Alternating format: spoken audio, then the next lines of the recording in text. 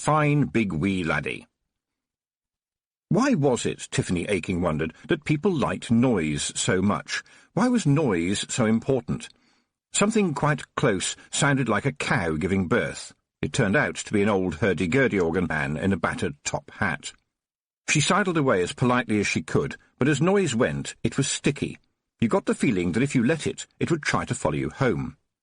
But that was only one sound in the great cauldron of noise around her, all of it made by people, and all of it made by people trying to make noise louder than the other people making noise.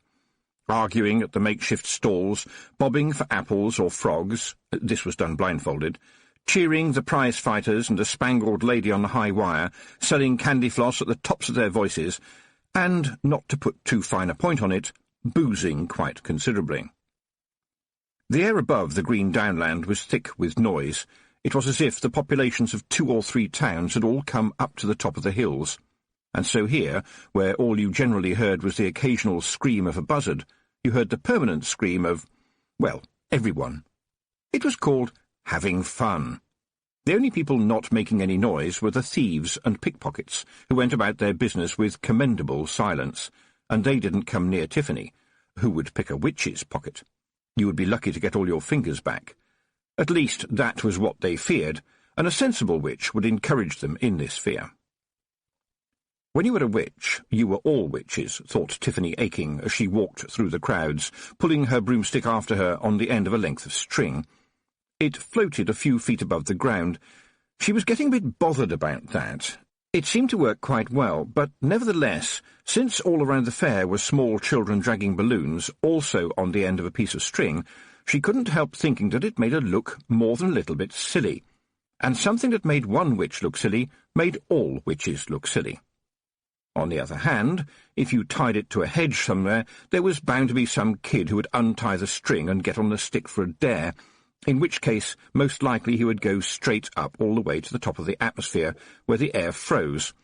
And while she could, in theory, call the stick back, mothers got very touchy about having to thaw out their children on a bright late summer day. That would not look good. People would talk. People always talked about witches. She resigned herself to dragging it again. With luck, people would think she was joining in with the spirit of the thing in a humorous way. There was a lot of etiquette involved, even at something so deceptively cheerful as a fair. She was the witch. Who knows what would happen if she forgot someone's name, or, worse still, got it wrong? What would happen if you forgot all the little feuds and factions, the people who weren't talking to their neighbours, and so on, and a lot more so, and even further on? Tiffany had no understanding at all of the word minefield, but if she had, it would have seemed kind of familiar. She was the witch. For all the villages along the chalk, she was the witch. Not just her own village any more, but for all the other ones as far away as Ham-on-Rye, which was a pretty good day's walk from here. The area that a witch thought of as her own, and for whose people she did what was needful, was called a steading, and as steadings went, this one was pretty good. Not many witches got a whole geological outcrop to themselves, even if this one was mostly covered in grass, and the grass was mostly covered in sheep. And today the sheep on the downs were left by themselves to do whatever it was they did when they were by themselves, which would presumably be pretty much the same as they did if you were watching them. And the sheep, usually fussed and herded and generally watched over, were now of no interest whatsoever, because right here the most wonderful attraction in the world was taking place. Admittedly, the Scouring Fair was only one of the world's most wonderful attractions if you didn't usually ever travel more than about 4 miles from home. If you lived around the chalk, you were bound to meet everyone that you knew at the fair. Speaking as a witch, she knew them very well. It was quite often where you met the person you were likely to marry. The girls certainly all wore their best dresses, while the boys wore expressions of hopefulness and their hair smoothed down with cheap hair pomade, or more usually spit. Those who had opted for spit generally came off better, since the cheap pomade was very cheap indeed, and would often melt and run in the hot weather, causing the young men not to be of interest to the young women, as they had fervently hoped, but the flies, who would make lunch off their scalps. However, since the event could hardly be called the fair where you went in the hope of getting a kiss and, if your luck held, the promise of another one, The fair was called the Scouring. The Scouring was held over 3 days at the end of summer. For most people on the chalk it was their holiday. This was the 3rd day, and most people said that if you hadn't had a kiss by now you might as well go home. Tiffany hadn't had a kiss, but, after all, she was the witch. Who knew what they might get turned into? If the late summer weather was clement, it wasn't unusual for some people to sleep out under the stars, and under the bushes as well. And that was why, if you wanted to take a stroll at night, it paid to be careful so as not to trip over someone's feet.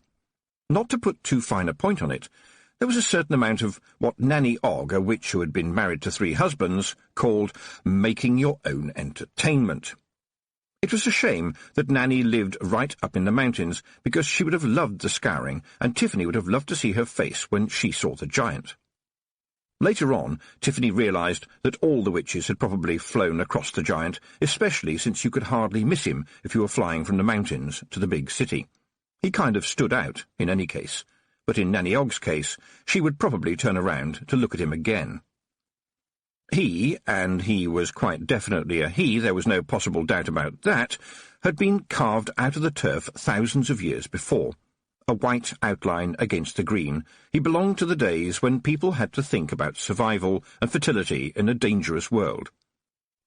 Oh, and he had also been carved, or so it would appear, before anyone had invented trousers. In fact, to say that he had no trousers on just didn't do the job. His lack of trousers filled the world.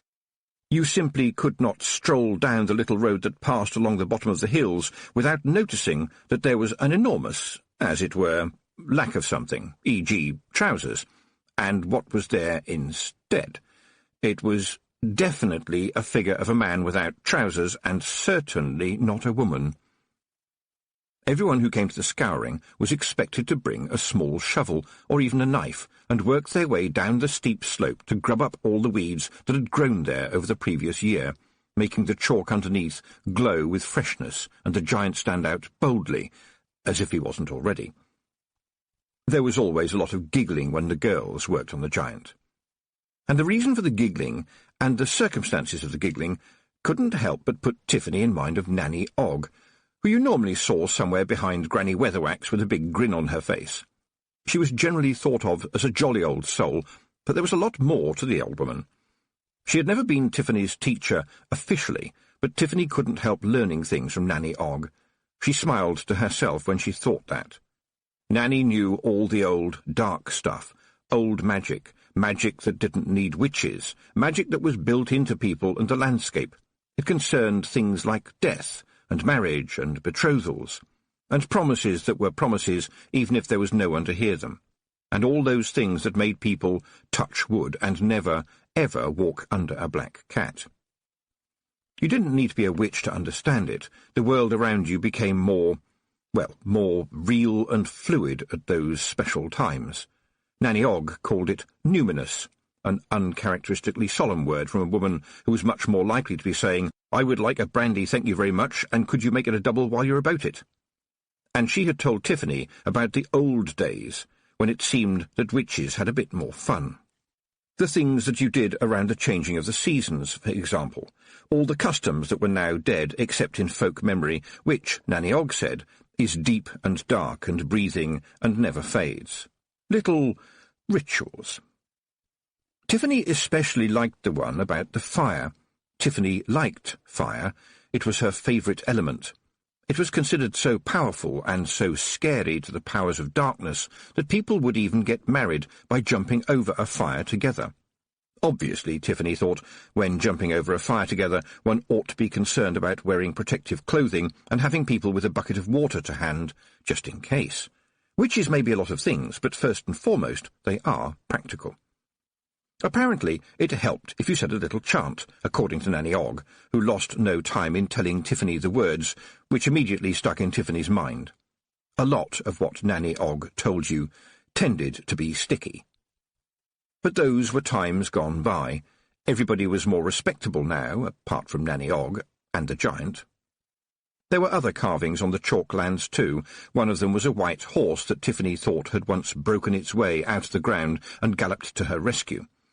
Now she wondered what would happen if the giant did the same thing, because it would be very hard to find a pair of pants 60 feet long in a hurry, and on the whole you'd want to hurry. She'd only ever giggled about the giant once, and that had been a very long time ago. There were really only 4 types of people in the world: men and women and wizards and witches. Wizards mostly lived in universities down in the big cities and weren't allowed to get married, although the reason why not totally escaped Tiffany. Anyway, you hardly ever saw them around here. Witches were definitely women, but most of the older ones Tiffany knew hadn't got married either, mostly because Nanny Ogg had already used up all the eligible husbands, but also probably because they didn't have time. Of course, every now and then a witch might marry a grand husband, like Magrat Garlick, as was of Lanka, had done, although by all accounts she only did herbs these days. But the only young witch Tiffany knew who had even had time for courting was her best friend up in the mountains, Petulia, a witch who was now specialising in pig magic and was soon going to marry a nice young man who was shortly going to inherit his father's pig farm, which meant he was practically an aristocrat. Possibly Petulia's romantic ambitions had been helped by the mysterious way the young man's pigs were forever getting sick and requiring treating for the scours, the blind heaves, brass neck, floating teeth, scribbling eyeball, grunge, the smarts, the twisting screws, swivelling, and gone knees. This was a terrible misfortune, since more than half those ailments are normally never found in pigs, and one of them is a disease known only in freshwater fish. But the neighbours were impressed at the amount of work Petulia put in to relieve their stress. Her broomstick was coming and going at all hours of the day and night. Being a witch, after all, was about dedication. But witches were not only very busy, they were also apart. Tiffany had learned that early on. You were among people, but not the same as them. There was always a kind of distance or separation. You didn't have to work at it, it happened anyway. Girls she had known when they were all so young they used to run about and play with only their vests on would make a little tiny curtsy to her when she passed them in the lane, and even elderly men would touch their forelock, or probably what they thought was their forelock, as she passed. This wasn't just because of respect, but because of a kind of fear as well.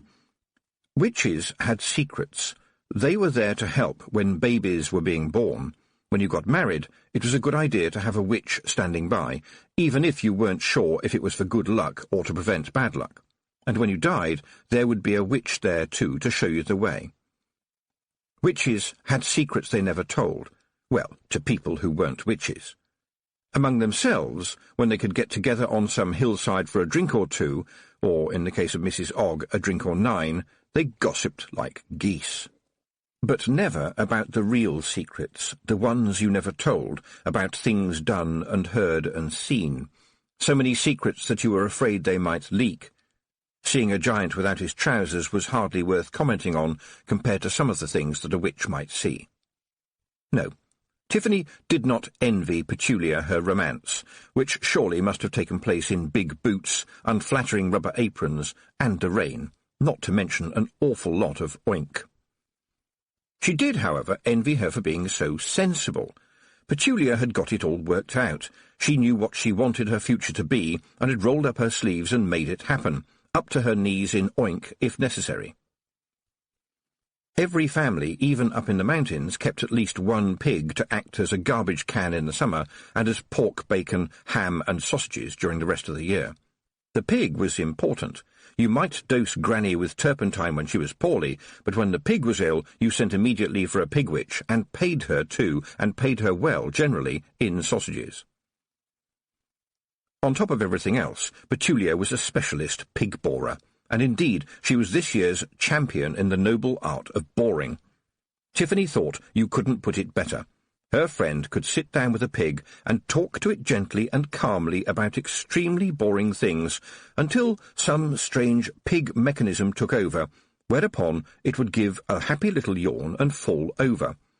No longer a living pig and ready to become a very important contribution to the family's diet for the following year.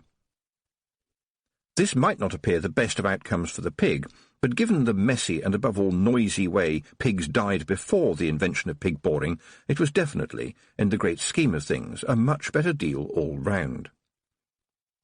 Alone in the crowd, Tiffany sighed.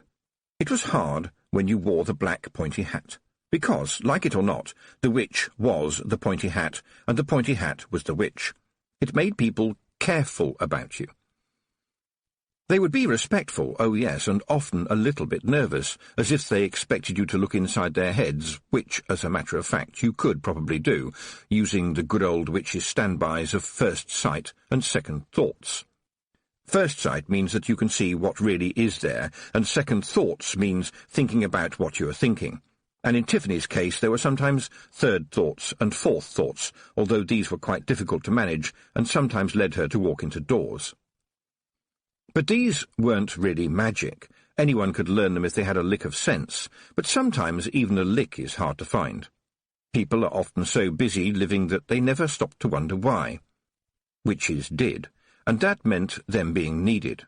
Oh, yes, indeed, needed practically all the time, but not, in a very polite and definitely unspoken way, not exactly wanted. This wasn't the mountains, where people were very used to witches. People on the chalk could be friendly, but they weren't friends, not actual friends. The witch was different. The witch knew things that you did not. The witch was another kind of person. The witch was someone that perhaps you should not anger. The witch was not like other people. Tiffany Aching was the witch, and she had made herself the witch because they needed one. Everybody needs a witch, but sometimes they just don't know it. And it was working. The storybook pictures of the drooling hag were being wiped away every time Tiffany helped a young mother with her first baby, or smoothed an old man's path to his grave. Nevertheless, old stories, old rumours, and old picture books still seemed to have their own hold on the memory of the world. What made it more difficult was that there was no tradition of witches on the chalk. None would ever have settled there when Granny Aching had been alive. Granny Aching, as everybody knew, was a wise woman, and wise enough not to be a witch. Nothing ever happened on the chalk that Granny Aching disapproved of, at least not for more than about 10 minutes. So Tiffany was a witch alone. And not only was there no longer any support from the mountain witches like Nanny Ogg, Granny Weatherwax and Miss Level, but the people of the chalk weren't very familiar with witches. Other witches would probably come and help if she asked, of course, but although they wouldn't say so, this might mean that you couldn't cope with responsibility, weren't up to the task, weren't sure, weren't good enough. "Excuse me, miss?" There was a nervous giggle. Tiffany looked round, and there were 2 little girls in their best new frocks and straw hats. They were looking at her eagerly, with perhaps just a hint of mischief in their eyes. She thought quickly and smiled at them. "Oh, yes, Becky Pardon and Nancy Upright, yes? What can I do for the 2 of you?" Becky Pardon shyly produced a small bouquet from behind her back and held it out. Tiffany recognised it, of course. She had made them herself, for the older girls when she was younger, simply because it was what you did. It was part of the scouring, a little bunch of wild flowers picked from the downland, tied in a bunch with, and this was the important bit, the magic bit, some of the grass pulled up as the fresh chalk was exposed. "If you put this under your pillow tonight, you will dream of your beau," said Becky Pardon, her face quite serious now. Tiffany took the slightly wilting bunch of flowers with care. "Let me see," she said. "We have here sweet mumbles, ladies' pillows, 7-leaf clover, very lucky, a sprig of old man's trousers, Jack in the wall. Oh, love lies bleeding, and, She stared at the little white and red flowers. The girls said, "You all right, miss?" "Forget-me-lots," said Tiffany, more sharply than she'd intended. The forget-me-lots is a pretty red and white flower usually given by young ladies to signal to their young men that they never wanted to see them again, ever, or at least until they'd learned to wash properly and got a job. But the girls hadn't noticed, so she continued to say brightly, "Quite unusual to see it here. It must be a garden escapee, and, as I'm sure you both know, you have bound them all together with strips of candle rush, which once upon a time people used to make into rushlights. What a lovely surprise. Thank you both very much. I hope you have a lovely time at the fair." Becky raised her hand. "Excuse me, miss." "Was there something else, Becky?" Becky went pink and had a hurried conversation with her friend. She turned back to Tiffany, looking slightly more pink but nevertheless determined to see things through. You can't get into trouble for asking a question, can you, miss? I mean, just asking a question. It's going to be, how can I be a witch when I'm grown up, Tiffany thought, because it generally was. The young girls saw her on her broomstick and thought that was what being a witch was. Out loud she said, "Not from me, at least. Do ask your question." Becky Pardon looked down at her boots. "Do you have any passionate parts, miss?" Another talent needful in a witch is the ability not to let your face show what you're thinking, and especially not allowing it, no matter what, to go as stiff as a board. Tiffany managed to say, without a single wobble in her voice and no trace of an embarrassed smirk, "That's a very interesting question, Becky. Can I ask you why you want to know?" The girl looked a lot happier now that the question was, as it were, out in the public domain.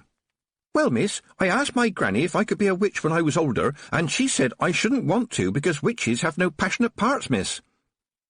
Tiffany thought quickly in the face of the two solemn, owlish stares. These are farm girls, she thought, so they had certainly seen a cat have kittens and a dog have puppies.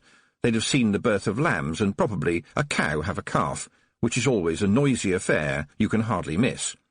They know what they are asking me about. At this point, Nancy chimed in with, "Only, if that is so, miss, we would quite like to have the flowers back, now we've shown them to you, because perhaps it might be a bit of a waste, meaning no offence." She stepped back quickly. Tiffany was surprised at her own laughter. It had been a long time since she had laughed. Heads turned to see what the joke was, and she managed to grab both the girls before they fled and spun them round. "Well done, the pair of you," she said. "I like to see some sensible thinking every now and again.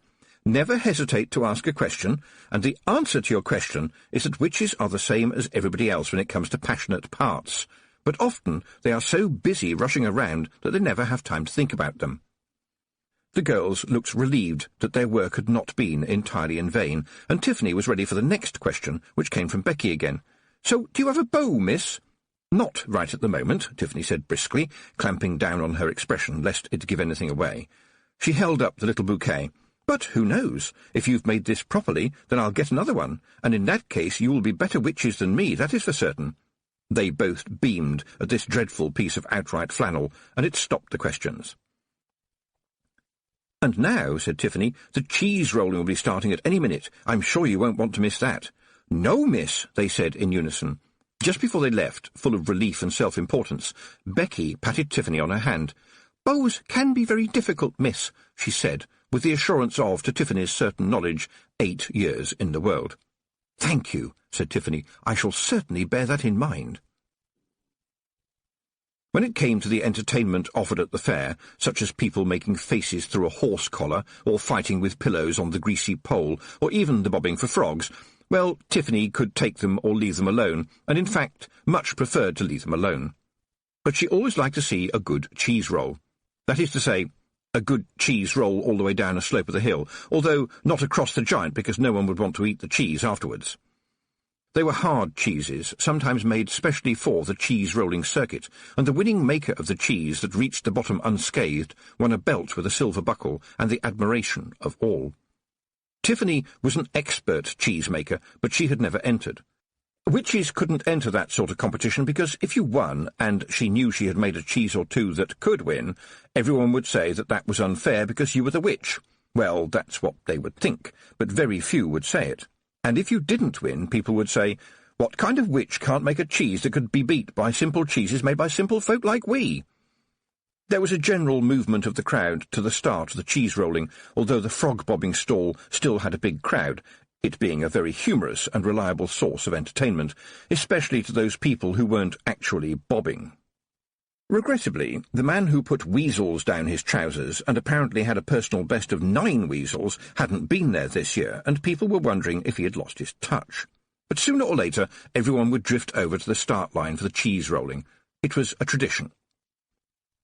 The slope here was very steep indeed, and there was always a certain amount of boisterous rivalry between the cheese owners, which led to pushing and shoving, and kicking and bruises. Occasionally you got a broken arm or leg. All was going as normal as the waiting men lined up their cheeses, until Tiffany saw, and seemed to be the only one to see, a dangerous cheese roll up all by itself. It was black under the dust, and there was a piece of grubby blue and white cloth tied to it.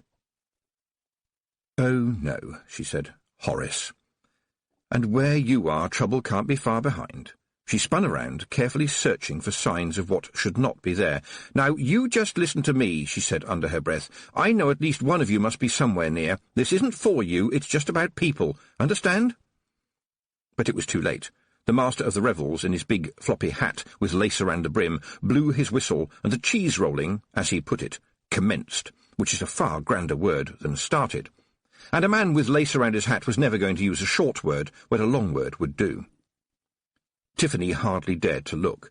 The runners didn't so much run as roll and skid behind their cheeses, but she could hear the cries that went up when the black cheese not only shot into the lead, but occasionally turned round and went back uphill again in order to bang into one of the ordinary innocent cheeses.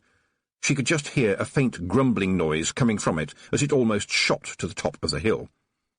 Cheese runners shouted at it, tried to grab at it, and flailed at it with sticks, but the piratical cheese scythed onwards, reached the bottom again just ahead of the terrible carnage of men and cheeses as they piled up, then rolled gently back up to the top and sat there demurely while still gently vibrating.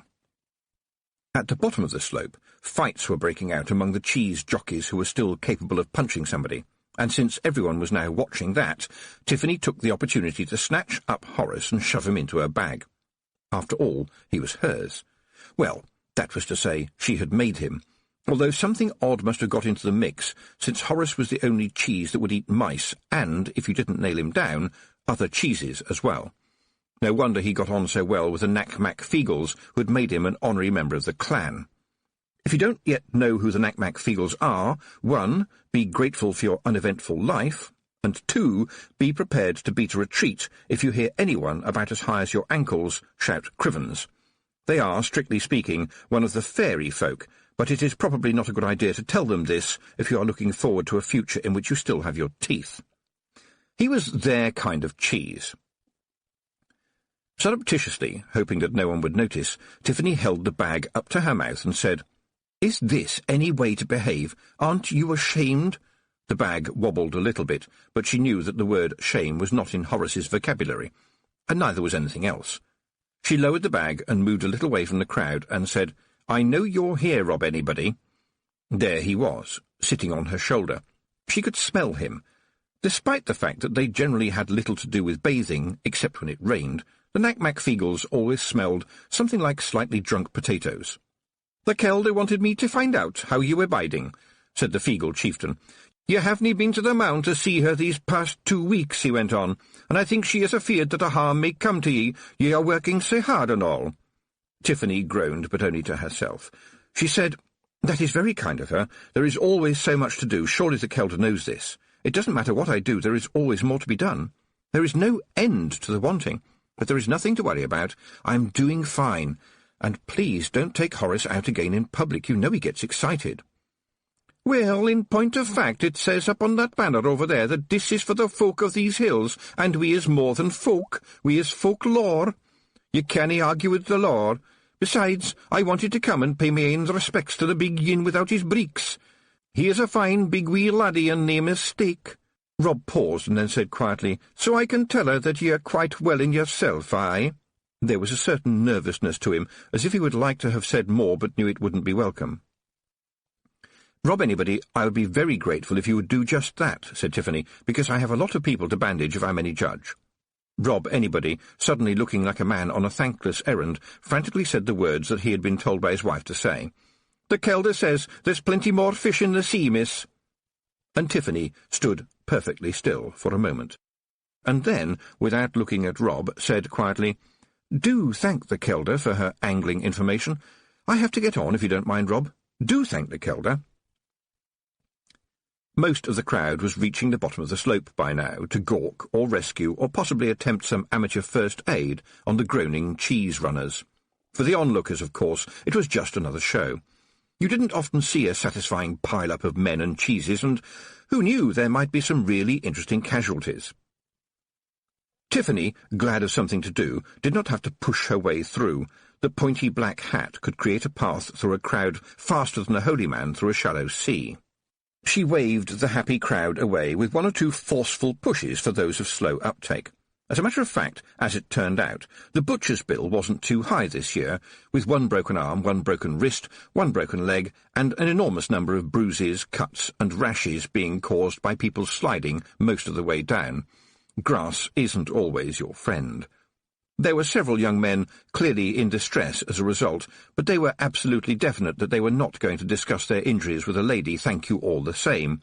So she told them to put a cold compress on the afflicted area, wherever it was, when they got home, and watched them walk unsteadily away.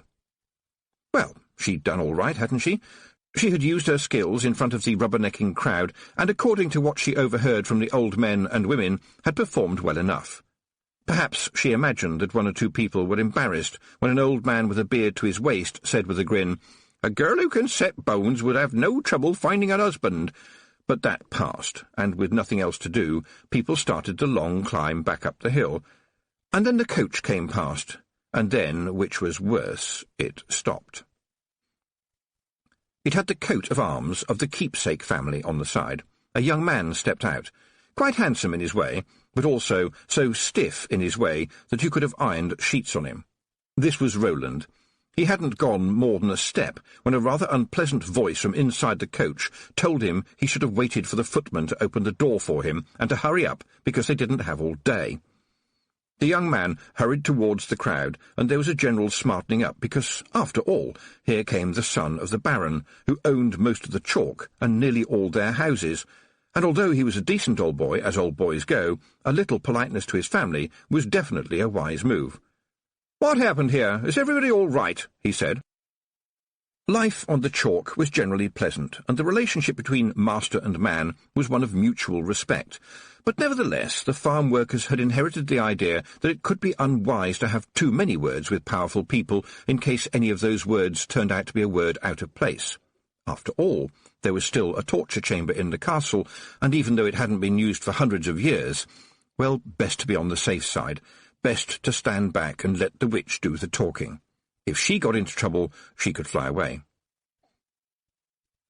"One of those accidents that was bound to happen, I'm afraid," said Tiffany, well aware that she was the only woman present who had not curtsied.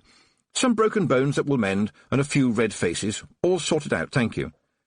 So I see. Very well done, young lady." For a moment Tiffany thought she could taste her teeth.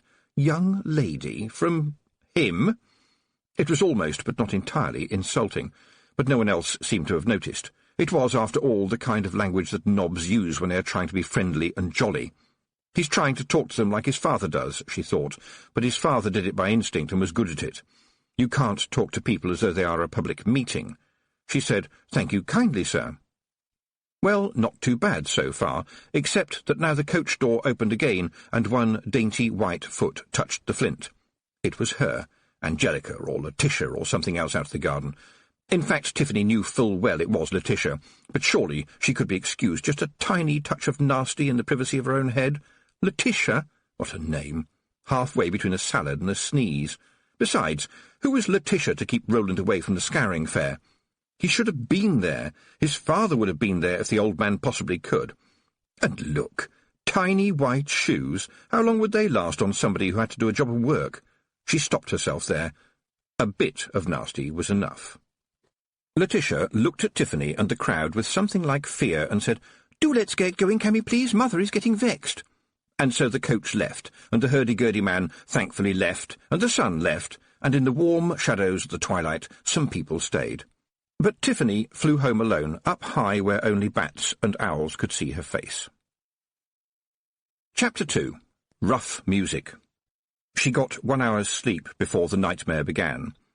What she remembered most of all about that evening was the thumping of Mr. Petty's head against the wall and the banisters as she hauled him bodily out of his bed and dragged him by his filthy nightshirt down the stairs. He was a heavy man and half asleep, the other half of him being dead drunk. The important thing was not to give him any time to think, even for one moment, as she towed him behind her like a sack. He was 3 times her weight, but she knew about leverage. You couldn't be a witch if you couldn't manoeuvre someone who was heavier than you. You would never be able to change an invalid's sheets otherwise. And now he slithered down the last few steps into the cottage's tiny kitchen and threw up on the floor. She was quite glad about that. Lying in stinking vomit was the very least the man deserved, but she had to be quick to take charge before he had time to compose himself. The terrified Mrs. Petty, a mouse of a woman, had run screaming along the lanes to the village pub as soon as the beating had begun, and Tiffany's father had sent a lad to wake Tiffany up. Mr. Aking was a man with considerable foresight, and must have known that the beery cheerfulness after a day at the fair could be the undoing of everybody, and as Tiffany sped towards the cottage on her broomstick, she had heard the rough music begin. She slapped Petty's face. "Can you hear that?" she demanded, waving her hand towards the darkened window. "Can you hear it? That's the sound of the rough music, and they are playing it for you, Mr. Petty, for you. And they have sticks, and they have stones. They have everything they can pick up, and they have their fists, and your daughter's baby died, Mr. Petty.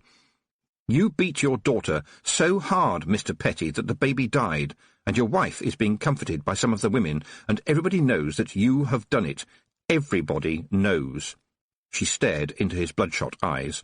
His hands had closed automatically into fists, because he had always been a man who thought with them. Soon he would try to use them, she knew it, because it was easier to punch than think. Mr. Petty had punched his way through life.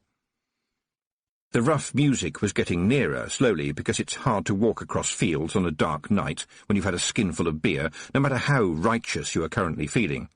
She had to hope that they did not go into the barn first, because they would hang him there and then. If he was lucky, they would just hang him.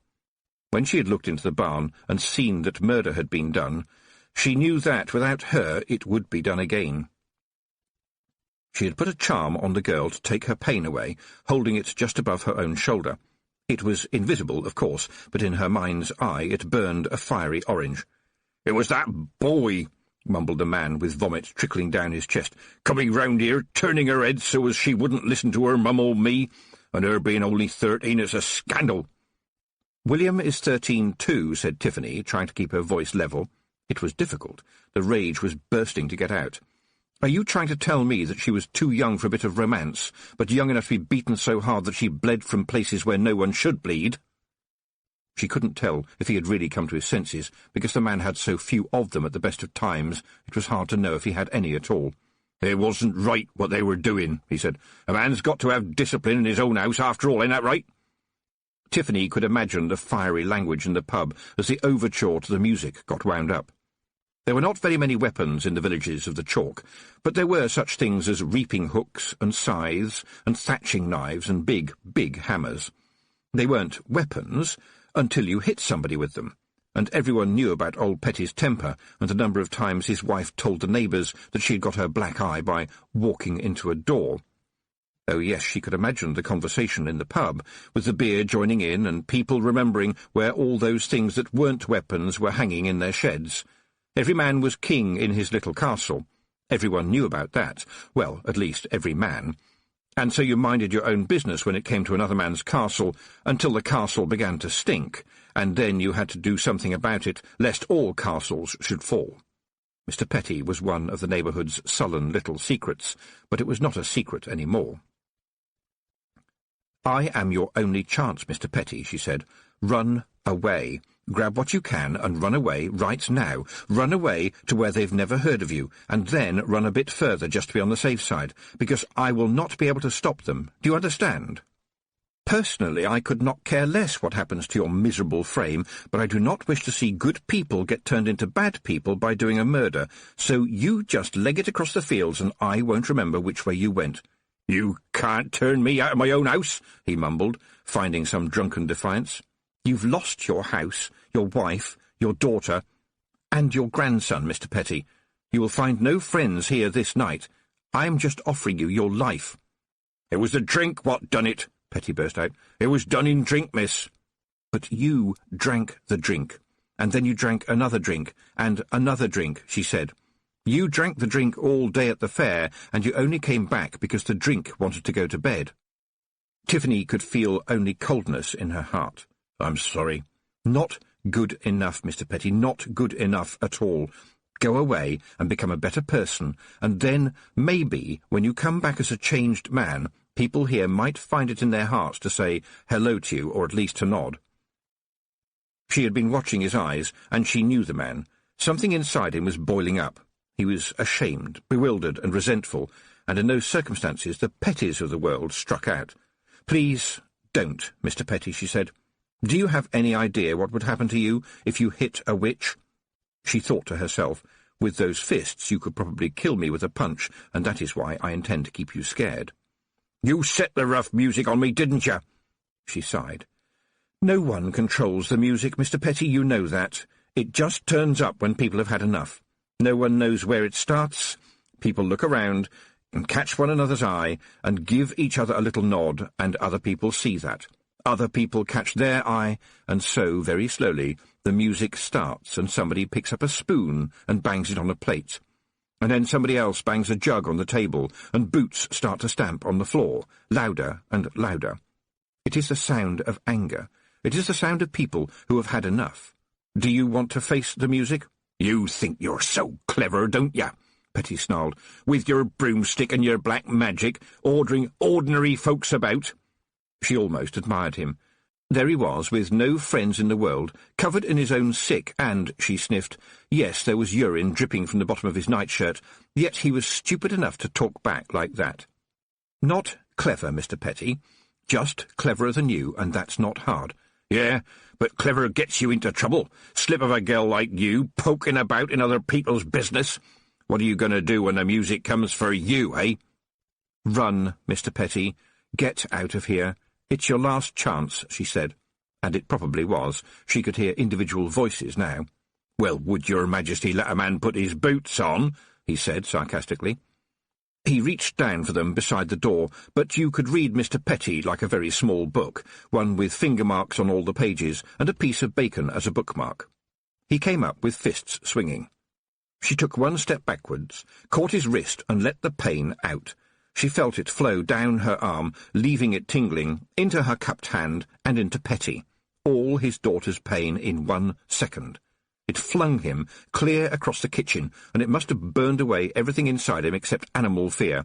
He rushed at the rickety back door like a bull, broke through it, and headed off into the darkness.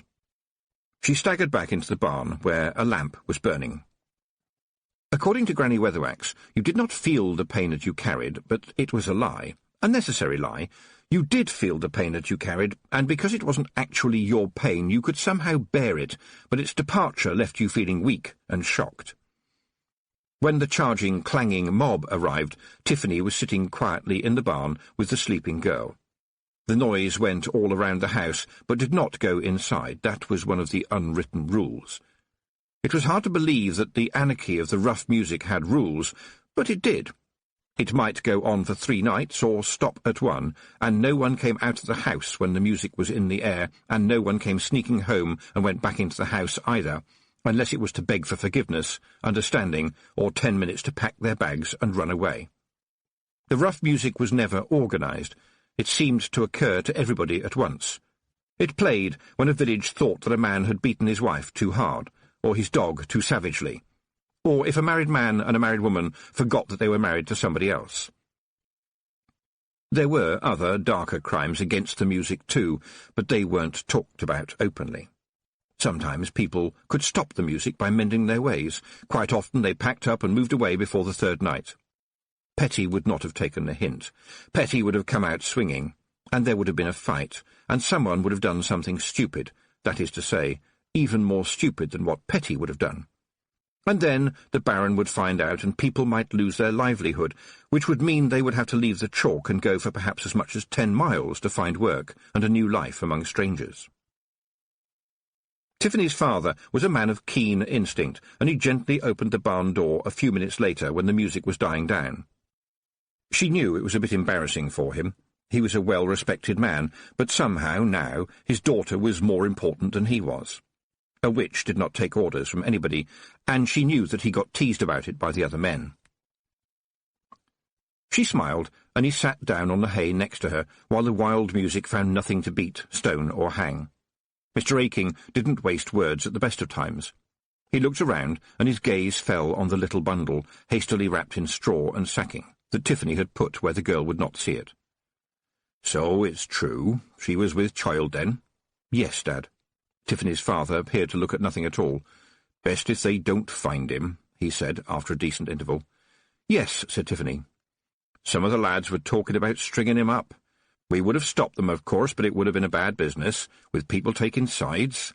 It's like poison in a village. Yes. They sat in silence for a while.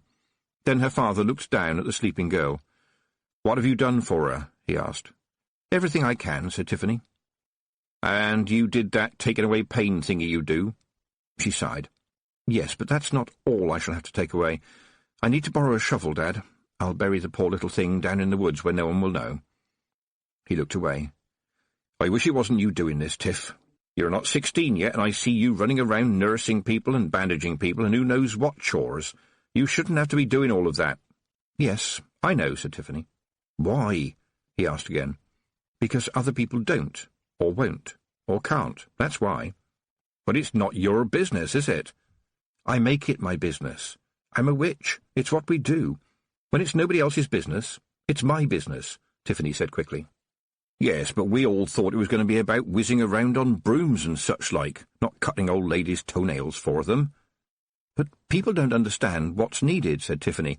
"It's not that they are bad, it's just that they don't think. Take old Mrs. Stocking, who's got nothing in the world except her cat and a whole lot of arthritis. People were getting her a bite to eat often enough, that's true, but no one was noticing that her toenails were so long they were tangling up inside her boots, and so she'd not been able to take them off for a year. People around here are okay when it comes to food and the occasional bunch of flowers, but they are not around when things get a little on the messy side. Witches notice these things. Oh, there's a certain amount of whizzing about, that's true enough, but mostly it's only to get quickly to somewhere there is a mess." Her father shook his head. "And you like doing this?" "Yes." "Why?" Tiffany had to think about this, her father's eyes never leaving her face. "Well, Dad, you know how Granny Aching always used to say, 'Feed them as is hungry, clothe them as is naked, and speak up for them as has no voices'?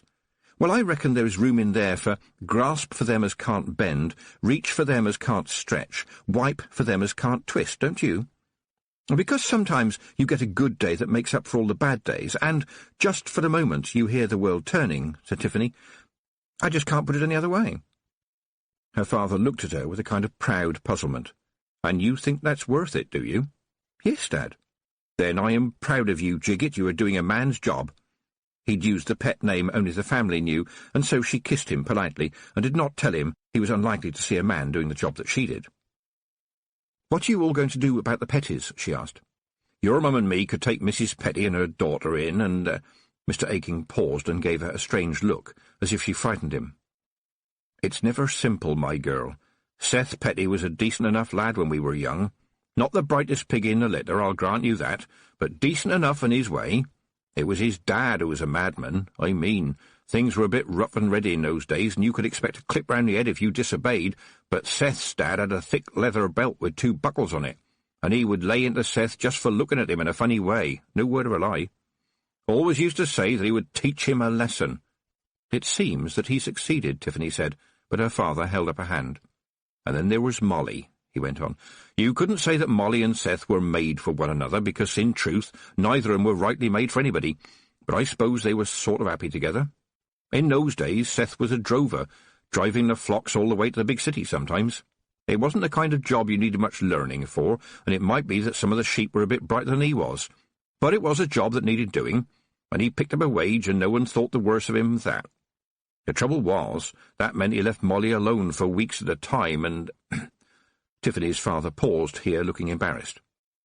"I know what you're going to tell me," said Tiffany to help him out, but he took care to ignore this. "It's not that she was a bad girl," he said. "It's just that she never really understood what it was all about, and there wasn't anyone to tell her, and you got all kinds of strangers and travellers passing through all the time. Quite handsome chaps, some of them." Tiffany took pity on him, sitting there looking miserable, embarrassed about telling his little girl things his little girl shouldn't know. So she leaned over and kissed him on the cheek again. "I know, Dad. I really do know. Amber isn't actually his daughter, right?" "Well, I never said that, did I? She might be," said her father awkwardly. And that would be the trick, wouldn't it, Tiffany thought. Maybe if Seth Petty had known one way or the other, he might have come to terms with the perhaps. Maybe. You never know. But he didn't know either, and there would be some days when he thought he did know, and some days when he thought the worst. And for a man like Petty, who was a stranger to thinking, the dark thoughts would roll around in his head until they tangled up his brain. And when the brain stops thinking, the fist steps in. Her father was watching her very closely.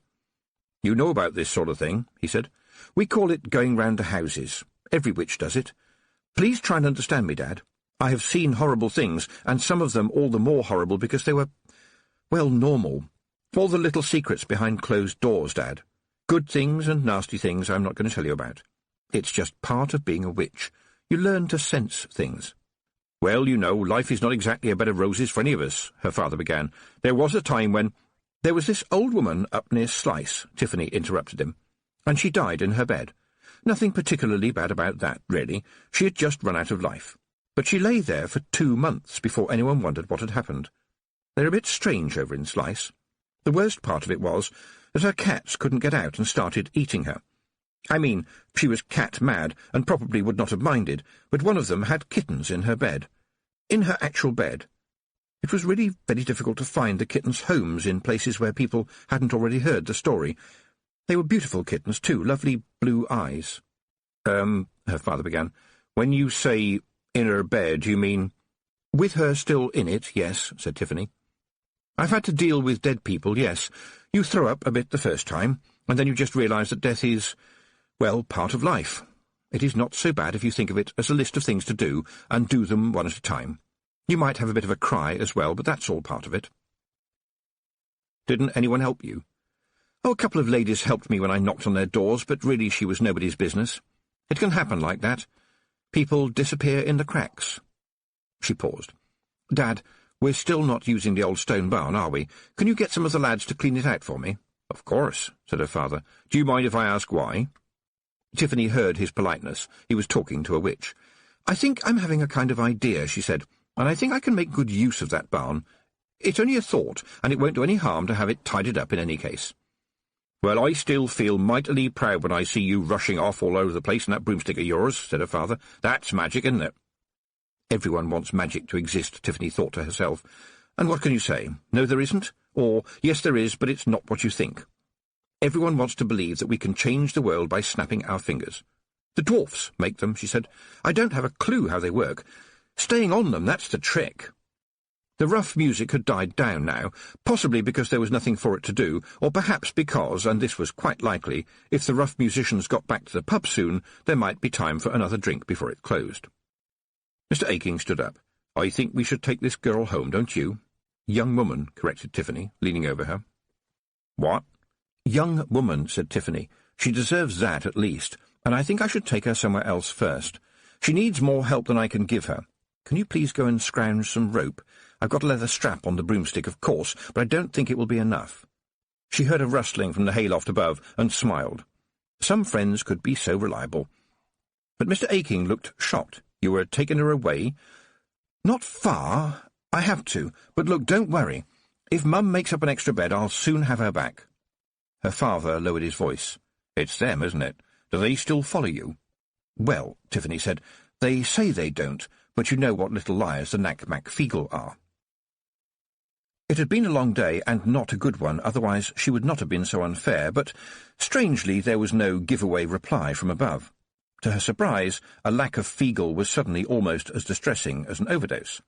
And then, to her delight, a small voice said, "Ha, ha, ha! She didn't catch us out that time, my lads. We kept as quiet as little mices. The big wee hag didn't suspect a thing, lads." "Lads?" "Daft Woolly, I swear you didn't have enough brains to blow your nose," said a similar but angry voice. "What part of nae one is to say one wee word did you nae understand? Och, crevens!" This last remark was followed by the sounds of a scuffle. Mr. Aking glanced nervously at the roof and leaned closer. "You know your mother is very worried about you. You know she's just been a grandma again. She's very proud of them all. And you too, of course," he added hurriedly. "But all this witchy business, well, that's not the sort of thing a young man looks for in a wife. And now that you and young Roland—" Tiffany dealt with this. The dealing was part of witchcraft too. Her father looked so miserable that she put on her cheerful face and said, "If I was you, Dad, I would go home and get a decent night's sleep. I'll sort things out. Actually, there's a coil of rope over there, but I'm certain I won't need to use it now." He looked relieved at this. The Knack-Mack Feegle could be pretty worrying to those who did not know them very well. Although now she thought about it, they could be pretty worrying however long you'd known them. A Feegle in your life very soon changed it. "Have you been here all this time?" she demanded, as soon as her father had hurried off. For a moment it rained bits of hay and whole Feegles. The problem with getting angry at Knack-Mack Feegles was that it was like getting angry at cardboard or the weather. It didn't make any difference. She had a go anyway, because by now it was sort of traditional. "Rob anybody, you promised not to spy on me." Rob held up a hand. "Ah, well, there you have it right enough, but it is one of them misapprehensions, miss, 'cause we wasn't spying on you at all, was we, lads?" The mass of little blue and red shapes that now covered the floor of the barn raised their voices in a chorus of blatant lying and perjury. It slowed down when they saw her expression. "Why is it, Rob anybody, that you persist in lying when you are caught red-handed?" "Ah, well, that's an easy one, miss," said Rob anybody, who was technically the head man of the Knack-Mack Feegles. "After all, you ken, what would be the point of lying when you had nae done anything wrong? Anyway, now I am mortally wounded to my giblets on account of me good name being slandered," he said, grinning. "How many times have I lied to you, miss?" 753 times, said Tiffany. "Every time you promised not to interfere in my business." "Ah, well," said Rob anybody, "you are still our big wee hag." "That may or may not be the case," said Tiffany haughtily, "but I am a lot more big and considerably less wee than I used to be." "And a lot more hag," said a jolly voice. Tiffany did not have to look to know who was talking. Only Daft Woolly could put his foot in it as far up as his neck. She looked down at his beaming little face, and he never did quite understand what it was he was doing wrong. Hag. It didn't sound pretty, but every witch was a hag to the Feegles, however young she was. They didn't mean anything by it. Well, probably didn't mean anything by it, but you could never tell for certain, and sometimes Rob anybody grinned when he said it. But it was not their fault that to anyone not 6 inches tall the word meant someone who combed her hair with a rake and had worse teeth than an old sheep. Being called a hag when you are 9 can be sort of funny. It isn't quite so amusing when you are nearly 16 and have had a very bad day and very little sleep and could really, really do with a bath. Rob anybody clearly noticed this, because he turned to his brother and said, "Will you bring to mind, brother of mine, that there was times when you should stick your head up a duck's bottom rather than talk?" Daft Woolly looked down at his feet. "Sorry, Rob, I couldn't find a duck the noo." The head man of the Feegles glanced down at the girl on the floor, sleeping gently under her blanket, and suddenly everything was serious. "If we had been here when that leathering was happening, it would have been a bad day for him, I'll tell you," said Rob anybody. "Just as well that you weren't here then," said Tiffany. "You don't want to find people coming up to your mound with shovels, do you? You keep away from big jobs, you hear me? You make them nervous. When people get nervous, they get angry. But, since you're here, you can make yourselves useful. I want to get this poor girl up to the mound." "Aye, we know," said Rob. "Was it not the Kelda herself who was sending us down here to find you?" She knew about this. Jeanie knew about this. "Dinna ken," said Rob nervously. He always got nervous when talking about his wife, Tiffany knew. He loved her to distraction, and the thought of her even frowning in his direction turned his knees to jelly. The life of all the other Feegles was generally about fighting, stealing and boozing, with a few extra bits like getting food, which they mostly stole, and doing the laundry, which they mostly did not do. As the Kelda's husband, Rob anybody had to do the explaining as well, and that was never an easy job for a Feegle. "Jeanie has the kenning of things, you ken," he said, not looking directly at Tiffany. She felt sorry for him then. It must be better to be between a rock and a hard place than to be between a Kelda and a hag, she thought. Chapter 3. Those Who Stir in Their Sleep. The moon was well up and turned the world into a sharp-edged jigsaw of black and silver as Tiffany and the Feegles headed up onto the downs. The Knack-Mack Feegles could move in absolute silence when they wanted to. Tiffany had been carried by them herself, and it was always a gentle ride, and really quite pleasant, especially if they had had a bath in the last month or so. Every shepherd on the hills must have seen the Feegle mound at some time or other. No one ever talked about it. Some things were best left unspoken, such as the fact that the loss of lambs on the down where the Feegles lived was much less than it was in more distant parts of the chalk, but on the other hand a few sheep would disappear. They would be the weak lambs or the very old ewes. Feagles liked old, strong mutton, the kind that you could chew for hours. The flocks were guarded, and the guards took their pay. Besides, the mound was very close to all that remained of Granny Aking's shepherding hut, and that was almost holy ground. Tiffany could smell the smoke leaking up through the thorn bushes as they got nearer, but at least it was a blessing that she would not have to slide down the hole to get into it. That sort of thing was all very well when you were 9, but when you were nearly 16 it was undignified, the ruination of a good dress and, although she would not admit this, far too tight for comfort. But Jeanie the Kelder had been making changes. There was an old chalk pit quite close to the mound, reached by a passageway underground. The Kelder had got the boys working on this with bits of corrugated iron and tarpaulin, which they had found in that very distinctive way they had of finding things. It still looked like a typical upland chalk pit, because brambles and climbing Henry and twirling Betty vines had been trained over it, so that barely a mouse would be able to find its way inside. Water could get in, though, dripping down the iron and filling barrels down below. There was a much larger space now for cooking, and even enough room for Tiffany to climb down if she remembered to shout out her name first, when hidden hands pulled strings and opened the way through the impassable brambles as if by magic. The Kelder had her own private bathroom down there. The Feagles themselves took a bath only when something reminded them, such as an eclipse of the moon. Amber was whisked down the hole, and Tiffany waited impatiently close to the right spot in the bramble forest until the thorns magically moved aside. Jeanie the Kelder, almost as round as a football, was waiting for her, a baby under each arm. "I am very pleased to see you, Tiffany," she said, and for some reason that sounded odd and out of place. "I have told the boys to go and let off steam outside," the Kelder went on. "This is women's work, and not a pretty errand at that, I'm sure you will agree. They have laid her down by the fire, and I have started to put the soothings on her. I do think she will bide fine, but it was a good job you have done this night. Your famous Mistress Weatherwax, her own self, could not have done a better job." "She taught me to take away pain," said Tiffany. "You dinna say," said the Kelder, giving Tiffany a strange look. "I hope you never have occasion to regret the day she did you that kindness." At this point several Feagles appeared down the tunnel that led into the main mound. They looked uneasily from their Kelder to their hag, and a very reluctant spokes-Feagle said, "Not to be barging in or anything, ladies, but we was cooking up a wee late-night snack, and Rob said to ask if the big wee hag would like a wee tasty." Tiffany sniffed. There was a definite scent in the air, and it was the kind of scent you get when you have sheep meat in close conjunction with, for example, a roasting pan.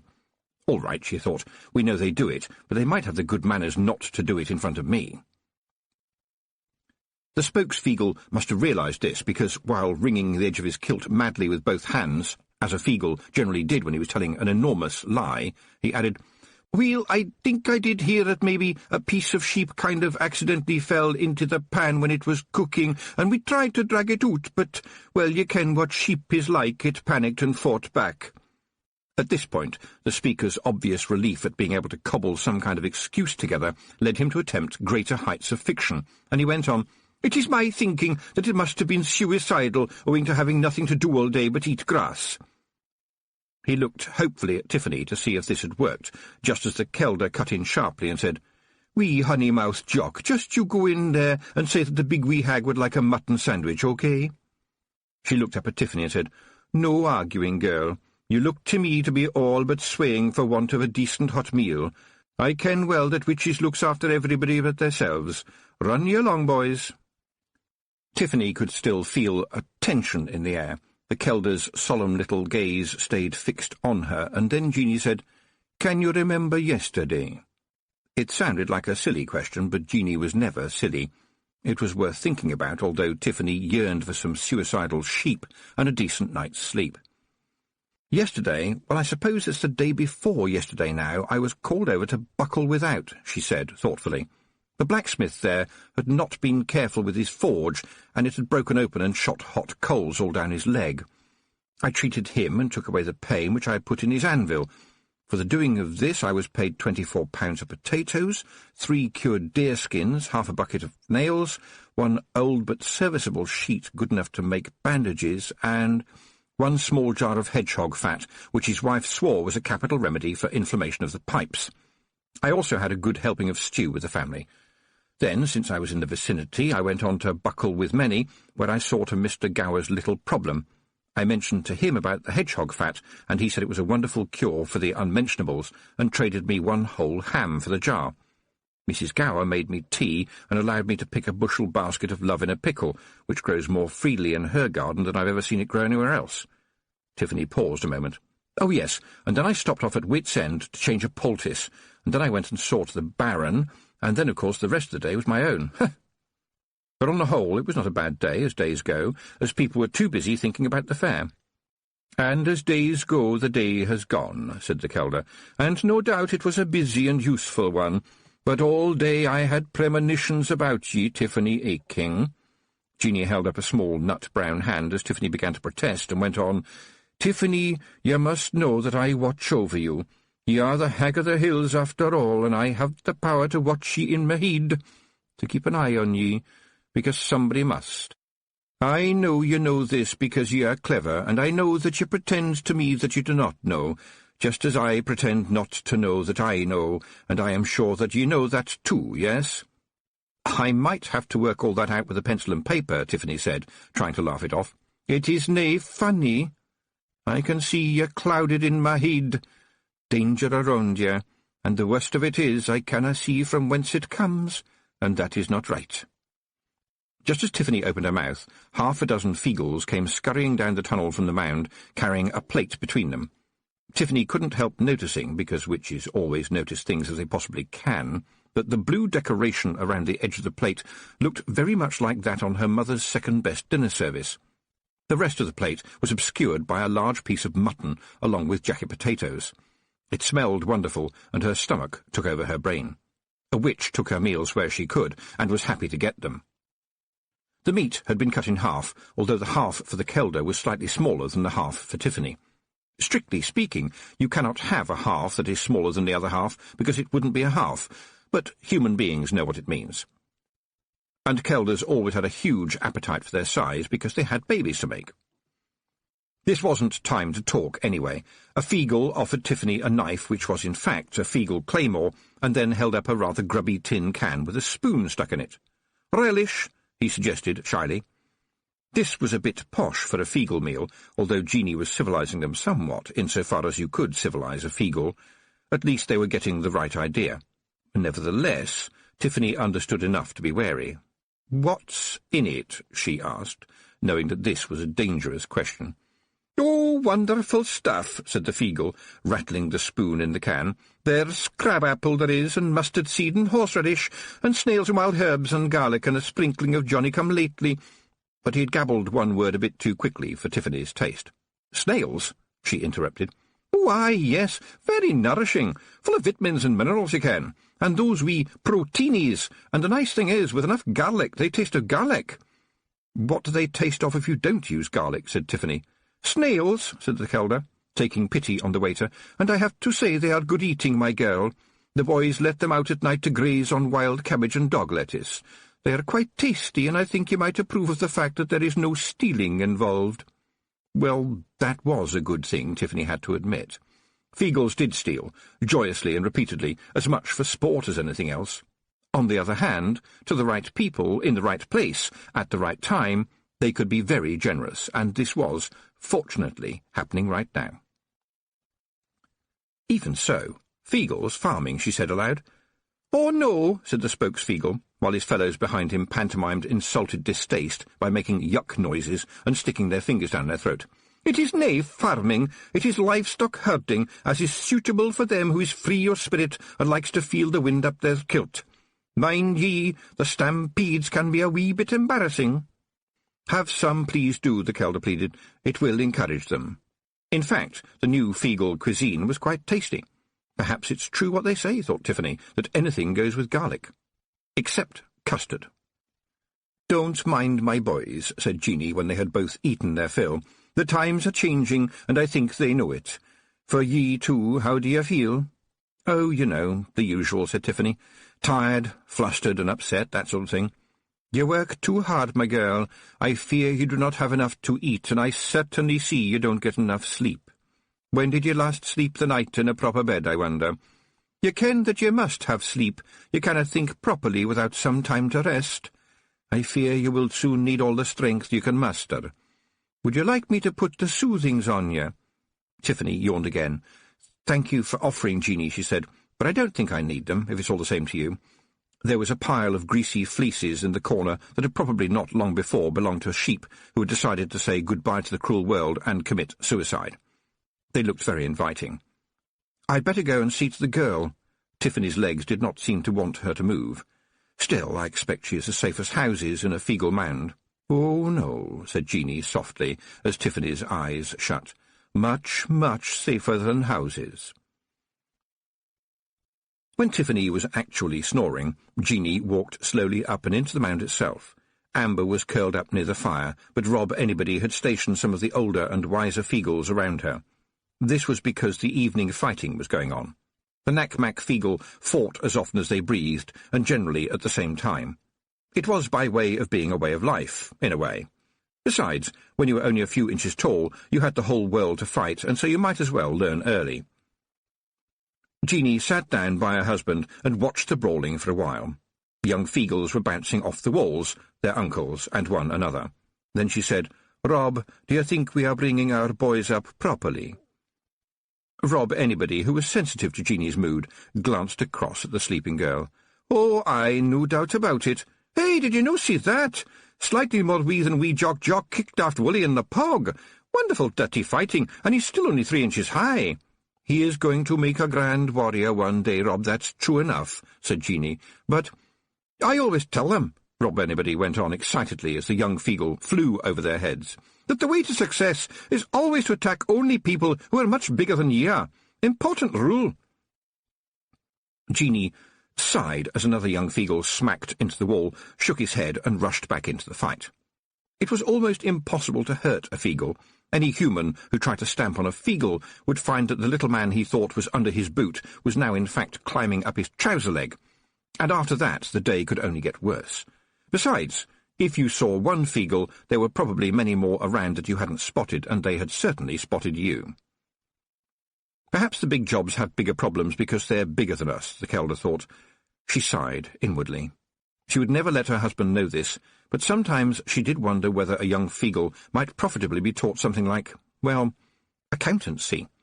Something that didn't mean you had to bounce off the walls, and didn't mean you had to fight all the time.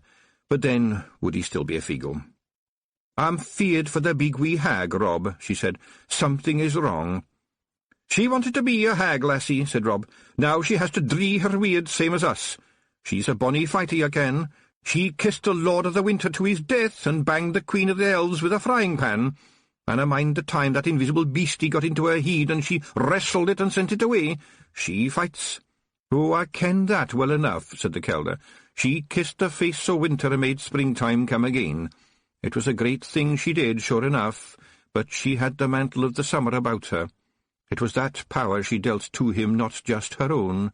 She did it well, mind, I can think of none who would have done it better, but she must beware." "What enemy can she have that we canna face with her?"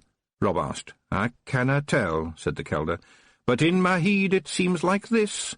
When she kissed the winter, it shook me to my roots. It seemed like it shook the world, and I canna but wonder that there might be those who stirred in their slumber. You mak' certain, Rob Anybody, to keep more than one eye on her." Chapter 4. The Real Shilling. Tiffany woke hungry and to the sound of laughter. Amber was awake and, against all probability, happy.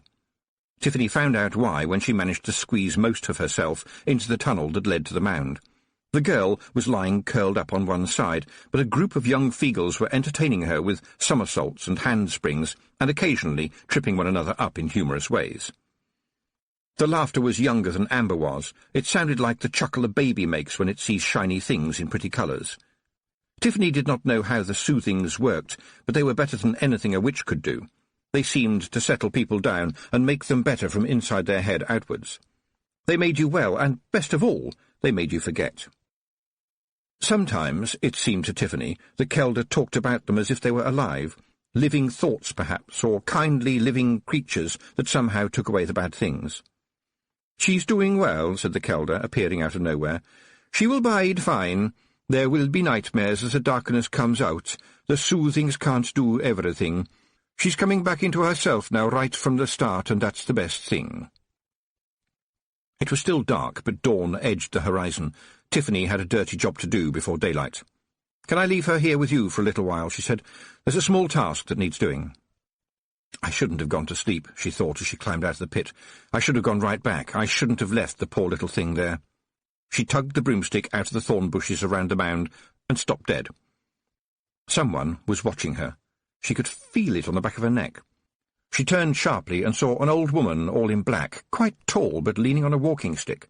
Even as Tiffany looked, the woman vanished, slowly, as if evaporating into the scenery. "Mistress Weatherwax?" Tiffany said to the empty air, but that was silly. Granny Weatherwax would not be seen dead with a walking stick, and certainly wouldn't be seen alive with one. And there was movement in the corner of her eye. When she spun around again, there was a hare right up on her hind legs, watching her with intent and no sign of fear. Whatever sex a hare is, to the true countryman, all hares are referred to as her. It was what they did, of course. The Feagles didn't hunt them, and the average sheepdog would run out of legs before a hare ran out of breath. The hare had no stuffy burrow to be trapped in. Speed was where a hare lived, shooting across the landscape like a dream of the wind. She could afford to sit and watch the slow world go by. This one burst into flames. She blazed for a moment and then, entirely unharmed, sped away in a blur. "All right," thought Tiffany as the broomstick came free. "Let's approach this from the point of view of common sense. The turf isn't scorched, and hares are not known for bursting into flames, so—" She stopped as a tiny trap-door flicked open in her memory. "The hare runs into the fire." Had she seen that written down anywhere? Had she heard it as part of a song, a nursery rhyme? What had the hare got to do with anything? But she was a witch, after all, and there was a job to do. Mysterious omens could wait. Witches knew that mysterious omens were around all the time. The world was always very nearly drowning in mysterious omens. You just had to pick the one that was convenient. Bats and owls steered effortlessly out of Tiffany's way as she sped over the sleeping village. The petty house was on the very edge. It had a garden. Every house in the village had a garden. Most of them had a garden full of vegetables, or, if the wife had the upper hand, half vegetables and half flowers. The petty house was fronted by 1/4 of an acre of stinging nettles.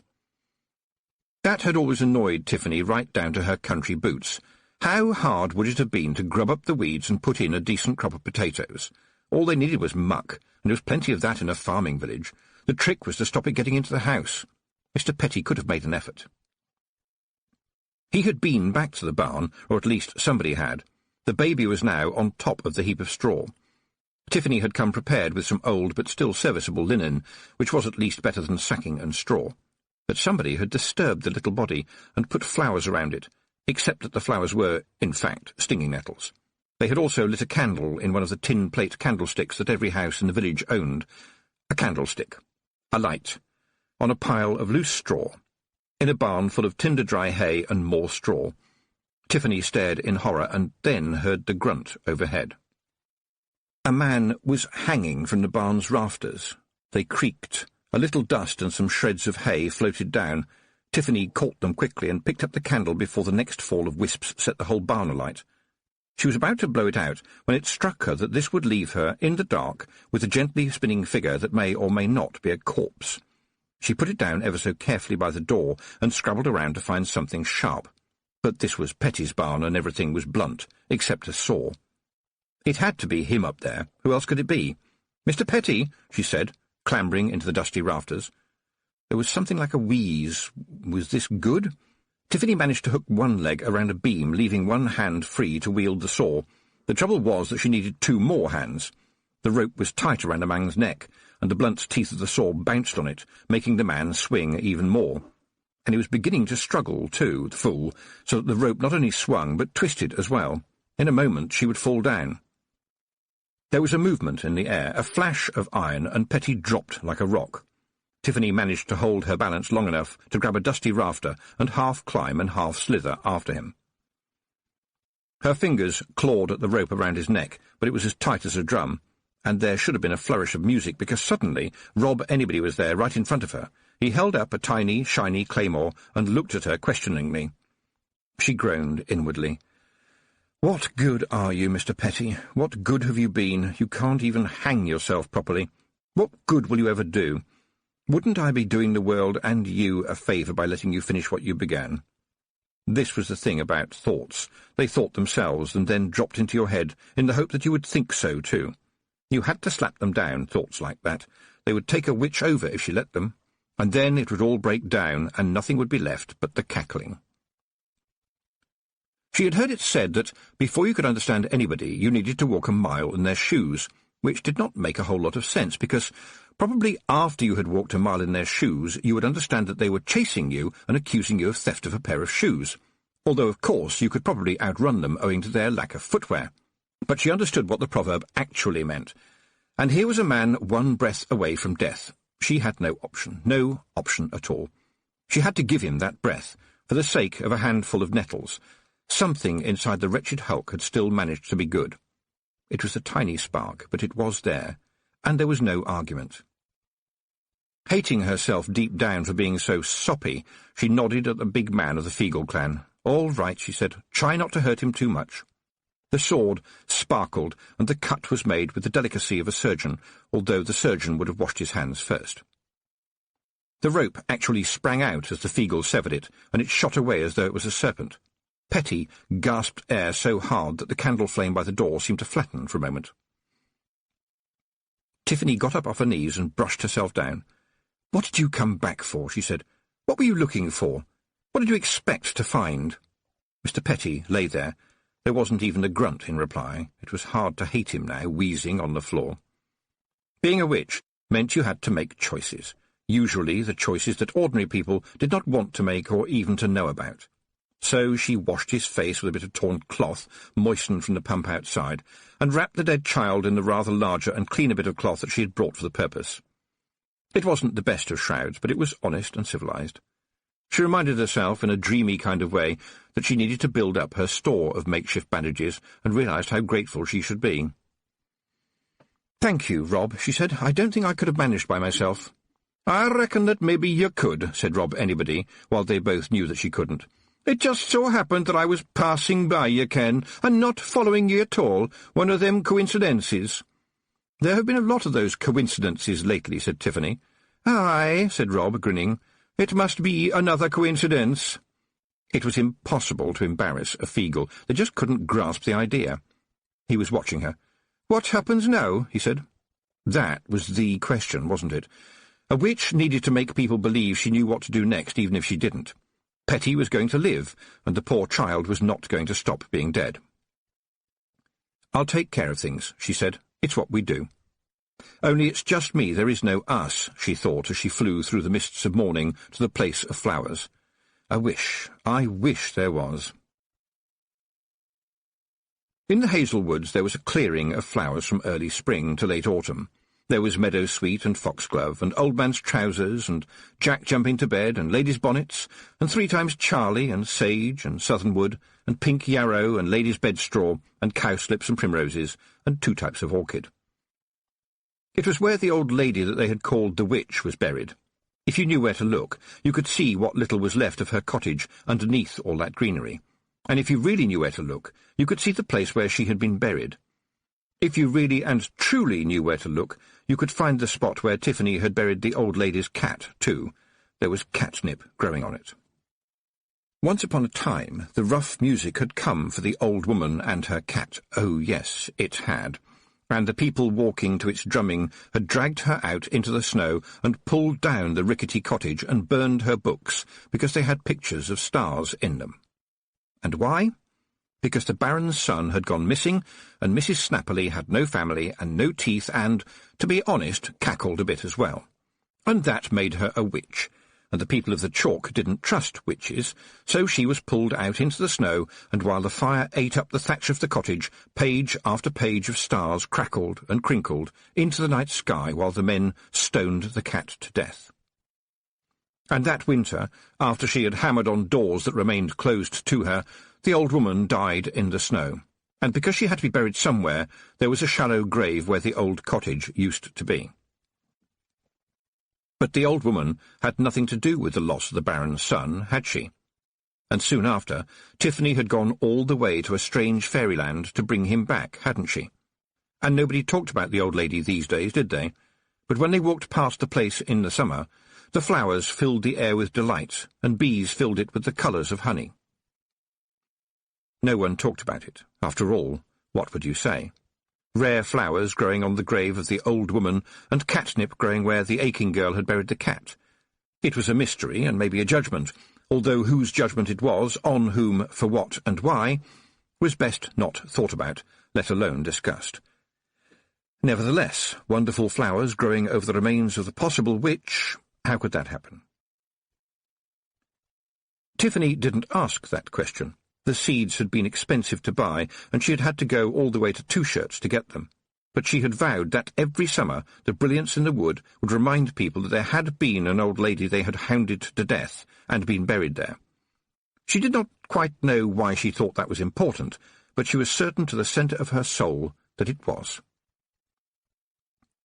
When she had finished digging the deep but sad little hole in a patch of love in a hurry, Tiffany looked around to make certain that no early-morning traveller was watching, and used both hands to fill the hole with dirt, moving dead leaves and transplanting some forget-me-lots.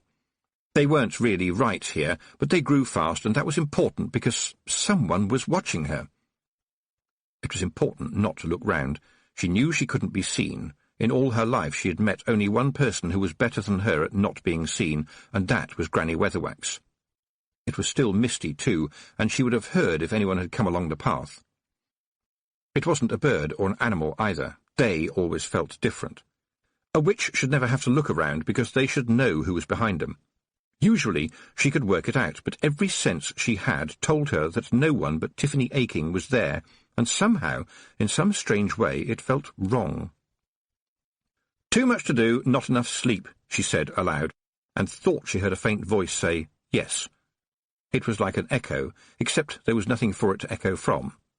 She flew away as fast as she could make the broomstick go, which, not being very fast at all, at least served to prevent it looking as though she was running away. Going nuts. Witches didn't often talk about it, but they were aware of it all the time.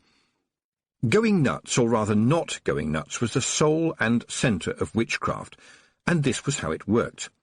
After a while, a witch, who almost always worked by herself in the tradition of witches, had a tendency to go strange. Of course, it depended on the length of time and the strength of mind of the witch, but sooner or later they tended to get confused about things like right and wrong, and good and bad, and truth and consequences. That could be very dangerous. So witches had to keep one another normal, or at least what was normal for witches. It didn't take very much. A tea party, a sing-song, a stroll in the woods, and somehow everything balanced up, and they could look at adverts for gingerbread cottages in the builder's brochure without putting a deposit on one. On top of everything else, Tiffany was worried about going nuts. It was 2 months since she had last been up to the mountains, and 3 months since she had last seen Miss Tick, the only other witch you ever saw down here. There wasn't time to go visiting. There was always too much to do. Perhaps that was the trick of it, Tiffany thought. If you kept yourself busy, you wouldn't have time to go nuts. The sun was well up when she got back to the Feagle Mound, and she was shocked to see Amber sitting out on the side of the mound, surrounded by Feagles, and laughing. The Kelder was waiting for Tiffany by the time she had garaged the broomstick in the thorn bushes. "I hope you do not mind," she said when she saw Tiffany's face. "The sunshine is a great healer. Jeanie, it was wonderful of you to put the soothings on her, but I don't want her to see too much of you. She might tell people." "Oh, it will all seem like a dream to her. The soothings will see to that," said Jeanie calmly. "And who will take much heed of a wee girl prattling about the fairies?" "She is 13, said Tiffany. "It's not supposed to happen." "Is she no happy?" "Well, yes, but—" There was a steely look in Jeanie's eye. She had always been very respectful to Tiffany, but respect requires respect in its turn. It was Jeanie's mound, after all, and probably her land as well. Tiffany settled for saying, "Her mother will be worrying." "Is that so?" said Jeanie.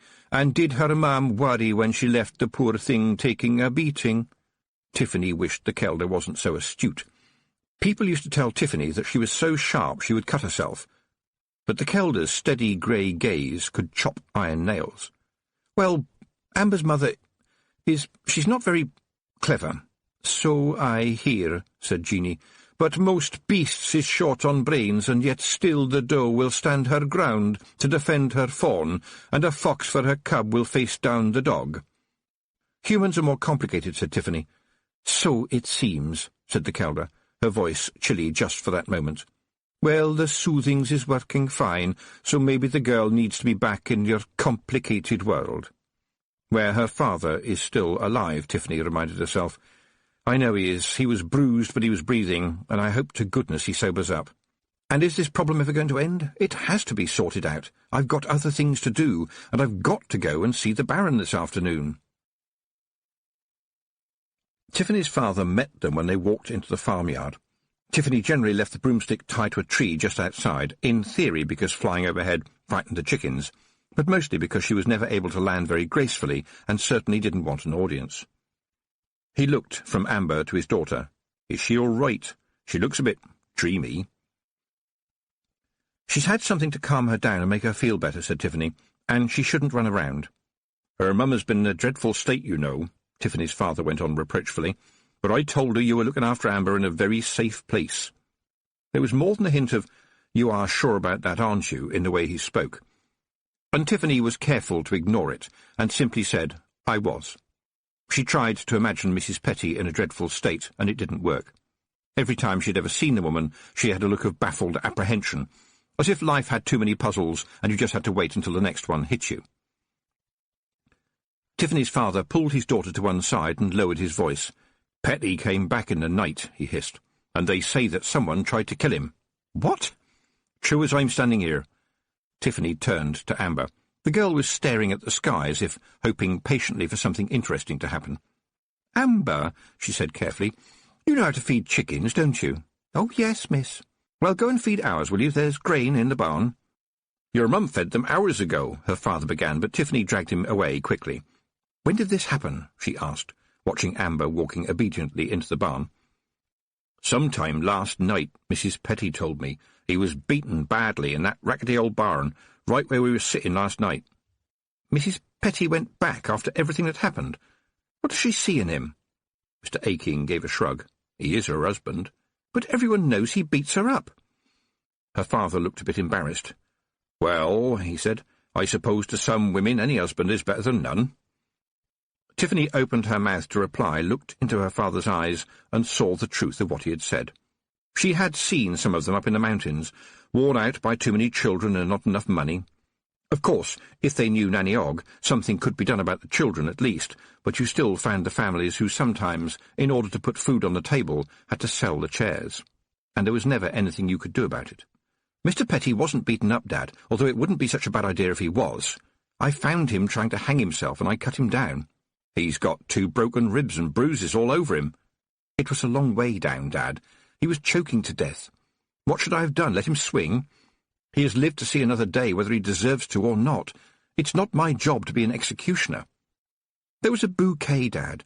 Weeds and nettles. His hands were swollen with nettle stings. There's at least some part of him that deserves to live. Do you see? But you did steal the baby away. No, Dad, I stole away with the baby. Listen, Dad, do get it right.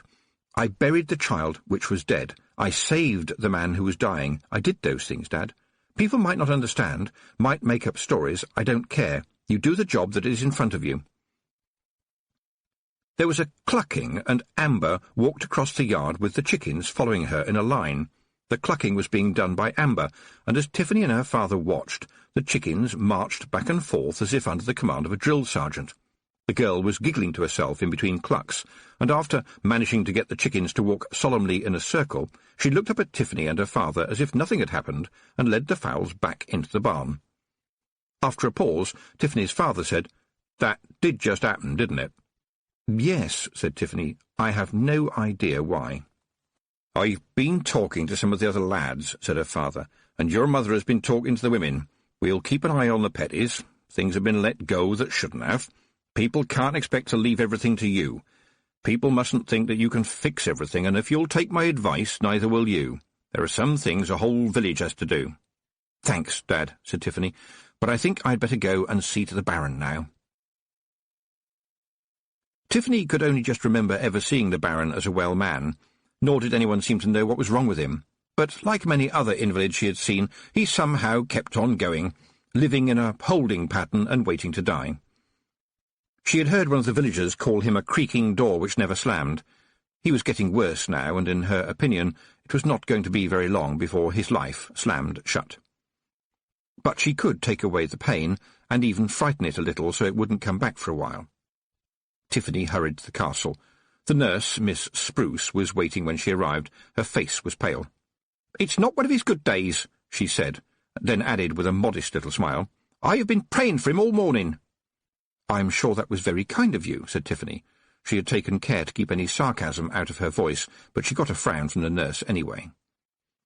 The room Tiffany was ushered into smelled like sick rooms everywhere, all too much of people and not enough air. The nurse stood in the doorway as if she was on guard. Tiffany could feel her permanently suspicious gaze on the back of her neck. There was more and more of that sort of attitude about. Sometimes you got wandering preachers around who didn't like witches, and people would listen to them. It seemed to Tiffany that people lived in a very strange world sometimes. Everybody knew in some mysterious way that witches ran away with babies and blighted crops and all the other nonsense, and at the same time they would come running to the witch when they needed help. The Baron lay in a tangle of sheets, his face grey, his hair totally white now, with little pink patches where it had all gone. He looked neat, though. He had always been a neat man, and every morning one of the guards would come in and give him a shave. It cheered him up, as far as anyone could tell, but right now he looked straight through Tiffany. She was used to this. The Baron was what they called a man of the old school. He was proud, and did not have the best of tempers, but he would stand up for himself at all times. To him, the pain was a bully, and what do you do to bullies? You stood up to them, because they always ran away in the end. But the pain didn't know about that rule. It just bullied even more, and the Baron lay with thin white lips. Tiffany could hear him not screaming. Now she sat down on a stool beside him, flexed her fingers, took a deep breath, and then received the pain, calling it out of the wasted body and putting it into the invisible ball just above her shoulder. "I don't hold with magic, you know," said the nurse from the doorway. Tiffany winced like a tightrope walker who has just felt someone hit the other end of the rope with a big stick. Carefully, she let the flow of pain settle down a little bit at a time.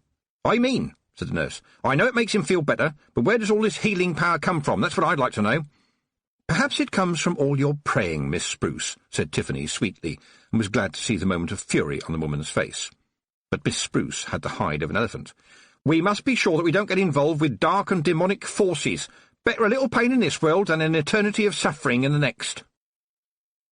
Up in the mountains there were sawmills driven by water, and they had big circular saws that spun so fast they were nothing but a silver blur in the air, until an absent-minded man forgot to pay attention when it became a red disk, and the air was raining fingers. Tiffany felt like that now. She needed to concentrate, and the woman was determined to go on talking while the pain was waiting for just one moment's lack of attention. Oh, well, nothing for it. She threw the pain at a candlestick beside the bed. It shattered instantly, and the candle flashed into flame. She stamped on it until it went out. Then she turned to the astonished nurse. "Miss Spruce, I'm sure what you have to say is very interesting, but on the whole, Miss Spruce, I don't really care what you think about anything. I don't mind you staying in here, Miss Spruce, but what I do mind, Miss Spruce, is that this is very difficult and can be dangerous for me if it goes wrong. Go away, Miss Spruce, or stay, Miss Spruce, but most of all, shut up, Miss Spruce, because I've only just started and there is still a lot of pain to shift." Miss Spruce gave her another look. It was fearsome. Tiffany returned this with a look of her own, and if there is one thing that a witch learns how to do, it is how to look. The door shut behind the enraged nurse. "Talk quietly. She listens at doors." The voice came from the Baron, but it was hardly a voice at all. You could just hear in it the tones of someone used to command, but now it was cracked and failing, every word pleading for enough time to say the next word. "I'm sorry, sir, but I must concentrate," said Tiffany. "I would hate for this to go wrong." "Of course, I shall remain silent." Taking away pain was dangerous, difficult, and very tiring, but there was, well, a wonderful compensation in seeing the grey face of the old man come back to life. There was already some pinkness to his skin, and it was fleshing out as more and more pain flowed out of him and through Tiffany and into the new little invisible ball floating above her right shoulder. Balance. It was all about balance. That had been one of the first things that she had learned. The centre of the seesaw has neither up nor down, but upness and downness flow through it while it remains unmoved. You had to be the centre of the seesaw so that pain flowed through you, not into you. It was very hard, but she could do it. She prided herself on it. Even Granny Weatherwax had grunted when Tiffany had showed her one day how she had mastered the trick, and a grunt from Granny Weatherwax was like a round of applause from anybody else. But the Baron was smiling. "Thank you, Miss Tiffany Aching. Now I would like to sit in my chair." This was unusual, and Tiffany had to think about it. "Are you sure, sir, you are still very weak?" "Yes, everybody tells me that," said the Baron, waving a hand. "I can't imagine why they think I don't know. Help me up, Miss Tiffany Aching, for I must speak to you." It wasn't very difficult. A girl who could heave Mr. Petty out of his bed had little problem with the Baron, whom she handled like a piece of fine china, which he resembled. "I do not think that you and I, Miss Tiffany Aching, have had more than the simplest and most practical of conversations in all the time you have been seeing to me, yes?" he said, when she had him settled with his walking-stick in his hands so that he could lean on it. The Baron was not a man to lounge in a chair if he could sit on the edge of it. "Well, yes, sir, I think you're right," said Tiffany carefully. "I dreamed I had a visitor here last night," said the Baron, giving her a wicked little grin. "What do you think of that, then, Miss Tiffany Aching?" "At the moment I have no idea, sir," said Tiffany, thinking not the Feagles, let it not be the Feagles. "It was your grandmother, Miss Tiffany Aching. She was a fine woman, and extremely handsome. Oh, yes, I was rather upset when she married your grandfather, but I suppose it was for the best. I miss her, you know." "You do?" said Tiffany. The old man smiled. "After my dear wife passed on, she was the only person left who would dare to argue with me. A man of power and responsibility nevertheless needs somebody to tell him when he is being a bloody fool. Granny Aching fulfilled that task with commendable enthusiasm, I must say. And she needed to, because I was often a bloody fool who needed to kick up the arse, metaphorically speaking. It is my hope, Miss Tiffany Aching, that when I am in my grave you will perform the same service to my son Roland, who, as you know, is inclined to be a bit too full of himself at times. He will need somebody to kick him up the arse, metaphorically speaking, or indeed in real life if he gets altogether all too snotty." Tiffany tried to hide a smile, then took a moment to adjust the spin of the ball of pain as it hovered companionably by her shoulder. "Thank you for your trust in me, sir. I shall do my best." The Baron gave a polite little cough and said, "Indeed. At one point I harboured hopes that you and the boy might make a more intimate arrangement." "We are good friends," said Tiffany carefully. "We were good friends, and I trust that we will continue to be good friends." She hurriedly had to stop the pain wobbling dangerously. The Baron nodded. "Jolly good, Miss Tiffany Aching, but please don't let the bond of friendship prevent you from giving him a righteous kick-up-the-arse if he needs one." "I will take some pleasure in doing so, sir," said Tiffany. "Well done, young lady," said the Baron, "and thank you for not chiding me for using the word arse, or asking me the meaning of the word metaphorical." "No, sir. I know what metaphorical means, and arse is a traditional usage, nothing to be ashamed of." The Baron nodded. "It has a commendable grown-up sharpness to it. Ass, on the other hand, is quite frankly for spinsters and little children." Tiffany turned the words on her tongue for a moment and said, "Yes, sir, I think that is probably the long and the short of it." "Very good. Incidentally, Miss Tiffany Aching, I cannot conceal my interest in the fact that you do not curtsy in my presence these days. Why not?" "I'm a witch now, sir. We don't do that sort of thing." "But I am your Baron, young lady." "Yes, and I am your witch." "But I have soldiers out there who will come running if I call, and I'm sure you know, too, that people around here do not always respect witches." "Yes, sir, I know that, sir, and I am your witch." Tiffany watched the Baron's eyes. They were a pale blue, but right now there was a foxy glint of mischief in them. The worst thing you could possibly do right now, she told herself, would be to show any kind of weakness at all. He's like Granny Weatherwax. He tests people. As if he was reading her mind exactly at that point, the Baron laughed. "Then you are your own person, Miss Tiffany Aking." "I don't know about that, sir. Just lately I feel as if I belong to everybody." "Ah," said the Baron, "you work very hard and conscientiously, I'm told." "I am a witch." "Yes," said the Baron. "So you have said, clearly and consistently, and with some considerable repetition." He leaned both skinny hands on his walking-stick and looked at her over the top of them. "It is true, then, is it," he said, "that some 7 years ago you took an iron skillet and went into some sort of fairyland where you rescued my son from the Queen of the Elves, a most objectionable woman, I have been given to understand?" Tiffany hesitated about this. "Do you want it to be so?" she said. The Baron chuckled and pointed a skinny finger at her. "Do I want it to be? Indeed. Good question, Miss Tiffany Aking, who is a witch. Let me think. Let us say I want to know the truth." Well, the bit about the frying pan is true, I must admit, and, well, Roland had been pretty well knocked about, so I, well, had to take charge a bit. "A bit?" said the old man, smiling. "Not an unreasonably large bit," said Tiffany quickly. "And why didn't anybody tell me this at the time, pray?" said the Baron. "Because you are the Baron," said Tiffany simply, "and boys with swords rescue girls. That's how the stories go. That's how stories work. No one really wanted to think the other way round." "Didn't you mind?" He wasn't taking his eyes off her, and he hardly seemed to blink. There was no point in lying. "Yes," she said, "a bit." "Was it a reasonably large bit?" "I would say so, yes. But then I went off to learn to be a witch, and it didn't seem to matter any more. That's the truth of it, sir. Excuse me, sir, who told you this?" "Your father," said the Baron, "and I'm grateful to him for telling me. He came to see me yesterday to pay his respects, seeing as I am, as you know, dying, which is, in fact, another truth, and don't you dare tell him off, young lady, witch or otherwise. Promise me?" Tiffany knew that the long lie had hurt her father. She'd never really worried about it, but it had worried him. "Yes, sir, I promise." The Baron was silent for a moment, staring at her.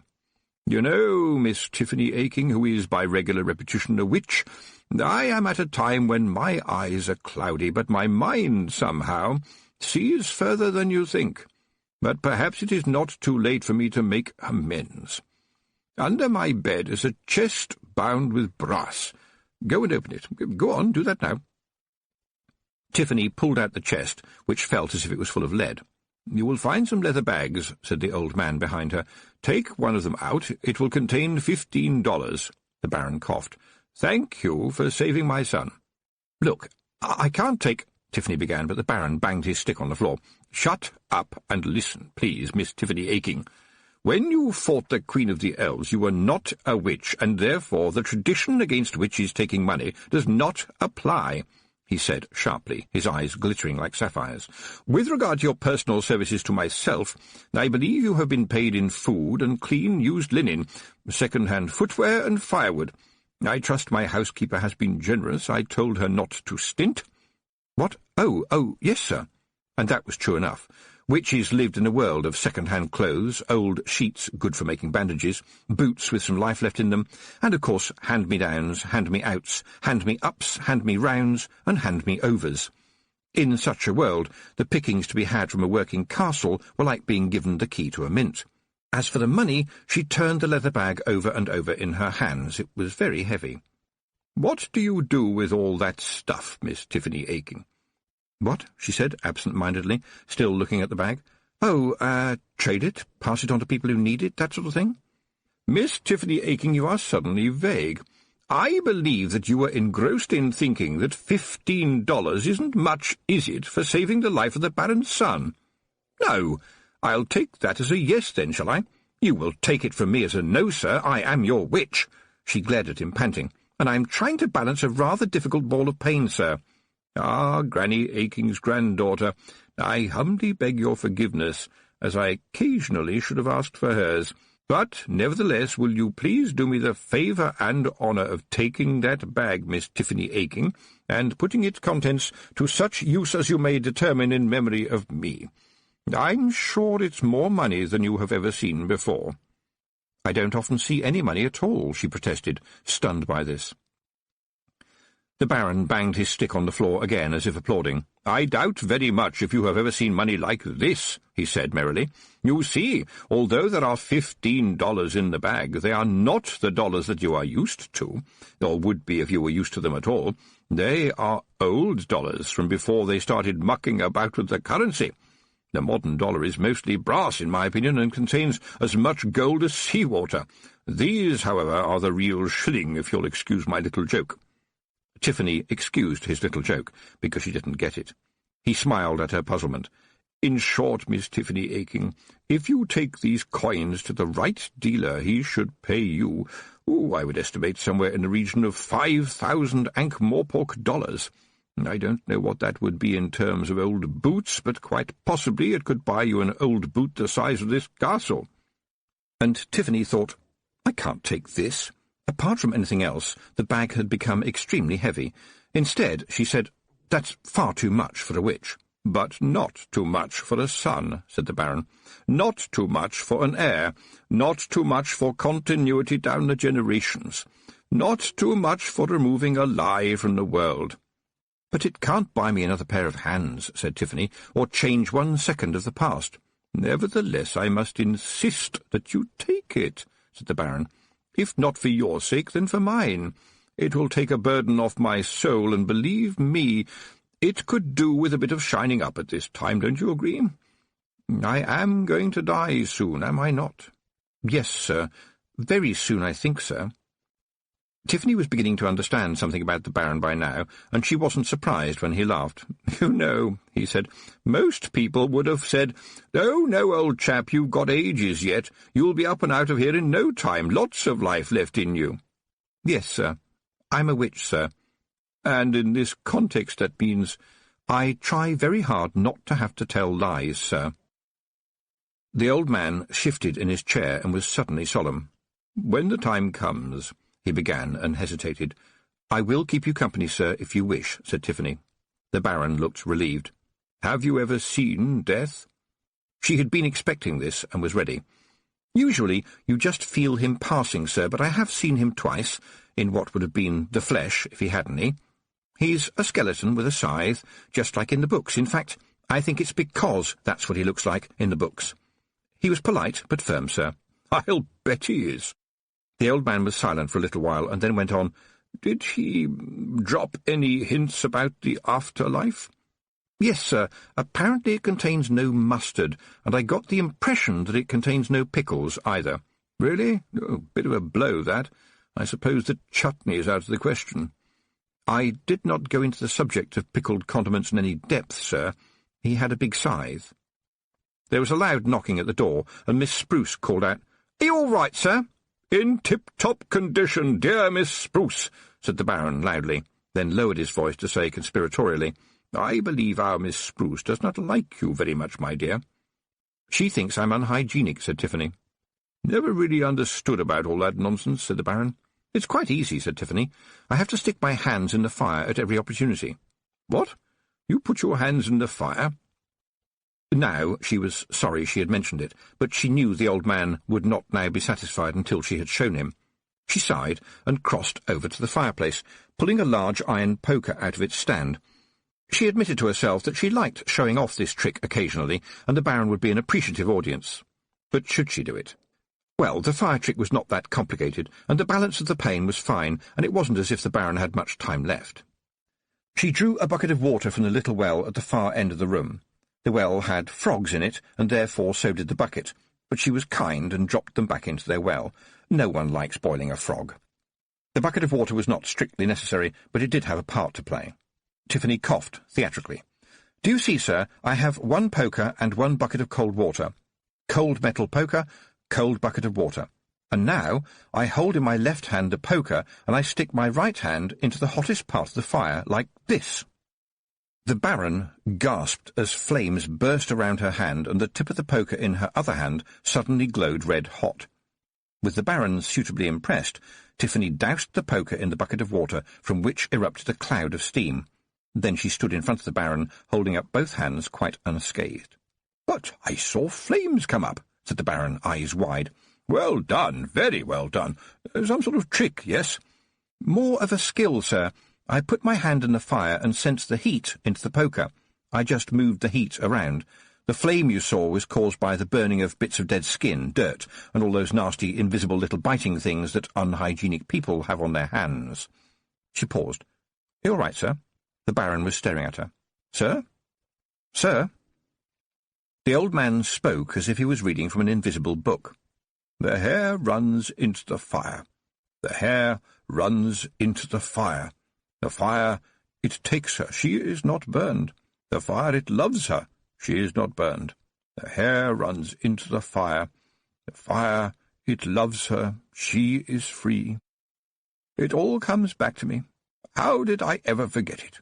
How did I dare to forget it?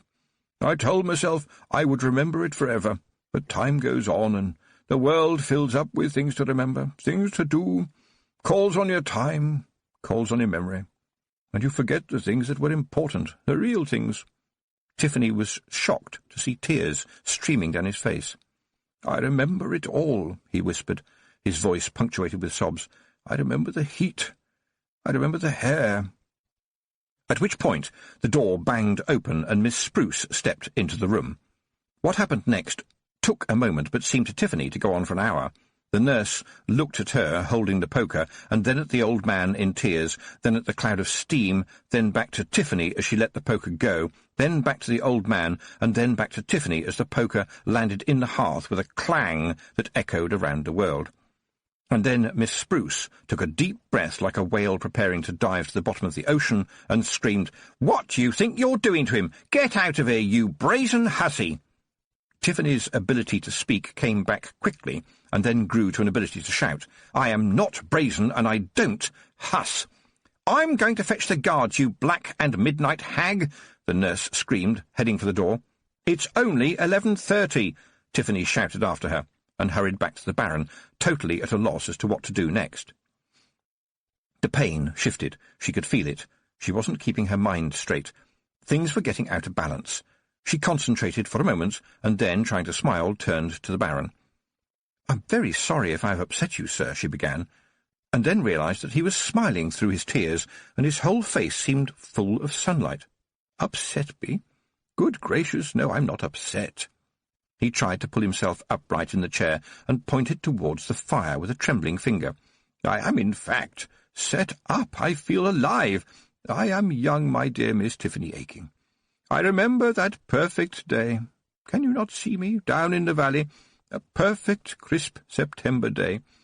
A little boy in the tweed jacket that was far too itchy, as I recall. Yes, was far too itchy and smelled of wee, and my father was singing the larks they sang melodious, and I was trying to harmonize, which, of course, I couldn't do then, because I had about as much voice as a rabbit, and we were watching them burn the stubbles. There was smoke everywhere, and as the fire swept along, mice, rats, rabbits, and even foxes were running towards us away from the flames. Pheasants and partridges were taking off like rockets at the last minute, as they do, and suddenly there was no sound at all, and I saw this hare. Oh, she was a big one. Did you know that country people used to think all hares were female?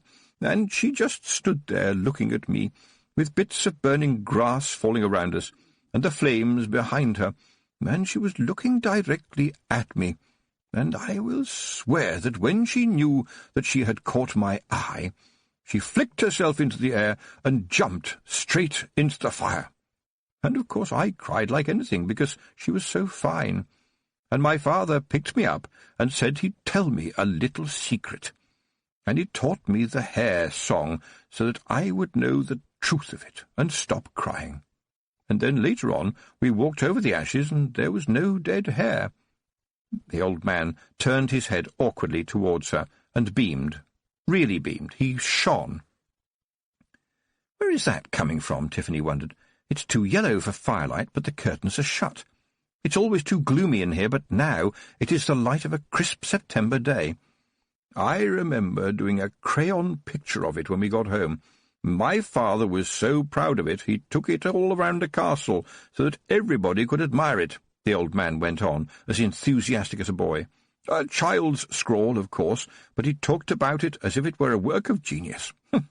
Parents do such things. I found it among his documents after he died, and, in fact, if you're interested, you'll find it in a leather folder within the money chest. It is, after all, a precious thing. I've never told anyone else that, said the Baron. People and days and memories come and go, but that memory has always been there. No money that I could give you, Miss Tiffany Aking, who is the witch, could ever repay you for bringing back to me that wonderful vision, which I shall remember until the day I— For a moment the flames on the fire stood still, and the air was cold. Tiffany was never actually sure that she ever saw death, not actually saw.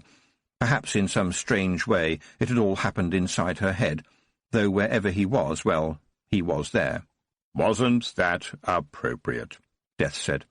Tiffany didn't step back. There was no point. "Did you arrange that?" she asked. "Much as I would like to take the credit, other forces are at work. Good morning to you, Miss Aking." Death left, and the Baron followed, a little boy in his new tweed jacket, which was terribly itchy and sometimes smelled of wee, following his father across the smoking field. The old cloth-makers used urine as a mordant for the dyes used in making woolen clothes, so that the colours would be fixed and not run. As a result, they can be a bit smelly for years.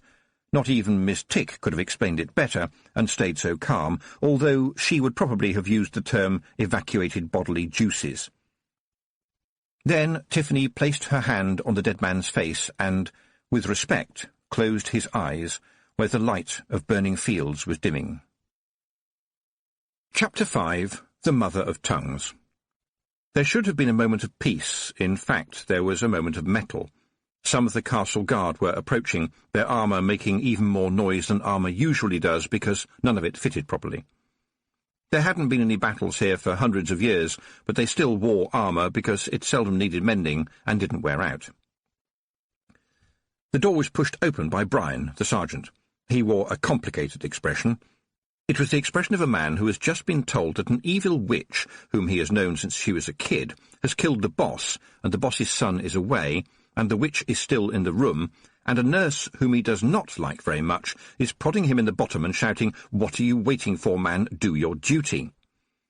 All this was getting on his nerves. He gave Tiffany a sheepish look. "Morning, miss. Is everything all right?"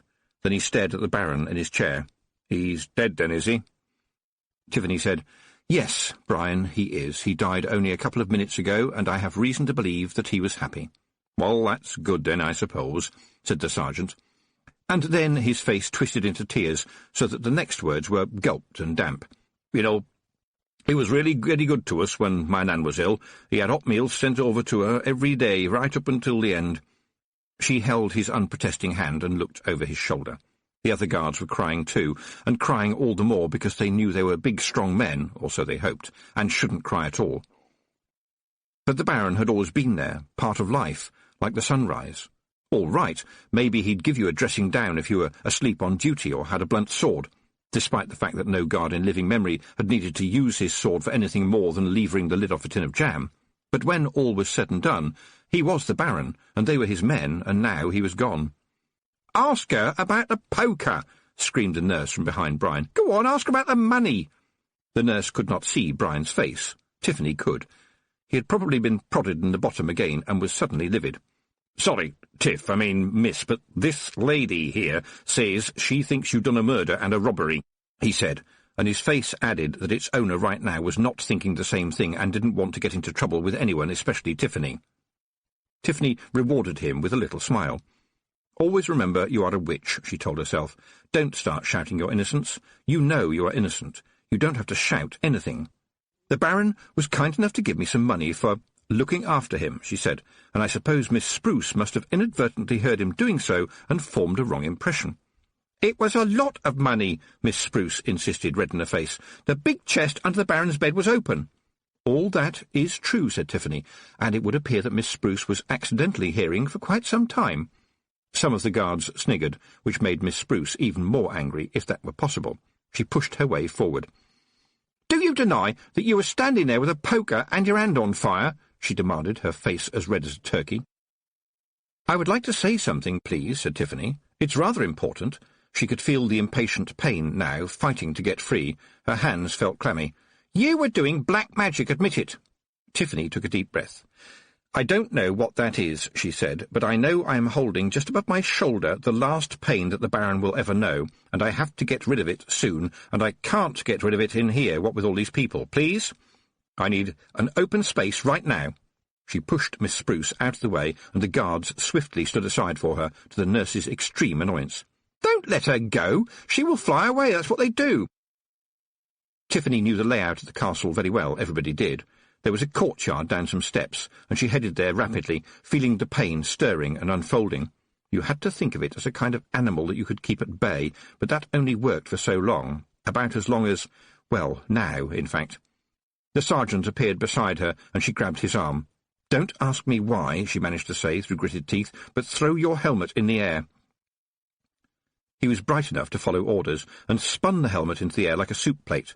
Tiffany hurled the pain after it, feeling its dreadful silkiness as it found its freedom. The helmet stopped in mid-air, as if it had hit an invisible wall, and dropped onto the cobblestones in a cloud of steam and bent almost in half. The sergeant picked it up and immediately dropped it again. "It's bloody hot." He stared at Tiffany, who was leaning against the wall and trying to catch her breath. "And you've been taking away pain like that every day?" She opened her eyes. "Yes, but normally I get plenty of time to find somewhere to dump it. Water and rock aren't very good, but metal is quite reliable. Don't ask me why. If I try to think about how it works, it doesn't work." "And I've heard that you can do all kinds of tricks with fire, too," said Sergeant Bryan admiringly. "Fire is easy to work with if you keep your mind clear. But pain fights back. Pain is alive. Pain is the enemy." The sergeant gingerly attempted to reclaim his helmet, hoping that by now it was cool enough to hold. "I will have to make certain I knock the dent out of it before the boss sees it," he began.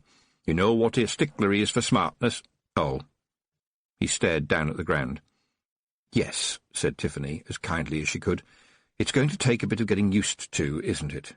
Wordlessly, she handed him her handkerchief, and he blew his nose. "But you can take away pain," he began. "So does that mean you can—" Tiffany held up a hand. "Stop. Right there," she said. "I know what you're going to ask, and the answer is no. If you chopped your hand off, I could probably make you forget about it until you tried to eat your dinner. But things like loss, grief, sadness, I can't do that. I wouldn't dare meddle with them.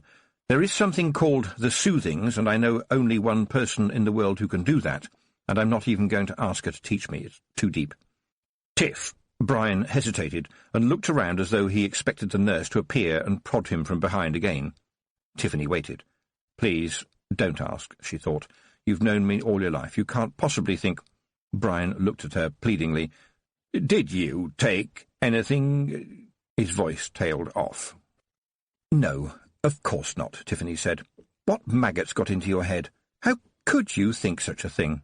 "Dunno," said Bryan, flushing with embarrassment. "Well, that's all right, then." "I suppose I'd better make sure the young master knows," said Bryan after another good nose-blow. "But all I know is that he's gone to the big city with his—" He stopped again, embarrassed. "With his fiancée," said Tiffany determinedly. "You can say it out loud, you know." Bryan coughed. "Well, you see, we all thought that you and him were, well, you know." "We have always been friends," said Tiffany, "and that's all there is to it." She felt sorry for Bryan, even though he too often opened his mouth before he got it attached to his brain, so she patted him on the shoulder. "Look, why don't I fly down to the big city and find him?" He almost melted with relief. "Would you do that?" "Of course, I can see you have a lot to do here, and it will take a load off your mind." Admittedly, it will put the load on mine, she thought as she hurried away through the castle. The news had spread. People were standing around, crying or just looking bewildered. The cook ran up to her just as she was leaving. "What am I going to do? I've got the poor soul's dinner on the stove." "Then take it off and give it to someone who needs a good dinner," said Tiffany briskly. It was important to keep her tone cool and busy. The people were in shock.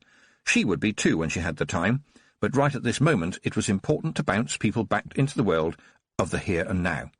"Listen to me, all of you." And her voice echoed around the big hall. "Yes, your Baron is dead, but you still have a Baron. He will be here soon with his lady, and you must have this place spotless for them. You all know your jobs. Get on with them, and remember him kindly and clean the place up for his sake." It worked. It always did.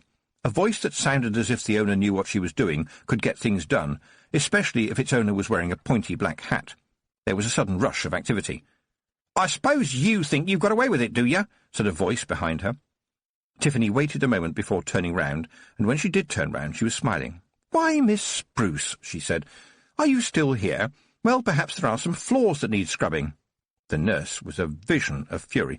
"I do not scrub floors, you arrogant little—" "No, you don't scrub anything, do you, Miss Spruce? I've noticed that. Now, Miss Flowerdew, who was here before you, now she could scrub a floor. She could scrub a floor so that you could see your face in it, although in your case, Miss Spruce, I can imagine why that would not appeal. Miss Jumper, who we had before her, would even scrub floors with sand, white sand. She chased dirt like a terrier chasing a fox." The nurse opened her mouth to speak, but Tiffany didn't allow the words any space. "The cook has told me that you are a very religious woman, always on your knees, and that is fine by me, absolutely fine. But didn't it ever occur to you to take a mop and bucket down there with you? People don't need prayers, Miss Spruce. They need you to do the job in front of you, Miss Spruce. And I have had enough of you, Miss Spruce, and especially of your lovely white coat. I think Roland was very impressed by your wonderful white coat, but I am not Miss Spruce, because you never do anything that will get it dirty." The nurse raised a hand. "I could slap you." "No," said Tiffany firmly, "you couldn't." The hand stayed where it was. "I have never been so insulted before in my life," screamed the enraged nurse. "Really?" said Tiffany. "I'm genuinely surprised." She turned on her heel, left the nurse standing, and marched over to a young guard who had just come into the hall. "I've seen you around. I don't think I know who you are. What's your name, please?" The trainee guard gave what he probably thought was a salute. "Preston, miss." "Has the Baron been taken down to the crypt, Preston?" "Yes, miss, and I've took down some lanterns and some cloths and a bucket of warm water, miss." He grinned when he saw her expression. "My grandma used to do the laying out when I was a little boy, miss. I could help if you wanted." "Did your grandma let you help?" "No, miss," said the young man. "She said men weren't allowed to do that sort of thing unless they had a certificate in doctrine." Tiffany looked puzzled for a moment. "Doctrine?" "You know, miss, doctrine, pills and potions and sawing off legs and similar." Light dawned. "Oh, you mean doctoring. I should hope not. This isn't about making the poor soul better. I will do it by myself, but thank you for asking anyway. This is women's work." "Exactly why it is women's work I don't know," she said to herself as she arrived in the crypt and rolled up her sleeves. The young guard had even thought to bring down a dish of soil and a dish of salt. The soil and the salt were an ancient tradition to keep ghosts away. Tiffany had never seen a ghost, so they probably worked, but in any case they worked on the minds of people who felt better for knowing that they were there, and once you understood that, you understood quite a lot about magic. Well done, your granny, she thought. At last someone taught a boy something useful. She cried as she made the old man presentable, as Granny Weatherwax called it. She always cried. It was a needful thing, but you didn't do it where anyone else could see, not if you were a witch. People wouldn't expect that. It would make them uneasy. She stood back. Well, the old boy looked better than he had done yesterday, she had to admit. As a final touch, she took 2 pennies out of her pocket and laid them gently over his eyelids. Those were the old customs taught to her by Nanny Ogg, but now there was a new custom known only to her. She leaned on the edge of the marble slab with one hand and held the bucket of water in the other. She stayed there, motionless, until the water in the bucket began to boil and ice was forming on the slab. She took the bucket outside and tipped its contents down the drain. The castle was bustling when she had finished, and she left people to get on with things. She hesitated as she stepped out of the castle and stopped to think. People often didn't stop to think. They thought as they went along. Sometimes it was a good idea, just to stop moving, in case you moved the wrong way. Roland was the Baron's only son and, as far as Tiffany knew, his only relative, or at least his only relative who was allowed to come anywhere near the castle. After some horrible and expensive legal fighting, Roland had succeeded in banishing the dreadful aunts, the Baron's sisters, who, frankly, even the old Baron thought were as nasty a pair of old ferrets as any man should find down the trousers of his life. But there was another person who should know, who was in no conceivable way at all kin to the Baron, but was nevertheless, well, someone who should know something as important as this as soon as possible. Tiffany headed up to the Feegle Mound to see the Kelder. Amber was sitting outside when Tiffany arrived, doing some sewing in the sunlight. "Hello, miss," she said cheerfully. "I'll just go and tell Mrs. Kelder you're here." And with that she disappeared down the hole as easily as a snake, just as Tiffany had once been able to do. Why had Amber gone back there, Tiffany wondered. She had taken her to the aching farm to be safe. Why had the girl walked up the chalk to the mound? How had she even remembered where it was? "Very interesting child, that," said a voice, and the toad stuck his head out from under a leaf. "I must say you look extremely flustered, miss." The toad had no other name but that of the Toad, and had joined the Feegle clan some years previously, and found life in the mound much to be preferred over his former existence as a lawyer, or, to be precise, as a lawyer who had got too smart in the presence of a fairy godmother. The Kelder had offered several times to turn him back, but he always refused. The Feegles themselves considered him the brains of the outfit, since he knew words that were longer than he was. "The old Baron is dead," said Tiffany. "Well, only to be expected. Long live the Baron," said the Toad. "He's not going to live long," said Tiffany. "He's dead." "No," croaked the Toad. "It's what you're supposed to say. When a king dies, you have to immediately announce that there is another king. It's important. I wonder what the new one will be like. Rob anybody says that he's a wet Nelly who is not fit to lick your boots, and he has scorned you very badly." Whatever the circumstances of the past, Tiffany was not going to let that go by unchallenged. "I don't need anybody to lick anything for me, thank you very much. Anyway," she added, "he's not their Baron, is he? The Feegles pride themselves on not having a lord." "You are correct in your submission," said the Toad ponderously.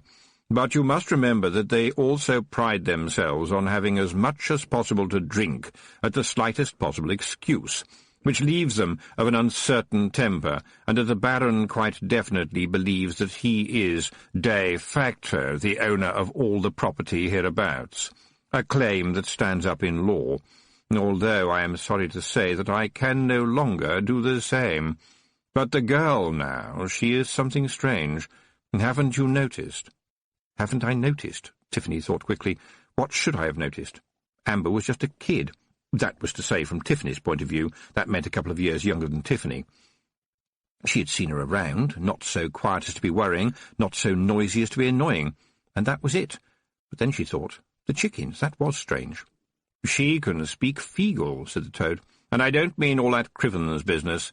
That's just the patois. I mean the serious, old-fashioned stuff that the Kelder speaks, the language they spoke from wherever it was they came from before they came from there. I'm sorry, with preparation I'm sure I could have made a better sentence." He paused. "I don't understand a word of Feegle myself, but the girl seems to have just picked it up. And another thing, I'll swear she's been trying to talk to me in Toad.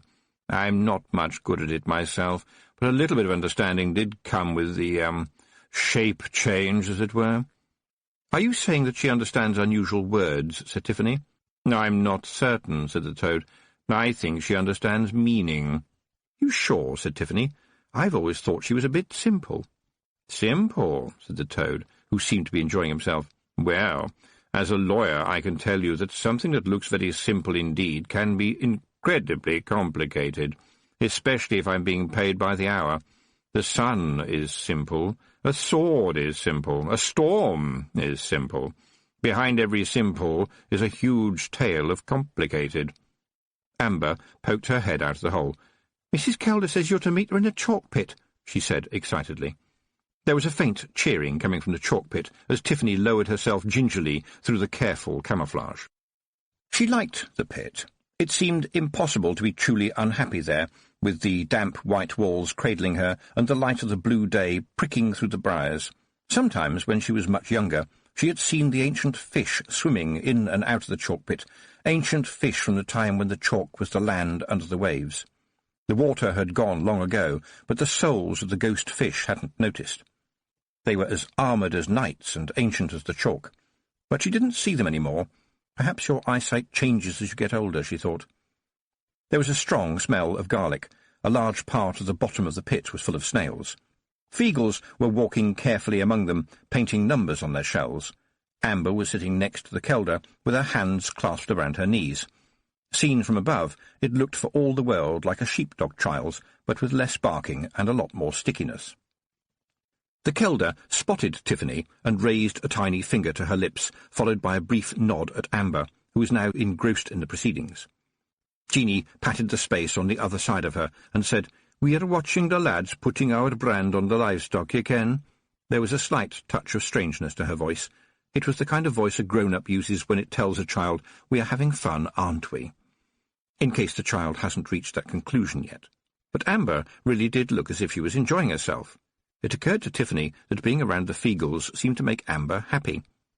She got the impression that the Kelder wanted to keep the conversation light, so she simply asked, "Why mark them? Who's going to try to steal them?" "The Feagles, of course. My Rob reckons they'll be queuing up to steal our snails while they are left unprotected, ye ken." Tiffany was mystified. Why would they be unprotected?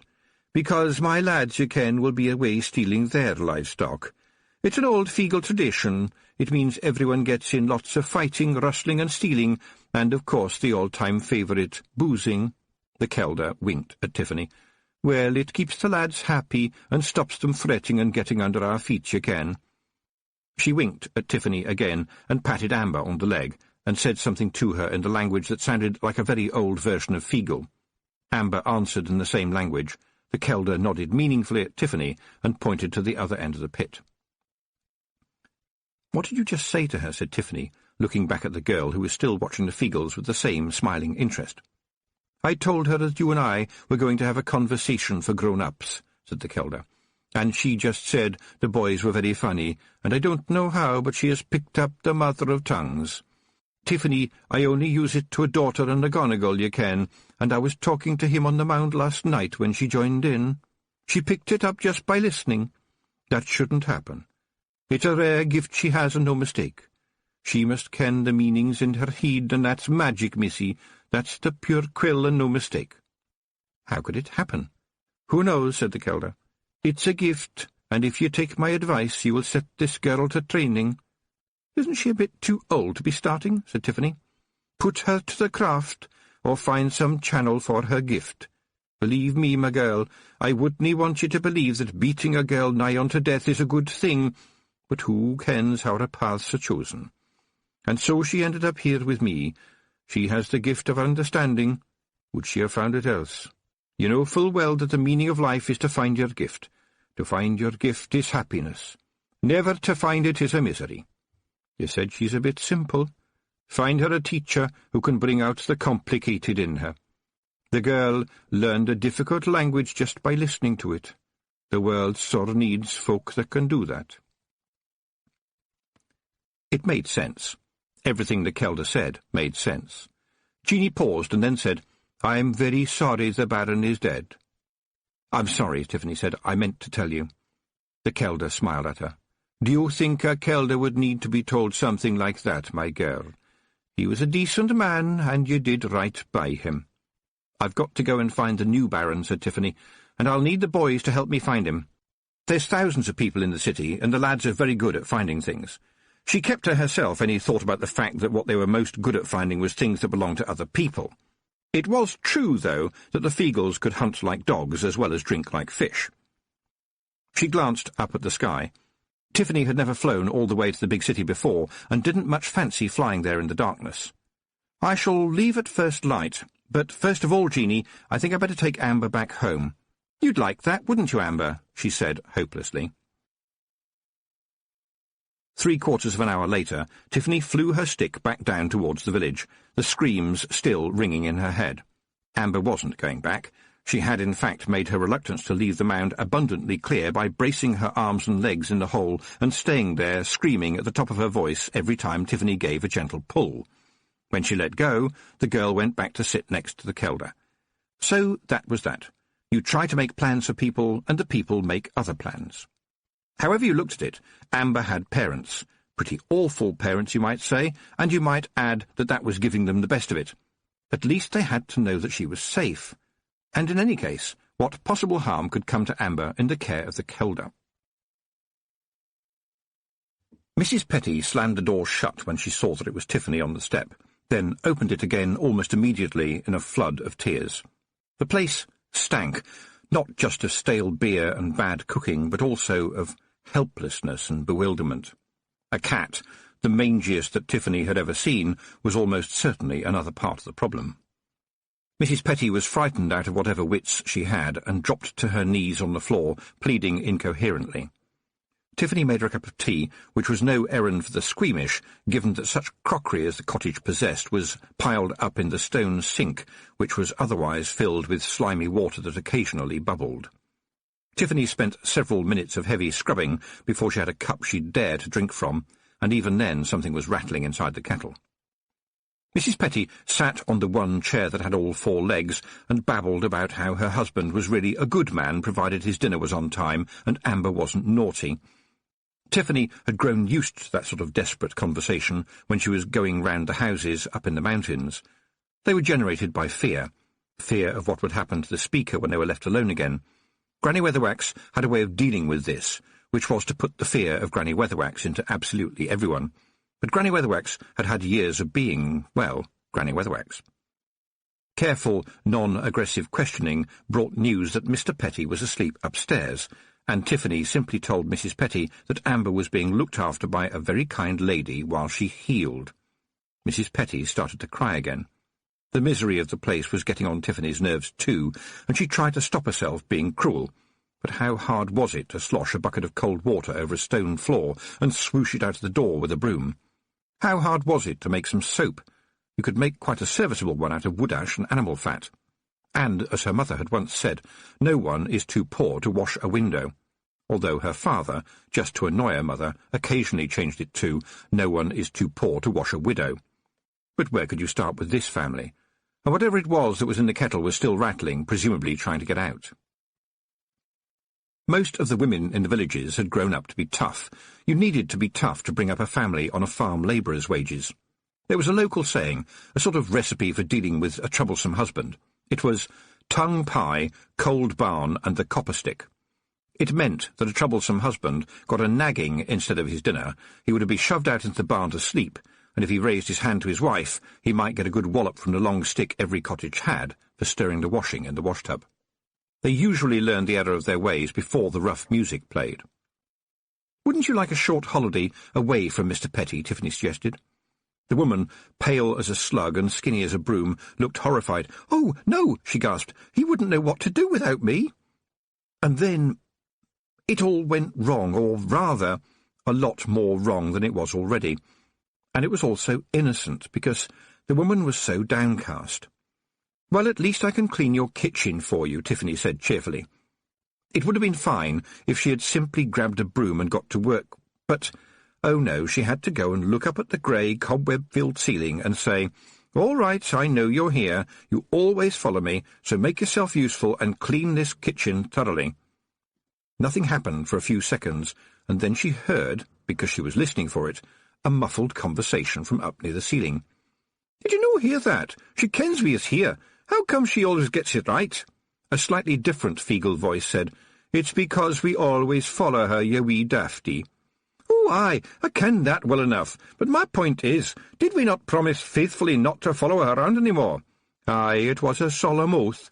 "Exactly. And so I canna but be a wee bit disappointed that the big wee hag will nae take heed of a solemn promise. It's a wee bit hurtful to the feelings."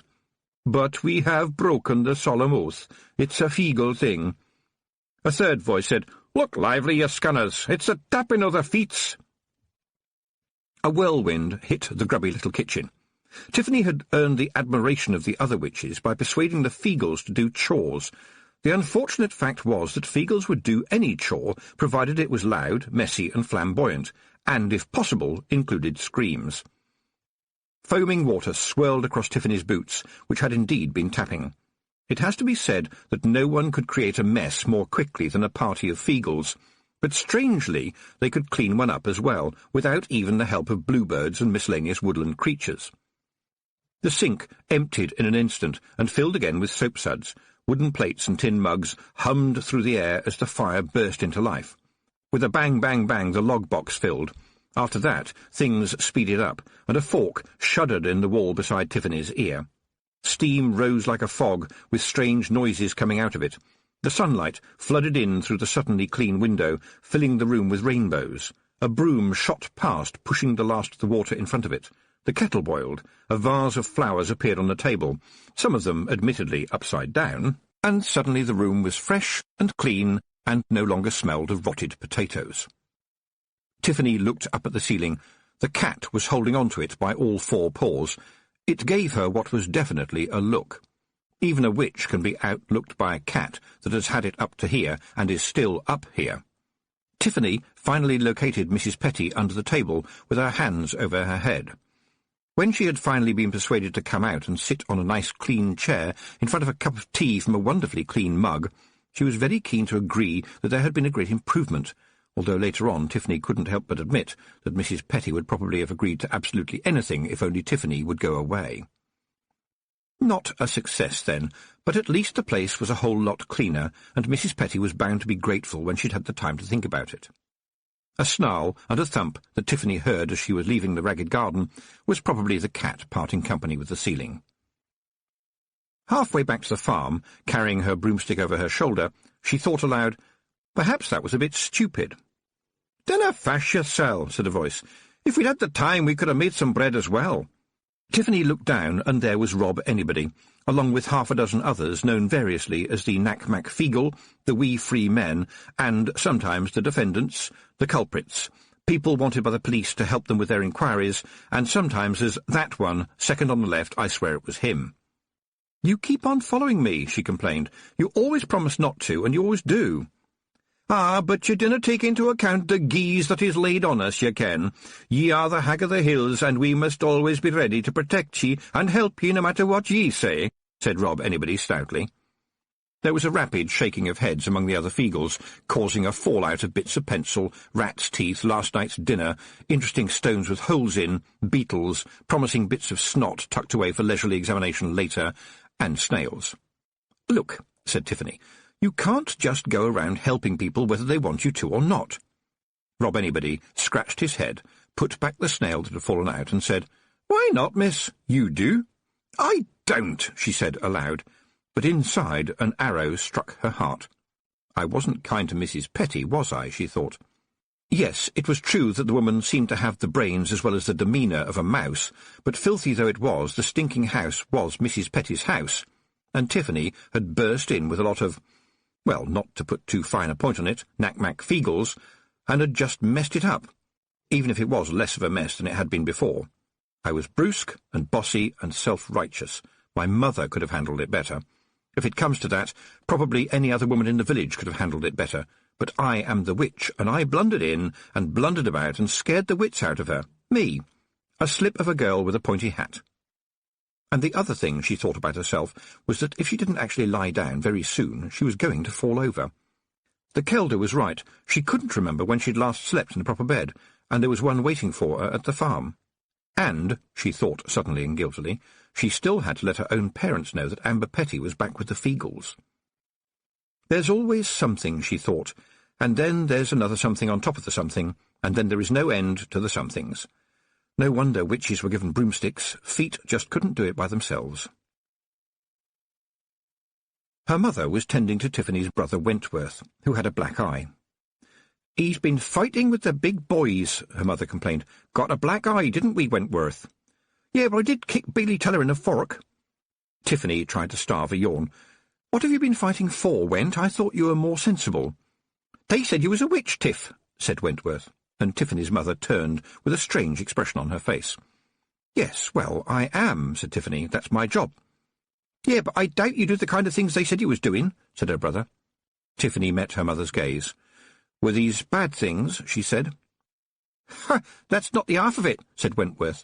Blood and snot covered his shirt where it had dripped from his nose. "Wentworth, you go upstairs to your room," Mrs. Aking ordered, and probably, Tiffany thought, not even Granny Weatherwax would have been able to speak an order that was so instantly obeyed, and so full of the implicit threat of doomsday if it was not. When the boots of the reluctant boy had disappeared around the staircase, Tiffany's mother turned to her youngest daughter, folded her arms, and said, "It's not the first time he's been in a fight like this." "It's all down to the picture books," said Tiffany. "I'm trying to teach people that witches aren't mad old women who go around putting spells on people. "When your dad comes in, I'll get him to go and have a word with Billy's dad," said her mother. "Billy's a foot taller than Wentworth, but your dad, he's 2 foot taller than Billy's dad. There won't be any fighting, you know your dad. He's a calm man, your dad. Never seen him punch a man more than about twice, never has to. He'll keep people calm. They'll be calm or else. But something's not quite right, Tiff. We're all very proud of you, you know, what you're doing and everything, but it's getting to people somehow. They're saying some ridiculous things. And we're having difficulty selling the cheeses. And everybody knows you're the best at cheeses. And now Amber Petty. You think it is right that she's running around there with them?" "I hope so, Mum," said Tiffany. "But the girl has a very strong mind of her own. And, Mum, when it comes right down to it, all I can do is the best that I can."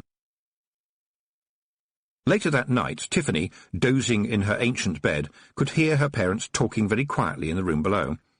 And although, of course, witches didn't cry, she had an overwhelming urge to do so. Chapter 6. The Coming of the Cunning Man. Tiffany was angry at herself for oversleeping. Her mother actually had to bring her up a cup of tea. But the Kelder had been right. She hadn't been sleeping properly, and the ancient but homely bed had just closed around her. Still, it could have been worse, she told herself as they set off. For example, there could have been snakes on the broomstick. The Feagles had been only too glad, as Rob anybody put it, to feel the wind beneath their kilts. Feagles were probably better than snakes, but that was only a guess. They would do things like run from one side of the stick to the other to look at interesting things they were flying over, and on one occasion she glanced over her shoulder to see about 10 of them hanging onto the back of the stick. Or, to put it more precisely, one of them was hanging onto the back of the stick, and then one was hanging onto his heels, and one was hanging onto his heels, and so on, all the way to the last Feagle. They were having fun, screaming with laughter, their kilts indeed flapping in the wind. Presumably the thrill of it made up for the danger and the lack of a view, or at least of a view that anyone else would want to look at. One or two did actually lose their grip on the bristles, floating away and down while waving at their brothers and making yahoo noises, and generally treating it as a big game. Feagles tended to bounce when they hit the ground, although sometimes they damaged it a little. Tiffany wasn't worried about their journey home. Undoubtedly there would be lots of dangerous creatures prepared to jump out on a little running man, but by the time he got home there would in fact be considerably fewer of them. Actually, the Feagles were, by Feagle standards, pretty well behaved on the flight, and didn't actually set fire to the broomstick until they were about 20 miles from the city, an incident heralded by Daft Woolly saying, "Whoops," very quietly, and then guiltily trying to conceal the fact that he'd set fire to the bristles by standing in front of the blaze to hide it. "You've set fire to the broomstick again, haven't you, Woolly?" Tiffany stated firmly. "What was it that we learnt last time? We don't light fires on the broomstick for no good reason." The broomstick began to shake as Daft Woolly and his brothers tried to stamp out the flames. Tiffany searched the landscape below them for something soft and preferably wet to land on. But it was no use getting angry with Woolly. He lived in a woolly-shaped world of his own. You had to try thinking diagonally. "I just wonder, Daft Woolly," she said, as the broomstick developed a nasty rattle, "if, working together, we might find out why my broomstick is on fire. Do you think it might be something to do with the fact that you are holding a match in your hand?"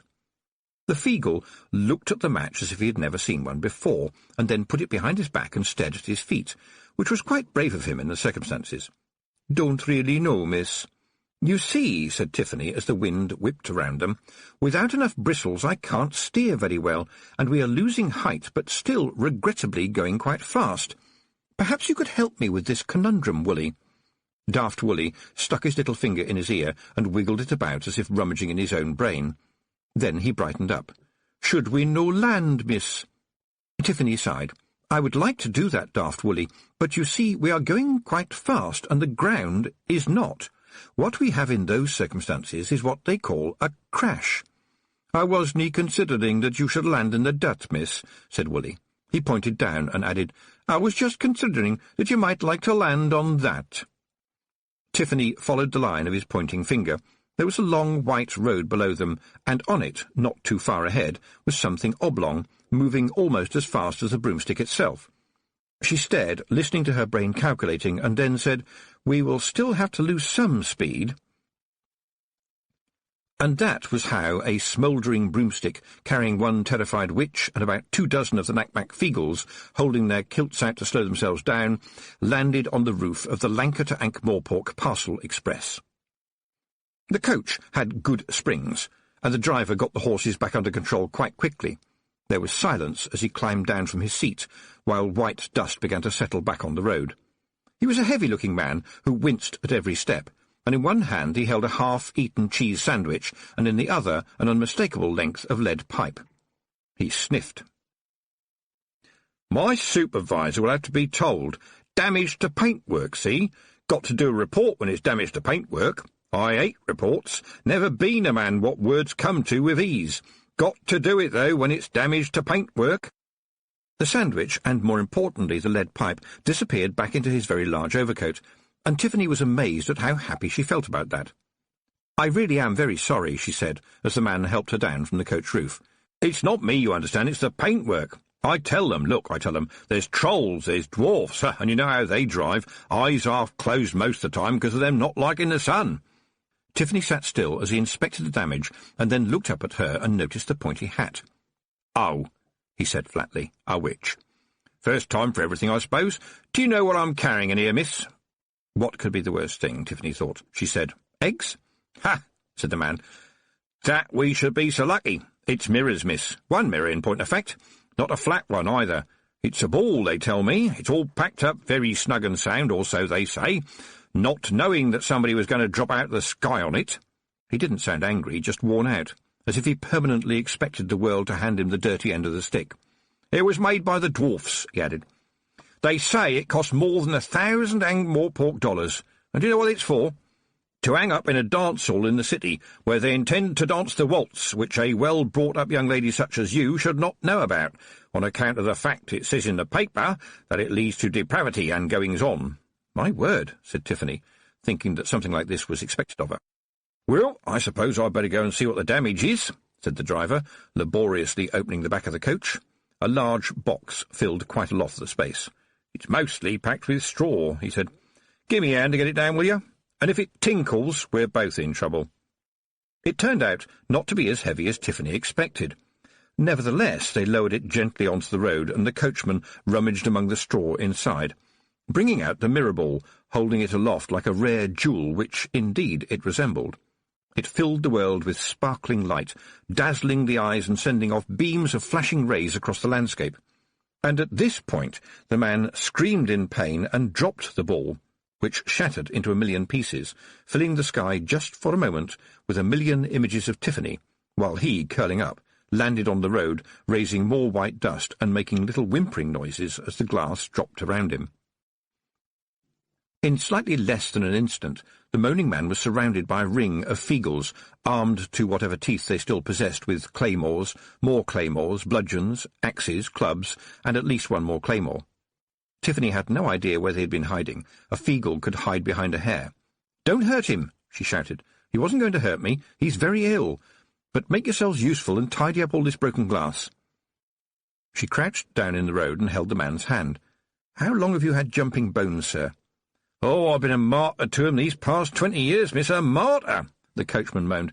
"It's the jolting of the coach, you see. It's the suspenders, they don't work. I don't think I get more than just one decent night's sleep in 5, miss, and that's the truth. I have a little snooze, turn over like you do, and there's this little click and then it's agony, believe me." Except for a few dots on the edge of sight, there was no one else around apart from, of course, for a bunch of Knack-Mack Feagles, who, against all common sense, had perfected the art of hiding behind one another. "Well, I think I may be able to help you," Tiffany said. Some witches used a shambles to see into the present, and, with any luck, into the future as well. In the smoky gloom of the Feagle Mound, the Kelder was practising what she called the hidlins, the things you did and passed on, but on the whole passed them on as a secret. And she was acutely aware of Amber watching with clear interest. A strange child, she thought. She sees, she hears, she understands. What would we give for a world full of people like her? She had set up the cauldron and lit a small fire underneath the leather. Message from the author. Not all cauldrons are metal. You can boil water in a leather cauldron if you know what you're doing. You can even make tea in a paper bag if you are careful and know how to do it. But please don't. or if you do, don't tell anyone I told you." The Kelder closed her eyes, concentrated, and read the memories of all the Kelders who had ever been and would ever be.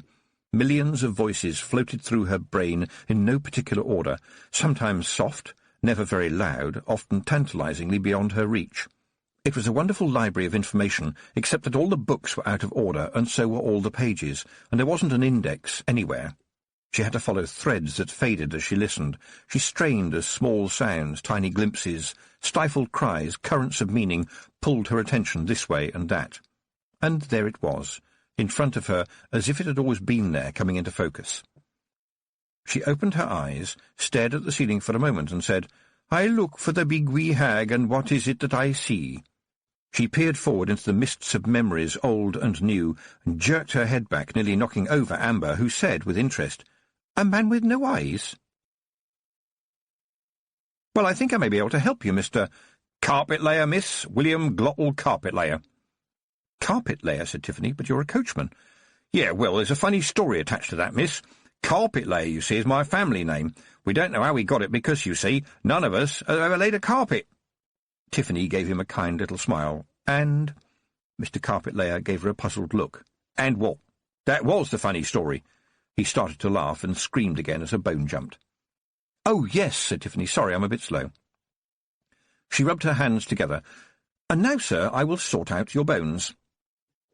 The coach horses watched with quiet interest as she helped the man up, lending a hand as he took off his huge overcoat, with many a grunt and minor scream, and stood him so that his hands rested on the coach. Tiffany concentrated, feeling the man's back through his thin vest, and, yes, there it was, a jumping bone. She stepped across to the horses, whispering a word into each fly-flicking ear, just to be on the safe side. Then she went back to Mr. Carpet-layer, who was waiting obediently, not daring to move. As she rolled up her sleeves, he said, "You're not going to turn me into anything unnatural, are you, miss? I wouldn't want to be a spider, mortally afraid of spiders, and all my clothes are made for a man with 2 legs." "Why in the world would you think I'd turn you into anything, Mr. Carpet-layer?" said Tiffany, gently running her hand down his spine. "Well, saving your honour's presence, miss, I thought that's what witches do, miss. Nasty things, miss, earwigs and all that." "Who told you that?" "Can't rightly say," said the coachman. "It's just sort of, what everybody knows." Tiffany placed her fingers carefully, found the jumping bone, said, "This might smart a little," and pushed the bone back into place. The coachman screamed again. His horses tried to bolt, but their legs were not doing business as usual, not with the word still ringing in their ears.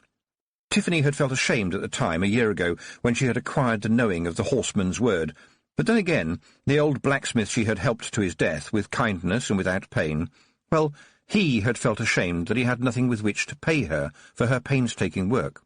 And you had to pay the witch, the same as you had to pay the ferryman, and so he had whispered into her ear the horseman's word, which gave you the control of any horse that heard it. You couldn't buy it, you couldn't sell it, but you could give it away and still keep it, and even if it had been made of lead, it would still have been worth its weight in gold. The former owner had whispered in her ear, "I promise to tell no man the word, and I ain't." And he was chuckling as he died, his sense of humour being somewhat akin to that of Mr. Carpet-layer. Mr. Carpet-layer was also pretty heavy, and had slipped gently down the side of the coach, and, "Why are you torturing that old man, you evil witch? Can you not see he's in dreadful pain?" Where had that come from? A shouting man, his face white with fury, his clothes as dark as an unopened cave, or— and the word came to Tiffany suddenly, as a crypt. There had been no one around, she was sure of it, and no one on either side except the occasional farmer watching the stubbles burn as they cleared the land. But his face was now a few inches from hers. And he was real, not some kind of monster, because monsters don't usually have little blobs of spittle on their lapel. And then she noticed he stank. She'd never smelled anything so bad. It was physical, like an iron bar, and it seemed to her that she wasn't smelling it with her nose, but with her mind. A foulness that made the average privy as fragrant as a rose. "I'm asking you politely to step back, please," said Tiffany. "I think you might have got hold of the wrong idea." "I assure you, fiendish creature, that I have only the right idea, and that is to return you to the miserable and stinking hell from which you spawned." All right, a madman, thought Tiffany, but if he— Too late. The man's waggling finger got too close to her nose, and suddenly the empty road contained a lifetime supply of knack-mack feagles. The man in black flailed at them, but that sort of thing does not work very well with a feagle. He did manage, despite the feagle onslaught, to shout, "Begone, nefarious imps!" Every feagle head turned hopefully when they heard this. "Oh, aye," said Rob Anybody. "If there's any imps about, we're the boys to deal with them. You're moved, mister." They leapt at him and ended up in a heap on the road behind him, having passed straight through. They automatically punched one another as they staggered up, on the basis that if you're having a good fight, you don't want to spoil the rhythm. The man in black glanced at them and then paid them no attention whatsoever. Tiffany stared down at the man's boots. They gleamed in the sunlight, and that was wrong. She had been standing in the dust of the road for only a few minutes, and her boots were grey. And there was the ground that the man was standing on, and that was wrong too. Very wrong on a hot, cloudless day. She glanced at the horses. The word was holding them, but they were trembling with fear, like rabbits in the gaze of a fox. Then she closed her eyes and looked at him with first sight, and saw, and said, "You cast no shadow. I knew something wasn't right." And now she looked directly into the man's eyes, almost hidden under the wide hat-brim, and he had no eyes. The understanding dawned on her like ice melting. No eyes at all. Not ordinary eyes, not blind eyes, no eye sockets, just two holes in his head. She could see right through to the smouldering fields beyond. She didn't expect what happened next. The man in black glared at her again and hissed, "You are the witch! You are the one! Wherever you go, I will find you!" And then he vanished, leaving only a pile of fighting feagles in the dust. Tiffany felt something on her boot. She looked down, and a hare, which must have fled the burning stubbles, stared back at her. They held each other's gaze for a second, and then the hare jumped into the air like a leaping salmon and headed off across the road. The world is full of omens and signs, and a witch did indeed have to pick the ones that were important. Where could she begin here? Mr. Carpet-layer was still slumped against the coach, totally ignorant of what had just happened. So was Tiffany, in a way, but she would find out. She said, "You can get up again now, Mr. Carpet-layer." He did so very gingerly, grimacing as he waited for the lightning strokes of agony all down his back. He shifted, experimentally, and gave a little jump in the dust, as if he was squashing an ant. That seemed to work, and he tried a second jump, and then, throwing his arms out wide, he shouted, "Yippee!" and spun like a ballerina. His hat fell off, and his hobnailed boots smacked into the dust, and Mr. Carpet-layer was a very happy man as he twirled and hopped, very nearly turned a cartwheel, and when it turned out to be about half a cartwheel, he rolled back onto his feet, picked up the astonished Tiffany, and danced her along the road, shouting, 1, 2, 3, 1, 2, 3, 1, 2, 3, until she managed to shake herself loose, laughing, "Me and the wife is going to go out tonight, young lady, and we are going to go waltzing." "But I thought that led to depraved behaviour," said Tiffany. The coachman winked at her. "Well, we can but hope," he said. "You don't want to overdo it, Mr. Carpet-layer," she warned. "As a matter of fact, miss, I rather think I do, if it's all the same to you. After all the creaking and groaning and not sleeping hardly at all, I think I would like to overdo it a little, or if possible, a lot. Oh, what a good girl to think of the horses," he added. "That shows a kind nature." "I am pleased to see you in such fine spirits, Mr. Carpet-layer." The coachman did a little twirl in the middle of the road. "I feel 20 years younger." He beamed at her. Then his face clouded just a little. "Oh, how much do I owe you?" "How much will the damage to the paintwork cost me?" said Tiffany. They looked at one another, and then Mr. Carpet-layer said, "Well, I can't ask you for anything, miss, given it was me that busted the mirror ball." A little tinkling sound made Tiffany look behind them, where the mirror ball, apparently unharmed, was spinning gently and, if you looked carefully, just above the dirt.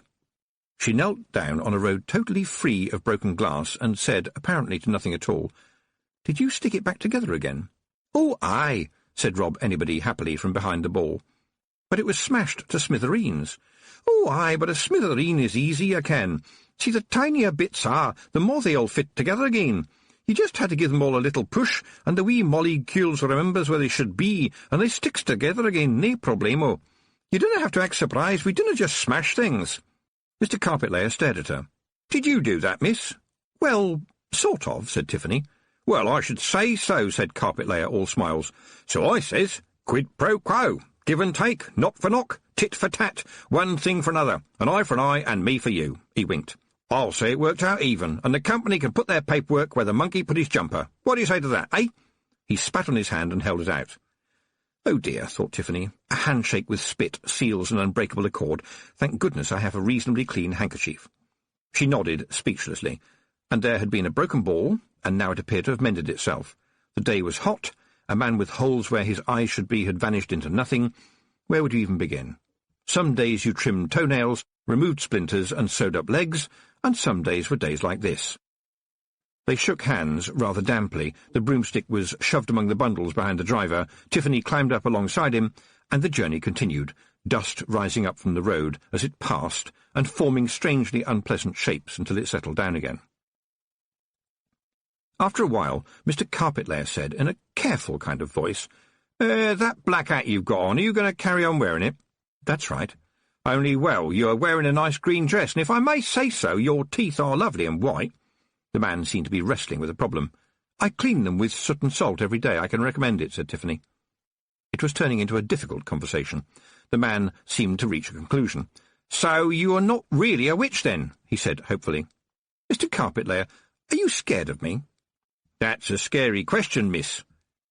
Actually, it is, Tiffany thought. Aloud, she said, "Look, Mr. Carpet-Layer, what's this all about?"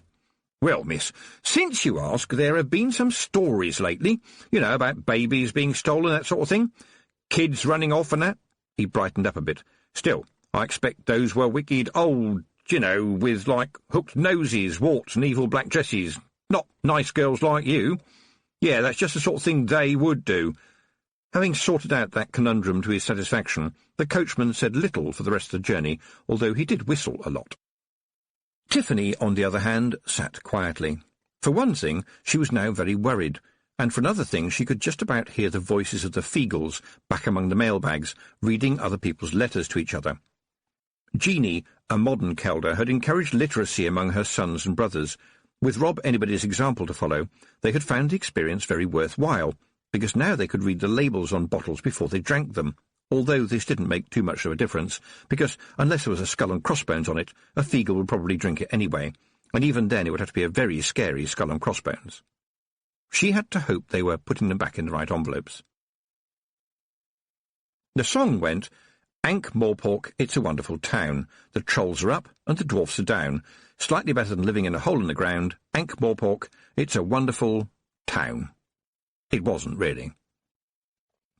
Tiffany had only been there once before and didn't like the big city very much. It stank and there were too many people and far too many places. And the only green was on the surface of the river, which could only be called mud because a more accurate word would not have been printable. The coachman pulled up outside one of the main gates, even though they were open. "If you'll take my advice, miss, you'll take your hat off and walk in by yourself. That broomstick looks like firewood now in any case." He gave her a nervous grin. "Best of luck, miss." "Mr. Carpet-Layer," she said loudly, aware of people around her, "I do hope that when you hear people talk about witches, you'll mention that you met one and that she made your back better, and may I suggest, saved your livelihood. Thank you for the ride." "Oh, well, I'll definitely tell people I met one of the good ones," he said.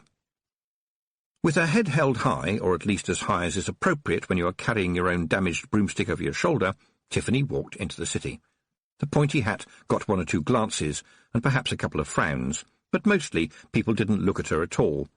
In the country, everyone you meet is someone you know or a stranger worth investigating, but here it seemed there were so many people that it was a waste of time even to look at them at all, and possibly dangerous in any case. Tiffany bent down. "Rob, you know Roland, the Baron's son?" "Ach, the wee streak of nothing," said Rob Anybody. "Well, nevertheless," said Tiffany, "I know you can find people, and I would like you to go and find him for me now, please." "Would you no mind if we had just the one wee drink while we are looking?" said Rob Anybody. "A man could drown of thirst around here. I can't remember a time when I wasn't bogging for a wee dram or 10. Tiffany knew it would be foolish to say either yes or no, and settled for just the one, then, when you found him. There was the faintest of whooshing noises behind her, and no more Feagles. Still, they would be easy to find. You just had to listen for breaking glass. Oh yes, breaking glass that repaired itself. Another mystery. She had looked at the mirror ball very carefully as they put it back in its box, and there hadn't been even a scratch on it.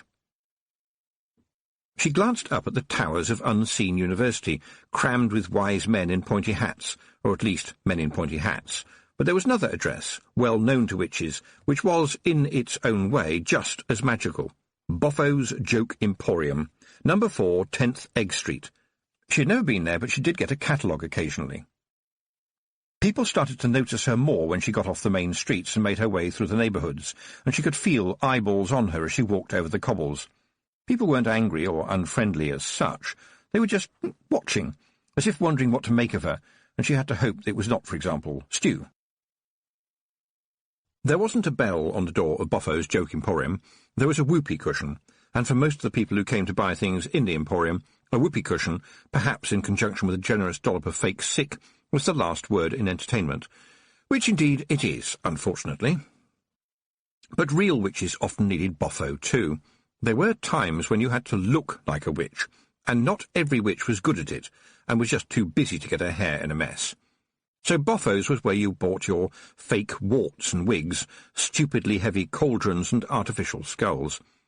And, with any luck, you might get the address of a dwarf who could help you repair your broomstick.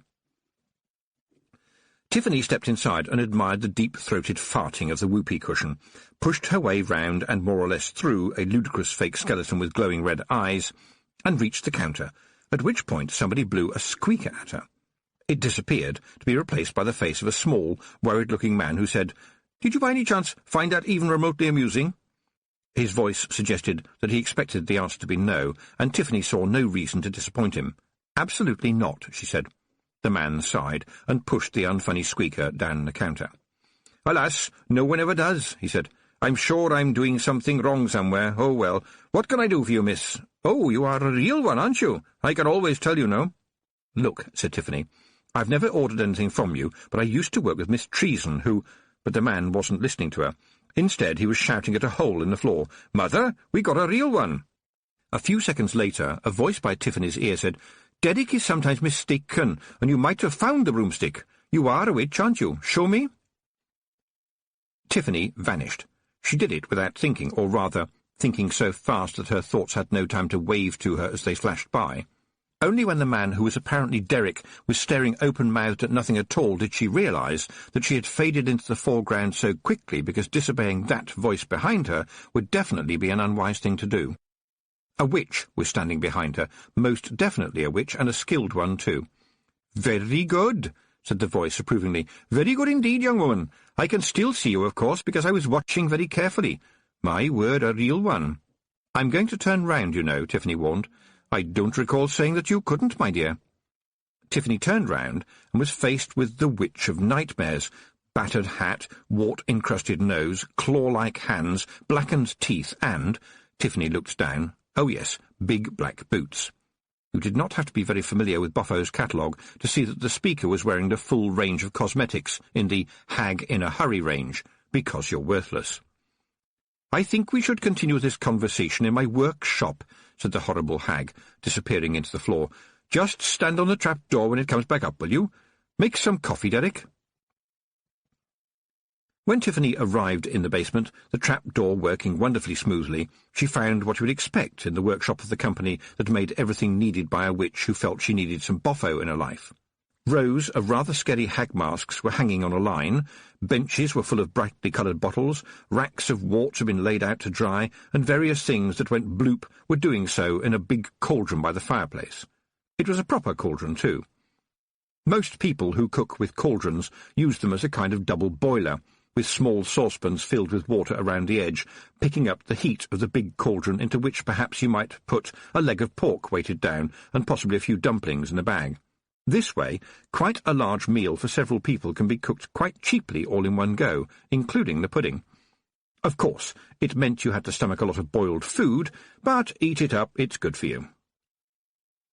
The horrible hag was working at a bench, and there was a terrible cackle. She turned round, holding a small, square wooden box with a piece of string sticking out of it. "First-class cackle, don't you think? A simple thread and resin arrangements with a sounding board, because, quite frankly, cackling is a bit of a pain in the neck, don't you think? I believe I can make it work by clockwork, too. Let me know when you've seen the joke." "Who are you?" Tiffany burst out. The hag had put the box on her workbench. "Oh, dear," she said. "Where are my manners?" "I don't know," said Tiffany, who was getting a bit fed up. "Perhaps the clockwork has run down." The hag grinned a black-toothed grin. "Ah, sharpness, I like that in a witch, but not too much." She held out a claw. "Mrs. Proust." The claw was less clammy than Tiffany had expected. "Tiffany Aching," she said. "How do you do?" Feeling that something further was expected of her, Tiffany added, "I used to work with Miss Treason." "Oh, yes, a fine witch," said Mrs. Proust, "and a good customer. Very keen on her warts and skulls, as I recall." She smiled. "And since I doubt that you want to get hagged up for a girls' night out, I must assume you need my help. The fact that your broomstick has about half the bristles needed for aerodynamic stability confirms my initial surmise. Incidentally, have you seen the joke yet?" What should she say? "I think so." "Go on, then." "I'm not going to say until I'm sure," said Tiffany. "Very wise," said Mrs. Proust. "Well, let's get your broomstick mended, shall we? It will mean a little stroll, and if I was you, I would leave your black hat behind." Instinctively, Tiffany grabbed at the brim of her hat. "Why?" Mrs. Proust frowned, causing her nose to very nearly catch her chin. "Because you might find— No, I know what we can do." She rummaged on the workbench and, without asking any permission, stuck something on Tiffany's hat right at the back. "There," she said. "No one will take any notice now. Sorry, but witches are a little bit unpopular at the moment. Let's get that stick of yours repaired as soon as possible, just in case you need to leave in a hurry." Tiffany pulled off her hat and looked at what Mrs. Proust had stuck in the hatband. It was a brightly coloured piece of cardboard on a string, and it said, "Apprentice Witch Hat with Evil Glitter, size 7. Price $2.5 Ankh-Morpork dollars. Boffo, a name to conjure with." "What's all this?" she demanded. "You've even sprinkled evil glitter on it." "It's a disguise," said Mrs. Proust. "What?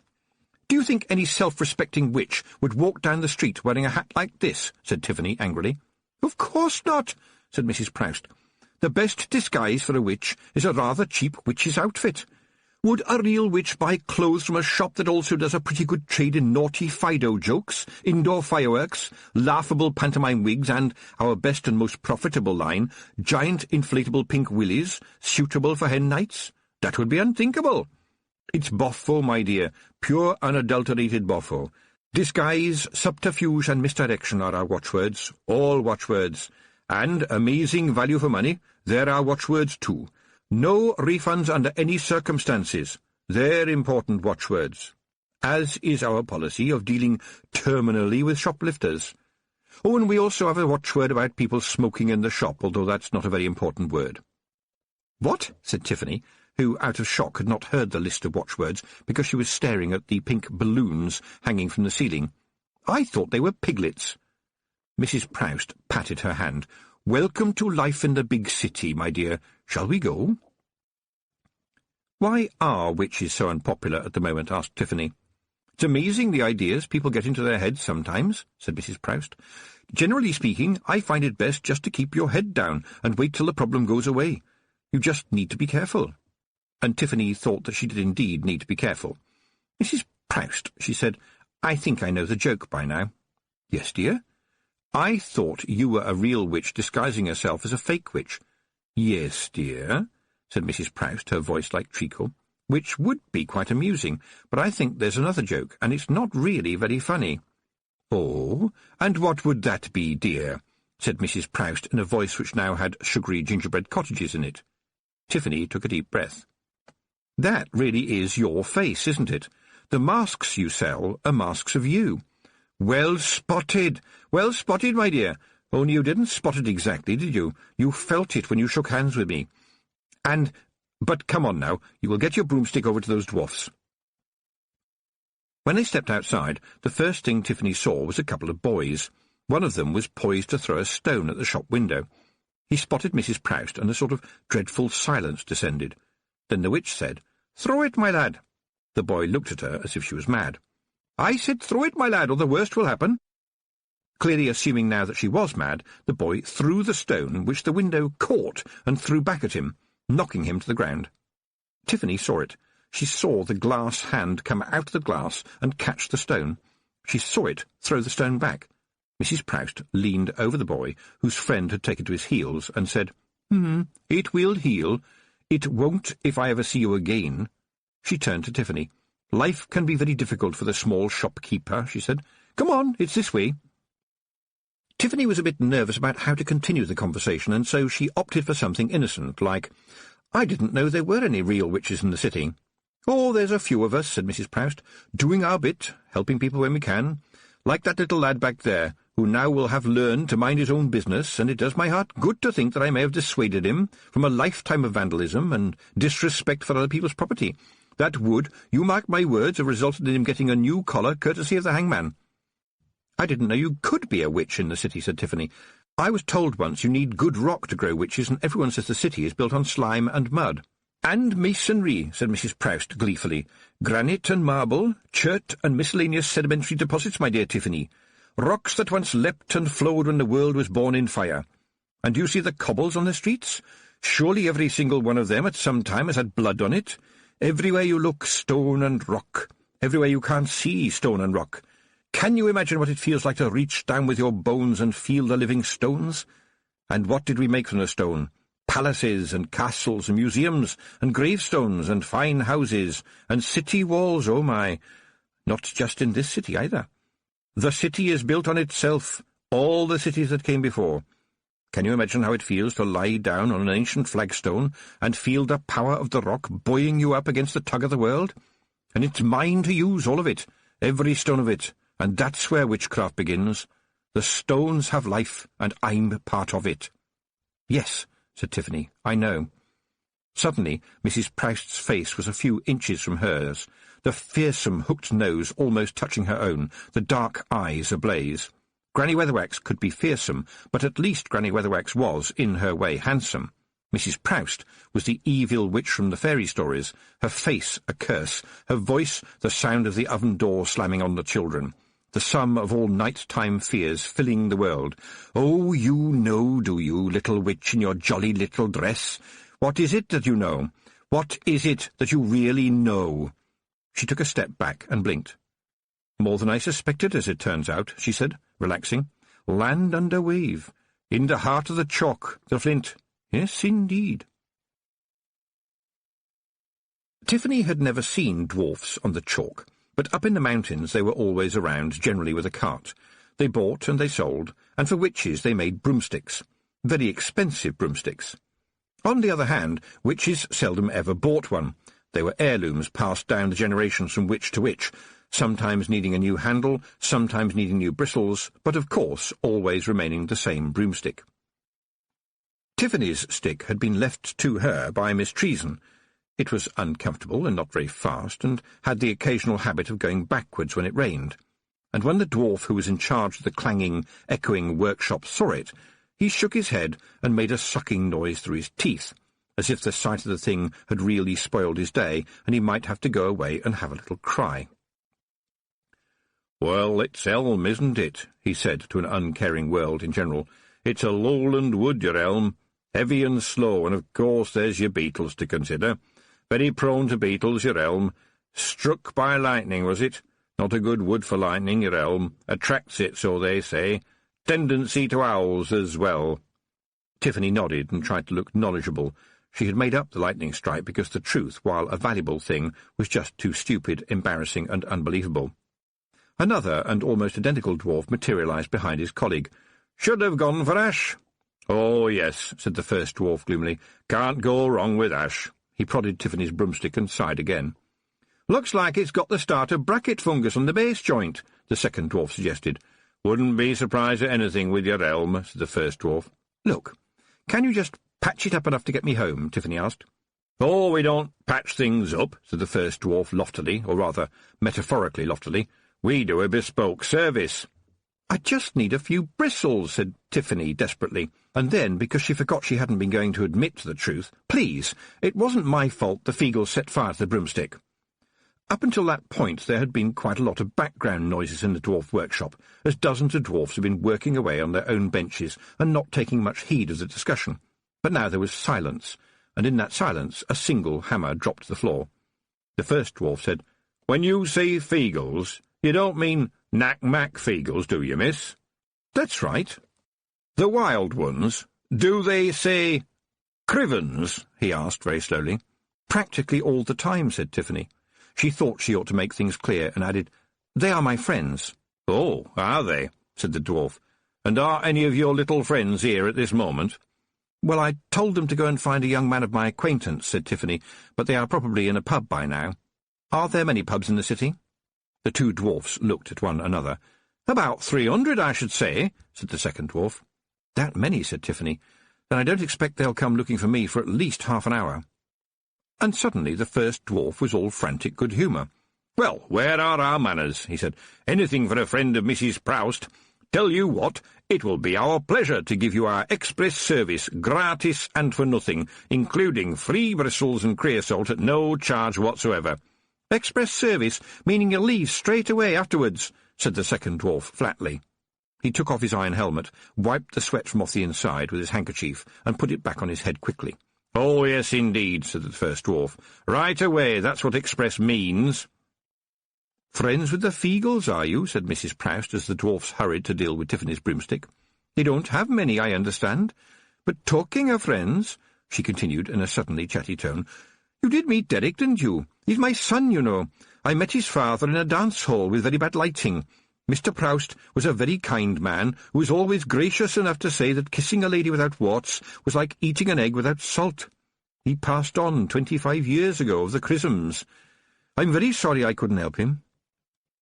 Her face brightened. "But I'm glad to say that young Derek is the joy of my—" she hesitated— "middle age. A wonderful lad, my dear. It's going to be some lucky girl who takes her chance on young Derek, I can tell you. He's totally devoted to his work and pays such attention to detail. Do you know, he tunes all the whoopee cushions every morning, and frets if any of them are wrong. And conscientious. When we were developing our forthcoming Pearls of the Pavement hilarious artificial dog-poo collection, he must have spent weeks following just about every type of dog in the city with a notebook, a scoop, and a colour chart, just to get everything exactly right.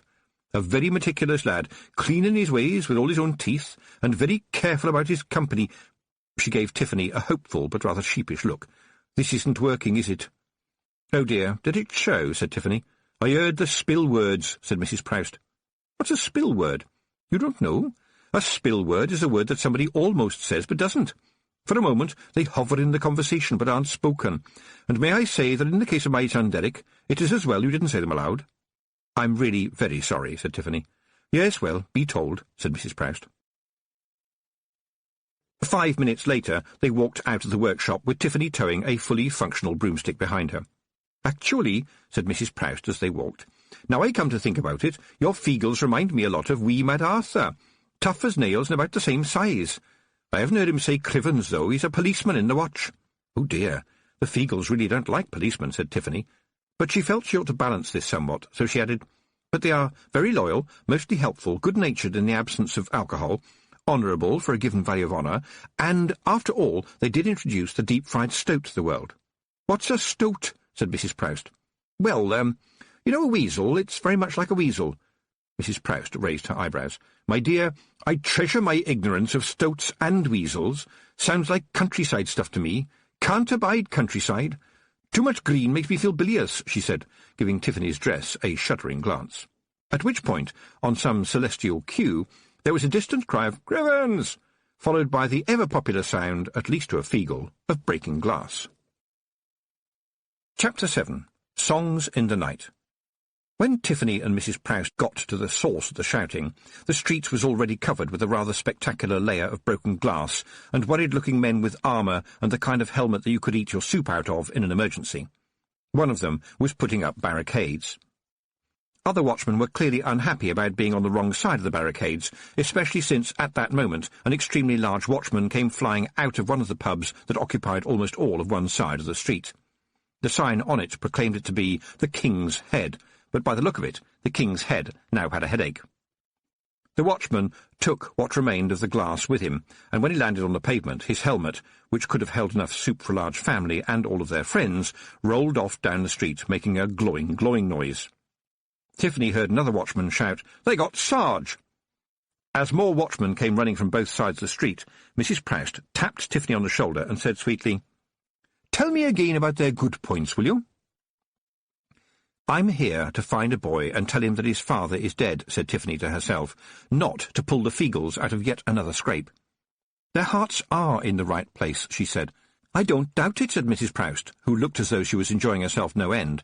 "But their arses are on a pile of broken glass. Oh, here come the reinforcements." "I don't think they will do much good," said Tiffany, and to her surprise turned out to be wrong. The guards were fanning out now, leaving a clear path to the pub entrance. Tiffany had to look hard to see a small figure walking purposely along it. It looked like a Feagle, but it was wearing— She stopped and stared. Yes, it was wearing a watchman's helmet, slightly bigger than the top of a salt cellar, which was unthinkable. A legal Feagle? How could there be such a thing? Nevertheless, it reached the doorway of the pub and shouted, "You scunners are all under arrest. Now this is how it's going to go, you can. You can hie it the hard way, or—" He paused for a moment. "No, that's about it, he finished. "I don't know any other way." And with that he sprang through the doorway. Feagles fought all the time. For them, fighting was a hobby, exercise and entertainment all combined.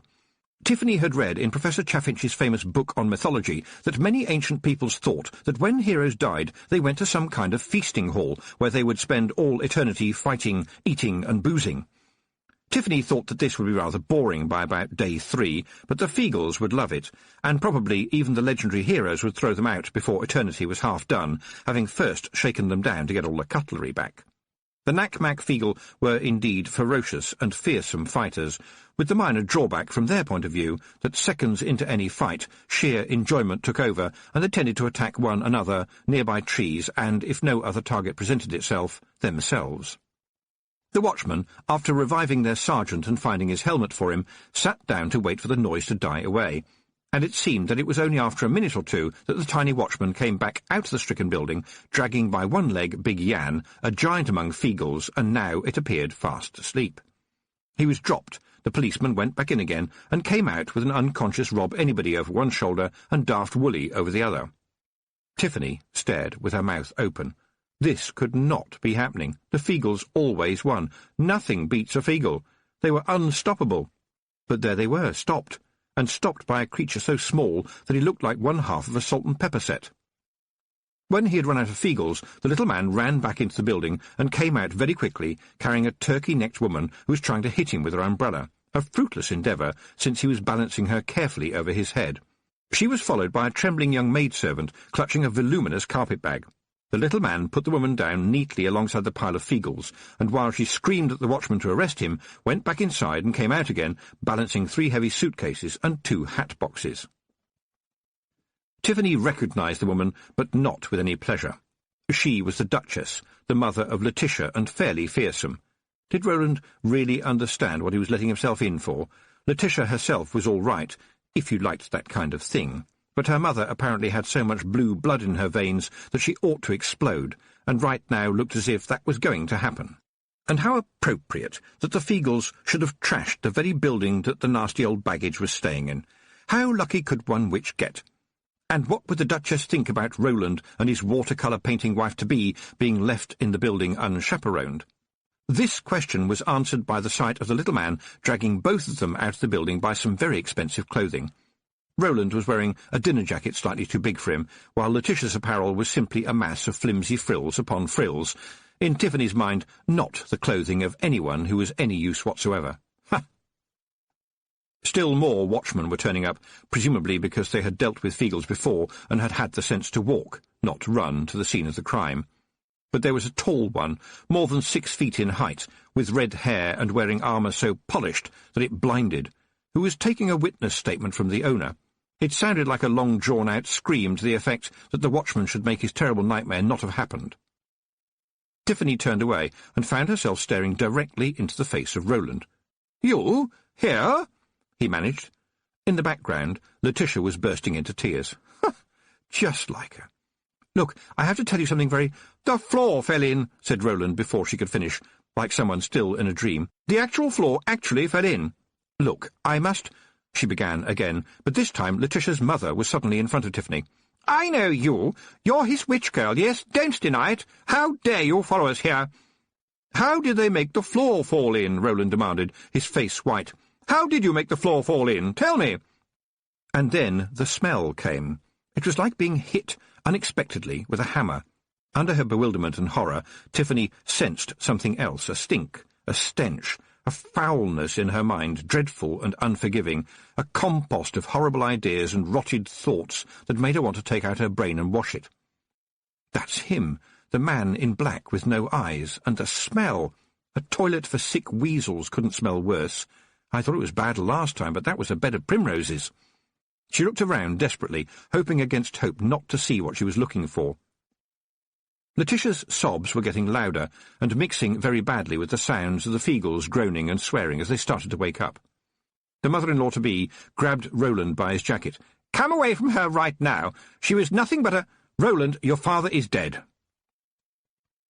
That silenced everybody, and Tiffany was suddenly in a thicket of stairs. Oh dear, she thought, it shouldn't have happened like this. "I'm sorry," she managed in the accusing silence. "There was nothing I could do." She saw colour flow into his face. "But you were looking after him," said Roland, as if trying to work out a puzzle. "Why did you stop keeping him alive?" "All I could do was take the pain away. I'm so very sorry, but that's all I could do. I'm sorry." "But you're a witch. I thought you were good at it. You're a witch. Why did he die?" "What did the bitch do to him? Do not trust her. She is a witch. Do not suffer a witch to live." Tiffany didn't hear the words. They seemed to crawl across her mind like some kind of slug, leaving slime behind it. And later she wondered how many other minds it had crawled across.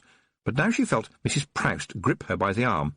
She saw Roland's face contort into fury, and she remembered the screaming figure on the road, shadowless in full sunlight, delivering abuse as if it was vomit, and leaving her with a sick feeling that she would never be able to get clean again. And the people around her had a worried, hunted look, like rabbits who have smelled a fox.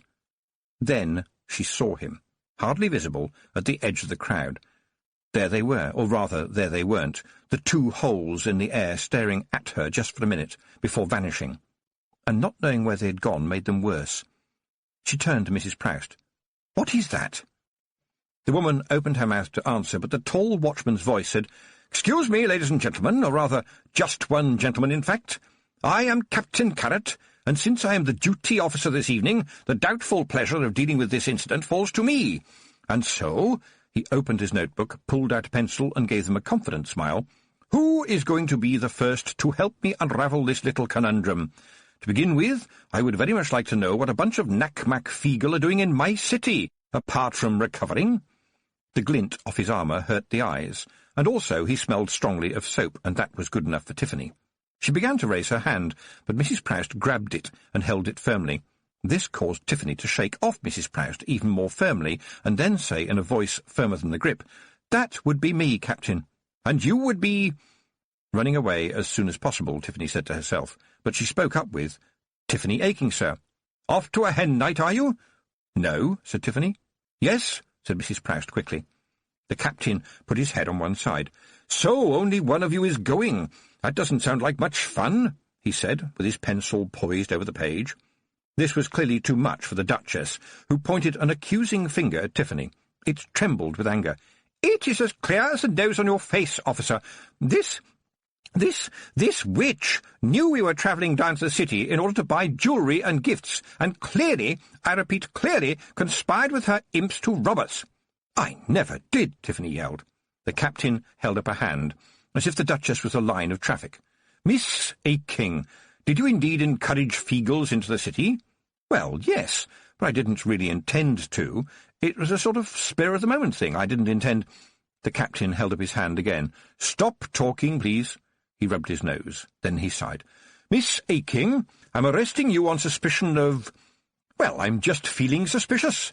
Besides, I am well aware that it is impossible to lock up a Feagle who doesn't want to be locked up. If they are friends of yours, I trust," he looked around meaningfully, "they will not do anything to get you into further trouble, and with luck all of us will be able to get a decent night's sleep. My fellow officer, Captain Angua, will escort you down to the watch-house. Mrs. Proust, would you be so good as to go along with them and explain the way of the world to your young friend?"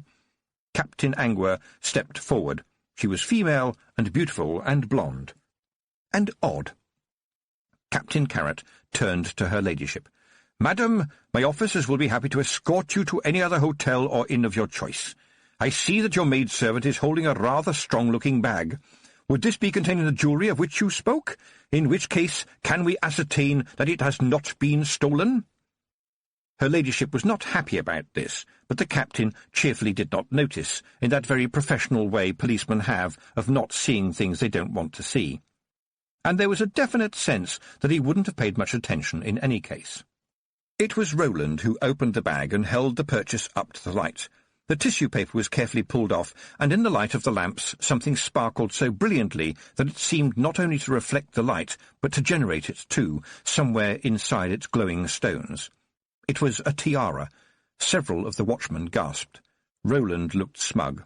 Letitia looked objectionably winsome. Mrs. Proust sighed, and Tiffany went back in time just for a second. But in that second she was a little girl again, reading the well-thumbed book of fairy stories that all her sisters had read before her.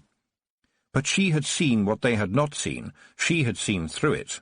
It lied. Well, no, not exactly lied, but told you truths that you did not want to know, that only blonde and blue-eyed girls could get the prince and wear the glittering crown.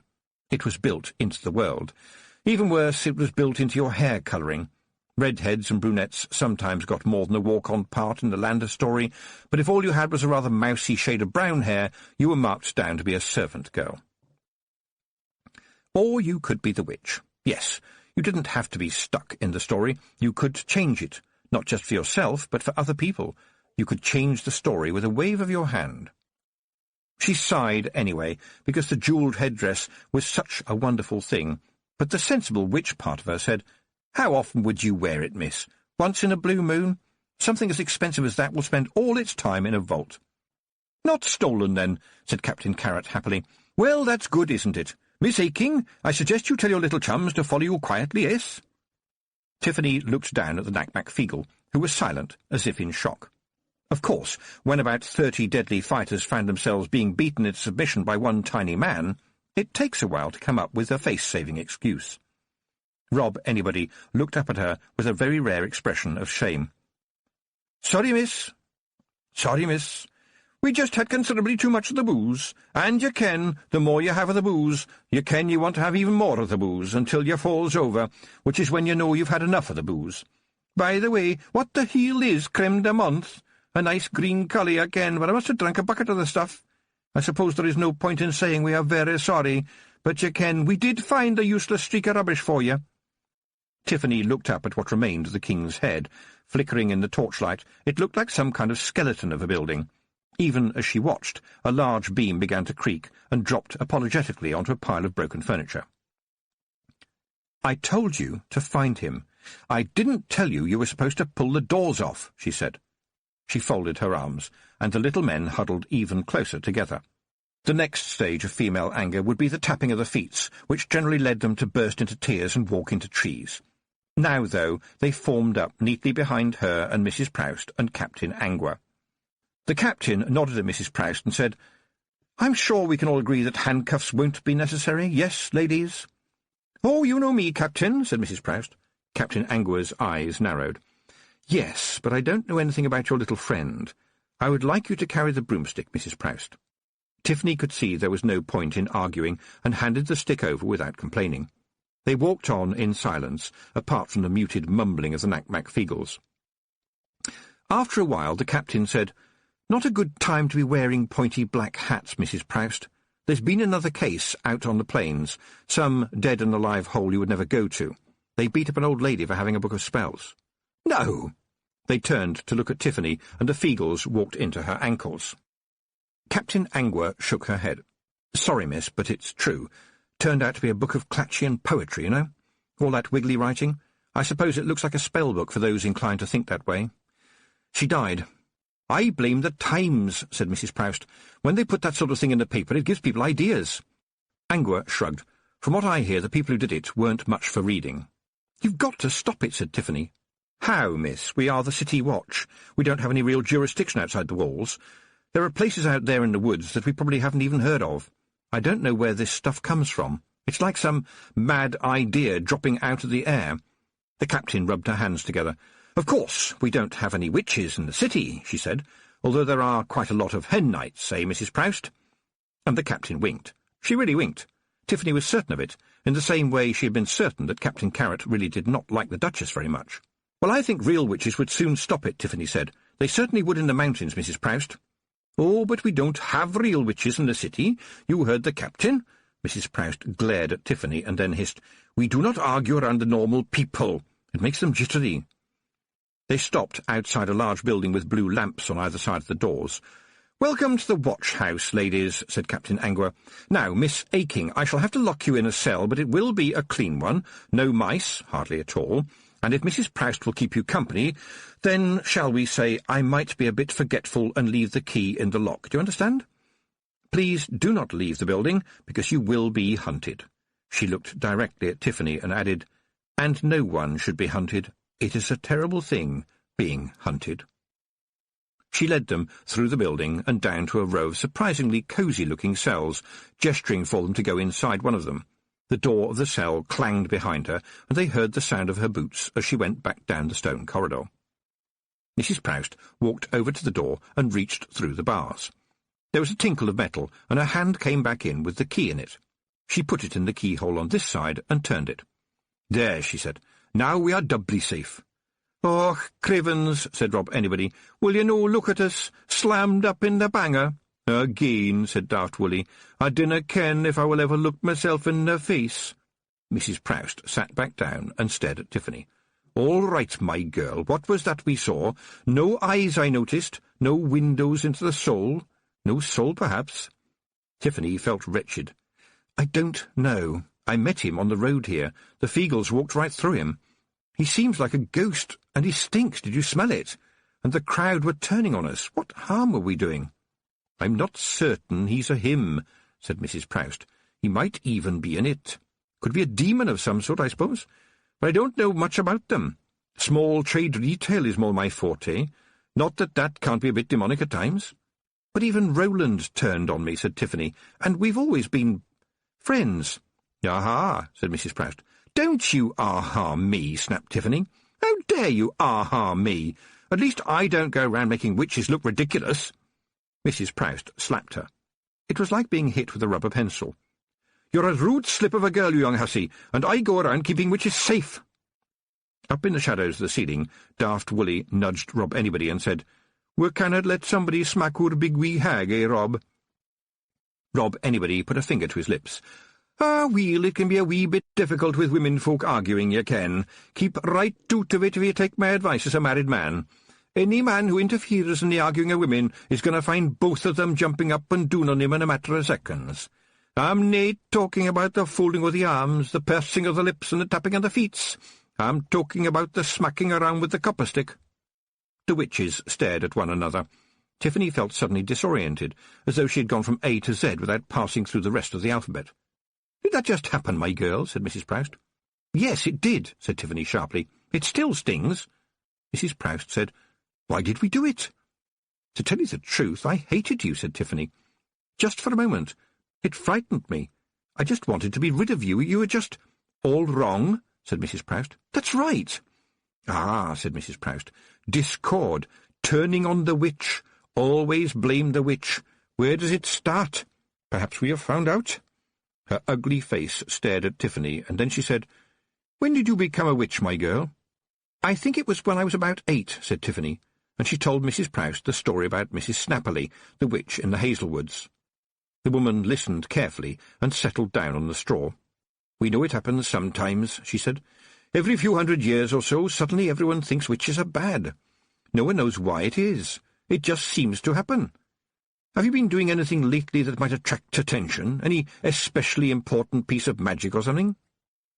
Tiffany thought back and then said, "Well, there was the Hiver, but he wasn't all that bad, and before that there was the Queen of the Fairies, but that was ages ago. It was pretty awful too, but generally speaking, I think hitting her over the head with a frying pan was the best thing I could have done at the time. And, well, I suppose we'd better say that a couple of years ago I did kiss the winter—" Mrs. Proust had been listening to this with her mouth open, and now she said, "That was you?" "Yes," said Tiffany. "Are you sure?" said Mrs. Proust. "Yes, it was me. I was there." "What was it like?" "Chilly and then damp. I didn't want to have to do it. I'm sorry, OK?" "About 2 years ago," said Mrs. Proust. "That's interesting. The trouble seemed to start around then, you know. Nothing particularly major. It was just as though people didn't respect us any more. Just something in the air, you might say. I mean, that kid with the stone this morning. Well, you would never have dared try that a year ago. People always gave me a nod when I passed by in those days. Now they frown. Or they make some little sign just in case I bring bad luck. The others have told me about this too. What's it been like where you are?" "Can't really say," said Tiffany. "People were a bit nervous of me, but on the whole I suppose I was related to a lot of them. But everything felt odd, and I thought that was how it had to feel.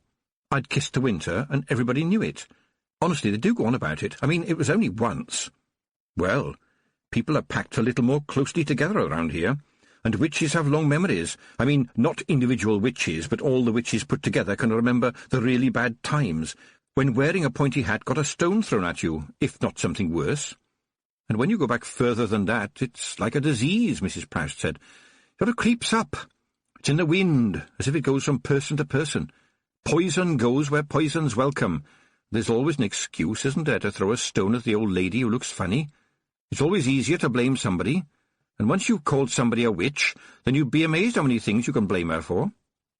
"They stoned our cat to death," said Tiffany, almost to herself. "And now there's a man without a soul who's following you, and the stink of him makes even witches hate witches. You don't feel inclined to set fire to me by any chance, Miss Tiffany Aching?" "No, of course not," said Tiffany. "Or press me flat on the ground with lots of stones on me?" "What are you talking about?" "It wasn't just stones," said Mrs. Proust. "You hear people talk about witches being burned, but I don't reckon many real witches ever did get burned unless they were tricked in some way. I think it was mostly poor old women. Witches are mostly too soggy, and it was probably a wicked waste of good timber. But it's very easy to push an old lady down to the ground and take one of the doors off the barn and put it on top of her like a sandwich and pile stones on it until she can't breathe any more. And that makes all the badness go away, except that it doesn't, because there are other things going on and other old ladies. And when they run out, there are always old men, always strangers, there's always the outsider, and then perhaps one day there's always you. That's when the madness stops, when there's no one left to be mad. Do you know, Tiffany Aching, that I felt it when you kissed the winter? Anyone with an ounce of magical talent felt something." She paused, and her eyes narrowed. Now she was staring at Tiffany. "What did you wake up, Tiffany Aching?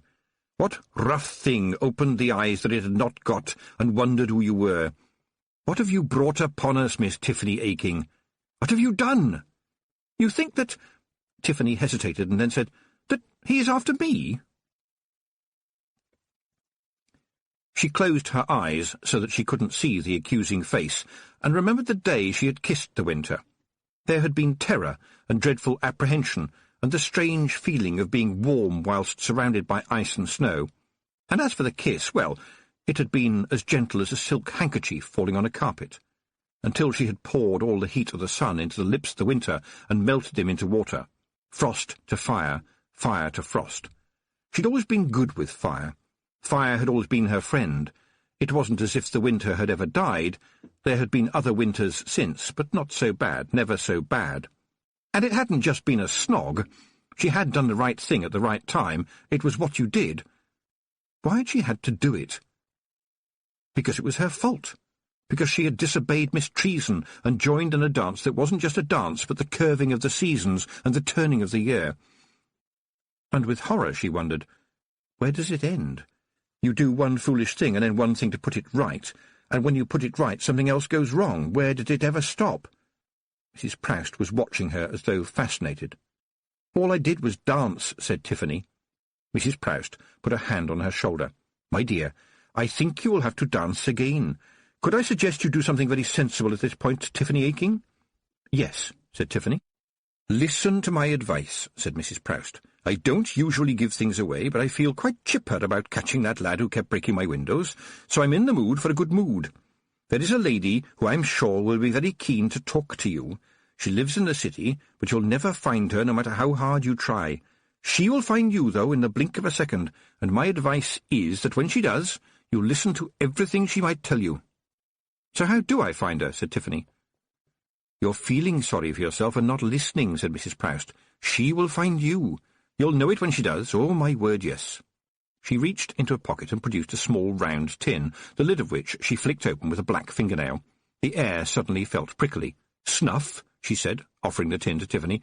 "Dirty habit, of course, but it clears the tubes and helps me think." She took a pinch of the brown powder, tipped it onto the back of the other hand, and sniffed it up with a sound like a honk in reverse. She coughed and blinked once or twice and said, "Of course, brown bogies are not to everybody's liking, but I suppose they add to that nasty witch look. Anyway, I expect they'll soon give us dinner." "They're going to feed us," said Tiffany. "Oh, yes, they're a decent bunch, although the wine last time was a bit off, in my opinion," said Mrs. Proust. "But we're in prison." "No, my dear, we're in the police cells. And, though nobody's saying it, we're locked in here for our protection. You see, everyone else is locked out, and although they sometimes act dumb, policemen can't help being clever. They know that people need witches. They need the unofficial people who understand the difference between right and wrong, and when right is wrong and when wrong is right. The world needs the people who work around the edges.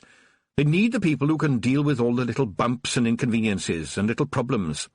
After all, we are almost all human, almost all of the time, and almost every full moon Captain Angua comes to me to make up a prescription for a hard pad." The snuff tin was produced again. After a while, Tiffany said, "Hard pad is a disease of dogs." "And werewolves," said Mrs. Proust. "Oh, I thought there was something odd about her." "She stays on top of it, mind you," said Mrs. Proust. "She shares lodgings with Captain Carrot, and doesn't bite anybody, although, come to think about it, she possibly bites Captain Carrot, but least said, soonest mended, I'm sure you'll agree. Sometimes what is legal isn't what is right, and sometimes what needs a witch to tell the difference. And sometimes a copper, too, if you have the right kind of copper. Clever people know this. Stupid people don't. The trouble is, stupid people can be oh so very clever. And by the way, miss, your boisterous little friends have escaped." "Yes," said Tiffany, "I know. Isn't that a shame, despite the fact that they faithfully promised the watch to stay?" Mrs. Proust evidently did like to retain a reputation for nastiness. Tiffany cleared her throat. "Well," she said, "I suppose, Rob, anybody would tell you that there are times when promises should be kept and times when promises should be broken, and it takes a Feagle to know the difference." Mrs. Proust grinned hugely. "You could almost be from the city, Miss Tiffany Aking." If you needed to guard something that didn't need guarding, possibly because no one in their right mind would want to steal it, then Corporal Nobbs of the City Watch was, for want of a better way of describing him, and in the absence of any hard biological evidence to the contrary, your man. And now he stood in the dark and crunching ruins of the King's Head, smoking a horrible cigarette made by rolling up all the stinking butts of previously smoked cigarettes into some fresh cigarette paper and sucking the horrible mess until some kind of smoke appeared. He never noticed the hand that lifted his helmet off, hardly even felt the forensic blow to the head, and certainly did not feel the calloused little hands that placed the helmet back on his head as they lowered his sleeping body to the ground. "OK," said Rob Anybody in a hoarse whisper, looking around at the blackened timbers. "Now, we don't have much time, you ken, so—" Well, I just knew that you scanners would come back here if I waited long enough for ye," said a voice in the dark. "As a dog returneth to his vomit and a fool to his folly, so the criminal returns to the scene of his crime." The watchman known as Wee Mad Arthur struck a match, which was, for a Feagle, a pretty good torch. There was a clink, as something that was the size of a shield for a Feagle, but would have been a badge for a human policeman, landed on the floor in front of him. "That's to show you wee fools that I'm nae on duty, OK? Canna be a policeman withoot a badge, ain't that so? I just wanted to see why ye wee deadbeats talks properly like what I do, 'cause ye ken I'm no a Feagle." The Feagles looked at Rob Anybody, who shrugged and said, "What the hell do you think ye are, then?" Wee Mad Arthur ran his hands through his hair, and nothing fell out. "Well, my ma and papa told me I was a gnome like them." He stopped talking because the Feagles were hooting and slapping their legs with mirth, which tends to go on for a long time. Wee Mad Arthur watched for a little while before shouting, "I do not find this funny." "Will you no listen to yourself?" said Rob Anybody, wiping his eyes. "You're speaking Feagle sure enough. Did your mammy and your pappy nae tell ye? We Feagles are born knowing how to speak. Crivens, it's just like a dog knowing how to bark.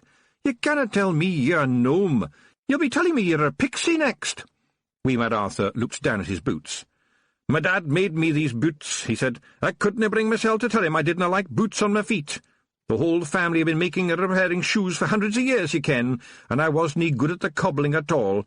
And then one day all the elders of the tribe called me together and told me I was a lost foundling. They was moving to a new camp, and they have found me a tiny wee bairn, greeting by the road, right next to a sparrowhawk that I'd strangled to death after it had snatched me from my cradle. They reckoned it was taking me home to feed me to its chicks, and the old gnomes put their hats together and said that while they were very happy to let me stay, what with being able to bite foxes to death and everything, it might be time for me to go out into the big world and find out who my people were. "Well, laddie, you found them," said Rob Anybody, slapping him on the back. "You did well to listen to a load of old cobblers. That was wisdom they told you, sure enough." He hesitated for a moment, and then went on. "However, it's a wee bitty difficult that ye are, no offence meant, a policeman." He jumped back slightly, just in case. "Granted," said wee Mad Arthur with satisfaction. "Whereas ye are a bunch of thieving, drunken reprobates and scofflaws, with no respect for the law whatsoever." The Feagles nodded happily, although Rob Anybody said, "Would you no mind adding the words drunken disorderly? We wouldn't want to be sold shot here." "And what about the snail-rustling, Rob?" said Daft Woolly happily. "Weel," said Rob Anybody, "in actual point of fact, the snail-rustling is still in the early stages of development at this time." "Have you no good points?" said wee Mad Arthur desperately. Rob Anybody looked puzzled. "We kind of thought them is our good points. But if you want to get picky, we never steal from them that has any money. We has hearts of gold, although maybe, mostly, somebody else's gold. And we did invent the deep-fried stoat. That must count for something." "How is that a good point?" said Arthur. "Well, it saves some other poor devil having to do it. It's what you might call a taste explosion. You take a mouthful, taste it, and then there is an explosion." Despite himself, wee Mad Arthur was grinning. "Have you boys got no shame?" Rob Anybody matched him, grin for grin. "I couldn't say," he replied, "but if we have, it probably belonged to somebody else." "And what about the poor big wee lassie locked up and down in the watch-house?" said wee Mad Arthur. "Oh, she'll bide fine till the morning," said Rob Anybody as loftily as he could in the circumstances. "She is a hag o' considerable resource." "You think so? You wee scunners punched an entire pub to death. How could anybody put that right?" This time Rob Anybody gave him a longer, more thoughtful look before saying, "Well, Mr. Policeman, it seems ye are a Feagle and a copper. Well, that's the way the world spins, but the big question for the pair of ye is, are you a sneak and a snitch?" In the watch-house, the shift was changing. Somebody came in and shyly handed Mrs. Proust quite a large plate of cold meats and pickles and a bottle of wine with 2 glasses. After a nervous look at Tiffany, the watchman whispered something to Mrs. Proust, and in one movement she'd taken a small packet out of her pocket and shoved it into his hand. Then she came back and sat down on the straw again. "And I see he's had the decency to open the bottle and let the wine breathe for a while," she said, and added, when she saw Tiffany's glance, "Lance Constable Hopkins has a little problem that he'd rather his mother never found out about, and I make a rather helpful ointment. I don't charge him, of course. One hand washes the other, although in the case of young Hopkins I hope he scrubs it first." Tiffany had never drunk wine before. At home you drank small beer or small cider, which had just enough alcohol to kill off the nasty invisible biting things, but not enough alcohol to make you more than a bit silly. "Well," she said, "I never thought prison would be like this." "Prison? I told you, my dear girl, this isn't prison. If you want to know what prison is like, visit the Tanty. That's a dark place, if you like. In here the watchmen don't gob in your grub, at least when you're watching, and certainly never in mine, you can be sure of that. The Tanty is a tough place. They like to think that anyone who gets put in there will think more than twice before doing anything that'll get them put in there again. And they've tidied it up a bit these days, and not everybody who goes in comes out in a pine box. But the walls still scream silently to those with hearing. I hear them." She opened her snuff-box with a click. "And worse than the screaming is the sound of the canaries in D-Wing, where they lock up the men who they don't dare hang. They bang up each one by himself in a little room, and they give him a canary as company." At this point Mrs. Proust took a pinch of snuff, at such speed and volume that Tiffany was surprised it didn't come out of her ears. The box's lid snapped back down. "Those men, mark you, are not your average murderer. Oh, no. They killed people for a hobby, or for a god, or for something to do, or because it wasn't a very nice day. They did worse things than just murder. But murder was how it always ended. I see you haven't touched your beef. Oh, well, if you're quite sure." Mrs. Proust paused with a rather large piece of heavily pickled lean beef on her knife and went on. "Funny thing, though, these cruel men used to look after their canaries, and cried when they died. The warders used to say it was all a sham. They said it gave them the creeps, but I'm not sure.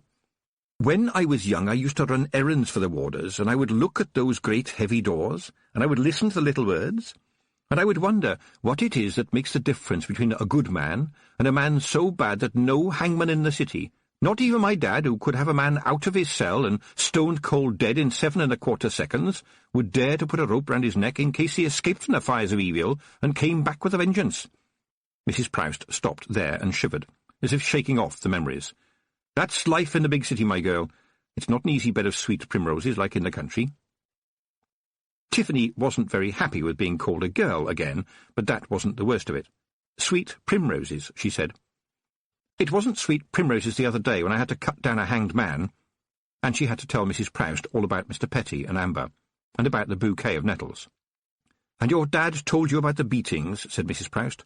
Sooner or later, it's all about the soul.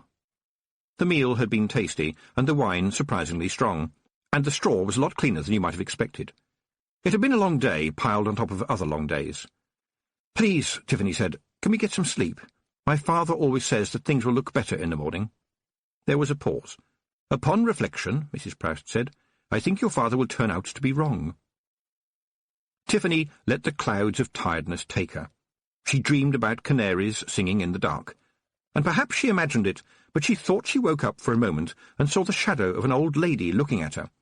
It certainly wasn't Mrs. Proust, who snored something terrible. The shape was there for a moment, and then it vanished.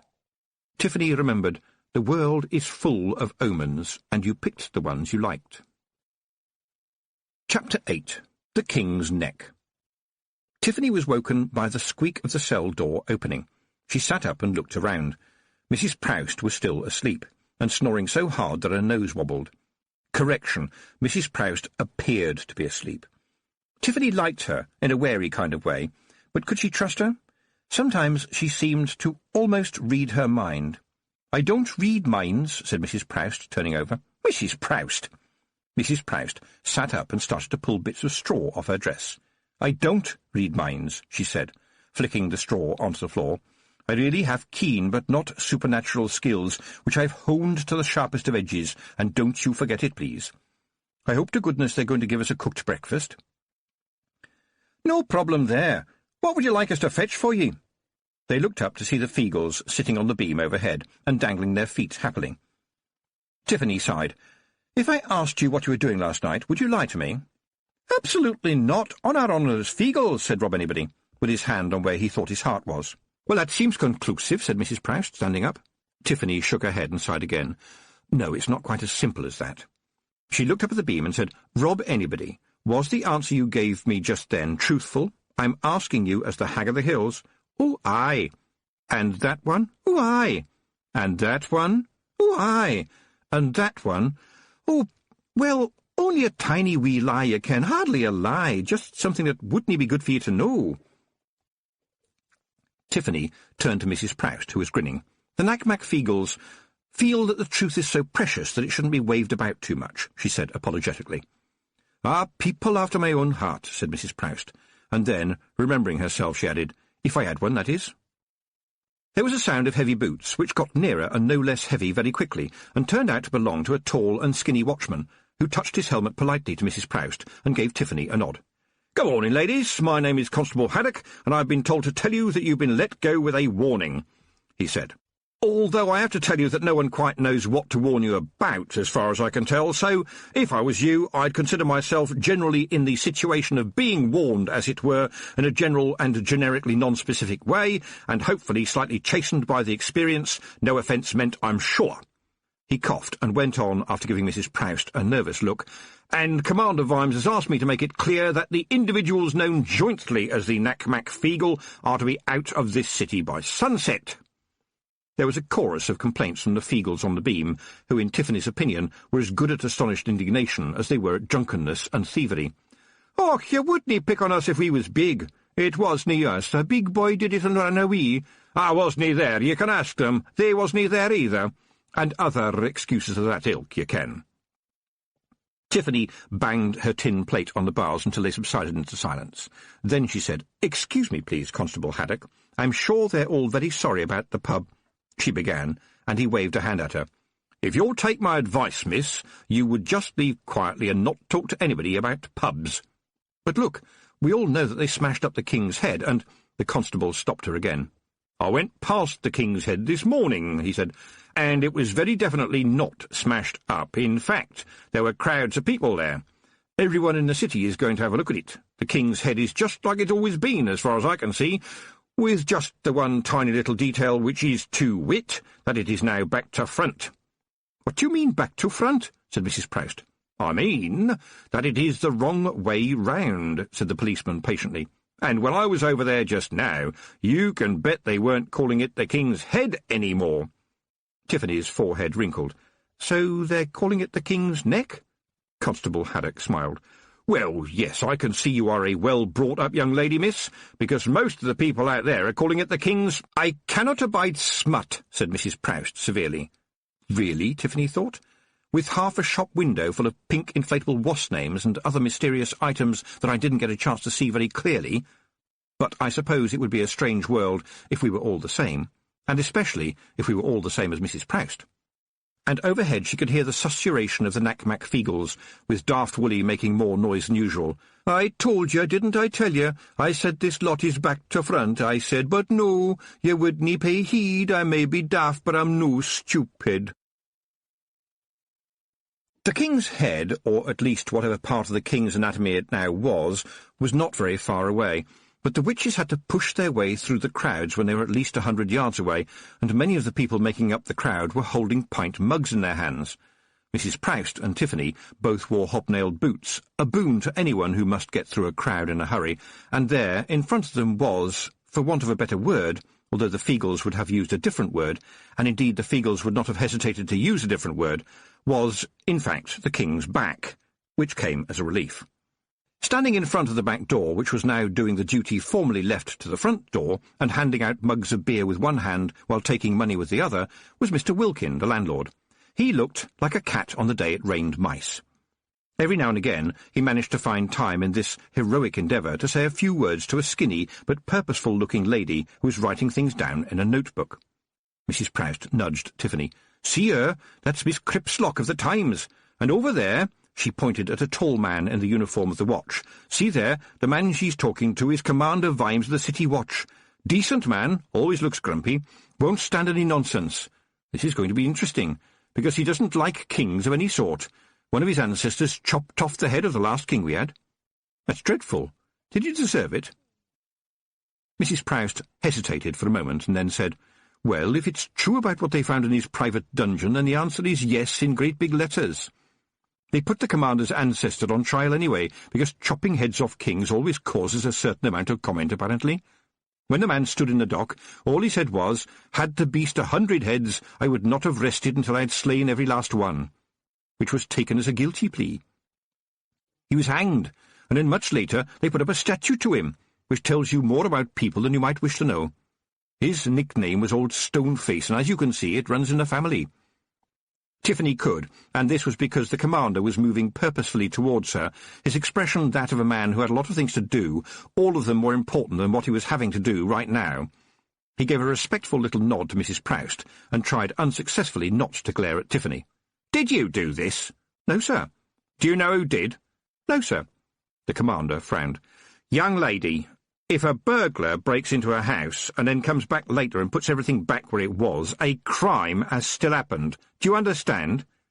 And if the building that has been badly damaged, along with its contents, is found next morning looking all shiny and new, albeit facing the wrong way, that too, and therefore those involved, are nevertheless still criminals.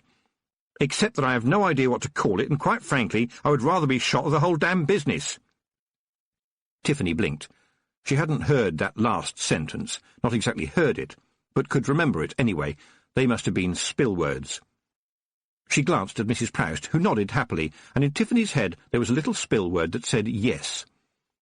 Out loud, Mrs. Proust said, "Commander, it seems to me that no real harm has been done, given that, if I'm any judge, Mr. Wilkin here is doing a roaring trade in the King's back, and would probably not welcome it becoming the King's head again." "Too right," said the landlord, who was shoveling money into a bag. Commander Vimes was frowning, and Tiffany caught the words that he was almost but not actually saying. No king's coming back while I'm here. Mrs. Proust butted in again. How about letting it be called the King's Neck, she suggested, especially since he appears to have dandruff, greasy hair, and a big ripe boil? To Tiffany's delight, the commander's face stayed as stony as ever, but she caught a tremble of a spill word that was a triumphant yes. And at that point Mrs. Proust, who believed in securing victory by every means at her disposal, chimed in again with, This is Ankh-Morpork, Mr. Vimes. In the summer the river catches fire, and it has been known to rain fish and bedsteads. So in the great scheme of things, when you think about it, what's so wrong about a pub spinning on its axis? Most of its customers do the same. How is your little boy, by the way?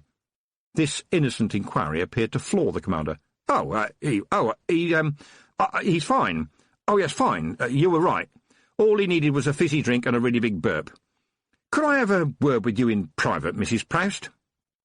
The look he gave Tiffany made it quite clear that private didn't include her, so she carefully made her way through the crowds of jolly and sometimes too jolly people waiting to have their pictures taken in front of the King's Neck, and let herself fade into the foreground and listen to Rob Anybody command the troops, who would listen to him when there was nothing better to do.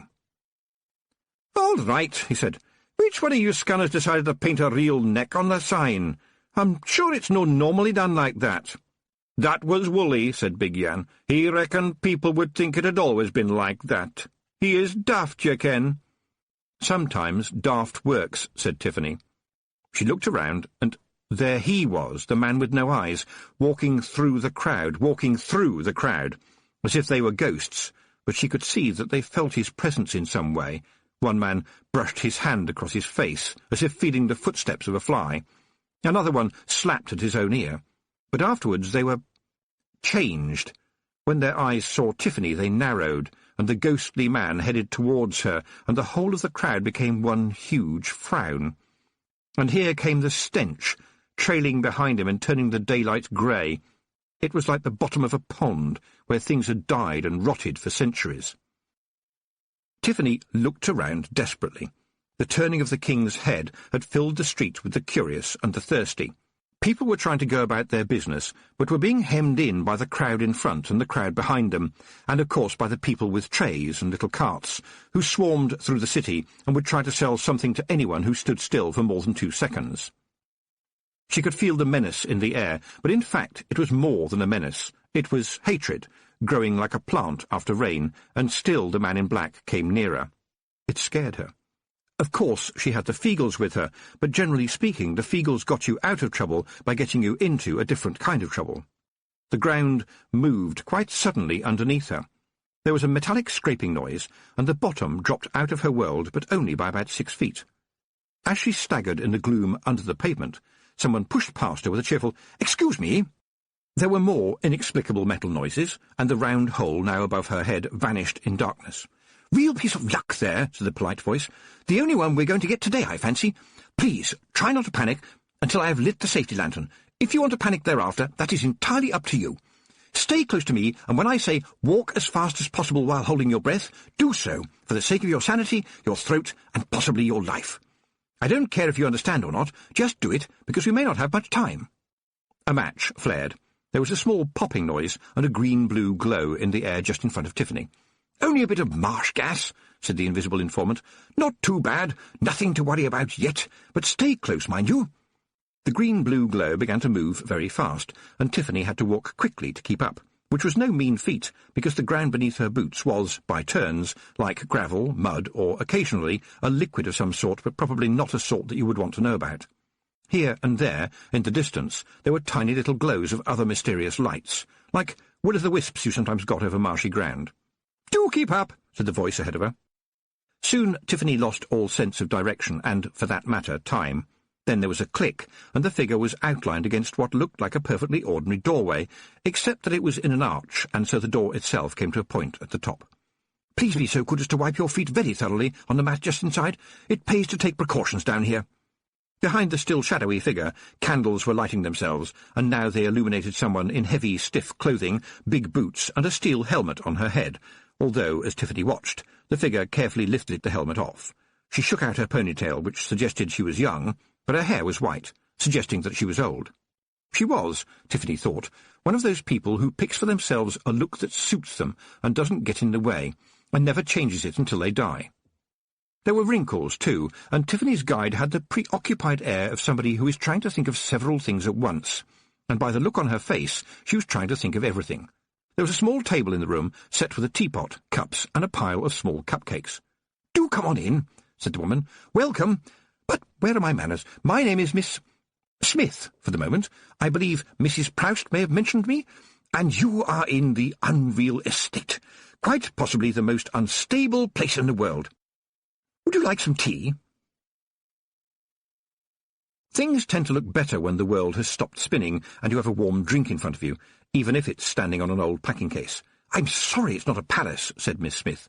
"I never stay here for more than a few days at a time, but I do need to be close to the university, and to have absolute privacy.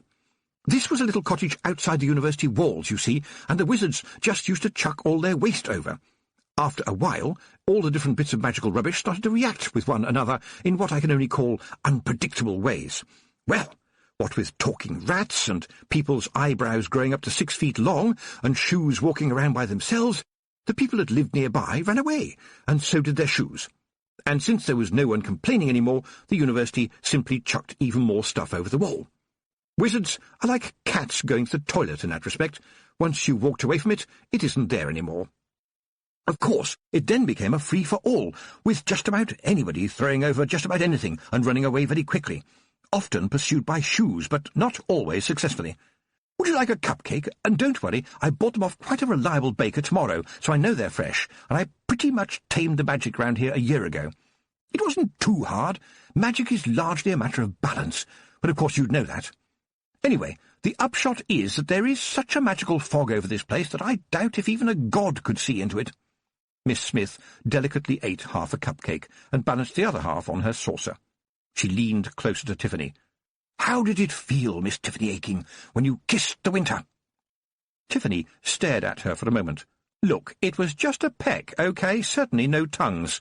Then she said, "You are the person that Mrs. Proust said was going to find me, aren't you?" "Yes," said Miss Smith. "I would hope that is obvious. I could give you a long, complicated lecture," she continued brusquely, "but I think it would be better if I told you a story. I know you have been taught by Granny Weatherwax, and she will tell you that the world is made up of stories. I had better admit that this one is one of the nasty ones." "I am a witch, you know," said Tiffany. "I have seen nasty things." "So you may think," said Miss Smith. "But for now, I want you to picture a scene more than 1,000 years ago, and imagine a man still quite young, and he is a witch-finder, and a book-burner, and a torturer, because people older than him, who are far more vile than him, have told him that this is what the great god Om wants him to be. And on this day he has found a woman who is a witch, and she is beautiful, astonishingly beautiful, which is rather unusual amongst witches, at least in those days." "He falls in love with her, doesn't he?" Tiffany interrupted. "Of course," said Miss Smith. "Boy meets girl, one of the greatest engines of narrative causality in the multiverse, or as some people might put it, it had to happen. I would like to continue this discourse without interruptions, if you don't mind." "But he is going to have to kill her, isn't he?" Miss Smith sighed. "Since you ask, not necessarily. He thinks that if he rescues her and they can get to the river, then they might have a chance. He is bewildered and confused. He has never had feelings like this before. For the first time in his life, he is really having to think for himself. There are horses not far away. There are a few guards and some other prisoners, and the air is full of smoke because there is a pile of burning books which is making people's eyes water." Tiffany leaned forward in her seat, listening to the clues, trying to work out the ending in advance. "There are some apprentices that he is training, and also some very senior members of the Omnian Church who have come to watch and bless the proceedings. Finally, there are a number of people from the nearby village who are cheering very loudly because it is not them who are going to be killed, and generally they don't get much entertainment. In fact, it's pretty much another day at the office, except that the girl being tied to the stake by the apprentices has caught his eye and is now watching him very carefully. Not saying a word, not even screaming a word, not yet." "Does he have a sword?" asked Tiffany. "Yes, he does. May I continue? Good. Now, he walks towards her. She is staring at him, not shouting, just watching, and he is thinking, What is he thinking? He is thinking, could I take on both the guards? Will the apprentices obey me? And then, as he gets nearer, he wonders if they could make it to the horses in all this smoke. And this is a moment eternally frozen in time. Huge events await his decision. One simple deed either way, and history will be different, and you are thinking it depends on what he does next. But, you see, what he is thinking doesn't matter, because she knows who he is and what he has done, and the bad things that he has done and is famous for. And as he walks towards her, uncertain, she knows him for what he is, even if he wishes he wasn't, and reaches with both hands smoothly through the wicker basket they put around her, to keep her upright, and grabs him, and holds him tight as the torch drops down onto the oily wood and the flames spring up. She never takes her eyes off him, and never loosens her grip. "Would you like a fresh cup of tea?" Tiffany blinked away smoke and flames and shock. "And how do you know so much about it, please?" she said. "I was there. 1,000 years ago." "Yes." "How did you get there?" "I walked," said Miss Smith. "But that is not the point. The point is that then was the death and birth of the thing we call the cunning man. And he was still a man to begin with. He was terribly injured, of course, for quite some time. And witch-finding went on. Oh, my word, didn't it just? You couldn't tell who the other witch-finders feared most, the witches or the wrath of the cunning man, if they didn't find him the witches he demanded. And believe me, with the cunning man on your heels, you will find as many witches as he wants. Oh, yes. And the cunning man himself could always find witches. It was quite amazing. You would have some quiet little village where everybody got on reasonably well, and no one had noticed any witches at all. But when the cunning man arrived, suddenly there were witches everywhere, but unfortunately not for very long. He believed that witches were the reason for just about everything bad that happened, and that they stole babies and caused wives to run away from their husbands and milk to go sour. I think my favourite one was that witches went to sea in eggshells in order to drown honest sailors. At this point Miss Smith held up her hand. "No, don't say that it would be impossible for even a small witch to get inside an eggshell without crushing it, because that is what we in the craft would call a logical argument, and therefore no one who wanted to believe that witches sank ships would pay any attention to it." It couldn't go on, of course. People can be very stupid, and people can be easily frightened, but sometimes you find people who aren't that stupid and aren't that fearful, and so the cunning man is thrust out of the world. Thrown out like the rubbish he is. But that wasn't the end of him. So great, so fearsome was his hatred for anything that he thought of as witchcraft, that he somehow managed to live on despite finally having no body. Though there was no skin to him, no bone any more, his rage was such that he lived on, as a ghost, perhaps, and every so often finding someone who would let him in. There are plenty of people out there whose poisonous minds will open for him, and there are those who would rather be behind evil than in front of it, and one of them wrote for him the book known as The Bonfire of the Witches. But when he takes over a body, and believe me, in the past there are those unpleasant people who have thought that their terrible ambitions would be furthered by allowing him to do so, the owner of the body soon finds that they have no control at all. They become a part of him too, and not until it is too late do they realize that there is no escape, no release, except death. "Poison goes where poison's welcome," said Tiffany, "but it looks as though it can push its way in, welcome or not." "I'm sorry," said Miss Smith, "but I will say well done. You are as good as they say. There really is nothing physical now to the cunning man, nothing you can see, nothing you can possess. And while he often kills those who have been so generous in their hospitality, he nevertheless still appears to thrive. Without a body to call his own, he drifts on the wind, and I suppose sleeps in some way. And if he does, I know what he dreams of.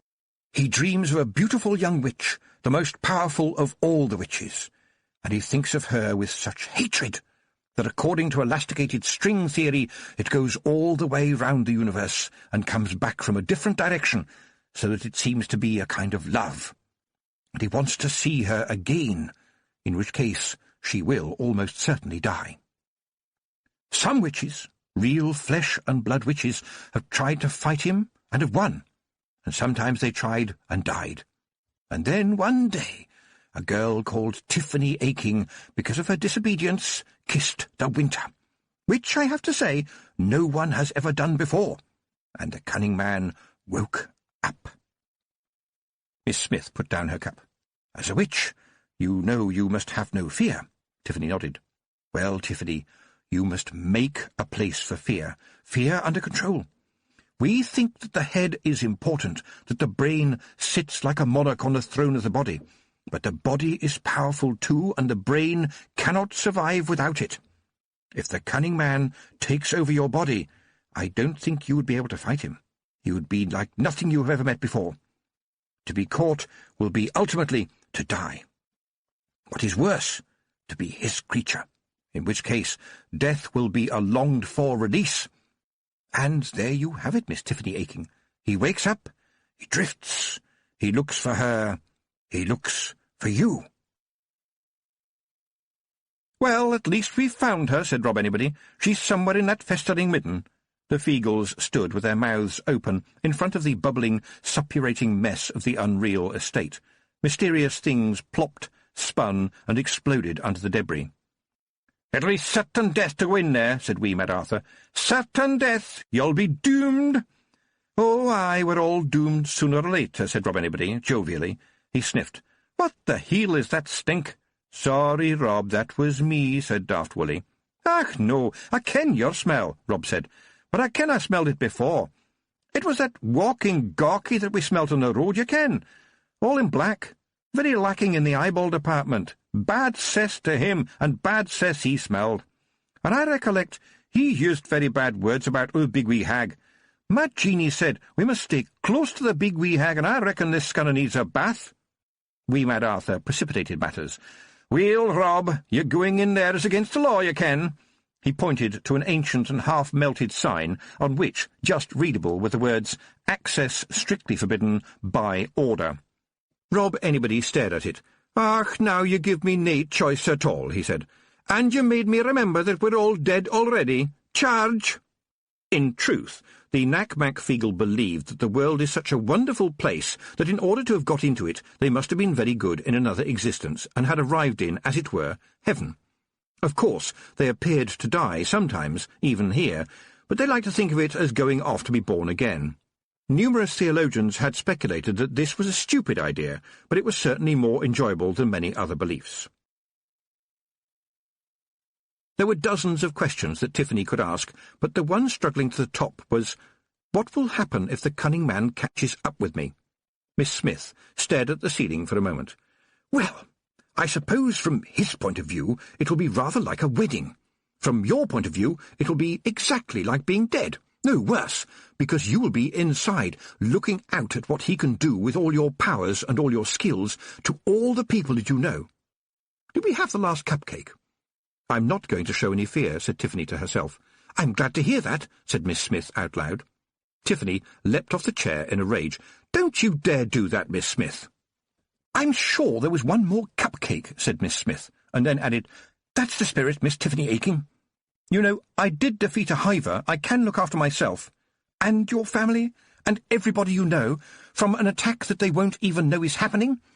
You don't understand. The cunning man isn't a man, although he once was, and now he's not even a ghost. He is an idea. Unfortunately, he's an idea whose time has come." "Well, at least I know when he's near me," Tiffany said thoughtfully. "There's a dreadful stink, even worse than the Feagles." Miss Smith nodded. "Yes, it's coming from his mind. It's the smell of corruption of thinking and of action. Your mind picks it up and doesn't know what to do with it, so it files it under stink. All the magically inclined can smell it, but when people encounter it, it changes them, makes them a little bit like him. And so trouble follows wherever he goes." And Tiffany knew exactly what kind of trouble she meant, even though her memories shot her back in time to before the cunning man had woken up. In her mind's eye she could see the black-edged pieces blowing back and forth in the late autumn wind, which sighed with despair in her mind's ear, and worst of all, oh yes, worst of all, her mind's nose snuffed up the sharp, acrid stink of ancient half-burned paper. In her memory some of the pieces fluttered in the pitiless wind like moths that had been swatted and broken, but were still hopelessly trying to fly. And there were stars on them, People had marched to the rough music and had roughly dragged out the cracked old woman whose only crime, as far as Tiffany could see, was that she had no teeth left and smelled of wee. They had thrown stones, they had smashed windows, they had killed the cat, and all this had been done by good people, nice people, people that she knew and met every day. And they had done all these things which even now they never talked about. It was a day that somehow had vanished from the calendar. And on that day, with a pocket full of charred stars, not knowing what it was she was doing, but determined to do it, she had become a witch. "You said that others have fought him," she said now to Miss Smith. "How did they manage it?" "That last cupcake was still in the bag with the baker's name on it. I'm sure of it. You're not sitting on it, are you?" Miss Smith cleared her throat and said, "By being very powerful witches, by understanding what it means to be a powerful witch, and by taking every chance, using every trick, and, I suspect, understanding the cunning man's mind before he understands theirs. I have trudged through a long time to learn about the cunning man," she added, "and the one thing I can tell you for certain is that the way to kill the cunning man is with cunning. You will need to be more cunning than he is." "He can't be that cunning if he's taken all this time to find me," said Tiffany. "Yes, that puzzles me," said Miss Smith, "and it should puzzle you.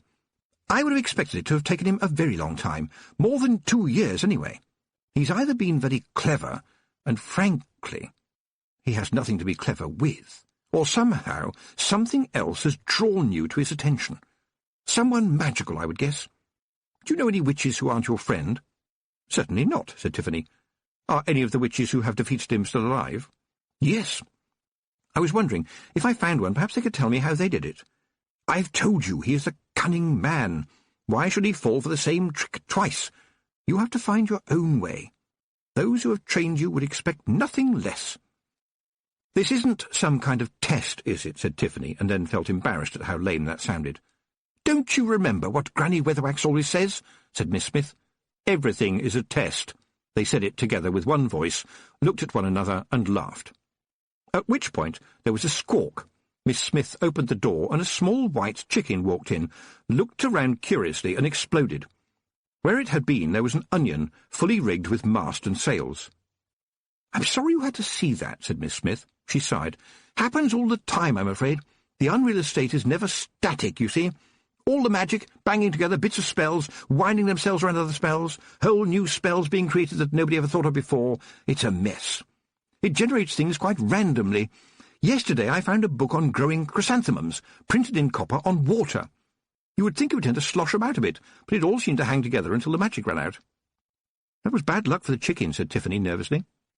"Well, I can guarantee that it wasn't a chicken 2 minutes ago," said Miss Smith, "and now it's probably enjoying being a sea-going vegetable. Now, perhaps you can see why I don't spend too much time down here. I had an incident with a toothbrush once that I will not forget in a hurry." She pushed open the door still further, and Tiffany saw the shambles. There was no mistaking a shambles. Well, there was at first, and she mistook it for a heap of rubbish. A witch made a shambles out of anything you happened to have in your pockets, but if you cared about appearances, you paid attention to the things you accidentally had in your pockets. It wouldn't make any difference to how the shambles worked, but if there were going to be other people around, then a mysterious nut, or an interesting bit of wood, a piece of lace and a silver pin suggested witch rather more flatteringly than did, say, a broken shoelace, a torn piece of paper bag, half a handful of miscellaneous and unspeakable fluff, and a handkerchief which had been used so many times that, dreadfully, it needed both hands to fold it. Tiffany generally kept one pocket just for shambles ingredients, but if Miss Smith had made this shambles the same way, then she had pockets larger than a wardrobe. It nearly touched the ceiling. "It's amazing what you can find in your pockets if you're in a magical junkyard," said Miss Smith calmly. Tiffany stared at the giant shambles again. "Isn't that a horse's skull?" "A horse's skull always looks scary, even if someone has put lipstick on it." "And isn't that a bucket of tadpoles?" "Yes. Something alive always helps, don't you find?" Tiffany's eyes narrowed. "But that is a wizard's staff, isn't it? I thought they stopped working if a woman touched one." Miss Smith smiled. "Well, I've had mine ever since I was in my cradle. If you know where to look, you can see the marks I made when I was teething. It's my staff, and it works, although I have to say it started to work better when I took the knob off the end. It didn't do anything practical, and it upsets the balance. Now, will you stop standing there with your mouth open?" Tiffany's mouth clamped shut, and then sprang open again. A penny had dropped, and it felt as if it had dropped from the moon. "You're her, aren't you? You must be. You're her. Escarina Smith, right? The only woman who ever became a wizard. Somewhere inside, I suppose so, yes. But it seems such a long time ago, and, you know, I never really felt like a wizard, so I never really worried about what anyone said. And anyway, I had the staff, and no one could take that away from me." Escarina hesitated for a moment and then went on. "That's what I learned at university. To be me, just what I am, and not worry about it. That knowledge is an invisible magical staff all by itself. Look, I don't really want to talk about this. It brings back bad memories." "Please, forgive me," said Tiffany. "I just couldn't stop myself. I'm very sorry if I've dredged up any scary recollections." Escarina smiled. "Oh, the scary ones are never a problem. It's good ones that can be difficult to deal with." There was a click from the shambles. Escarina stood up and walked over to it. "Oh dear, of course, only the witch that makes it can read her own shambles, but trust me when I say that the way the skull has turned and the position of the pincushion along the axis of the spinning wheel mean that he is very close. Almost right on top of us, in fact. Or the random magic in this place may be confusing him, and you seem to be everywhere and nowhere, so he'll go away soon and try to pick up the trail somewhere else. And, as I mentioned, somewhere on the trail he will eat. He'll get into some fool's head, and some old lady or some girl who is wearing quite dangerous cult symbols without an inkling of what they really mean will suddenly find herself hounded. Let us hope she can run." Tiffany looked around, bewildered. "And what happens will be my fault? Is that the sarcastic whine of a little girl, or the rhetorical question of a witch with her own steading?" Tiffany began to reply, and then stopped. "You can travel in time, can't you?" she said. "Yes." "Then you know what I'm going to answer." "Well, it's not quite as simple as that," said Escarina, and looked slightly uncomfortable for a moment, much to Tiffany's surprise, and, it has to be said, delight. "I know. Let me see. There are 15 different replies you might make, but I don't know which one it will be until you make it, because of the elasticated string theory." "Then all I will say," said Tiffany, "is thank you very much. I'm sorry to have taken up your time, but I need to be getting on. I have so many things to do. Do you know what the time is?" "Yes," said Escarina. "It is a way of describing one of the notional dimensions of four-dimensional space. But for your purposes, it's about 10:45. That seemed to Tiffany to be a bafflingly complicated way of answering the question, but as she opened her mouth to say so, the shambles collapsed, and the door opened to let in a stampede of chickens, which did not, however, explode. Escarina grabbed Tiffany's hand, shouting, "He has found you! I don't know how!" A chicken half jumped, half flapped, and half tumbled onto the wreck of the shambles and crowed, "Cock-a-doodle-crivens!" Then the chickens exploded. They exploded into Feagles. On the whole, there wasn't a great deal of difference between the chickens and the Feagles, since both run around in circles making a noise. An important distinction, however, is that chickens are seldom armed. The Feagles, on the other hand, are armed all the time, and once they had shaken off the last of their feathers, they fell to fighting one another out of embarrassment, and for something to do. Escarina took one look at them and kicked at the wall behind her, revealing a hole which a person might just be able to crawl through, and snapped at Tiffany, "Go! Get him away from here. Get on the stick as soon as you can, and go. Don't worry about me. Don't be afraid. You'll be all right. You just have to help yourself." Heavy, nasty smoke was filling the room. "What do you mean?" Tiffany managed, struggling with the stick. "Go!" Not even Granny Weatherwax could command Tiffany's legs so thoroughly. She went. Chapter 9. The Duchess and the Cook. Tiffany liked flying. What she objected to was being in the air, at least at a height greater than her own head. She did it anyway because it was ridiculous and unbecoming to witchcraft in general to be seen flying so low that her boots scraped the tops off ant-hills. People laughed, and sometimes pointed. But now, navigating the stick through the ruined houses and gloomy bubbling pools, she ached for the open sky. It was a relief when she slid out from behind a stack of broken mirrors to see good, clean daylight, despite the fact that she emerged next to a sign which said, "If you are close enough to read this sign, you really, really shouldn't be." That was the last straw. She tipped the stick until it was leaving a groove in the mud behind it and ascended like a rocket, clinging desperately to the strap, which was creaking, to avoid slipping off. She heard a small voice say, "We are experiencing some turbulence, you ken. If you look to the right and to the left, you'll see that there are no emergency exits." The speaker was interrupted by another voice, which said, "In point of fact, Rob, the stick has got emergency exits all round, you ken." "Oh, aye," said Rob Anybody, "but there is such a thing as style, OK. Just waiting until you have nearly hit the ground and stepping off makes us look like silly billies." Tiffany hung on, trying not to listen, and also trying not to kick Feagles, who had no sense of danger, feeling, as they always did, that they were more dangerous than anything else. Finally, she had the broomstick flying level and risked a look down. There seemed to be a fight going on outside whatever it was they were going to decide was the new name of the King's Head, but you couldn't see any sign of Mrs. Proust. The witch of the city was a woman of resource, wasn't she? Mrs. Proust could look after herself. Mrs. Proust was looking after herself by running very fast. She hadn't waited a second once she sensed the danger, but headed for the nearest alley as the smog rose around her. The city was always full of smokes and smogs and fumes, easy work for a witch who had the knack. They were the breath of the city, and its halitosis, and she could play them like a foggy piano. And now she leaned against a wall and got some breath of her own. She had felt it building up like a thunderstorm in a city that was normally remarkably easy-going. Any woman who even looked like a witch was becoming a target. She had to hope that old and ugly women everywhere were going to be as safe as she was. A moment later, a couple of men burst out of the smog, one of them holding a large stick. The other one didn't need a stick, because he was huge and therefore was his own stick. As the man with the stick ran towards her, Mrs. Proust tapped her foot on the pavement, and the stone underneath the man's feet tilted up, tripping him so that he landed safely on his chin with a crack, the stick rolling away. Mrs. Proust folded her arms and glared at the heavy man. He wasn't as stupid as his friend, but his fists were opening and closing, and she knew it would only be a matter of time. She tapped her foot on the stones again before he plucked up courage. The big man was trying to work out what might happen next, but didn't expect the equestrian statue of Lord Alfred Rust, famed for bravely and valiantly losing every military engagement in which he had ever taken part, to gallop out of the fog on bronze hooves and kick him so hard between the legs that he flew backwards and knocked his head on a lamp-post before sliding to the ground. There is a lot of folklore about equestrian statues, especially the ones with riders on. There is said to be a code in the number and placement of the horse's hooves.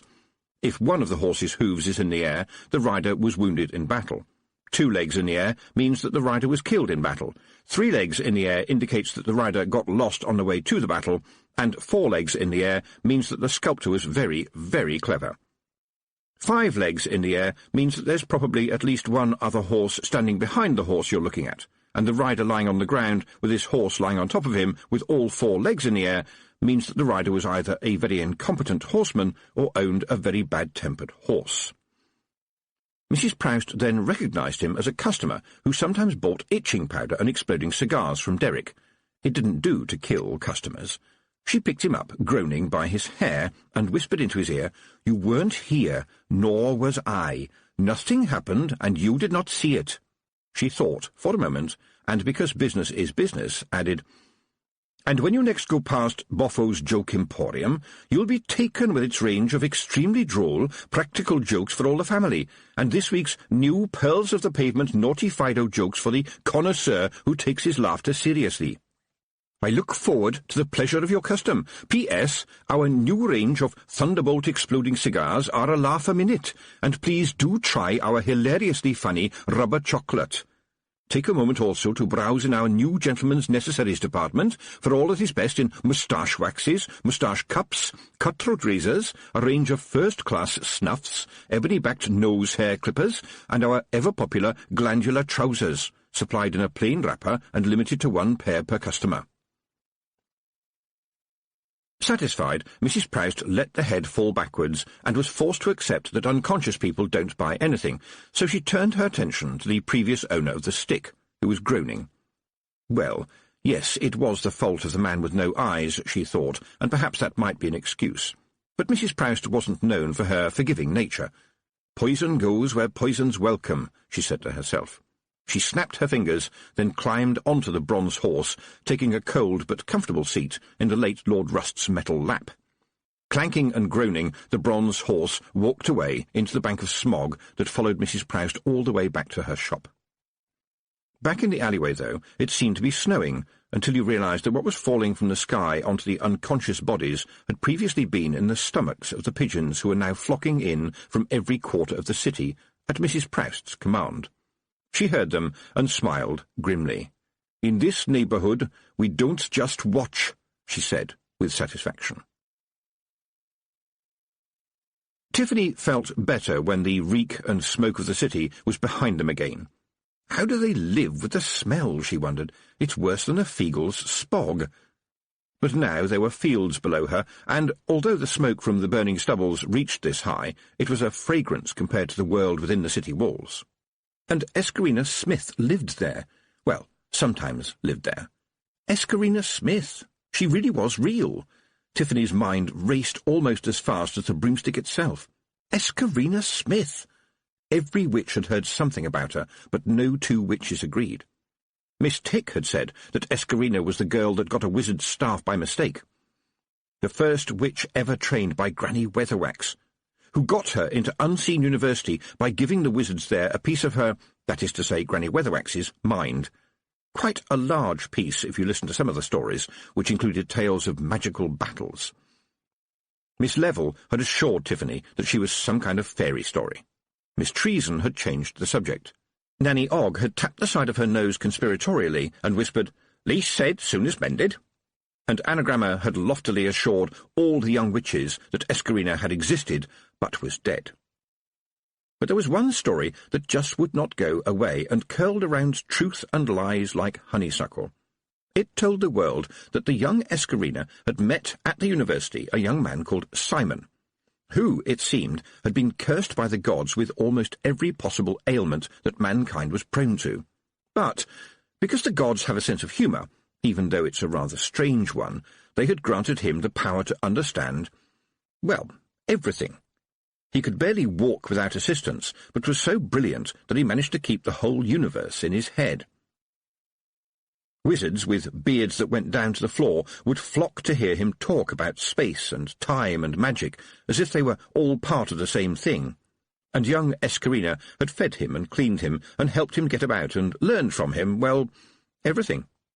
And, the rumours went, that she had learned secrets that made the mightiest of magics look like nothing more than conjuring tricks. And the story was true. Tiffany had talked to it and had cupcakes with it, and there really was a woman, then, who could walk through time and make it take orders from her. Wow. Yes, and there was something very strange about Escarina. A sense, not that she wasn't all there, but that somehow she was everywhere else at the same time. And at this point Tiffany saw the chalk on the skyline, shadowy and mysterious like a beached whale. It was still a long way off, but her heart leapt. That was her ground. She knew every inch of it, and part of her was always there. She could face anything there.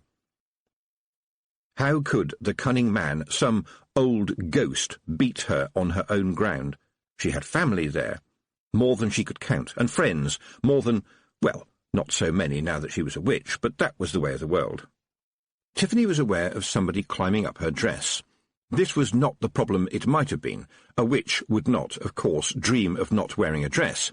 But if you were going to ride on a broomstick, you definitely invested in some really tough pants, if possible with some padding. It made your bum look bigger, but it also made it warmer. And at 100 feet above the ground, fashion rather took second place to comfort. She glanced down. There was a Fiegel there, wearing a watchman's helmet, which appeared to have been hammered out of the top of an old salt cellar, an equally small breastplate, and, amazingly, trousers and boots. You never normally saw boots on a Fiegel. "You're Wee Mad Arthur, aren't you? I saw you at the King's Head. You're a policeman." "Oh, aye." Wee Mad Arthur grinned a grin that was pure Fiegel. "It's a grand life on the watch, and the money is good. A penny goes a lot further when it buys you food for a week." "So are you coming over here to keep our lads in order? Are you planning to stay?" "Oh, no, I didn't believe so. I like the city, you ken. I like coffee that isn't made from them wee acorns, and I goes to the theatre, and the opera, and the ballet." The broomstick wobbled a little. Tiffany had heard of ballet, and had even seen pictures in a book, but it was a word that somehow did not fit in any sentence which included the word feegle. "Ballet," she managed. "Oh, aye, it's grand. Last week I saw Swan on a Hot Tin Lake, a reworking of a traditional theme by one of our up-and-coming young performance artists, and the day after that, of course, there was a reinterpretation of Die Flabbergast at the Opera House. And, you ken, they had a whole week of porcelain at the Royal Art Museum, with a free thimble of sherry. Oh, aye, it's the city of culture right enough." "Are you sure that you're a feegle?" said Tiffany, in a fascinated voice. "That's what they tell me, miss. There is nae law says I cannot be interested in culture, is there? I told the lads that when I go back I will take them along to see the ballet for themselves." The stick seemed to fly itself for a while, as Tiffany stared at nothing, or rather at a mental picture of feegles in a theatre. She had never been inside one herself, but she had seen pictures, and the thought of feegles among ballerinas was so unthinkable that it was better just to let her mind boggle and then forget about it. She remembered in time that she had a broomstick to land, and brought it down very neatly near the mound. To her shock, there were guards outside it, human guards. She stared in disbelief. The Baron's guards never came up onto the downland, never. It was unheard of, and, she felt the anger rising, one of them was holding a shovel. She jumped off the stick so fast that it was left to skim over the turf, scattering feegles until it fetched up against an obstruction, shaking off the last few feegles that had managed to hang on. "You hold onto that shovel, Brian Roberts," she screamed at the sergeant of the guard. "If you let it cut the turf, there will be a reckoning. How dare you? Why are you here? And nobody is to cut anybody into pieces. Do you all understand?" This last order was to the feegles, who had surrounded the men with a ring of small but ever so sharp swords. A feegle claymore was so sharp that a human might not know his legs had been cut off until he tried to walk. The guards themselves suddenly had the look of men who knew they were supposed to be big and strong, but were now faced with the realization that big or strong wouldn't be nearly enough. They'd heard the stories, of course. Oh yes, everyone on the chalk had heard the stories about Tiffany Aching and her little helpers, but they had only been stories, hadn't they? Until now. And they were threatening to run up their trousers. In a shocked silence, Tiffany looked around, panting for breath. Everyone was watching her now, which was better than everyone fighting, wasn't it? "Very well," she said, like a schoolteacher who is only just satisfied with a naughty class. She added a sniff, which would usually be translated to mean, "I'm only just satisfied, mark you." She sniffed again. "Very well, then. Is anybody going to tell me what's going on here?" The sergeant actually raised his hand. "Can I have a word in private, miss?" Tiffany was impressed that he had even been able to speak, given that his mind was trying to suddenly make sense of what his eyes were telling him. "Very well, follow me." She spun round suddenly, causing both guards and feegles to jump. "And nobody, and I mean nobody, is to dig up anybody's home or cut off anybody's legs while we are gone. Is that understood? I said, is that understood?" There was a mumbled chorus of yeses and oh-ayes, but it didn't include one from the face she was looking down at. Rob Anybody was trembling with rage and crouching, ready to spring. "Did you hear me, Rob Anybody?" He glared at her, eyes ablaze. "I will give ye nae promise on that score, miss, hag though you may be. Where is my genie? Where are the others? These scunners ha' swords. What were they going to do with them? I will have an answer." "Listen to me, Rob," Tiffany began, but stopped. Rob Anybody's face was dripping tears, and he was pulling desperately at his beard as he fought the horrors of his own imagination. They were an inch from a war, Tiffany reckoned. "Rob Anybody, I am the hag of these hills, and I put an oath on you not to kill these men until I tell you to. Understand?" There was a crash as one of the guards fell over backwards in a faint. Now the girl was talking to the creatures, and about killing them. They weren't used to this sort of thing. Usually the most exciting thing that happened was that the pigs got into the vegetable garden. The big man of the feegles hesitated as his spinning brain digested Tiffany's order. True, it wasn't an order to kill anybody right now, but at least it held out the possibility that he might be able to do so very soon, so he could free his head from the terrible pictures in his mind. It was like holding a hungry dog on a leash of cobweb, but at least it bought her time. "You will see that the mound has not been touched," said Tiffany, "so whatever may have been intended has not yet been achieved." She turned back to the sergeant, who had gone white, and said, "Brian, If you want your men to live with all their arms and legs, you will tell them right now, and very carefully, to put down their weapons. Your lives depend on the honour of one Feegle, and he is driving himself mad with horror. Do it now." To Tiffany's relief, he gave the command, and the guards, glad to have their sergeant ordering them to do something that every atom in their bodies was telling them was exactly what they should be doing, dropped their weapons from their shaking hands. One even raised his arms in the universal sign of surrender. Tiffany pulled the sergeant a little way away from the glowering Feegles and whispered, "What do you think you were doing, you stupid idiot?" "Orders from the Baron, Tiff." "The Baron? But the Baron is—" "Alive, miss. He's been back for 3 hours. Drove through the night, they say, and people have been talking." He looked down at his boots. We were sent up here to find the girl that you gave to the fairies." "Sorry, Tiff." "Gave? Gave?" "I didn't say it, Tiff," said the sergeant, backing away. "But, well, you hear stories. I mean, no smoke without fire, right?" Stories, thought Tiffany. Oh, yes, once upon a time there was a wicked old witch. And you think they apply to me, do you? Am I on fire or just smoking? The sergeant shifted uneasily and sat down. "Look, I'm just a sergeant, okay? The young Baron's given me orders, yes, and his word is law, right? He may be the law down there. Up here, it's me. Look over there. Yes, there. What do you see?" The man looked where she pointed, and his face paled. The old cast-iron wheels and stove with its short chimney were clearly visible, even though a flock of sheep was happily grazing around them as usual. He leapt to his feet, as if he had been sitting on an ant's nest. "Yes," said Tiffany with some satisfaction. "Granny Aking's grave. Remember her? People said she was a wise woman, but at least they had the decency to make up better stories about her. Proposing to cut the turf?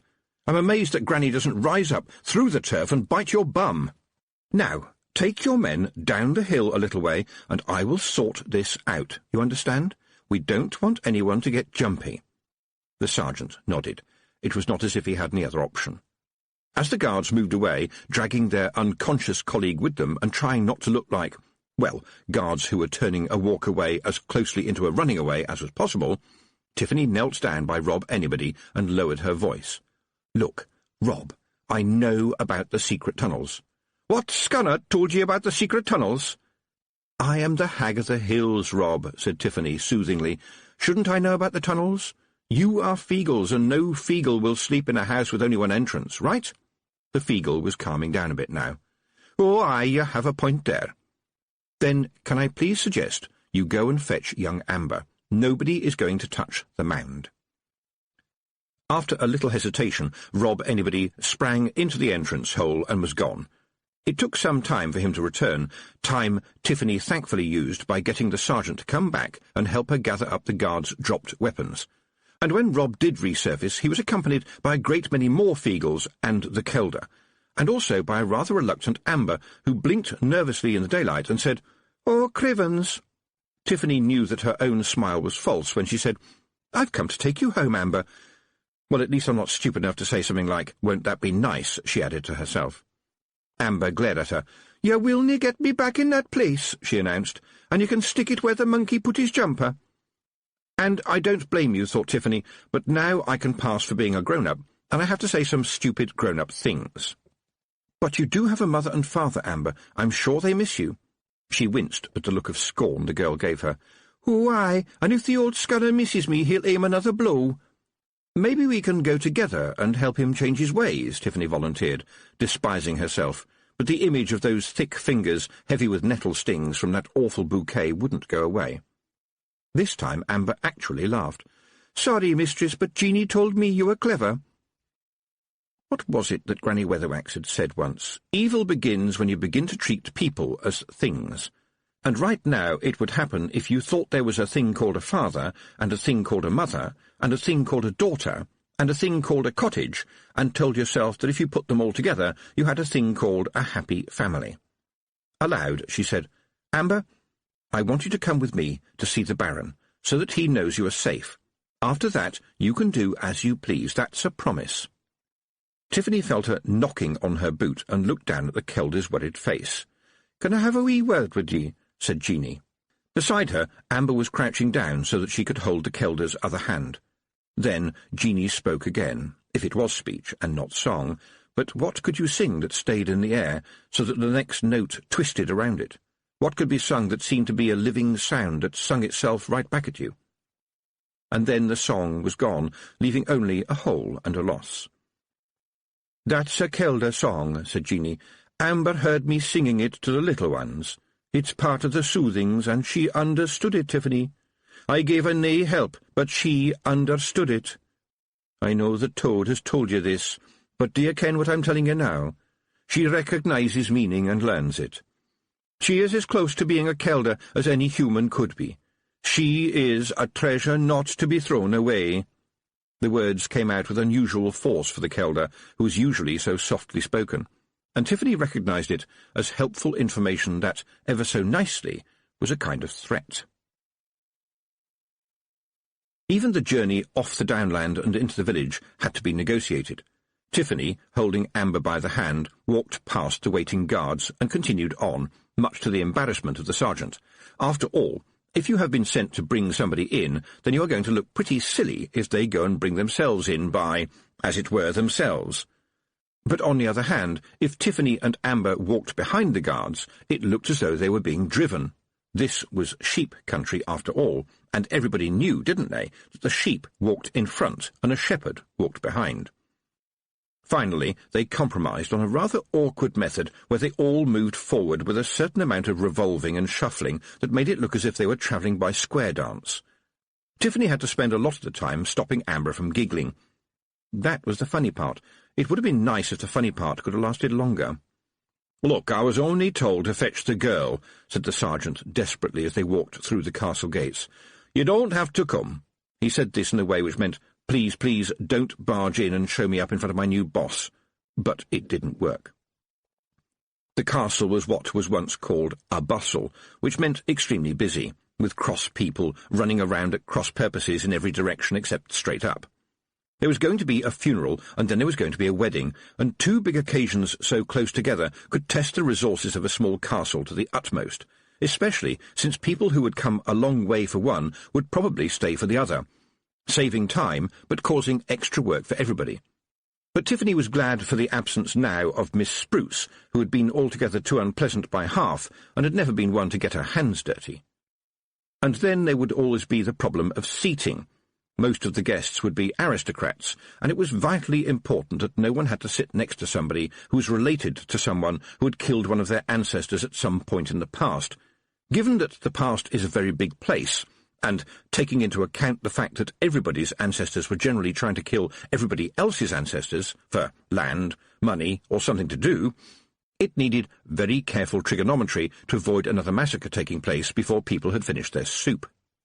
None of the servants seemed to pay any particular attention to Tiffany, Amber, or the guards, though at one point Tiffany thought she saw someone making one of those tiny little signs people make when they think they need protection from evil. Here, in her place. And she had the strong feeling that somehow the people were not paying attention in a very definite way of not paying attention, as if looking at Tiffany might be dangerous to the health. When Tiffany and Amber were ushered into the Baron's study, it seemed that he was not going to take much notice of them either. He was bent over a sheet of paper that covered the whole of his desk, and was holding in his hand a bundle of different-coloured pencils. The sergeant coughed, but even choking to death would not have shaken the Baron's concentration. Finally, Tiffany shouted, "Roland!" quite loudly. He spun round, his face red with embarrassment and a side order of anger. "I would prefer my lord, Miss Aking," he said sharply. "And I would prefer Tiffany, Roland," said Tiffany, with a calmness that she knew annoyed him. He laid down his pencils with a click. "The past is past, Miss Aking, and we are different people. It would be just as well if we remembered that, don't you think?" "The past was only yesterday," said Tiffany, "and it would be just as well if you remembered that there was a time when I called you Roland and you called me Tiffany, don't you think?" She reached up to her neck and pulled off the necklace with the silver horse that he had given her. It felt like 100 years ago now, but this necklace had been important. She had even stood up to Granny Weatherwax for this necklace. And now she held the necklace like an accusation. The past needs to be remembered. If you do not know where you come from, then you don't know where you are. And if you don't know where you are, then you don't know where you're going." The sergeant looked from one to the other, and with that instinct for survival that any soldier develops by the time he's become a sergeant, decided to leave the room before things started getting thrown. "I'll just go and see to the things that need seeing to, if that's okay," he said, opening and closing the door so quickly that it slammed back tightly on the last syllable. Roland stared at it for a moment and then turned. "I know where I am, Miss Aking. I am standing in my father's shoes, and he is dead. I have been running this estate for years, but everything I did in his name. Why did he die, Miss Aking? He wasn't that old. I thought you could do magic." Tiffany looked down at Amber, who was listening with interest. "Is this best discussed later?" she said. "You wanted your men to bring you this girl, and here she is, healthy in mind and body. And I did not, as you say, give her to the fairies. She was a guest of the Nac-Mac-Feegle, whose help you have had on more than one occasion, and she went back there of her own free will." She looked carefully at Roland's face and said, "You don't remember them, do you?" She could see that he didn't, but his mind was struggling with the fact that there was definitely something that he should have remembered. He was a prisoner of the Fairy Queen, Tiffany reminded herself. Forgetfulness can be a blessing, but I wonder what horrors were in his mind when the Petties told him that she had taken their girl to the Feegles, to fairies. How could I imagine what he felt? She softened her voice a little. "You remember something vague about fairies, yes? Nothing bad, I hope, but nothing very clear, as if perhaps it was something you read in a book or a story that somebody told you when you were little. Am I right?" He glowered at her, but the spill word that he had strangled on his lips told her that she was right. "They call it the last gift," she said. "It's part of the soothings. It is for when it is best for everybody that you forget things that were too awful, and also the things that were too wonderful. I'm telling you this, my lord, because Roland is still in there somewhere. By tomorrow you will forget even what I have told you. I don't know how it works, but it works for nearly everybody." "You took the child from her parents. They came to see me as soon as I arrived this morning. Everyone came to see me this morning. Did you kill my father? Did you steal money from him? Did you try to throttle old Petty? Did you beat him with nettles? Did you fill his cottage with demons? I can't believe I just asked you that question, but Mrs. Petty appears to think so. Personally, I don't know what to think, especially since some fairy woman might be messing around with my thoughts. Do you understand me?" While Tiffany was trying to put together some kind of coherent answer, he flopped down in the ancient chair behind the desk and sighed. "I have been told you were standing over my father with a poker in your hand and that you demanded money from him," he said sadly. "That's not true. And would you tell me if it was?" "No, because there never would be a was. I would never do such a thing. Well, perhaps I was standing over him. Aha! Don't you dare aha me, Roland. Don't you dare. Look, I know people have been telling you things, but they are not true. But you just admitted you were standing over him, yes? It's simply that he wanted me to show him how I keep my hands clean." She regretted this as soon as she had said it. It was true, but what did that matter? It didn't sound true. "Look, I can see that it— And you didn't steal a bag of money?" "No." "And you don't know anything about a bag of money?" "Yes, your father asked me to take one out of the metal chest. He wanted to—" Roland interrupted her. "Where is that money now?" His voice was flat and without expression. "I have no idea," said Tiffany. And as his mouth opened again, she shouted, "No! You will listen, understand? Sit there and listen. I attended your father for the better part of 2 years. I liked the old man, and I would do nothing to hurt him or you. He died when it was his time to die. When that time comes, there is nothing anyone can do." "Then what is magic for?" Tiffany shook her head. "Magic, as you call it, kept the pain away, and don't you dare think that it came without a price. I have seen people die, and I promise you your father died well and thinking of happy days." Tears were streaming down Roland's face, and she sensed his anger at being seen like that, stupid anger, as if tears made him less of a man and less of a baron. She heard him mutter, "Can you take away this grief?" "I'm sorry," she replied quietly. "Everyone asks me. and I would not do so even if I knew how. It belongs to you. Only time and tears take away grief. That is what they are for." She stood up and took Amber's hand. The girl was watching the Baron intently. "I'm going to take Amber home with me," Tiffany announced, "and you look as if you need a decent sleep." This didn't get a response. He sat there, staring at the paperwork, as if hypnotized by it. That wretched nurse, she thought. I might have known she would make trouble. Poison goes where poison's welcome, and in Miss Spruce's case it would have been welcomed with cheering crowds and possibly a small brass band. Yes, the nurse would have invited the cunning man in. She was exactly the sort of person who would let him in, give him power, envious power, jealous power, prideful power. But I know I haven't done anything wrong, she told herself. Or have I? I can only see my life from the inside, and I suppose that on the inside nobody does anything wrong. Oh, blast it. Everybody brings their troubles to the witch, but I can't blame the cunning man for everything people have said. I just wish there was somebody, other than Jeanie, to talk to who would take no notice of the pointy hat. So what do I do now? Yes, what do I do now, Miss Aking? What would you advise Miss Aking, who is so good at making decisions for other people? Well, I would advise that you get some sleep as well. You didn't sleep too well last night, what with Mrs. Proust being a champion snorer, and an awful lot has happened since then. Also, I cannot remember when you last ate regular meals, and may I also point out that you are talking to yourself? She looked down at Roland, slumped in the chair, his gaze far away. I said, I am taking Amber home with me for now. Roland shrugged. Well, I can hardly stop you, can I? He said sarcastically. You are the witch.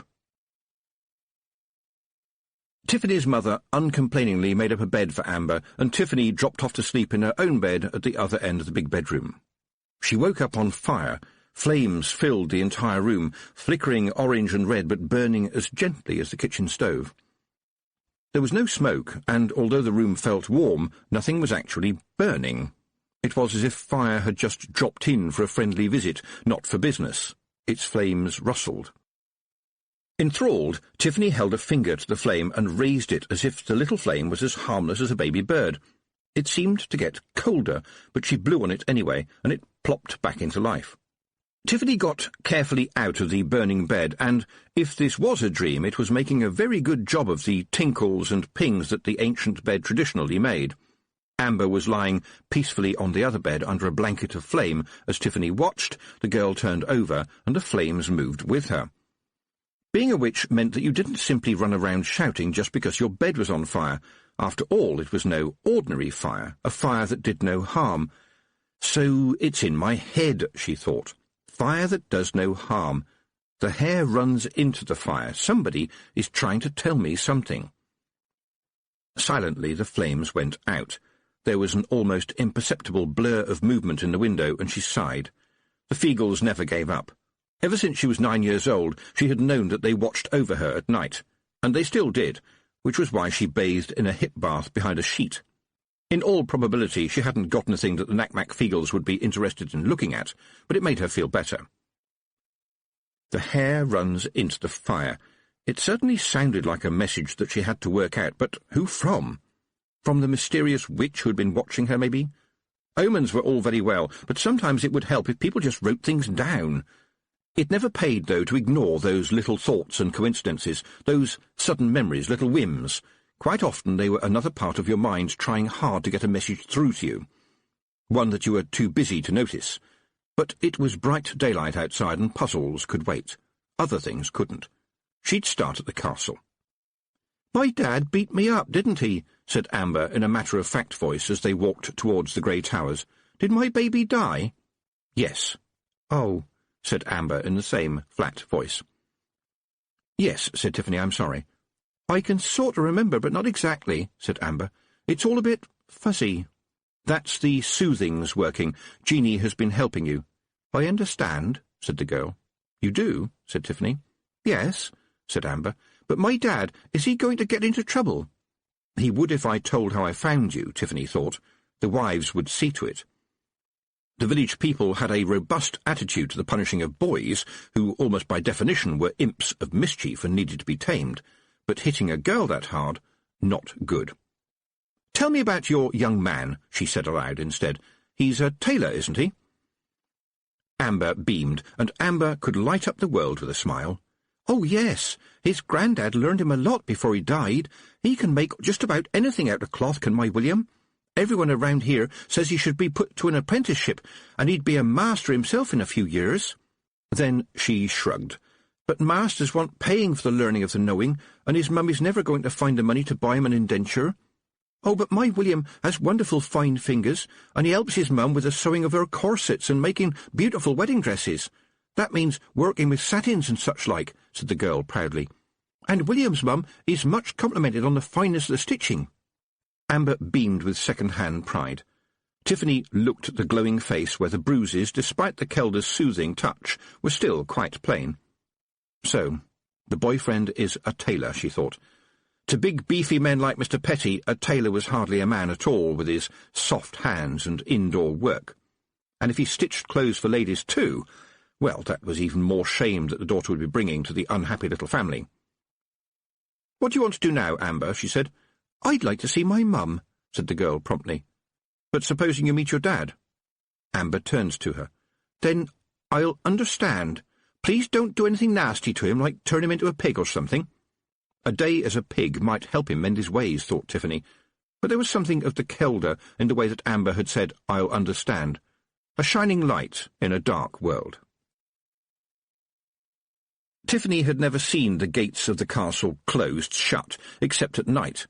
By day it was a mixture of the village hall, a place for the carpenter and the blacksmith to set up shop, a space for the children to play in when it rained, and for that matter for temporarily storing the harvests of hay and wheat at those times when the barns alone could not cope. There wasn't much room in even the biggest cottage. If you wanted a bit of peace and quiet, or somewhere to think, or somebody to talk to, you wandered over to the castle. It always worked. At least by now the shock of the new Baron's return had worn off, but the place was still humming with activity when Tiffany entered. But it was rather subdued, and people were not talking very much. Possibly the reason for this was the Duchess, Roland's mother-in-law-to-be, who was striding around in the great hall and occasionally prodding people with a stick. Tiffany didn't believe it the first time that she saw it, but there it was again, a shiny black stick with a silver knob on the end, with which she prodded a maid carrying a basket of laundry. It was only at this point that Tiffany noticed, too, the future bride trailing behind her mother as if she was too embarrassed to go much closer to somebody who prodded people with sticks. Tiffany was going to protest, and then felt curious as she glanced around. She stepped back a few paces and let herself disappear. It was a knack, and a knack that she was good at. It wasn't invisibility, just that people didn't notice you. All unseen, she drifted close enough to hear what the pair of them were saying, or at least what the mother was saying and the daughter was listening to. The Duchess was complaining. "Been allowed to go to rack and ruin. Really, it needs a thorough overhaul. You cannot afford to be lax in a place like this. Firmness is everything. Heaven knows what this family thought it was doing." Her speech was punctuated by the whack of the stick on the back of another maid, who was hurrying, but clearly not hurrying fast enough, under the weight of a basket full of laundry. "You must be rigorous in your duty to see that they are equally rigorous in theirs," the Duchess went on, scanning the hall for another target. "The laxity will stop. You see, they do learn. You must never relax your guard in your pursuit of slovenliness, both in deed and manner. Do not suffer any undue familiarity, and that, of course, includes smiles. Oh, you may think, what could be so bad about a happy smile? But the innocent smile can so easily become a knowing smirk, and suggests, perhaps, the sharing of a joke. Are you listening to what I'm telling you?" Tiffany was astonished. Single-handedly, the Duchess had made her do something that she never thought she would do, which was to feel sorry for the bride-to-be, who at this point was standing in front of her mother like a naughty child. Her hobby, and quite possibly one activity in life, was painting in watercolours, and although Tiffany was trying, against the worst of her instincts, to be generous to the girl, there was no denying that she looked like a watercolour. And not just a watercolour, but a watercolour painted by someone who had not much colour but large supplies of water, giving her the impression of not only being colourless but also rather damp. You could add, too, that there was so little of her that in a storm it might be quite possible that she would snap.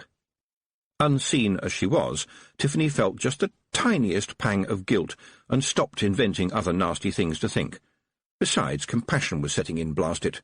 "Now, Letitia, recite again the little poem that I taught you," said the Duchess. The bride-to-be, not just blushing but melting in embarrassment and shame, looked around like a stranded mouse on a great wide floor, uncertain of which way to run. "If you—" her mother prompted irritably, and gave her a prod with a stick. "If you—" the girl managed. If you grasp the nettle lightly, it will sting you for your pain, but if you grasp the nettle boldly, soft as silk it will remain. So it is with human nature. Treat them kindly, they rebel, but if you firmly grasp the nettle, then your bidding they do well." Tiffany realised, as the damp little voice faded away, that there was otherwise absolute silence in the hall, and everybody was staring.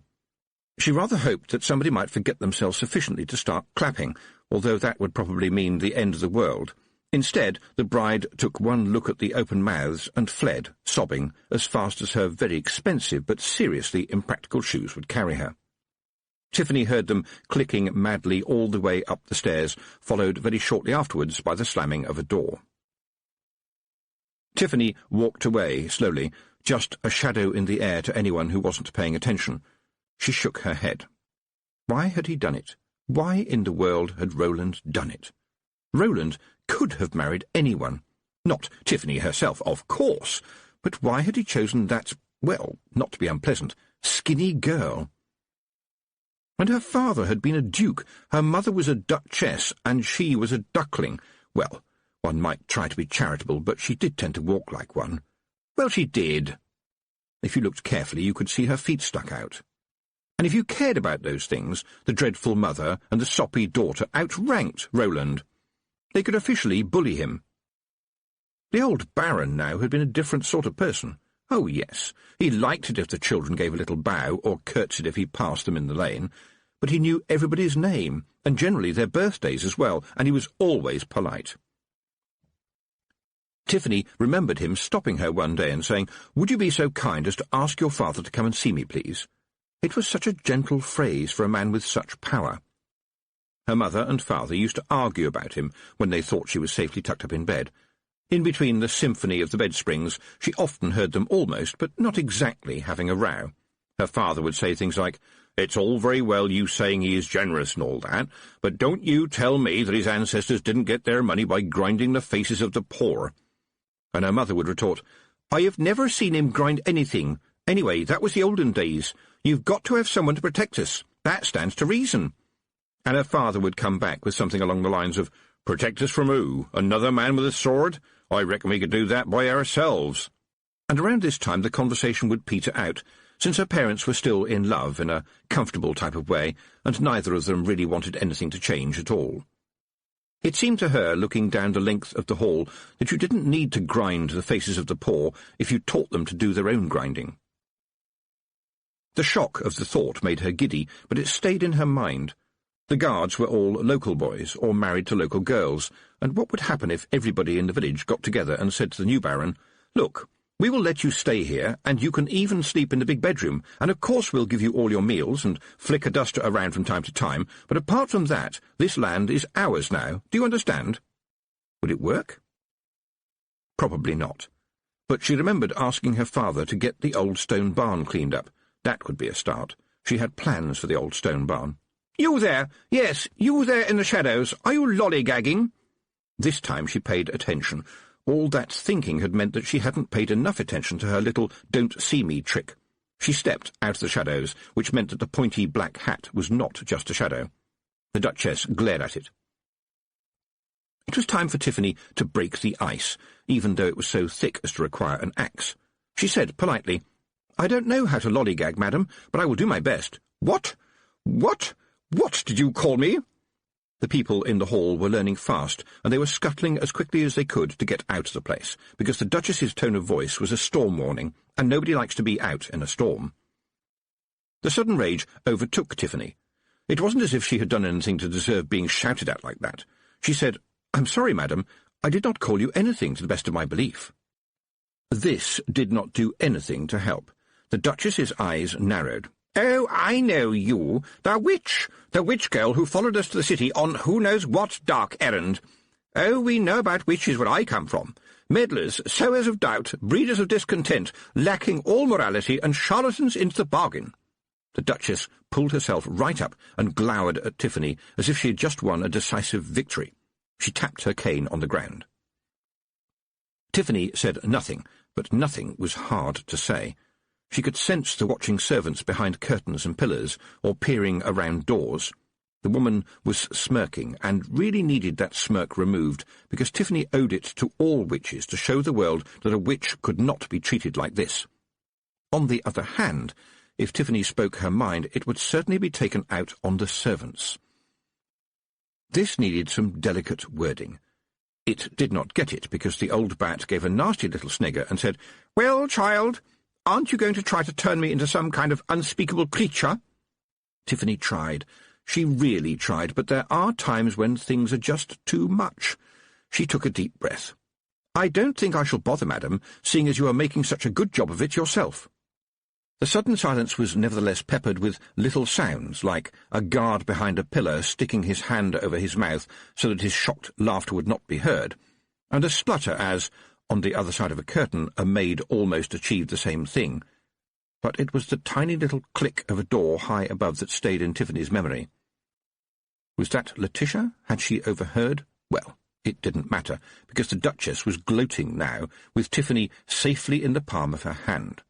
She shouldn't have risen to the stupid insults, whoever was listening. And now the woman was going to take terrible delight in making trouble for Tiffany, anyone near to her, and quite probably everyone she'd ever known.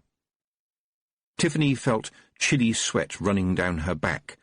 It had never been like this before, not even with the Wintersmith, not even Anagramma being unpleasant on a bad day, not even the Fairy Queen who was good at spite. The Duchess beats them all. She was a bully, the kind of bully who forces her victim into retaliation, which therefore becomes the justification for further and nastier bullying, with collateral damage to any innocent bystanders who would be invited by the bully to put the blame for their discomfiture onto the victim. The Duchess looked around the shadowy hall. "Is there a guard here?" She waited in delighted malice. "I know there is a guard here somewhere." There was the sound of hesitant footsteps, and Preston, the trainee guard, appeared from out of the shadows and walked a nervous walk towards Tiffany and the Duchess. Of course, it would have to be Preston, Tiffany thought. The other guards would be too experienced to risk a generous helping of the Duchess's wrath. And he was smiling, nervously too, not a good thing to do when dealing with people like the Duchess. At least he had the sense to salute when he reached her, and by the standards of people who had never been told how to salute properly, and in any case had to do so very rarely, it was a good salute. The Duchess winced. "Why are you grinning, young man?" Preston gave the question some serious thought and said, "The sun is shining, madam, and I am happy being a guard." "You will not grin at me, young man. Smiling leads to familiarity, which I will not tolerate at any price. Where is the Baron?" Preston shifted from one foot to the other. "He is in the crypt, madam, paying his respects to his father." "You will not call me madam. Madam is a title for the wives of grocers. Nor can you call me my lady, which is a title for the wives of knights and other riff-raff. I am a duchess, and am therefore to be addressed as your grace. Do you understand?" "Yes, your grace." Preston threw in another salute in self-defence.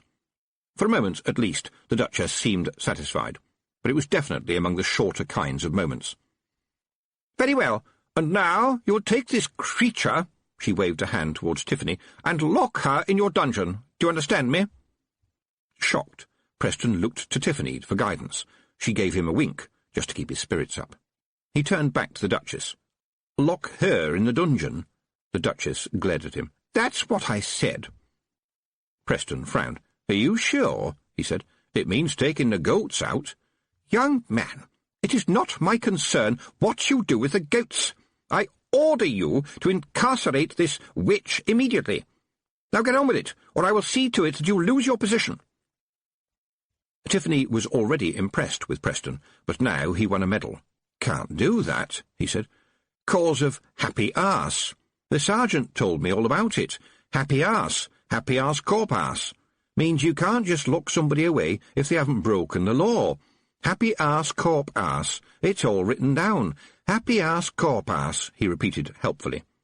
This defiance seemed to push the Duchess beyond rage and into some sort of fascinated horror.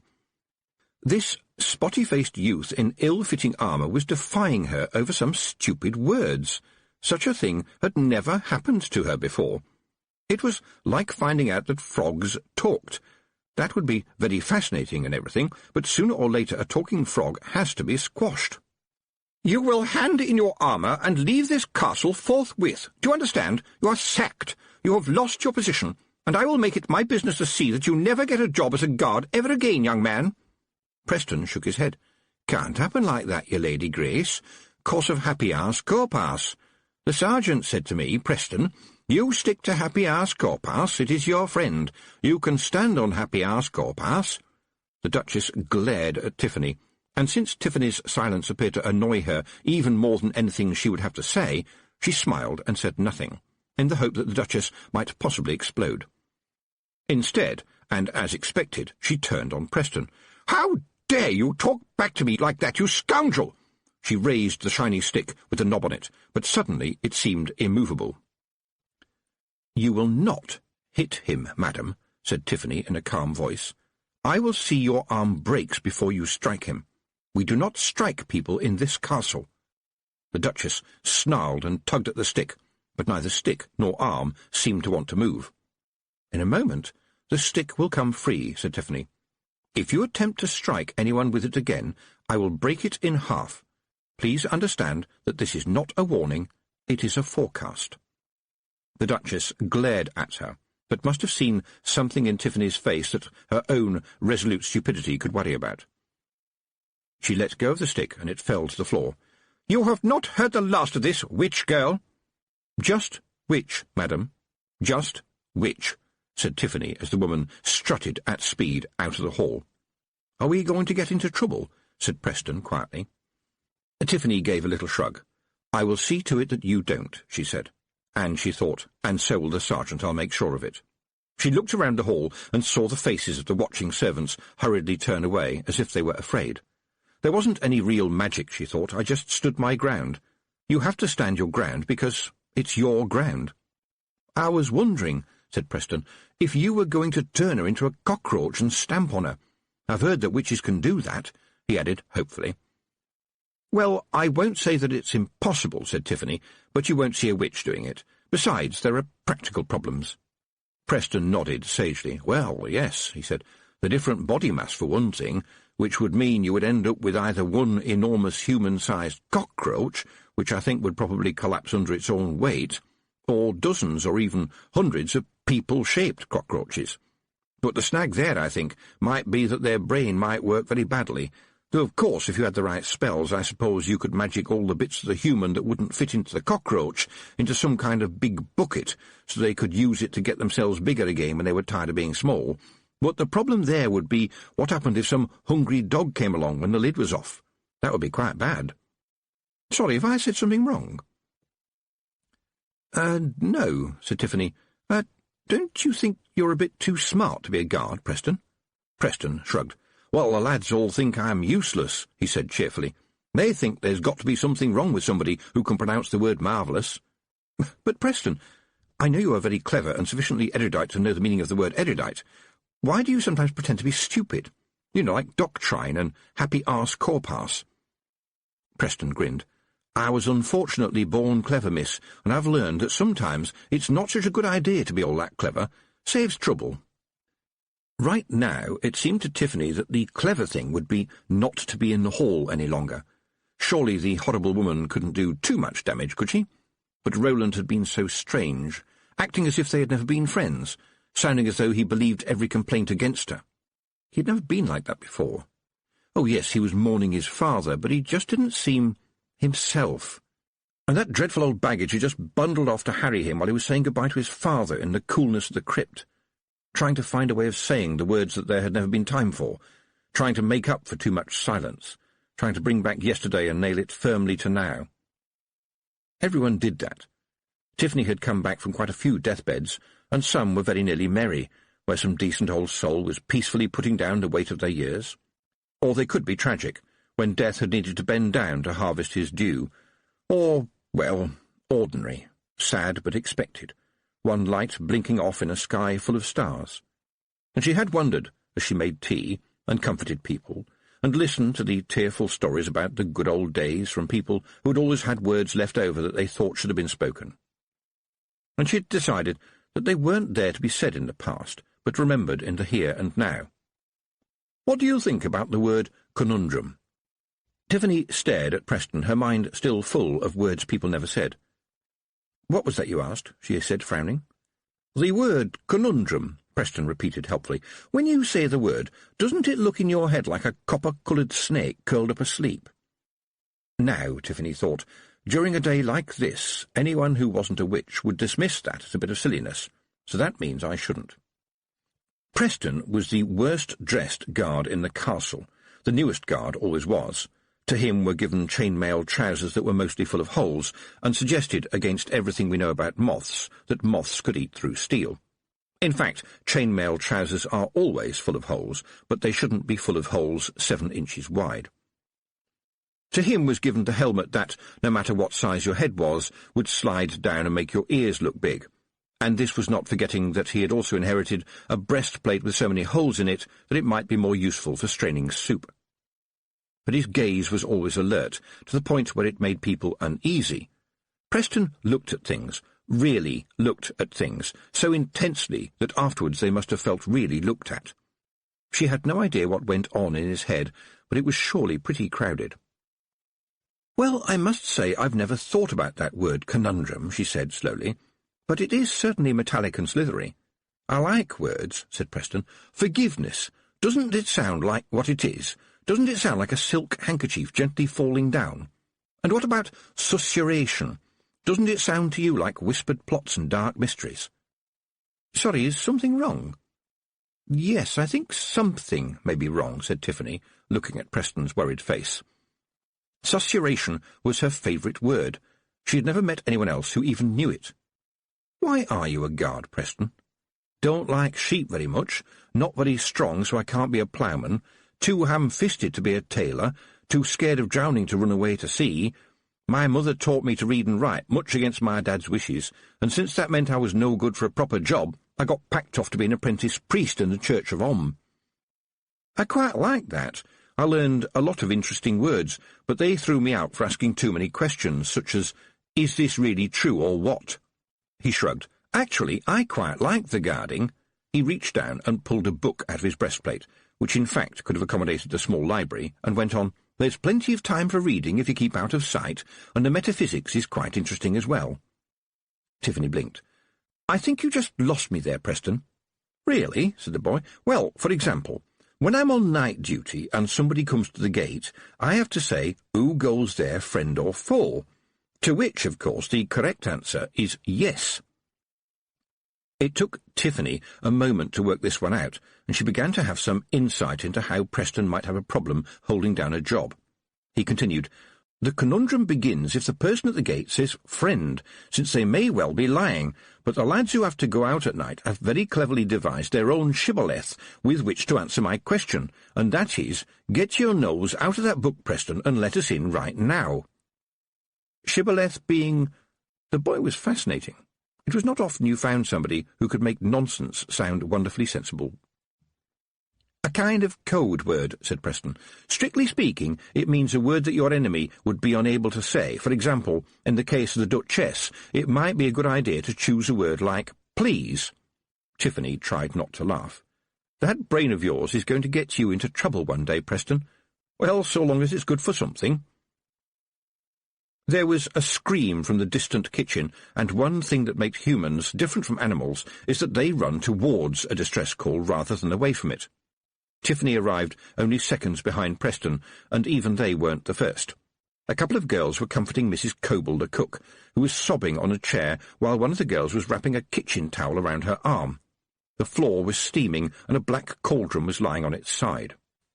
"I tell you they were there," the cook managed between sobs. "All wriggling, I shall always remember it, and kicking and crying out mother. I shall remember their little faces for as long as I live." She began sobbing again, great big sobs that threatened to choke her. Tiffany beckoned to the nearest kitchen maid, who reacted as though she'd been struck, and tried to cower back. "Look," said Tiffany, "can somebody please tell me what—" "What are you doing with that bucket?" This was to another maid who was dragging a bucket up from the cellar, and who, at the sound of a command on top of the turmoil, dropped it. Shards of ice flew across the floor. Tiffany took a deep breath. "Ladies, you don't put ice on a scald, however sensible it seems. Cool some tea, but don't make it cold, and soak her arm in it for at least a quarter of an hour. Everybody understand? Good. Now, what happened?"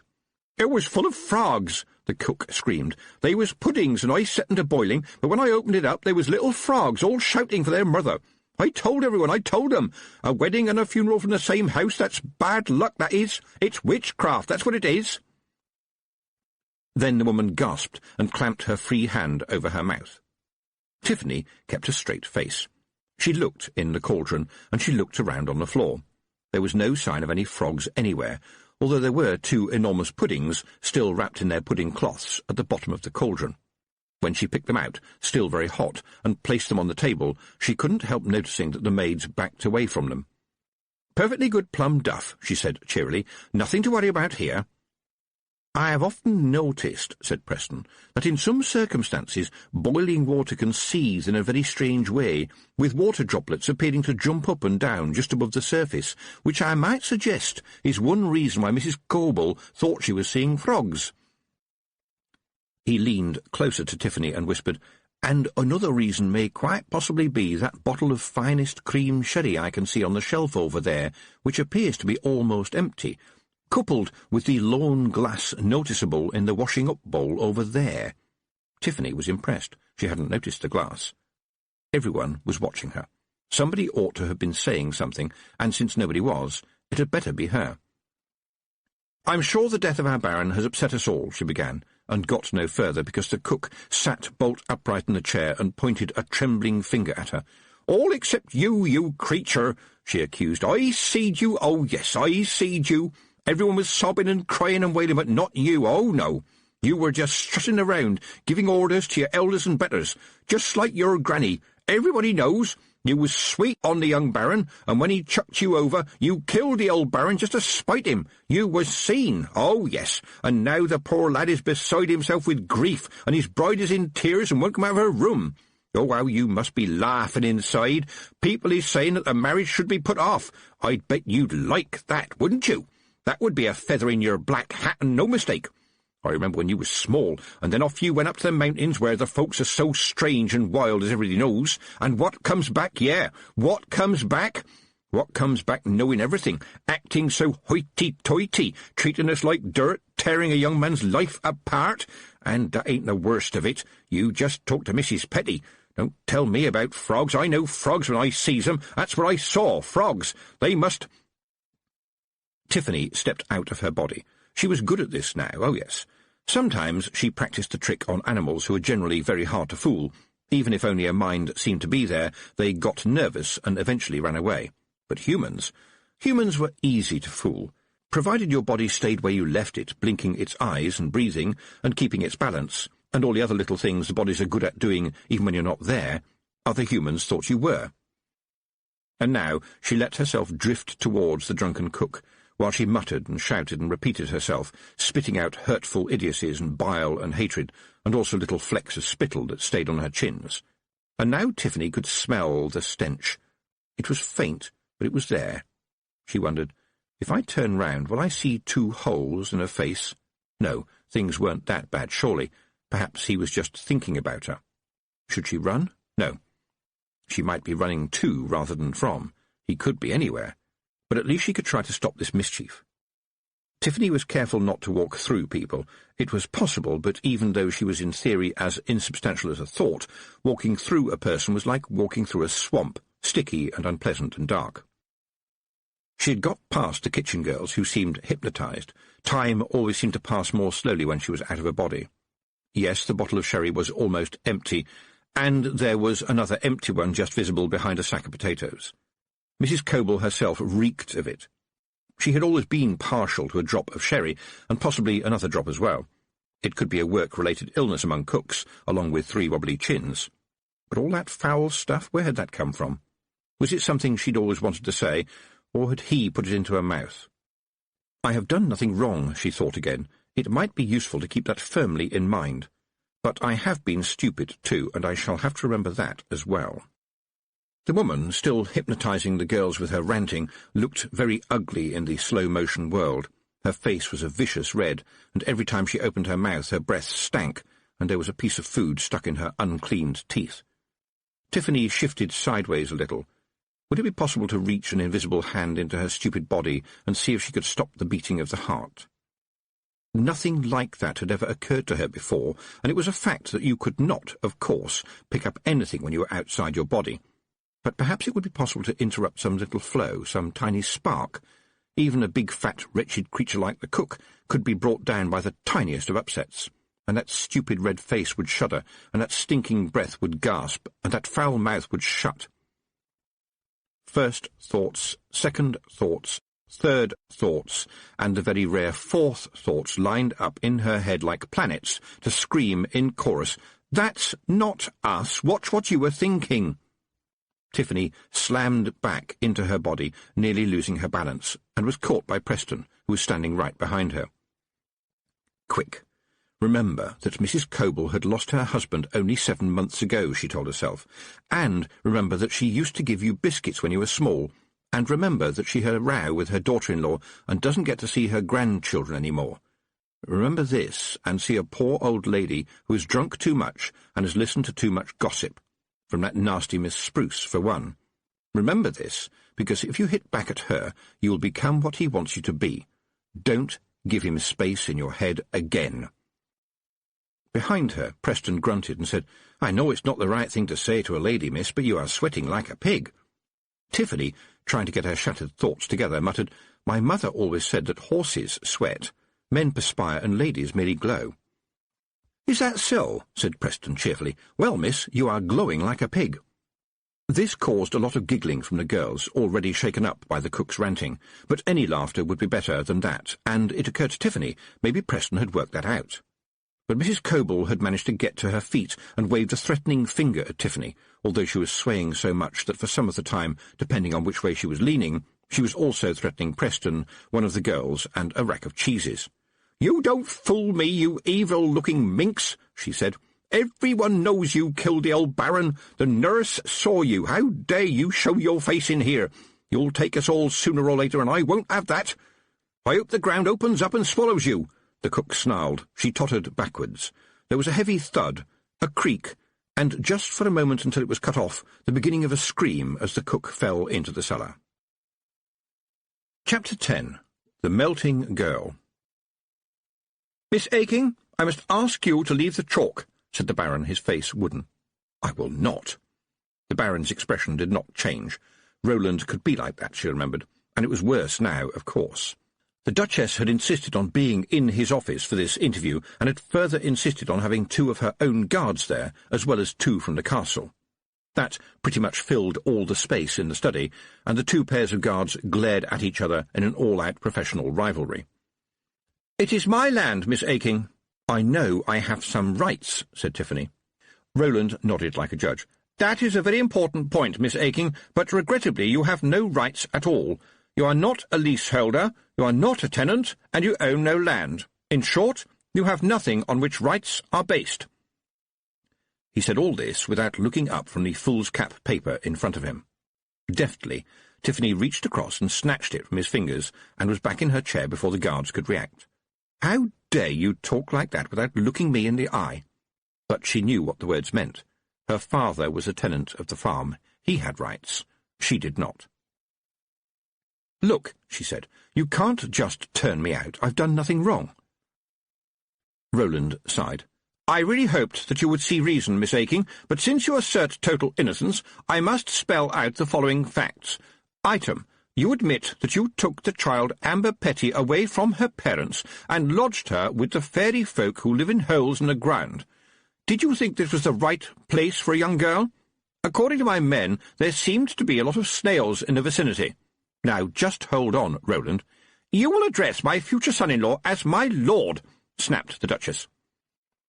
"And if I don't, will you hit me with your stick, your grace? Will you grasp the nettle firmly?" "How dare you?" the Duchess said, her eyes blazing. "Is this how you like your guests to be addressed, Roland?" At least his bewilderment seemed genuine.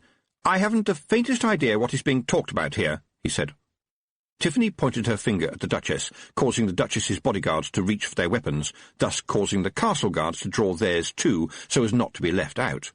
By the time swords were safely disentangled and put back where they belonged, the Duchess was already launching a counter-attack. "You should not put up with this insubordination, young man. You are the Baron, and you have given this creature notice to leave your lands. She is not conducive to public order, and if she still wilfully insists on not leaving, do I need to remind you that her parents are your tenants?" Tiffany was already seething because of creature, but to her surprise the young Baron shook his head and said, "No, I cannot punish good tenants for having a wayward daughter." Wayward? That was worse than creature. How dare he? And her thoughts ran together. He wouldn't dare.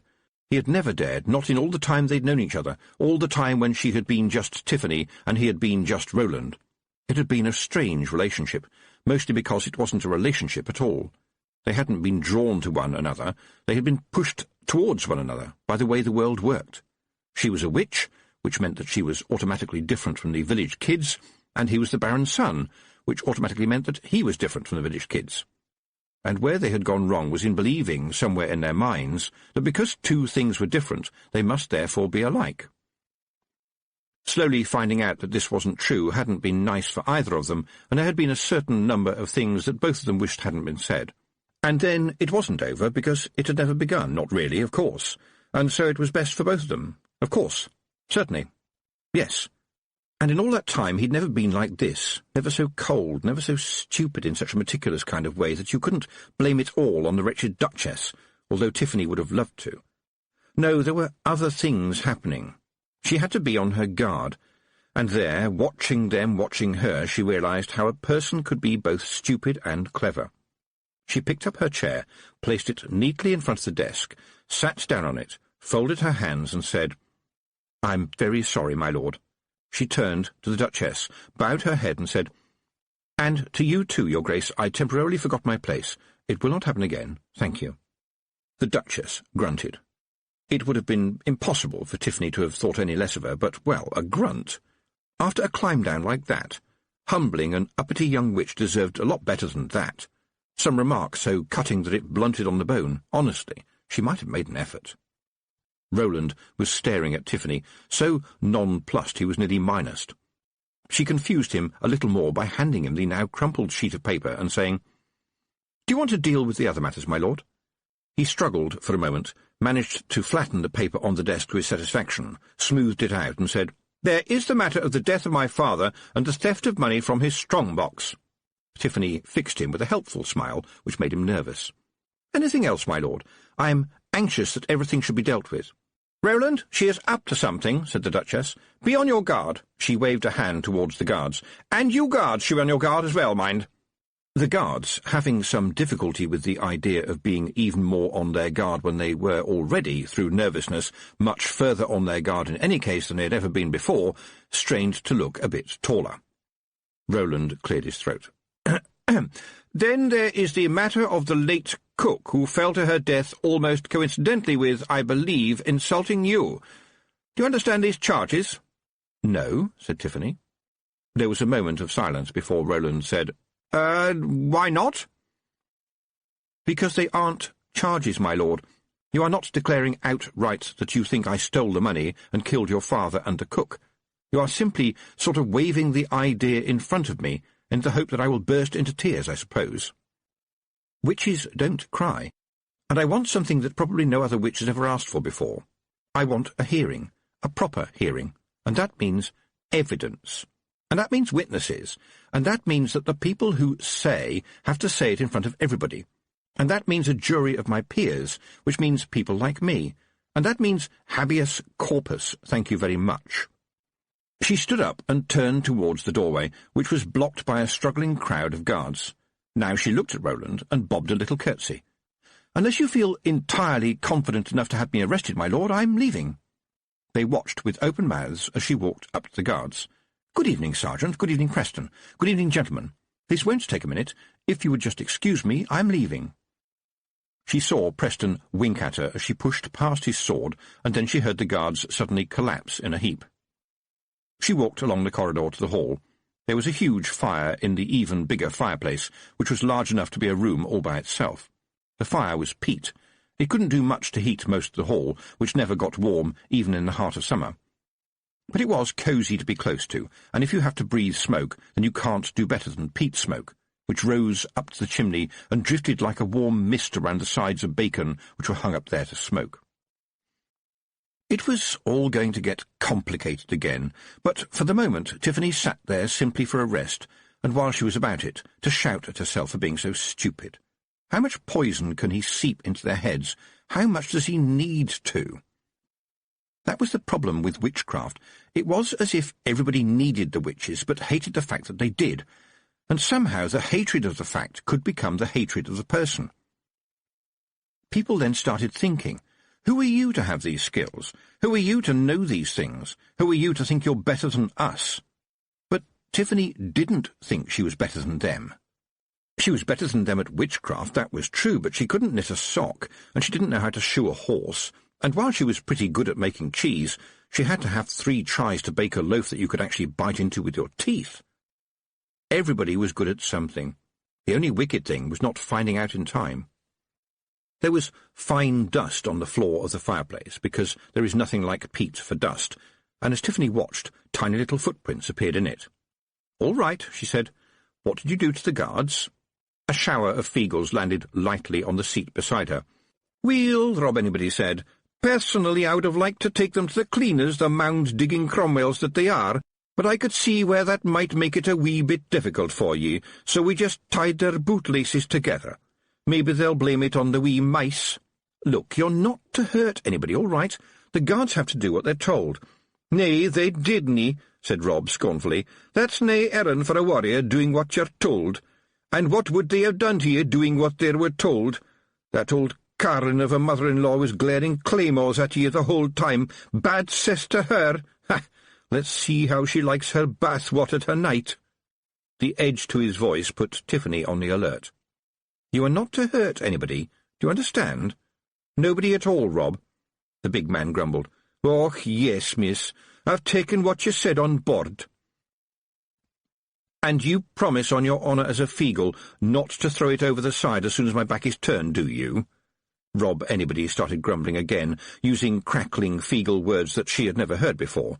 They sounded like curses, and once or twice, when he spat them out, smoke and sparks came out with them. He was stamping his feet, too, always a sign of a Feagle at the end of his tether. "They came arrayed with sharp steel to dig up me home, dig up me clan and dig up me family," he said, and his words were all the more menacing because they were so level and quiet. Then he spat a short sentence towards the fire, which burned green for a moment when the words hit the flames. "I'll no disobey the Hag of the Hills, ye ken, but I put ye on firm notice that if I can see a shovel near my mound again, the owner will find it shoved up his kilt blunt end first, so that he hurts his hands trying to pull it out. And that will only be the start of his problems. And if there is any clearances here, I swear on my spog that it will be us that is doing the clearing." He stamped up and down a bit, and then added, "And what is this we are hearing about ye demanding the law? We is nae friends of the law, ye ken." "What about wee Mad Arthur?" said Tiffany. It was almost impossible to make a Feagle look sheepish, but Rob Anybody looked as if he was about to say, "Ah!" "Oh, it's a terrible thing them gnomes did to him," he said, looking sad. "Do you ken he washes his face every day? I mean, that sort of thing is okay when the mud gets too thick, but every day? I ask you, how can a body stand it?" One moment there were Feagles, and then there was a faint whoosh, followed by a total lack of Feagles, and the next moment there was a more than adequate supply of guards. Fortunately, they were the sergeant and Preston, stamping to attention. The sergeant cleared his throat. "Am I addressing Miss Tiffany Aking?" he said. "It looks to me as if you are, Brian," said Tiffany. "But you be the judge." The sergeant looked around quickly and then leaned closer. "Please, Tiff," he whispered, "it's all gone serious on us." He straightened up quickly and then said, far louder than was necessary, "Miss Tiffany Aking, I am commanded by my lord the Baron to inform you that it is his command that you must stay within the irons of the castle." "The what?" said Tiffany. Wordlessly, his eyes on the ceiling, the sergeant handed her a piece of parchment. "Oh, you mean the environs," she said. "That means the castle and the places around it too," she told him helpfully. but I thought the Baron wanted me to leave. Look, I'm just reading out what it says here, Tiff, and I'm ordered to lock your broomstick in the dungeon. That's an impressive errand that you have there, officer. It's leaning against the wall. Help yourself. The sergeant looked relieved. You're not going to make any trouble, he said. Tiffany shook her head. Not at all, Sergeant. I have no quarrel with a man who is only doing his duty. The sergeant walked cautiously up to the broomstick. They all knew it, of course. They had seen it going overhead, and generally only just overhead, practically every day. But he hesitated, with his hand a few inches from the wood. What happens when I touch it? He said. Oh, then it's ready to fly, said Tiffany. The sergeant's hand very slowly drew back from the vicinity, or possibly the environs, of the broomstick. But it won't fly for me, right? He said in a voice full of air-sickness and pleading. Oh, not very far or very high, probably, said Tiffany, without looking round. The sergeant was well known to get vertigo simply by standing on a chair. She walked over to him and picked up the stick. Brian, what were your orders if I refused to obey your orders, if you see what I mean? I was supposed to arrest you. What? And lock me up in the dungeon? The sergeant winced. You know I wouldn't want to do that, he said. Some of us are grateful, and we all knew that poor old Mrs. Coble was as drunk as a skunk, poor woman. Then I won't put you to the trouble, said Tiffany. So why don't I put this broomstick, which you seem so worried about, down in the dungeon and lock it in? Then I won't be going anywhere, yes? Relief flooded the sergeant's face, and as they walked down the stone steps to the dungeon, he lowered his voice and said, It's not me, you understand, it's them upstairs. It seems like Her Grace is calling the shots now. Tiffany hadn't seen very many dungeons, but people said that the one in the castle was pretty good by dungeon standards, and would probably earn at least 5 ball and chains if anybody ever decided to write a good dungeon guide. It was spacious and well-drained, with a handy gutter right down the middle, which ended up in the inevitable round hole, which did not smell very bad on, as it were, the hole. Neither did the goats, which unfolded themselves from their snug beds in piles of straw and watched her through slot eyes in case she did anything interesting, such as feeding them. They didn't stop eating because, being goats, they were already eating their dinner for the second time. The dungeon had 2 entrances. One went straight outdoors. It was probably there to drag the prisoners in by back in the old days, because that would save having to pull them across the great hall, getting the floor all mucky with blood and mud. These days, the dungeon was mostly used as a goat shed, and on racks higher up, high enough to be out of reach of all but the most determined goat, an apple store. Tiffany lifted the broomstick up onto the lowest apple rack, while the sergeant petted one of the goats, taking care not to look up in case it made him feel dizzy. That meant he was entirely unprepared when Tiffany pushed him back out of the doorway, took the keys out of the lock, swung herself back into the dungeon, and locked the door on the inside. I'm sorry, Brian, but you see, it is you. Not just you, of course, and not even mostly you, and it was rather unfair of me to take advantage of you, but if I'm going to be treated like a criminal, I might as well act like one. Brian shook his head. We do have another key, you know. Hard to use it if I blocked the keyhole, said Tiffany. But look on the bright side. I'm under lock and key, which I think some people would rather like, so all you are worried about is the fine detail. You see, I think you might be looking at this the wrong way round. I'm safe in a dungeon. I haven't been locked away from you. The rest of you have been locked away from me. Brian looked as if he was about to cry, and she thought, No, I can't do it. He's always been decent to me. He's trying to be decent now. Just because I'm cleverer than he is doesn't mean that he should lose his job. Besides, I already know the way out of here. That's the thing about people who have dungeons. They don't spend enough time in them themselves. She handed the keys back. His face brightened with relief. Obviously, we'll bring you food and water, he said. You can't live on apples all the time. Tiffany sat down on the straw. You know, it's quite cosy in here. It's funny how goat burps make everything sort of warm and comfortable. No, I won't eat the apples, but some of them do need turning, or else they will rot, so I will take care of that while I'm in here too. Of course, when I'm locked in here, I can't be out there. I can't make medicines. I can't clip toenails. I can't help. How is your old mum's leg these days? Still well, I hope. Would you mind leaving now, please, because I'd like to use the hole. She heard his boots on the stairs. It had been a bit cruel, but what else could she have done? She looked around and lifted up a pile of very old and very dirty straw that hadn't been touched for a long time. All sorts of things crawled, hopped, or slithered away. Around her, now that the coast was clear, feeble heads rose, bits of straw dropping off them. "Fetch my lawyer, please," Tiffany said brightly. "I think he's going to like working here." The toad turned out to be quite enthusiastic for a lawyer who knew that he was going to be paid in beetles. "I think we will start with wrongful imprisonment. Judges don't like that sort of thing. If anyone's going to be put in prison, they like to be the ones who do it." Actually, I locked myself in," said Tiffany. "Does that count?" "I wouldn't worry about that at the moment. You were under duress, your freedom of movement was being curtailed, and you were put in fear." "I certainly was not. I was extremely angry." The toad slapped a claw down on an escaping centipede. "You were interrogated by 2 members of the aristocracy in the presence of 4 armed men, yes? Nobody warned you. Nobody read you your rights. And you say the Baron apparently believes on no evidence that you killed his father and the cook, and stole some money." "I think Roland's trying hard not to believe it," said Tiffany. "Someone has told him a lie." "Then we must challenge it. Indeed we must. He can't go around making allegations of murder when they can't be substantiated. He can get into serious trouble for that." "Oh," said Tiffany, "I don't want any harm to come to him." It is hard to see when the toad is smiling, so Tiffany had to take a guess. "Did I say something funny?"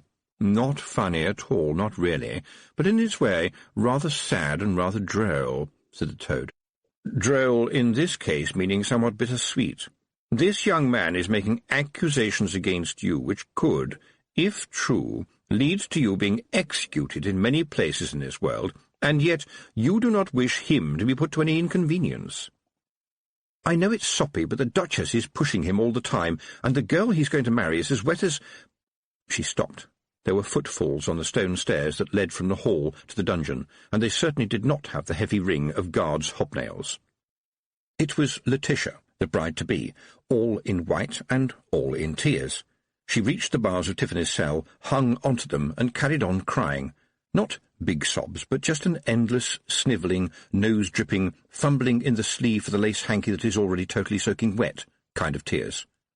The girl didn't really look at Tiffany, just sobbed in her general direction. "I'm so sorry. I really am very sorry. What can you think of me?" And there, right there, was the drawback of being a witch. Here was a person whose mere existence had led Tiffany one evening to wonder about that whole business of sticking pins into a wax figure. She hadn't actually done it because it was something that you shouldn't do, something that witches greatly frowned on, and because it was cruel and dangerous, and above all, because she hadn't been able to find any pins. And now the wretched creature was in some kind of agony, so distraught that modesty and dignity were all being washed away in a rolling flood of gummy tears. How could they not wash away hatred as well? And, in truth, there had never been all that much hatred, more a kind of miffed feeling. She'd known all along that she'd never be a lady, not without the long blonde hair. It was totally against the whole book of fairy tales. She just hadn't liked being rushed into accepting it. "I really never wanted things to happen like this," gulped Letitia. "I really am very, very sorry. I don't know what I could have been thinking about." And so many tears rolling down that silly, lacy dress, and, oh no, there was a perfect snot balloon on a perfect nose. Tiffany watched in fascinated horror as the weeping girl had a great bubbling blow, and, oh no, she wasn't going to, was she? Yes, she was, yes. She squeezed out the dripping handkerchief onto the floor, which was already wet from the incessant crying. "Look, I'm sure things can't be as bad as all that," said Tiffany, trying not to hear the ghastly, blobby noises on the stone. "If you would only stop crying for a moment, I'm sure everything can be sorted out, whatever it is." This caused more tears and some actual, genuine, old-fashioned sobs, the kind you never heard in real life, well, at least up until now. Tiffany knew that when people cried, they said boo-hoo, or at least that's how it was written down in books. No one said it in real life, but Letitia did, while projectile crying all over the steps. There was something else there, too, and Tiffany caught the spill words as they were well and truly spilled, and read them as, somewhat soggy, they landed in her brain. She thought, oh, really? But before she could say anything, there was a clattering on the steps again. Roland, the Duchess, and one of her guards came hurrying down, followed by Brian, who had clearly been getting very annoyed about other people's guards clattering on his home cobbles, and was so making sure that whenever a clattering was taking place, he was fully involved. Roland skidded on the damp patch and threw his arms protectively around Letitia, who squelched and oozed slightly. The Duchess loomed over the pair of them, which left little looming space available for the guards, who had to put up with looking angrily at one another. "What have you been doing to her?" Roland demanded. "How did you lure her down here?" The toad cleared his throat, and Tiffany gave him an undignified nudge with her boot. "Don't you say a word, you amphibian," she hissed. He might be her lawyer, but if the Duchess saw a toad acting as her legal counsel, then it could only make things worse. As it happens, her not seeing the toad did make things worse, because the Duchess screamed, "Did you hear that? Is there no end to her insolence? She called me an amphibian." Tiffany was about to say, "I didn't mean you, I meant the other amphibian," but stopped herself in time. She sat down, one hand shoveling straw over the toad, and turned to Roland. "Which question would you like me not to answer first?" "My men know how to make you talk," said the Duchess over Roland's shoulder. "I already know how to talk, thank you," said Tiffany. "I thought that maybe she had come to gloat, but things seem to be more afloat." "She can't get out, can she?" said Roland, the sergeant. The sergeant saluted smartly and said, "No, sir. I have the keys to both doors firmly in my pocket, sir." He gave a smug look to the Duchess's guard when he said this, as if to say, "Some people get asked important questions and come back with accurate and snappy answers round here. Thank you so very much." This was rather spoiled by the Duchess saying, "He twice called you sir instead of my lord, Roland. You must not let the lower orders act so familiarly to you. I have told you this before." Tiffany would cheerfully have kicked Roland for not coming back sharply on that one. Brian had taught him to ride a horse, she knew, and taught him how to hold a sword and how to hunt. Perhaps he should have taught him manners, too. "Excuse me," she said sharply, "do you intend to keep me locked up forever? I wouldn't mind some more socks, and a couple of spare dresses, and, of course, some unmentionables, if that is going to be the case." Possibly the mention of the word unmentionables was what flustered the young Baron, but he rallied quite quickly and said, that is to say, I feel we should perhaps keep you carefully but humanely where you can do no mischief until after the wedding. You do seem to be the centre of a lot of unfortunate events recently. I'm sorry about this." Tiffany didn't dare say anything, because it isn't polite to burst out laughing after such a solemn and stupid sentence as that. He went on, trying to smile. "You will be made comfortable, and of course we will take the goats out if you wish." "I'd like you to leave them in here, if it's all the same to you," said Tiffany. "I'm beginning to enjoy the pleasure of their company. But may I ask a question?" "Yes, of course." "This is not going to be about spinning wheels, is it?" Tiffany asked. Well, after all, there was only one way this stupid reasoning could be taking them. "What?" said Roland.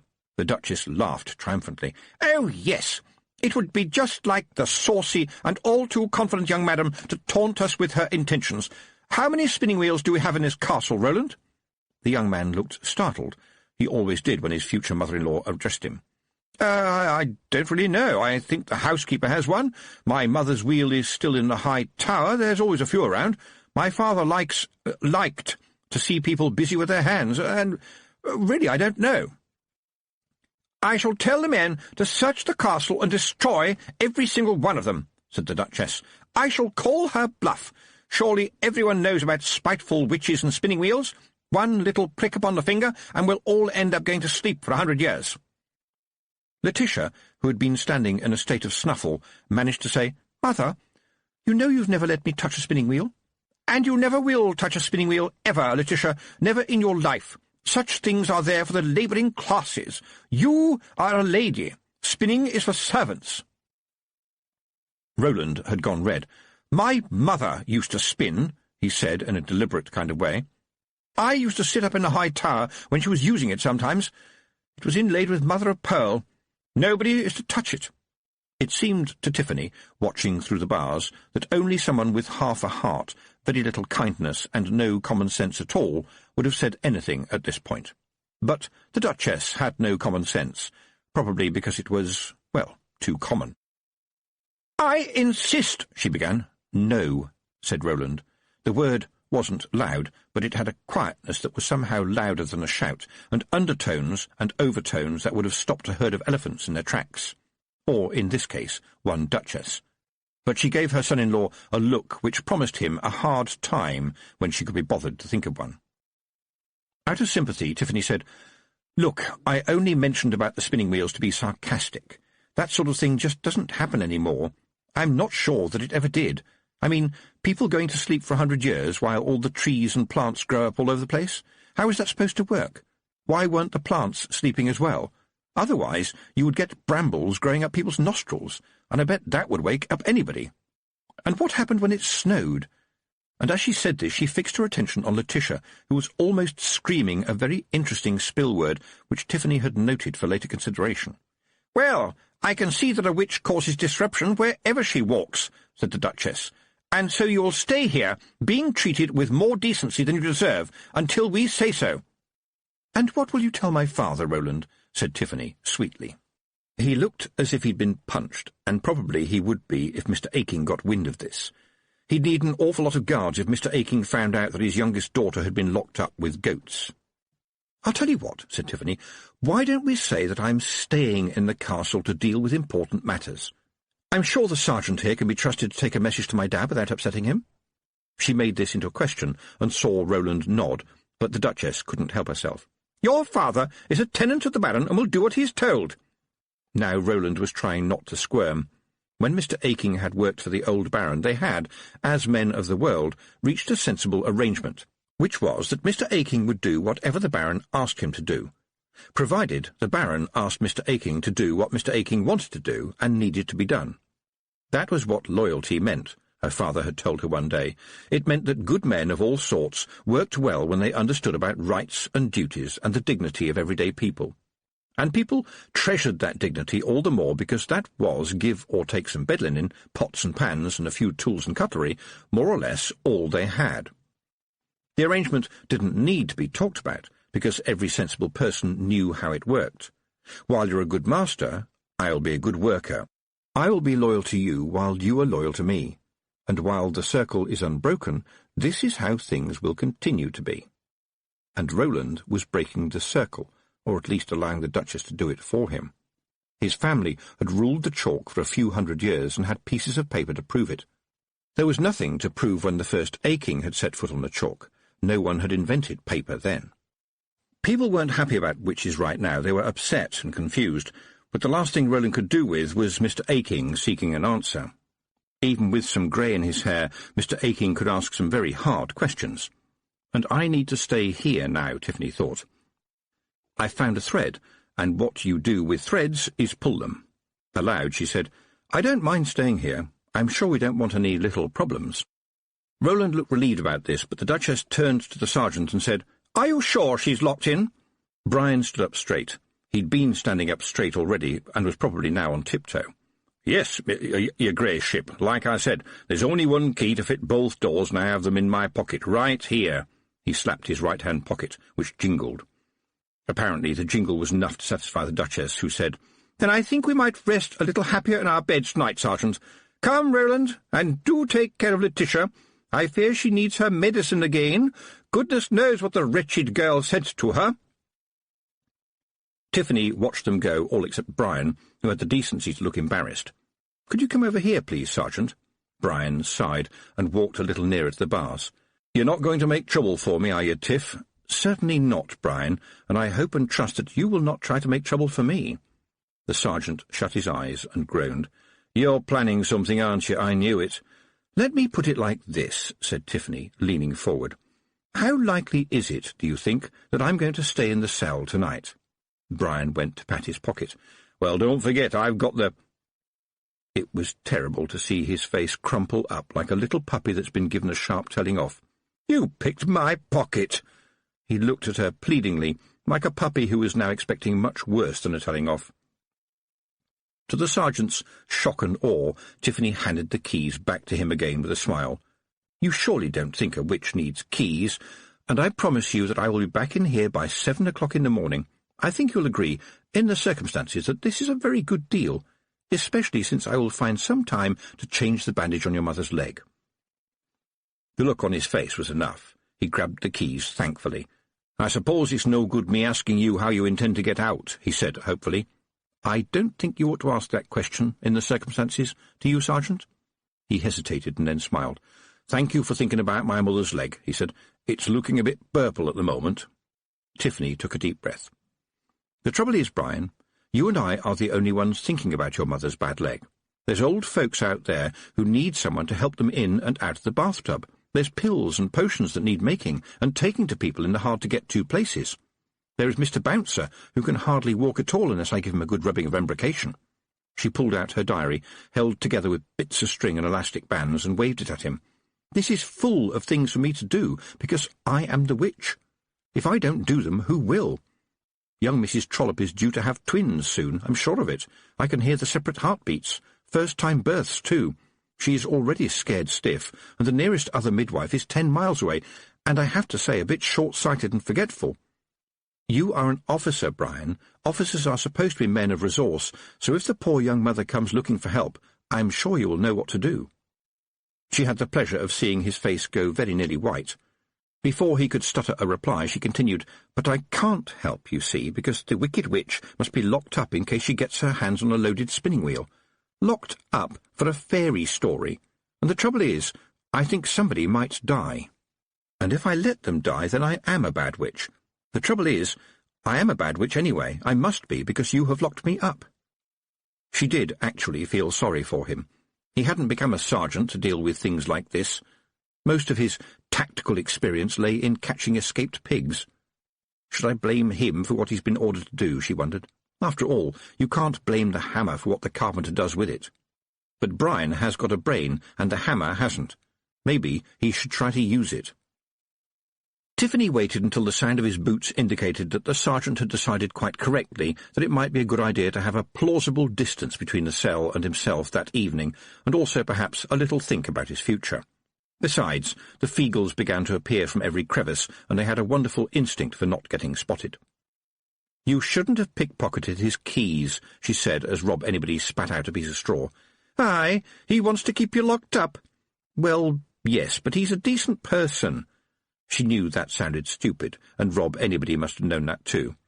"Oh, aye, sure, a decent person who will lock you up at the bidding of that snotty old Carlin," he snarled. "And what about that big wee stripper dribbling in the white dress? I was reckoning we'd have to build guttering in front of her." "Was she one of them water nymphs?" said Daft Woolly, but the majority view was that the girl was somehow made of ice and had been melting away. Lower down the steps a mouse was swimming to safety. Almost without her knowing it, Tiffany's left hand slid into her pocket and pulled out a piece of string, which was temporarily dropped onto Rob Anybody's head. The hand went back into her pocket and came back out with one interesting small key she had picked up by the side of the road 3 weeks ago, an empty packet that had once contained flower seeds, and a small stone with a hole in it. Tiffany always picked up small stones with holes in them because they were lucky. She kept them in her pocket until the stone wore through the cloth and fell out, leaving only the hole. That was enough to make an emergency shamble, except that you usually needed something alive, of course. The toad's dinner of beetles had entirely disappeared, mostly into the toad, so she picked him up and tied him gently into the pattern, paying no attention to his threats of legal action. "I don't know why you don't use one of the Feagles," he said. "They like this sort of thing." "Yes, but half the time the shamble ends up pointing me to the nearest pub. Now just hang on, will you?" The goats carried on chewing as she moved the shamble this way and that, searching for a clue. Letitia had been sorry, deeply, damply sorry, and that last set of spill words was a set of words she wasn't brave enough to say but not quick enough to stop. They were, "I didn't mean it." No one knew how a shamble worked. Everybody knew that it did. Perhaps all it did do was make you think. Maybe what it did do was give your eyes something to look at while you thought, and Tiffany thought, someone else in this building is magical. The shamble twisted, the toad complained, and the silver thread of a conclusion floated across Tiffany's second sight. She turned her eyes towards the ceiling. The silver thread glittered, and she thought, someone in this building is using magic. Someone who is very sorry that they did. Was it possible that the permanently pale, permanently damp and irrevocably watercolouring Letitia was actually a witch? It seemed unthinkable.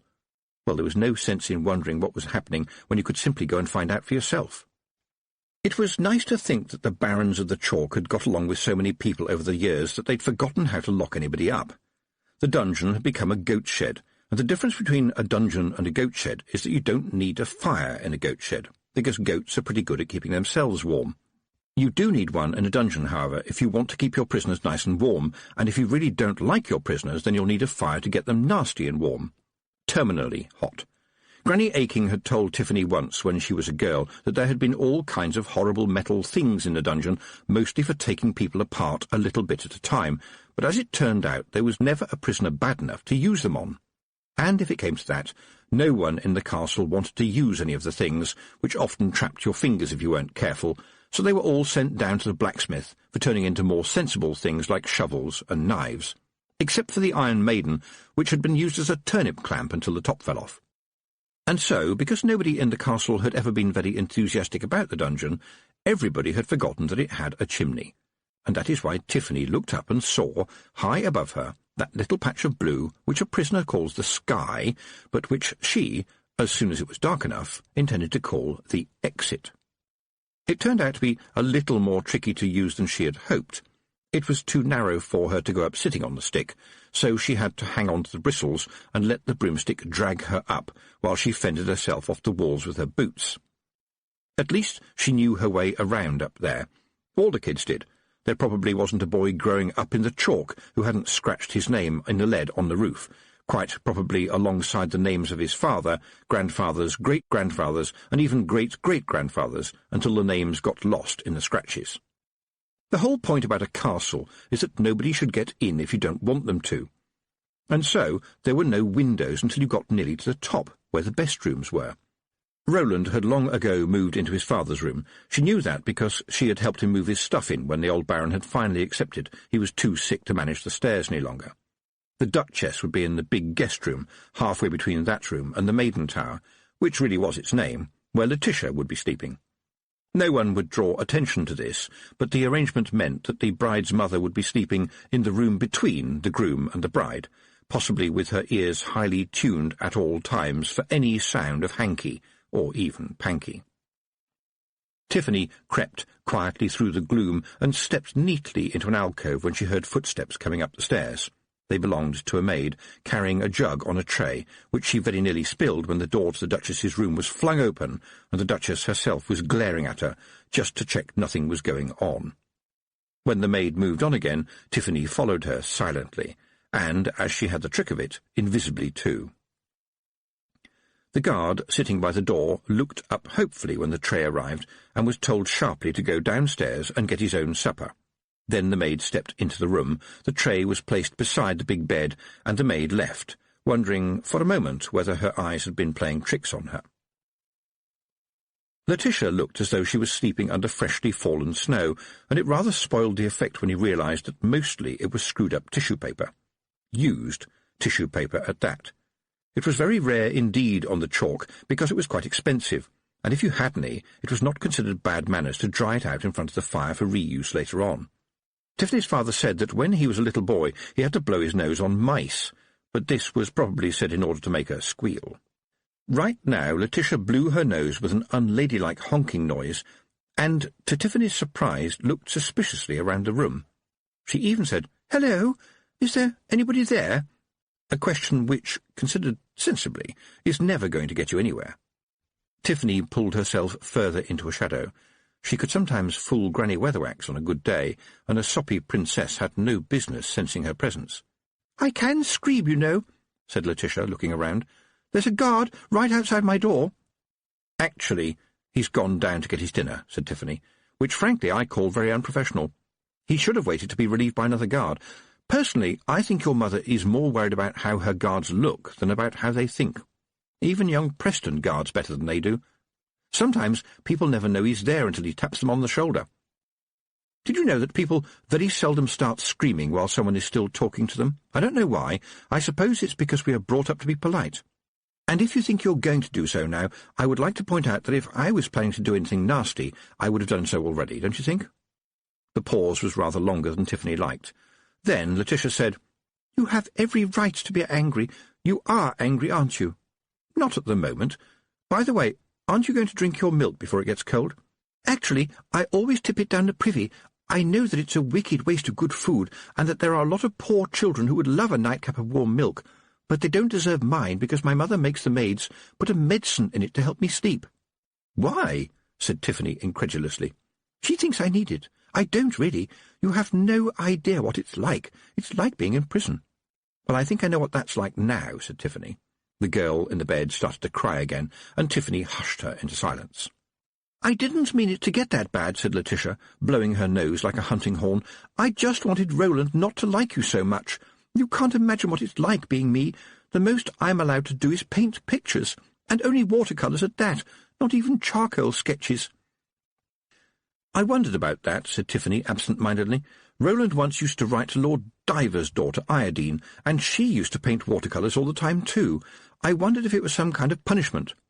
But Letitia wasn't listening. "You don't have to just sit and paint pictures. You can fly around all the time," she was saying. "Order people about, do interesting things. Ha! I wanted to be a witch when I was little, but just by luck I had long blonde hair and a pale complexion and a very rich father. What good was that? Girls like that can't be witches." Tiffany smiled. They were getting to the truth, and it was important to stay helpful and friendly before the dam broke again and they were all flooded. "Did you have a book of fairy stories when you were young?" Letitia blew her nose again. "Oh, yes." "Was it the one with a very frightening picture of the goblin on page 7 by any chance? I used to shut my eyes when I came to that page." "I scribbled all over him with a black crayon," said Letitia in a low voice, as if it was a relief to tell somebody. "You didn't like me, and so you decided to do some magic against me." Tiffany said it very quietly, because there was something brittle about Letitia. In fact, the girl did reach for some more tissue, but appeared to have run out of sobs for a moment, as it turned out, only for a moment. "I'm so sorry. If only I had known, I would never have—" "Perhaps I should tell you," Tiffany went on, "that Roland and I were, well, friends. More or less the only friend the other one had. But, in a way, it was the wrong kind of friendship. We didn't come together. Things happened that pushed us together. And we didn't realise that. He was the Baron's son, and once you know that you're the Baron's son, and all the kids have been told how to act toward the Baron's son, then you don't have many people you can talk to. And then there was me. I was the girl smart enough to be a witch, but I have to say that this is not a job which allows you to have that much of a social life. If you like, two people who were left out thought that they were the same kind of person. I know that now. Unfortunately, Roland was the first to realise that. And that's the truth of it. I am the witch, and he is the Baron. And you will be the Baroness, and you should not worry if the witch and the Baron, for the benefit of everybody, are on good terms. And that is all there is to it, and in fact there isn't even an it, just the ghost of an it." She saw relief travel across Letitia's face like the rising sun. "And that's the truth from me, miss, so I would like the truth from you. Look, can we get out of here? I'm afraid that some guards might rush in at any moment and try to put me in a place I can't get out of." Tiffany managed to get Letitia onto the broomstick with her. The girl fidgeted, but simply gasped as the stick sailed down gently from the castle battlements, drifted over the village, and touched down in the field. "Did you see those bats?" said Letitia. "Oh, they often fly around the stick if you don't move very fast," said Tiffany. "You'd think they would avoid it, really. And now, miss, now we're both far from any help, tell me what you did that made people hate me." Panic filled Letitia's face. "No, I'm not going to hurt you," said Tiffany. "If I was going to, I would have done it a long time ago. But I want to clean up my life. Tell me what you did." "I used the ostrich trick," said Letitia promptly. "You know, it's called unsympathetic magic. You make a model of the person and stick them upside down in a bucket of sand. I really am very, very sorry." "Yes, you already said so," said Tiffany, "but I've never heard of this trick. I can't see how it could work. It doesn't make sense." But it worked on me, she thought. This girl isn't a witch, and whatever she tried wasn't a real spell, but it worked on me. "It doesn't have to make sense if it's magic," said Letitia hopefully. "It has to make some sense somewhere," said Tiffany, staring up at the stars that were coming out. "Well," said Letitia, "I got it out of Spells for Lovers by Anathema Bugloss, if that's any help." "That's the one with the picture of the author sitting on a broomstick, isn't it?" said Tiffany. "Sitting on it the wrong way round, I might add. And it hasn't got a safety strap, and no witch I've ever met wears goggles. And as for having a cat on it with you, that doesn't bear thinking about. It's a made-up name, too. I've seen the book in the Boffo catalogue. It's rubbish. It's for soppy girls who think all you need to do to make magic is buy a very expensive stick with a semi-precious stone glued on the end, no offence meant. You might as well pick a stick out of the hedge and call it a wand. Without saying anything, Letitia walked a little way down to the hedge that lay between the field and the road. There's always a useful stick under a hedge if you poke around enough. She waved it vaguely in the air, and it left a light blue line after it. "Like this," she said. For quite a while there was no sound apart from the occasional hoot of an owl, and, for the really good of hearing, the rustling of the bats. "I think it's time we had a proper little chat, don't you?" said Tiffany. Chapter 11. The Bonfire of the Witches. "I told you I always wanted to be a witch," said Letitia. "You don't know how hard that can be when your family lives in a great big mansion, and it is so old that the coat of arms has even got a few legs on it as well. All that gets in the way, and, if you excuse me, I really wish I had been born with your disadvantages. I only found out about the Boffo catalogue when I heard two of the maids giggling over it when I went into the kitchen one day. They ran away, still giggling, I might add, but they left it behind. I can't order as much stuff as I would want to, because my maid spies on me and tells Mother. But the cook is a decent sort, so I give her money and the catalogue numbers, and they get delivered to her sister in Ham-on-Rye. I can't order anything very big, though, because the maids are always dusting and cleaning everywhere. I would really like one of the cauldrons that bubble green, but from what you tell me, it's just a joke." Letitia had taken a couple of other sticks from the hedge and stuck them in the ground in front of her. There was a blue glow on the tip of each one. "Well, for everybody else it's a joke," Tiffany said, "but for you I expect it would produce fried chickens." "Do you really think so?" said Letitia eagerly. "I'm not sure I can think at all if I'm upside down with my head in a bucket of sand," said Tiffany. "You know, that sounds a bit like wizard magic. This trick, it was in Mistress Bugloss's book, you say. Look, I'm sorry, but that really is Boffo stuff. It's not real. It's just for people who think that witchcraft is all about flowers and love potions and dancing around without your drawers on. Something I can't imagine any real witch doing." Tiffany hesitated because she was naturally honest and went on, "Well, maybe Nanny Og when the mood takes her. It's witchcraft with all the crusts cut off, and real witchcraft is all crusts. But you took one of her silly spells for giggling housemaids and used it on me, and it's worked. Is there a real witch in your family?" Letitia shook her head, and her long blonde hair sparkled even in the moonlight. "I've never heard of one. My grandfather was an alchemist, not professionally, of course. He was the reason why the hall has no east wing any more. My mother, I can't imagine her doing magic, can you?" "Her? Absolutely." "Well, I've never seen her do any, and she does mean well. She says that all she wants is the best for me. She lost all her family in a fire, don't you know? Lost everything," said Letitia. Tiffany couldn't dislike the girl. It would be like disliking a rather baffled puppy, but she couldn't help saying, "And did you mean well, you know, when you made a model of me and put it upside down in a bucket of sand?" There must have been reservoirs in Letitia. She was never more than a teacup away from a tear. "Look," Tiffany said, "I don't mind, honestly, though frankly I wish I believed that it was just a spell. Just take it out again, then, and we can forget all about it. Please don't start crying again. It makes everything so soggy." Letitia sniffed. "Oh, it's just that, well, I didn't do it here. I left it at home. It's in the library." The last word in that sentence tinkled in Tiffany's head. A library? With books? Witches were not supposed to be particularly bothered about books, but Tiffany had read every one she could. You never knew what you could get out of a book. "It's a very warm night for the time of year," she said, "and your place is not too far, is it? You could be back in the tower and in bed in a couple of hours." For the first time since Tiffany had met her, Letitia smiled, genuinely smiled. "Can I go on the front this time, then?" she said.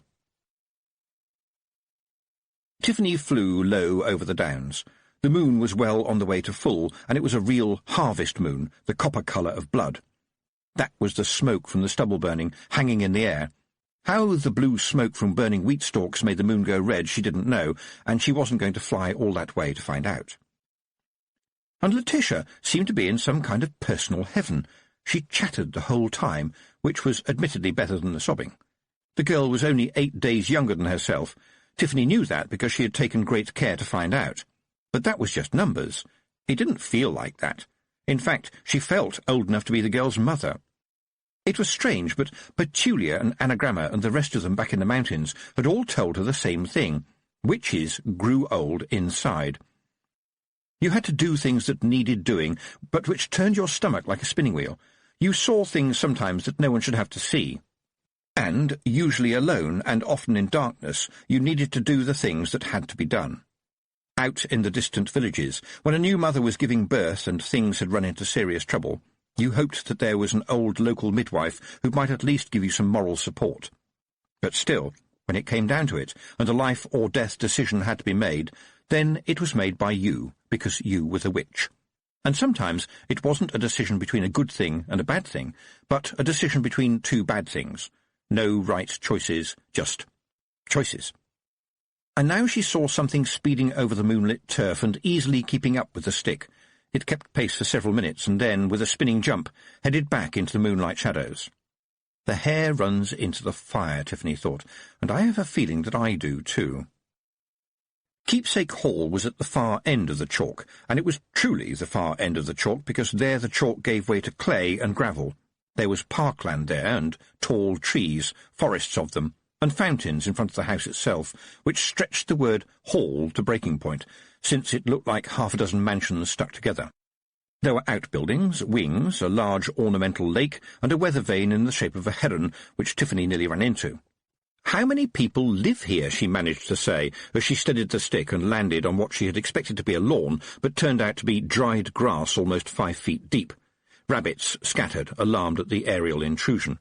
"Just me and Mother now," said Letitia, the dead grass crackling under her feet as she jumped down. "And the servants, of course. We have quite a lot of them. Don't worry, they will all be in bed by now." "How many servants do you need for 2 people?" Tiffany asked. "About 250. "I don't believe you." Letitia turned as she led the way to a distant door.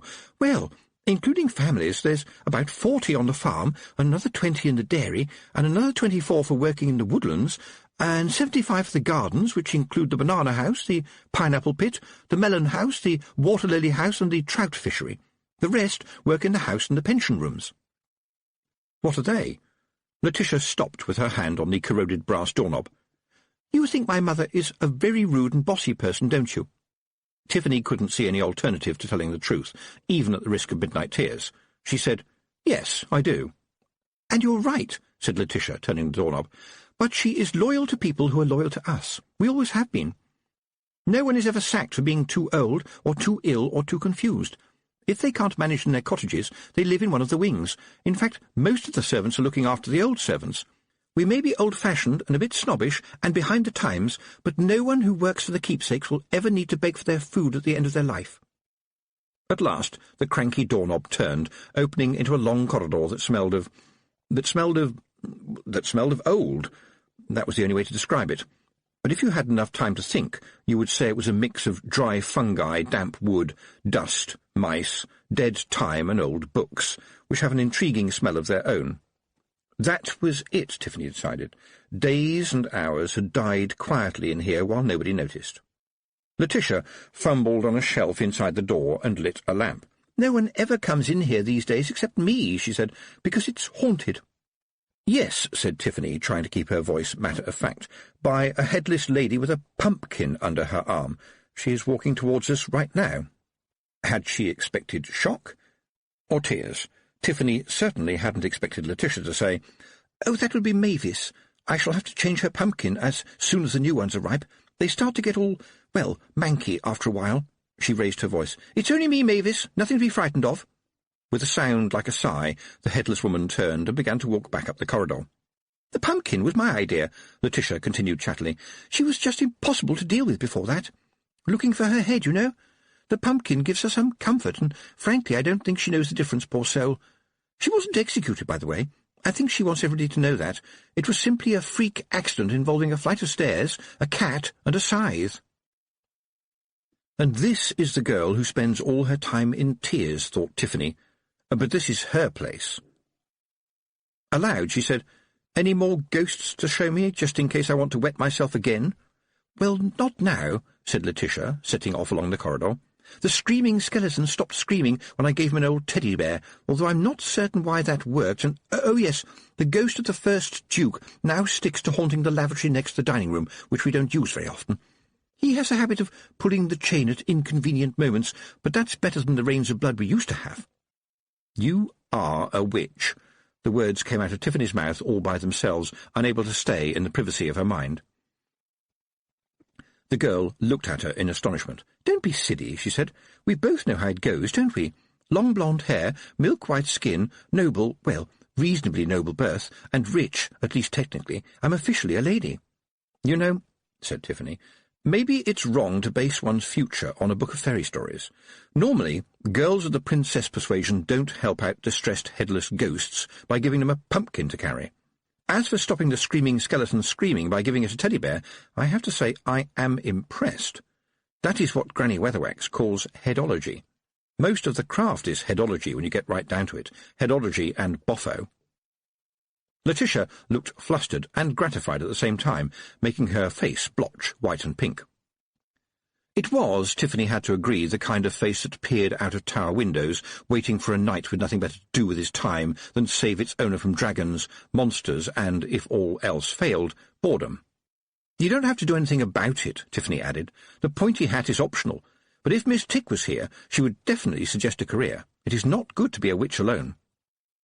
They had reached the end of the corridor. Letitia turned another creaky doorknob, which complained as the door opened, and so did the door. "I've certainly found that out," said Letitia. "And Miss Tick is—" "She travels around the country finding girls who have the talent for the craft," said Tiffany. "They say that you don't find witchcraft, it finds you, and generally it's Miss Tick who taps you on the shoulder. She's a witch-finder, but I don't suppose she goes into many big houses.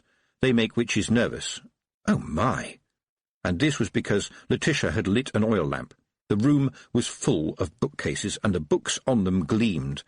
These weren't cheap modern books. These were books bound in leather, and not just leather, but leather from clever cows who had given their lives for literature after a happy existence in the very best pastures. The books gleamed as Letitia moved around the large room, lighting other lamps. She hauled them up towards the ceiling on their long chains, which swung gently as she pulled, so that the shine from the books mixed with the gleam from the brasswork until the room seemed to be full of rich, ripe gold. Letitia was clearly pleased by the way Tiffany stood and stared. "My great-grandfather was a huge collector," she said. "Do you see all the polished brass? That's not for show. That's for the .303 bookworm, which can move so fast that it can bore a hole all the way through an entire shelf of books in a fraction of a second. Ha! But not when they run into solid brass at the speed of sound. The library used to be bigger, but my Uncle Charlie ran away with all the books on, I think it was called erotica? I'm not sure, but I can't find it on any map. I may be the only one who comes in here now, anyway. Mother thinks that reading makes people restless. Pardon me, but why are you sniffing? I hope another mouse hasn't died in here."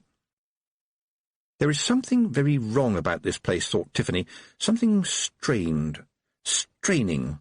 Maybe it's all the knowledge in the books just bursting to get out.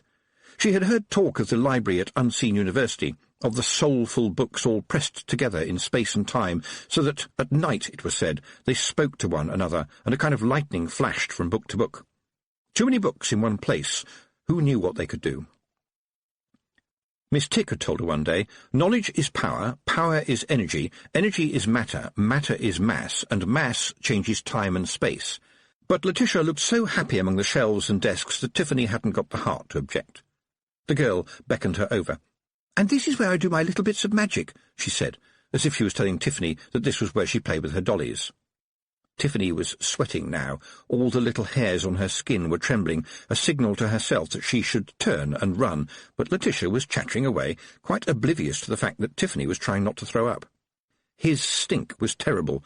It rose in the cheery library like a long-dead whale rising against the surface, full of gas and corruption. Tiffany looked around desperately for something to take her mind off that image. Mrs. Proust and Derek had certainly benefited from Letitia keepsake. She had bought the whole range, warts and all. "But I only use warts at the moment. I think they have the right feel without going overboard, don't you?" she was saying. "I've never bothered with them," said Tiffany weakly.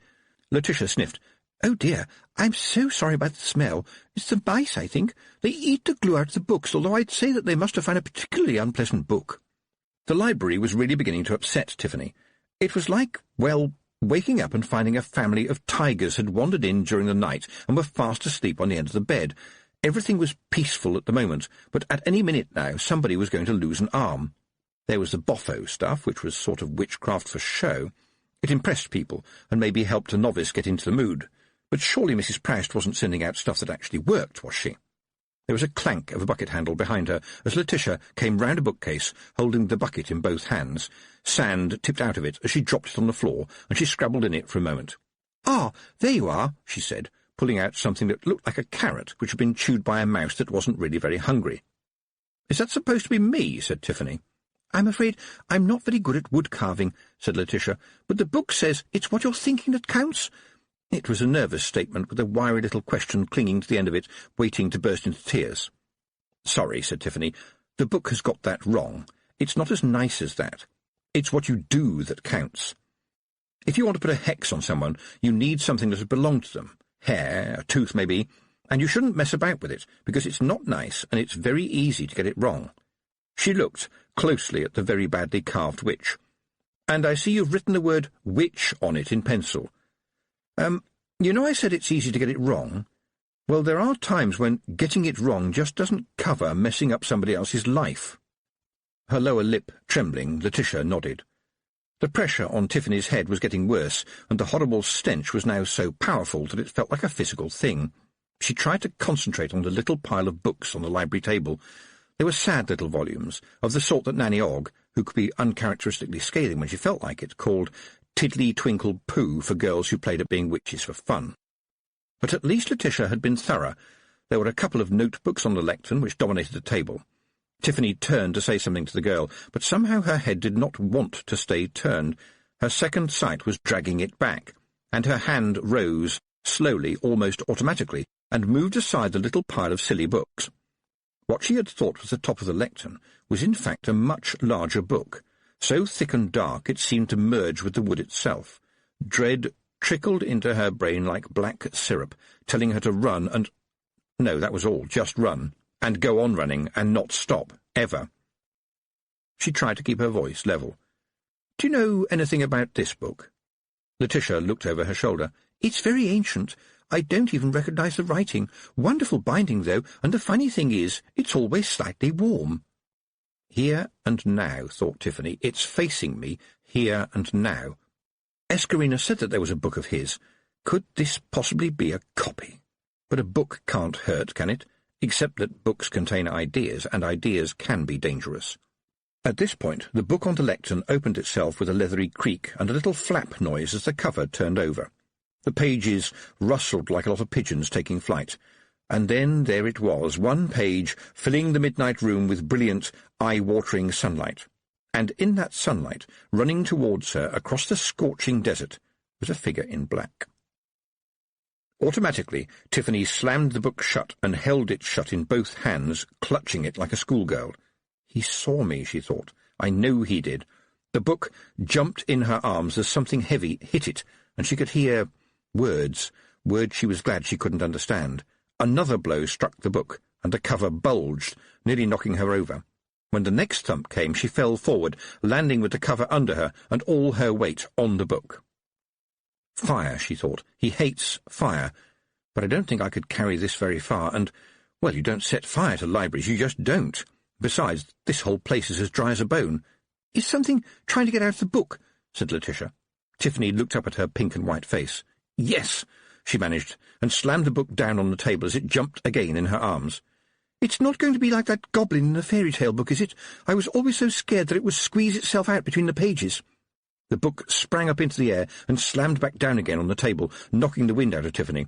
She managed to grunt, "I think this is a lot worse than the goblin." Which was our goblin, she remembered inconveniently. They had the same book, after all. It wasn't a good book in many respects, but then you grow up and it's just a silly picture, but part of you never forgets. It seemed to be something that happened to everybody. When she had mentioned to Petulia about being frightened by a picture in a book, the girl confessed that she had been hugely frightened by a happy-looking skeleton in a picture book when she was young, and it turned out all the other girls remembered something like it too. It was as if it was a fact of life. A book would start out by scaring you. "I think I know what to do," said Letitia. "Can you keep it occupied for a while? I won't be a moment." And with that she disappeared from view, and after a few seconds Tiffany, still straining to keep the book closed, heard a squeaking noise. She did not take much notice, because her arms, clinging tightly to the bouncing book, felt red-hot. Then behind her, Letitia said quietly, "Look, I'm going to guide you to the book press. When I say so, push the book in and get your hands out of the way really, really quickly. It's quite important that you do it quickly." Tiffany felt the girl help her turn, and together they edged along to something metallic waiting in the gloom, while all the time the book rocked with anger and thumped her on the chest. It was like holding an elephant's heart while it was still beating. She hardly heard Letitia's voice above the pounding as she shouted, "Put the book down on the metal plate, push it a little way forward, and get your fingers out of the way, right now." Something spun. In one pants-wetting moment, Tiffany saw a hand thrust its way through the book's cover before a metal plate slammed down on it, clipping the ends of Tiffany's fingernails. "Help me with this bar, will you? Let's tighten it down as far as we can." That was from Letitia, who was leaning on... what? "It's the old book press," she said. "My grandfather used to use it all the time when he was tidying up old books that got damaged. It helps when you have to glue a page back in, for example. We hardly use it, except at Hogswatch. Very good for the precision cracking of walnuts, you see. Just wind the handle until you hear them start to crack. They look like tiny little human brains." Tiffany risked a look at the press, the top and bottom plates of which were now pressed tightly together, to see if any human brains were dripping down the outside. They weren't, but it didn't help very much at this point, as a small human skeleton walked out of the wall, through the library shelves as though they were smoke, and disappeared. It had been holding a teddy bear. It was one of those things that the brain files under something I would rather not have seen.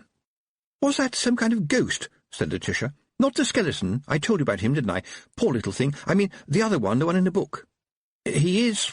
well, I suppose you could say he is something like a disease, and also something like a nightmare that turns out to be standing in your bedroom when you wake up. And I think you may have called him, summoned him, if you like." "I don't like either of those. All I did was a simple little spell out of a book that cost $1. All right, I know I must have been a silly girl, but I didn't mean anything like that." She pointed to the press, which was still creaking. "Stupid woman," said Tiffany. Letitia blinked. "What did you say?" "Stupid woman, or silly woman, if you prefer. You're going to get married in a few days, remember? And you tried to do a spell on somebody out of jealousy. Did you see the title of that book? I did. It was right in front of me. It was The Bonfire of the Witches. It was dictated by an Omnian priest who was so mad that he wouldn't have been able to see sanity with a telescope. And you know what? Books live. The pages remember. Have you heard about the library at Unseen University? They have books in there that have to be chained down, or kept in darkness, or even underwater. And you, miss, played at magic a matter of inches away from a book that boils with evil, vindictive magic. No wonder you got a result. I woke him up, and ever since then he's been searching, hunting me, and you, with your little spell, have shown him where I was. You helped him.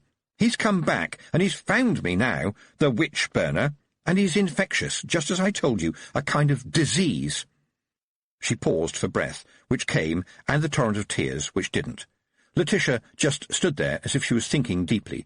Then she said, "I suppose that sorry isn't enough, right?"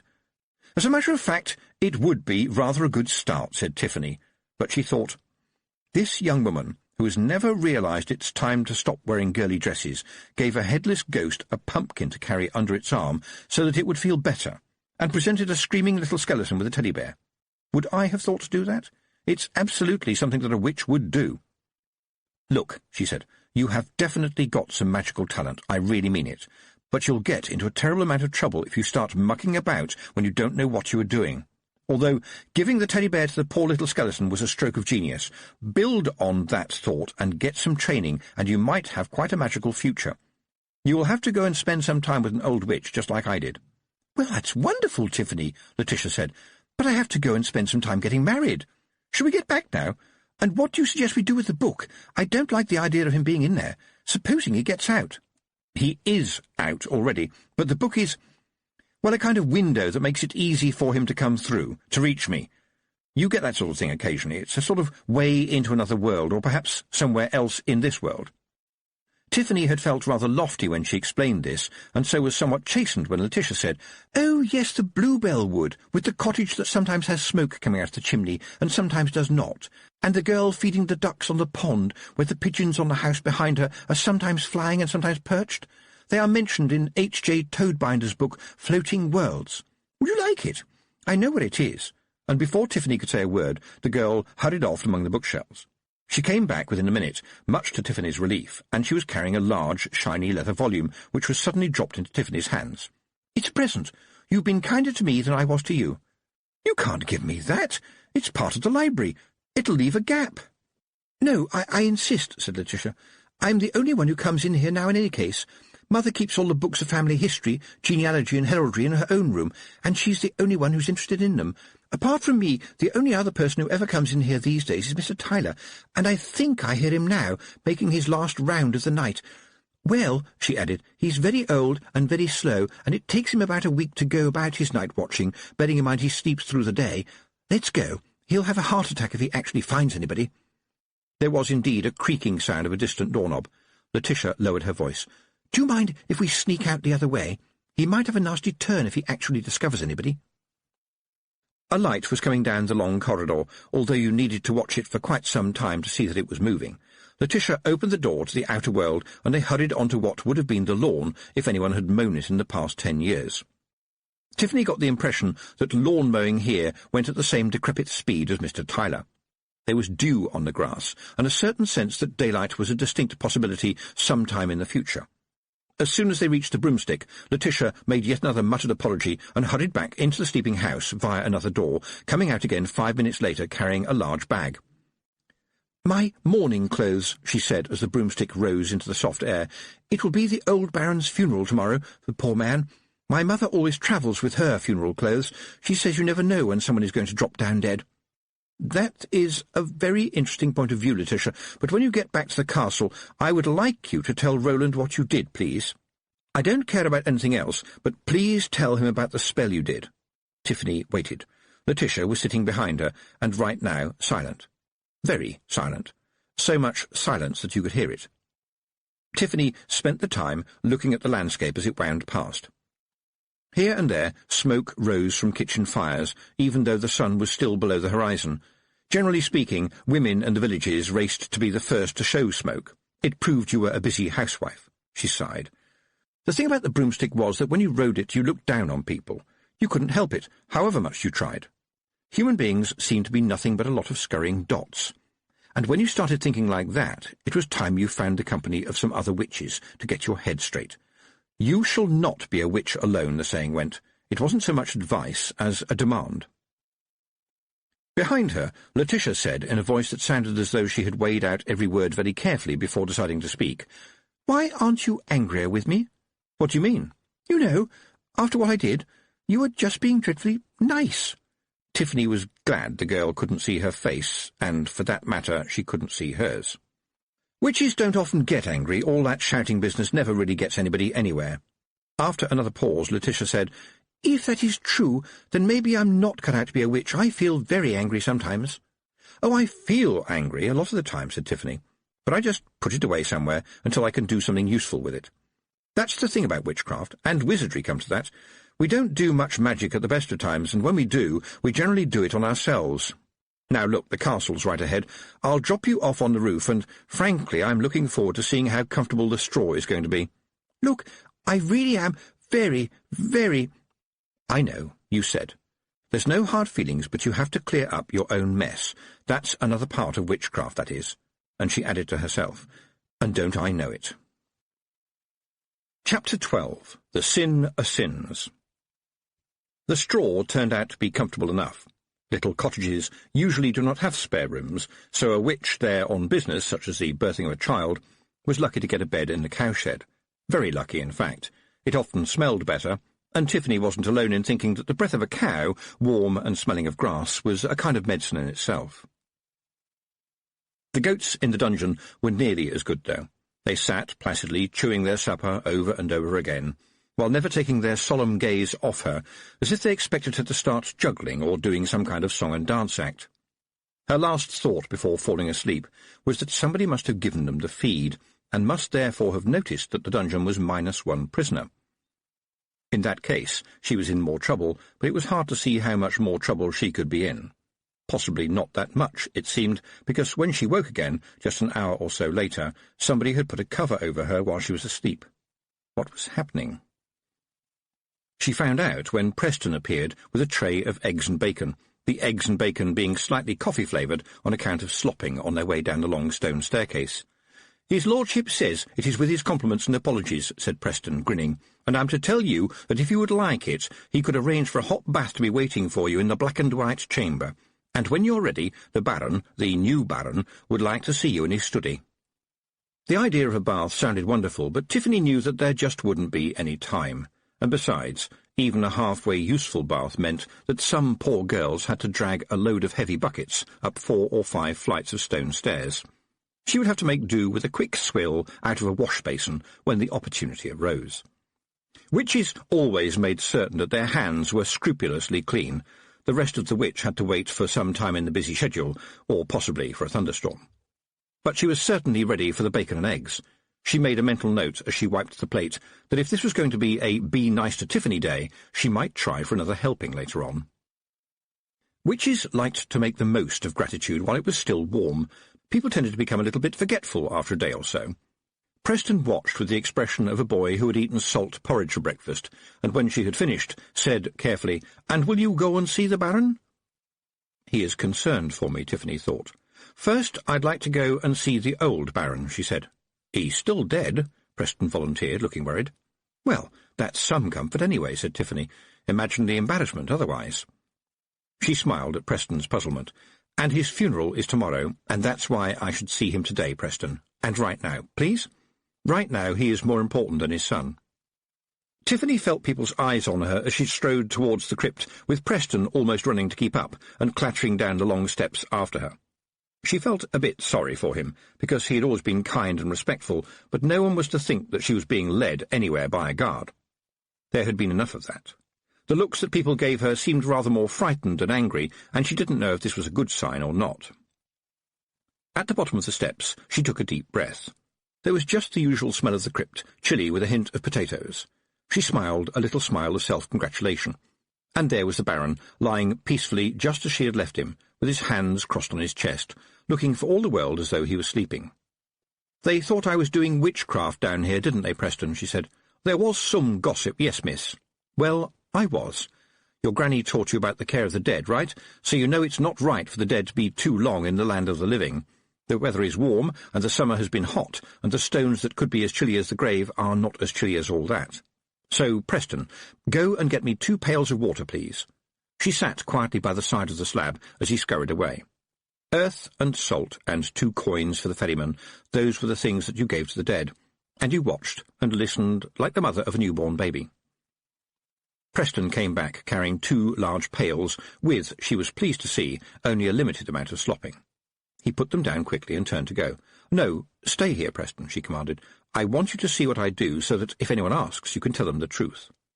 The guard nodded mutely. She was impressed.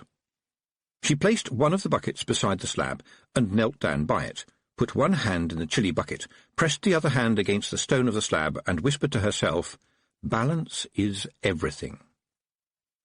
Anger helped.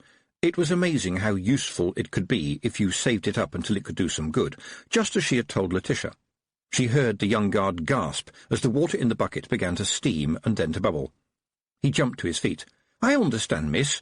I'll take the boiling bucket away and bring you another cold one, yes?" 3 buckets of boiling water had been tipped away by the time the air in the crypt once again had the chill of the midwinter. Tiffany walked up the steps with her teeth very nearly chattering. "My granny would have loved to be able to do something like that," Preston whispered. "She always said the dead don't like the heat. You put cold into the stone, right?" "Actually, I moved heat out of the slab and the air and put it in the bucket of water," said Tiffany. "It's not exactly magic, it's just a skill. You just have to be a witch to do it, that's all." Preston sighed. "I cured my granny's chickens of fowl crop. I had to cut them open to clean up the mess, and then I sewed them up again. Not one of them died.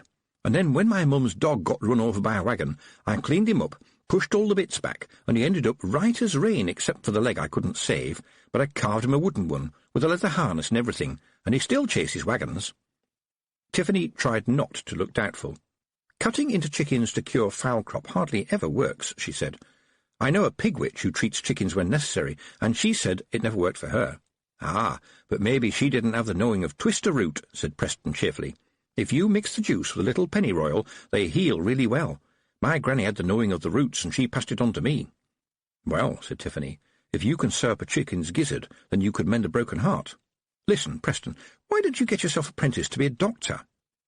They had reached the door to the Baron's study. Preston knocked on it and then opened it for Tiffany. "It's them letters you get to put after your name," he whispered. "They are very expensive letters. It might not cost money to become a witch, miss, but when you need them letters, oh, don't you need that money." Roland was standing facing the door when Tiffany stepped in, and his mouth was full of spill words, tumbling over themselves not to be said. He did manage to say, Miss Tiffany, my fiancé assures me that we are all the victim of a magical plot aimed at your good self. I do hope you will forgive any misunderstanding on our part, and I trust that we have not inconvenienced you too much, and may I add that I take some heart from the fact that you were clearly able to escape from our little dungeon. Tiffany wanted to shout, "Roland, do you remember that we first met when I was 4 years old and you were 7, running around in the dust with only our vests on? I liked you better when you didn't talk like some old lawyer with a broomstick stuck up his bum. You sound as if you were addressing a public meeting." But instead she said, "Did Letitia tell you everything?" Roland looked sheepish. "I rather suspect that she did not, Tiffany, but she was very forthright. I may go so far as to say that she was emphatic." Tiffany tried not to smile. He looked like a man who was beginning to understand some of the facts of married life. He cleared his throat. "She tells me that we have been a victim of some kind of magical disease, which is currently trapped inside a book in Keepsake Hall." It certainly sounded like a question, and she wasn't surprised he was puzzled. "Yes, that's true. And apparently everything is all right now she has taken your head out of a bucket of sand." He looked truly lost at this point, and Tiffany didn't blame him. "I think things may have got a bit garbled," she said diplomatically. "And she tells me she is going to be a witch." He looked a little miserable at this point. Tiffany felt sorry for him, but not very much. "Well, I think she's got the basic talent. It's up to her how much further she wants to take it. I don't know what her mother will say." Tiffany burst out laughing. "Well, you can tell the Duchess that Queen Magrat of Lanka is a witch. It's no secret. Obviously the queening has to come first, but she's one of the best there is when it comes to potions." "Really?" said Roland. "The King and Queen of Lanka have graciously accepted an invitation to our wedding." And Tiffany was sure she could see his mind working. In this strange chess game that was nobility, a real live queen beat just about everybody, which meant that the Duchess would have to curtsy until her knees clicked. She saw the spill words. That would, of course, be very unfortunate. Amazingly, Roland could be careful even with his spill words. However, he couldn't stop the little grin. "Your father gave me 15 Ankh-Morpork dollars in real gold. It was a gift. Do you believe me?" He saw the look in her eye and said, "Yes," immediately. "Good," said Tiffany. "Then find out where the nurse went." Some small part of broomstick might still have been in Roland's bum when he said, "Do you think my father understood the full worth of what he was giving you?" "His mind was as clear as water up until the end, you know that. You can trust him just as you can trust me, and you can trust me now when I say to you that I will marry you." Her hand clamped itself over her mouth just too late. Where had that come from? And he looked as shocked as she felt. He spoke first, loudly and firmly, to drive away the silence. "I didn't quite hear what you just said, Tiffany. I expect all your hard work in recent days has overwhelmed your sensibilities in some way. I think we would all be a lot happier if we knew that you were having a good rest. I love Letitia, you know. She is not very, complicated, but I would do anything for her. When she is happy, that makes me happy, and, generally speaking, I'm not very good at happy." She saw a tear trickle down his face and, unable to stop herself, handed him a reasonably clean handkerchief. He took it and tried to blow his nose, laugh and cry all at the same time. "And you, Tiffany, I'm very fond of, really fond of, but it's as if you have a handkerchief for the whole world. You are smart. Now, don't shake your head. You are smart. I remember once, when we were younger, you were fascinated by the word onomatopoeia, like making a name for a word from a sound, like cuckoo or hum or—" "Jangle," said Tiffany before she could stop herself. That's right. And I remember that you said humdrum was the sound that boredom made, because it sounded like a very tired fly buzzing at the closed window of an old attic room on a boiling hot summer's day. And I thought I couldn't understand that. It makes no sense to me, and I know you are clever, and it makes sense to you. I think you need a special kind of head to think like that, and a special kind of clever, and I haven't got that kind of head. What sound does kindness make? Said Tiffany. I know what kindness is, but I can't imagine it making a noise. There you go again. I just don't have the head that lives in a world where kindness has its own sound. I have a head that lives in a world where 2 and 2 makes 4. It must be very interesting, and I envy you like hell, but I think I understand, Letitia. Letitia is uncomplicated, if you see what I mean. A girl who once exorcised a noisy ghost from the privy as if it was just another chore, Tiffany thought. Well, good luck with that one, sir. But she didn't say it out loud. Instead, she said, I think you have made a very wise match, Roland. To her surprise, he looked relieved, and went behind his desk again as a soldier might hide behind the battlements. This afternoon some of the more distant guests will be arriving here for the funeral tomorrow, and indeed some will be staying on for the wedding. Fortuitously, that was another little piece of broom handle, Pastor Egg is passing through on the circuit, and has kindly agreed to say a few good words over my father, and he will remain with us as our guest to officiate at the wedding. He is a member of a modern Omnian sect. My future mother-in-law approves of the Omnians, but regrettably not of this sect, so that it is all a little strained. He rolled his eyes. Moreover, I understand he is fresh from the city, and as you know, city preachers don't always do well here. There was no tradition of holy men on the chalk, but since the hills were between the cities and the mountains, there was generally, in the good weather at least, a steady procession of priests of one sort or another passing through, who would, for a decent meal or a bed for the night, spread some holy words and generally give people's souls a decent scrubbing. Provided that the priests were clearly of the decent sort, people didn't worry unduly who their god was, so long as he, or occasionally she, and sometimes it, kept the sun and moon spinning properly and didn't want anything ridiculous or new. It also helped if the preacher knew a little something about sheep. I would deem it a great favour, Tiffany, if you can help in any way to prevent any little difficulties and disturbances, especially those of an occult nature, in the trying days to come. Please? There are enough stories already going about. Tiffany was still blushing after her outburst. She nodded and managed to say, Look, about what I said just back then, I didn't— She stopped because Roland had raised a hand. This is a bewildering time for all of us. There's a reason for all the superstitions. The time around weddings and funerals is fraught with stress for all concerned, except in the case of the funeral, for the chief, as it were, player, he said. Let us just be calm and careful. I'm very pleased that Letitia likes you. I don't think she has many friends. And now, if you'll excuse me, I have more arrangements to supervise. Tiffany's own voice still bounced around in her head as she walked out of the room. Why had she said that about marrying? She'd always thought it was going to be true. Well, when she was a bit younger she had thought it was going to be true, but all that was past, wasn't it? Yes, it was. And to come out of it with something as wet and stupid as that was so embarrassing. And where was she going now? Well, there were plenty of things to do, there always were. There was no end to the wanting. She was halfway across the hall when one of the maids approached her nervously and told her that Miss Letitia wanted to see her in her room. The girl was sitting on her bed twisting a handkerchief, a clean one, Tiffany was pleased to see, and looking worried, which was to say more worried than her usual expression, which was that of a hamster that had had its treadmill stopped. "So kind of you to come, Tiffany. Could I have a private word?" Tiffany looked around. There was no one else there.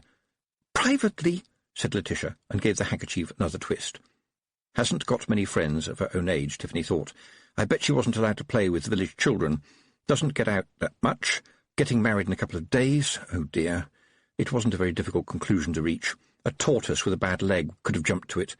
And then there was Roland, kidnapped by the Queen of the Elves, held in her nasty country for ages without growing older, bullied by his aunts, worried sick about his elderly father, finds it necessary to act as if he is 20 years older than he really is. Oh, dear. "How can I help you?" she said brightly. Letitia cleared her throat. "After the wedding we will have a honeymoon," she said, her face shading to a delicate pink. "What exactly is supposed to happen?" The last few words were mumbled quickly, Tiffany noticed. "Do you have any aunts?" she asked. Aunts were generally good at this sort of thing. Letitia shook her head. "Have you tried talking about it with your mother?" Tiffany tried, and Letitia turned on her a face that was as red as a boiled lobster. "Would you talk about this sort of thing with my mother?" "I can see the problem. Well, broadly speaking, and I don't speak exactly as an expert here, but she was, if not through actual personal practice. A witch couldn't help being some kind of expert as to the ways people came and entered the world. By the time she was 12, the older witches had trusted her to go out to a birth by herself. Besides, she had helped lambs to be born, even when she was quite small. It came naturally, as Nanny Ogg said, although not as naturally as you might think. She remembered Mr. and Mrs. Hamper, quite a decent couple who had 3 children in a row before they worked out what was causing it. Ever since then, she had tried to have a chat with the village girls of a certain age, just to be on the safe side. Letitia listened like someone who was going to make notes afterwards and possibly get tested on Friday. She didn't ask any questions till about halfway through, when she said, "Are you sure?" "Yes, I'm pretty certain," said Tiffany. "Well, it sounds reasonably straightforward. Of course, I suppose boys know all about this sort of thing. Why are you laughing?" "It's a matter of opinion," said Tiffany. "Oh, now I see you. I see you, you filth, you plague, you noxious abomination." Tiffany looked at Letitia's mirror, which was big and had around it lots of fat golden cherubs who were clearly catching their death of cold. There was Letitia's reflection, and there was, faint but visible, the eyeless face of the cunning man. The outline of the cunning man began to thicken.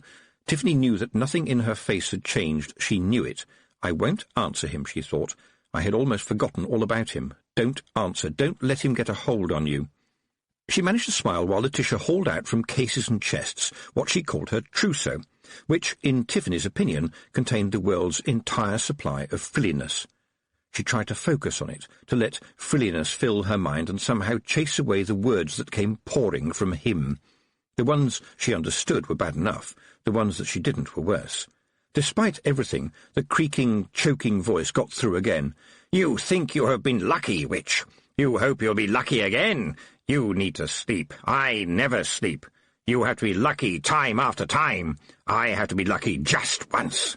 Just once, and you will burn."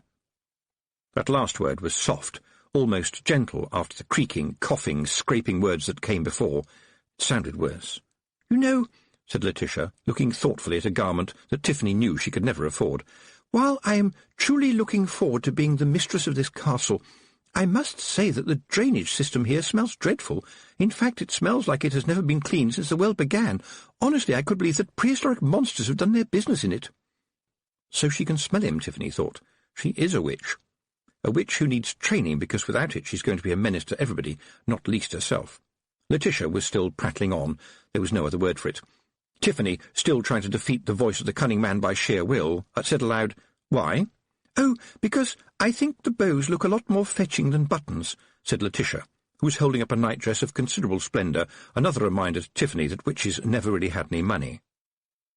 "You burned before, and so did I," croaked the voice in her head. "But this time you will not take me. I will take you and your confederacy of evil." Tiffany thought she could actually see the exclamation marks. They shouted for him even when he spoke softly. They jumped and slashed at his words. She could see his contorted face and the little flecks of foam that accompanied the finger-waving and shouting. Gobs of liquid madness flying through the air behind the mirror. How lucky for Letitia that she couldn't hear him yet, but her mind was currently full of frills, bells, rice, and the prospect of being at the centre of a wedding. Not even the cunning man could burn his way through that. She managed to say, "It's not going to work for you," and part of her kept repeating inside her head, "No eyes at all, 2 tunnels in his head." "Yes, I think you're right. Possibly the mauve one will look better," said Letitia, "although I have always been told that eau de Nil is really my colour. By the way, could I make things up to you in some way by having you as my chief bridesmaid? Of course, I've already got a load of tiny distant cousins who I understand have been wearing their bridesmaids' dresses for the past 2 weeks. Tiffany was still staring at nothing, or rather at 2 holes into nothing. At the moment, they were the most important things in her mind, and they were quite bad enough without adding tiny little cousins into the mixture. "I don't think that witches are bridesmaid material, thank you, all the same," she said. "Bridesmaids? A wedding?" Tiffany's heart sank further. There was no help for it. She ran out of the room before the creature could learn anything more. How did it search? What was it looking for? Had they just given it a clue? She fled down to the dungeon, which was right now a place of refuge. There was the book that Letitia had given to her. She opened it and began to read. She had learned to read fast up in the mountains, when the only books you could get were from the travelling library, and if you were late returning them, they charged you an extra penny, an appreciable amount when your standard unit of currency is an old boot. The book told stories of windows, not ordinary windows, although some might be, and behind them things, monsters sometimes, a painting, a page in a book, even a puddle in the right place could be a window. She remembered once more the nasty goblin in the old book of fairy tales. Sometimes it was laughing, and at other times it was grinning. She had always been sure about that. It wasn't a big change, but it was still a change. And you always wondered, what was it like that last time? Did I remember it wrong? The book rustled under Tiffany's hands like a hungry squirrel waking up in a hollow tree full of nuts. The author was a wizard, and a long-winded one at that, but the book was fascinating even so. There had been people who walked into a picture, and people who had walked out of one. Windows were a way of getting from one world into another, and anything could be a window, and anything could be a world. She had heard that the sign of a good painting was that the eyes followed you around the room, but according to the book, it was quite likely that they might follow you home and upstairs to bed as well, an idea that she would rather not think about right now. Being a wizard, the author had tried to explain it all with graphs and charts, none of which helped in any way. The cunning man had run towards her inside a book, and she had slammed it shut before he got out. She had seen his fingers just as the press had spun down. But he couldn't have been squashed inside the book, she thought, because he wasn't really in the book at all, except in some magical way, and he's been finding me in other ways too. How? Right now, those tiresome days of seeing to broken legs, bad stomachs, and ingrown toenails suddenly seemed quite attractive. She'd always told people that that was what witchcraft was all about, and that was true, right up until the time something horrible could jump out of nowhere. That was when a poultice just wouldn't do the trick. A piece of straw floated down and landed on the book. "It's safe for you to come out," said Tiffany. "You are here, aren't you?" And right by her ear a voice said, "Oh, aye, that we are." They appeared from behind straw bales, spiderwebs, apple shelves, goats, and one another. "Aren't you wee mad Arthur?" "Aye, miss, that is correct. I have to tell ye, to my embarrassment, that Rob Anybody is placing a big trust in me, because I am a policeman, and Rob appeared to think ye ken that if ye are dealing with big jobs, a policeman will make them even more afeard. Besides, I can speak big job. Rob is spending more time up at the mound right now, ye ken, and he doesn't trust young Baron not to come up there with shovels." "I will see that does not happen," said Tiffany firmly. "There has been a misunderstanding."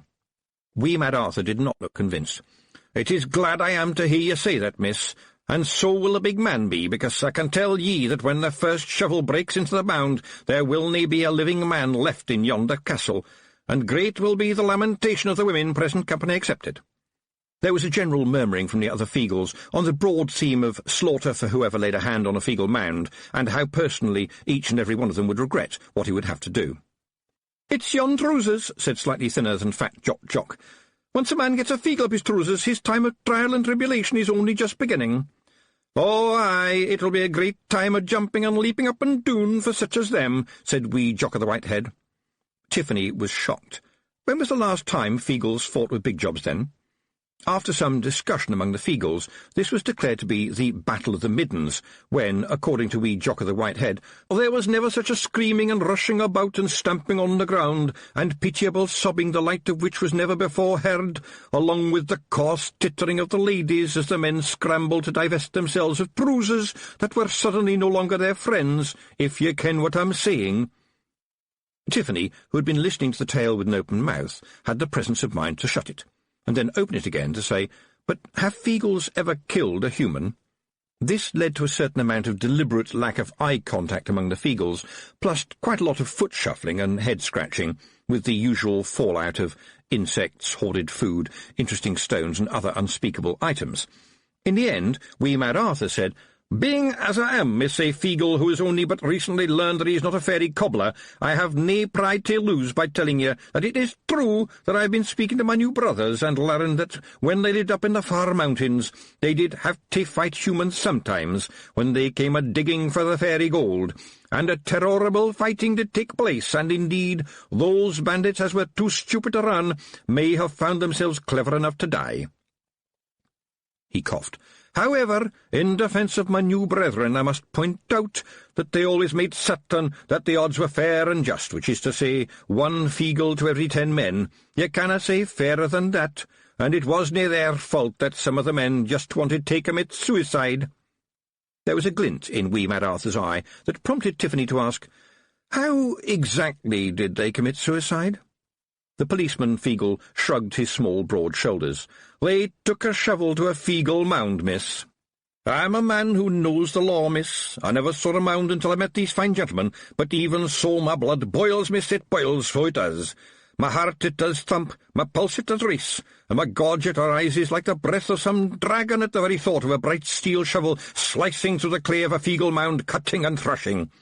I would kill the man that does this, miss. I would kill him, deed, and chase him through the next life to kill him another time, and I would do it again and again, because it would be the sin of sins to kill an entire people, and one death wouldn't be enough to recompense. However, as I am an aforesaid man of the law, I very much hope that the current misunderstanding can be resolved without the need for wholesale carnage and bloodletting, and screaming and wailing and weeping, and people having bits of themselves nailed to trees, such as never been seen before, you ken. Wee Mad Arthur, holding his full-size policeman's badge like a shield, stared at Tiffany with a mixture of shock and defiance. And Tiffany was a witch. I must tell you something, Wee Mad Arthur, she said, and you must understand what I say. You have come home, Wee Mad Arthur. The shield dropped out of his hand. Aye, miss, I ken that now. A policeman should not say the words I just said. He should talk about judges and juries and prisons and sentences, and he would say you cannae take the law into your own hands.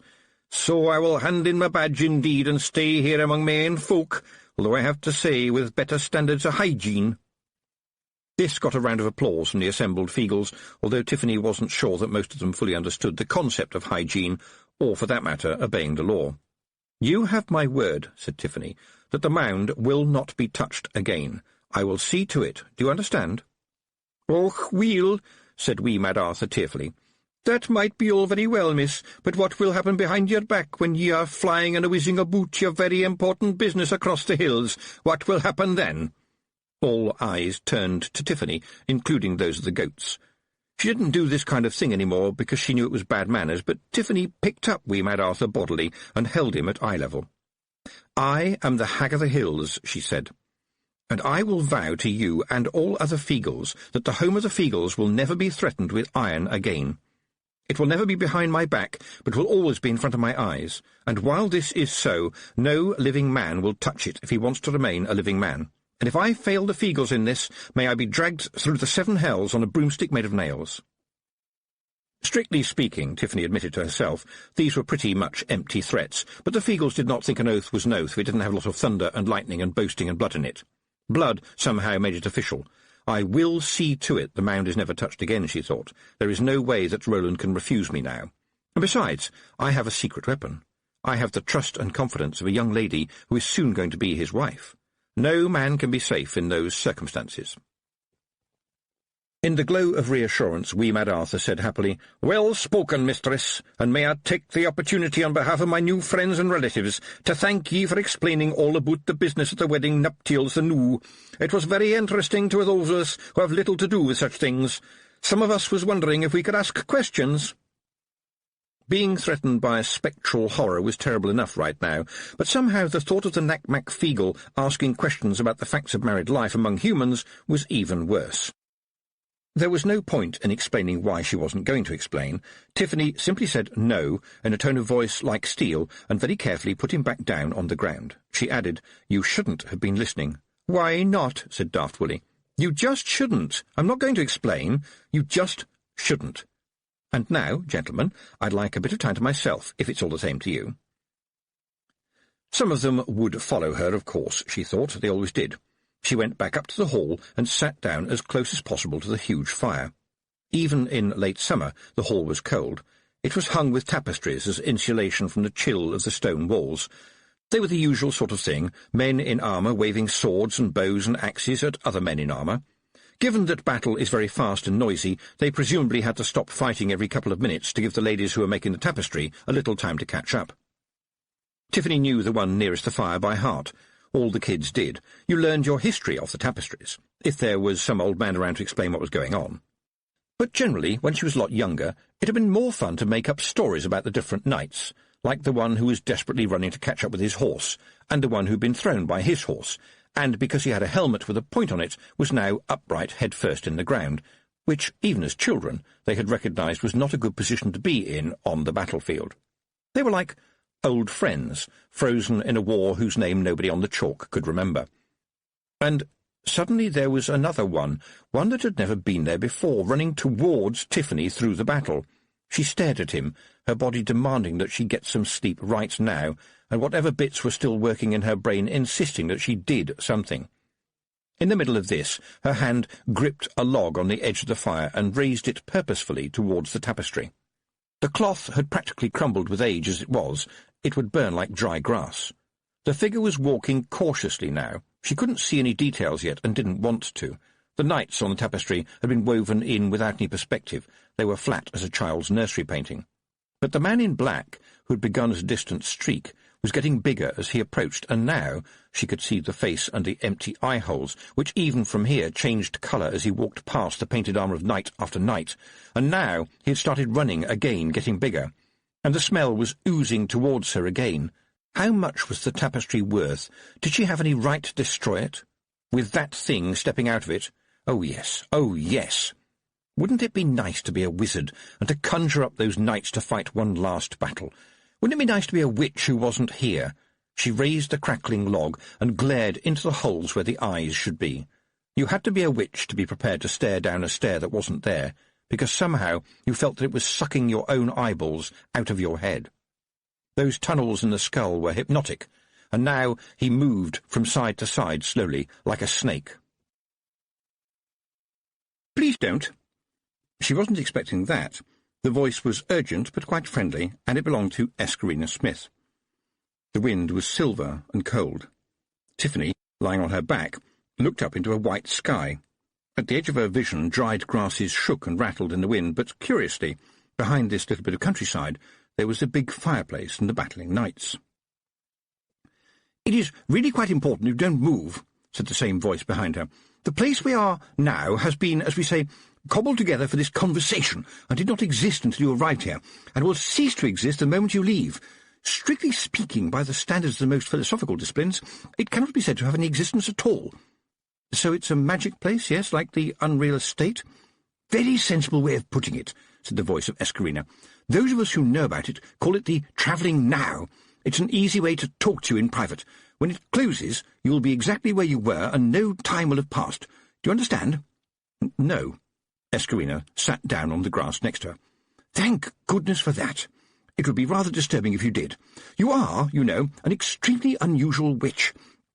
As far as I can tell, you have a natural talent for making cheese, and as talents go, it's a pretty good talent to have.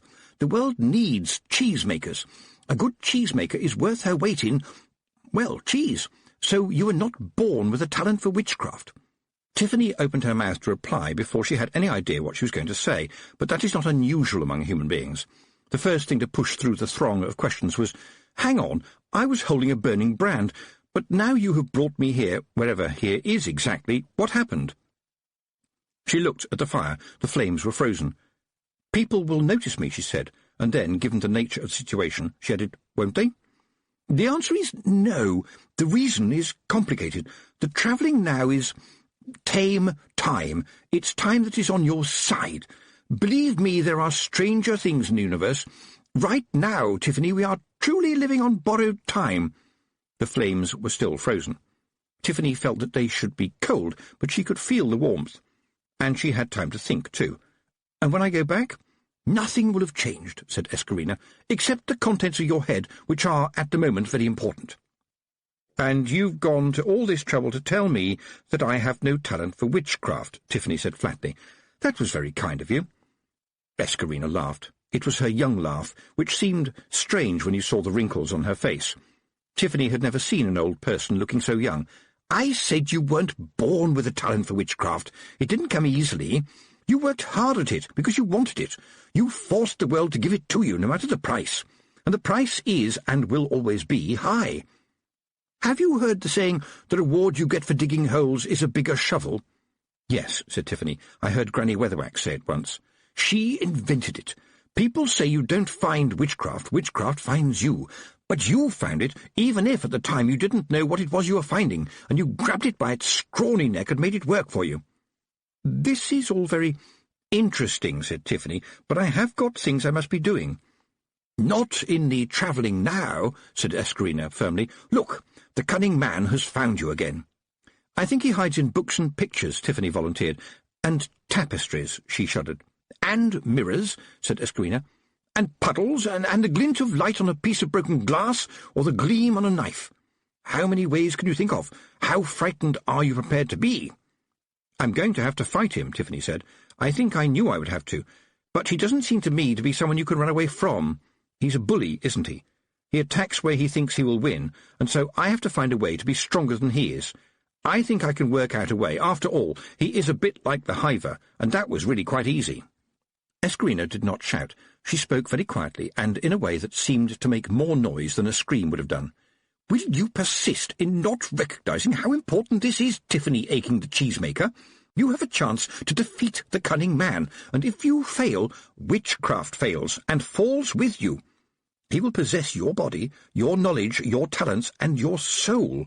And for your own good, and for the good of all, your sister witches will settle their differences and take the pair of you into oblivion before you can do any more harm. Do you understand? This is important. You have to help yourself." "The other witches will kill me," said Tiffany, aghast.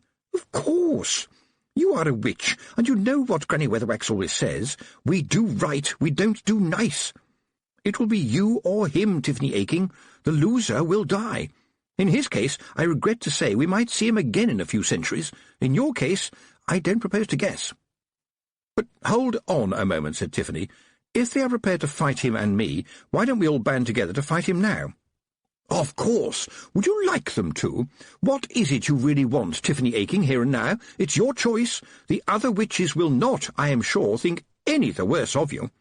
Escarina hesitated for a moment and then said, "Well, I expect they will be very kind about it." The witch who faced the trial and ran away, thought Tiffany. The witch they were kind to, because they knew she wasn't good enough. And if you think you're not good enough, then you are already no kind of witch. Aloud, she said, "I'd rather die trying to be a witch than be the girl they were all kind to. Miss Aching, you are showing an almost sinful self-assurance and overwhelming pride and certainty, and may I say that I wouldn't expect anything less of a witch." The world wobbled a bit and then changed. Escarina vanished, even as her words were still sinking into Tiffany's mind. The tapestry was back in front of her again, and she was still raising the burning log, but this time she raised it confidently. She felt as if she was full of air, lifting her up. The world had gone strange, but at least she knew that the fire would burn dry tapestry like tinder the moment it touched it. "I would burn this old sheet in an instant, mister, trust me. Back to where you came from, mister." To her astonishment, the dark figure retreated.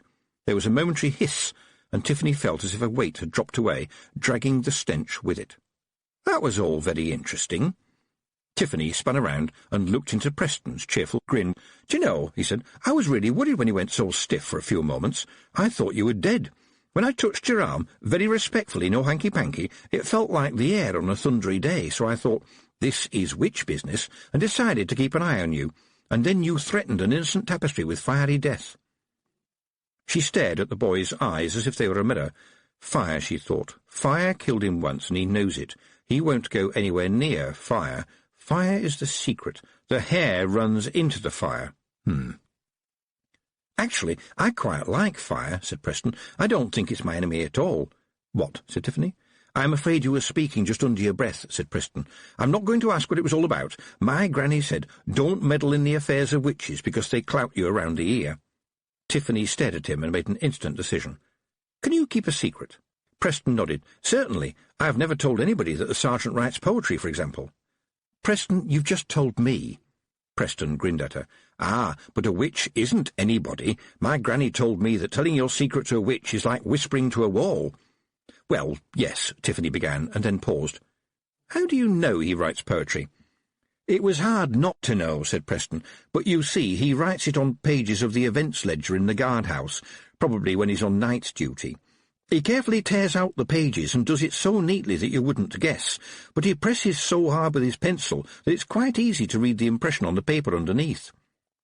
Surely the other men notice, said Tiffany. Preston shook his head, which caused his oversized helmet to spin a little.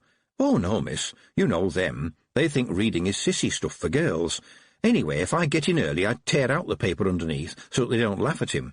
I have to say, for a self-taught man, he is a pretty good poet. Good grasp of the metaphor. They're all written to somebody called Millie. That would be his wife, said Tiffany.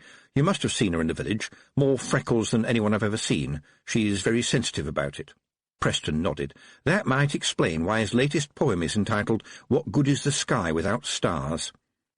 You wouldn't know it from looking at the man, would you? Preston looked thoughtful for a moment. Excuse me, Tiffany, he said, but you don't look well. In fact, no offence meant, you look absolutely dreadful. If you were somebody else and took a look at you, you would say you were very ill indeed. You don't look as if you've had any sleep. I had at least an hour's worth last night, and a nap the day before, said Tiffany. Really, said Preston, looking stern. And apart from breakfast this morning, when did you last have a proper meal? For some reason, Tiffany still felt full of light inside. I think I might have had a snack yesterday. Oh, really, said Preston. Snacks and naps. That's not how somebody is supposed to live, it's how people die. He was right. She knew he was, but that only made things worse. Look, I'm being tracked by a horrible creature who can take over somebody else completely, and it's up to me to deal with it. Preston looked around with interest. Could it take me over? Poison goes where poison's welcome, thought Tiffany. Thank you for that useful phrase, Mrs. Proust. No, I don't think so.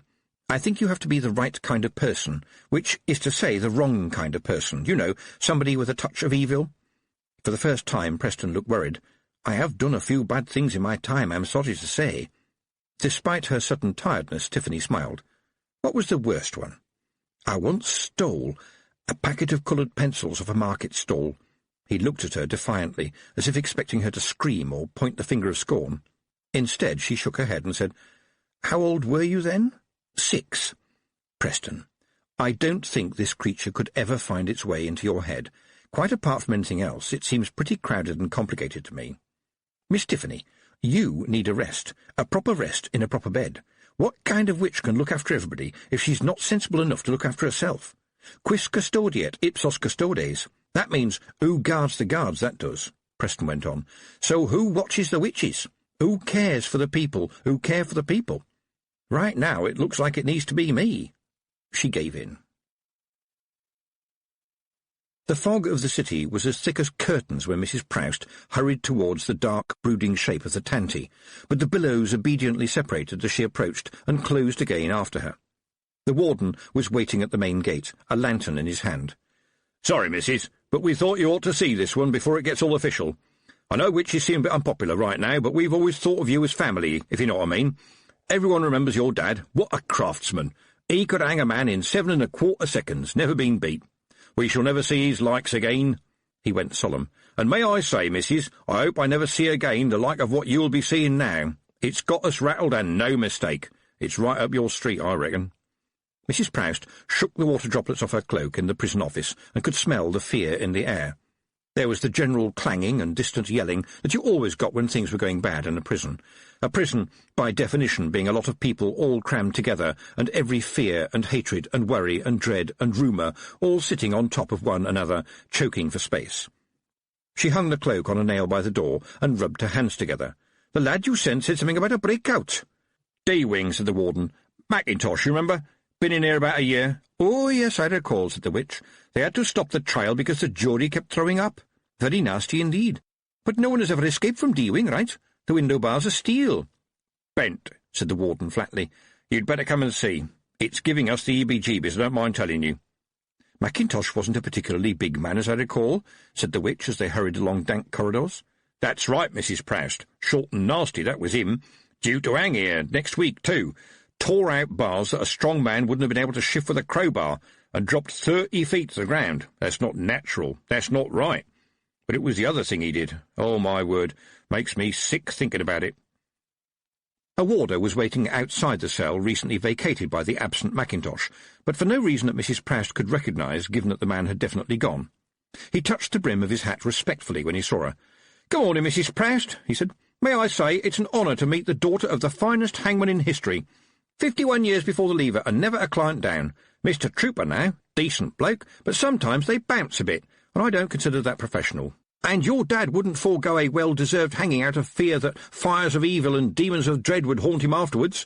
You mark my words, he'd go after them and hang 'em too. 7 1/4 seconds, what a gentleman." But Mrs. Proust was staring down at the floor. "Terrible thing for a lady to have to see," the warder went on. Almost absent-mindedly, Mrs. Proust said, "Witches are not ladies when on business, Frank." And then she sniffed the air and swore an oath that made Frank's eyes water. "Makes you wonder what got into him, eh?" Mrs. Proust straightened up. "I don't have to wonder, my lad," she said grimly. "I know." The fog piled up against the buildings in its efforts to get out of the way of Mrs. Proust as she hurried back to 10th Egg Street, leaving behind her a Mrs. Proust-shaped tunnel in the gloom.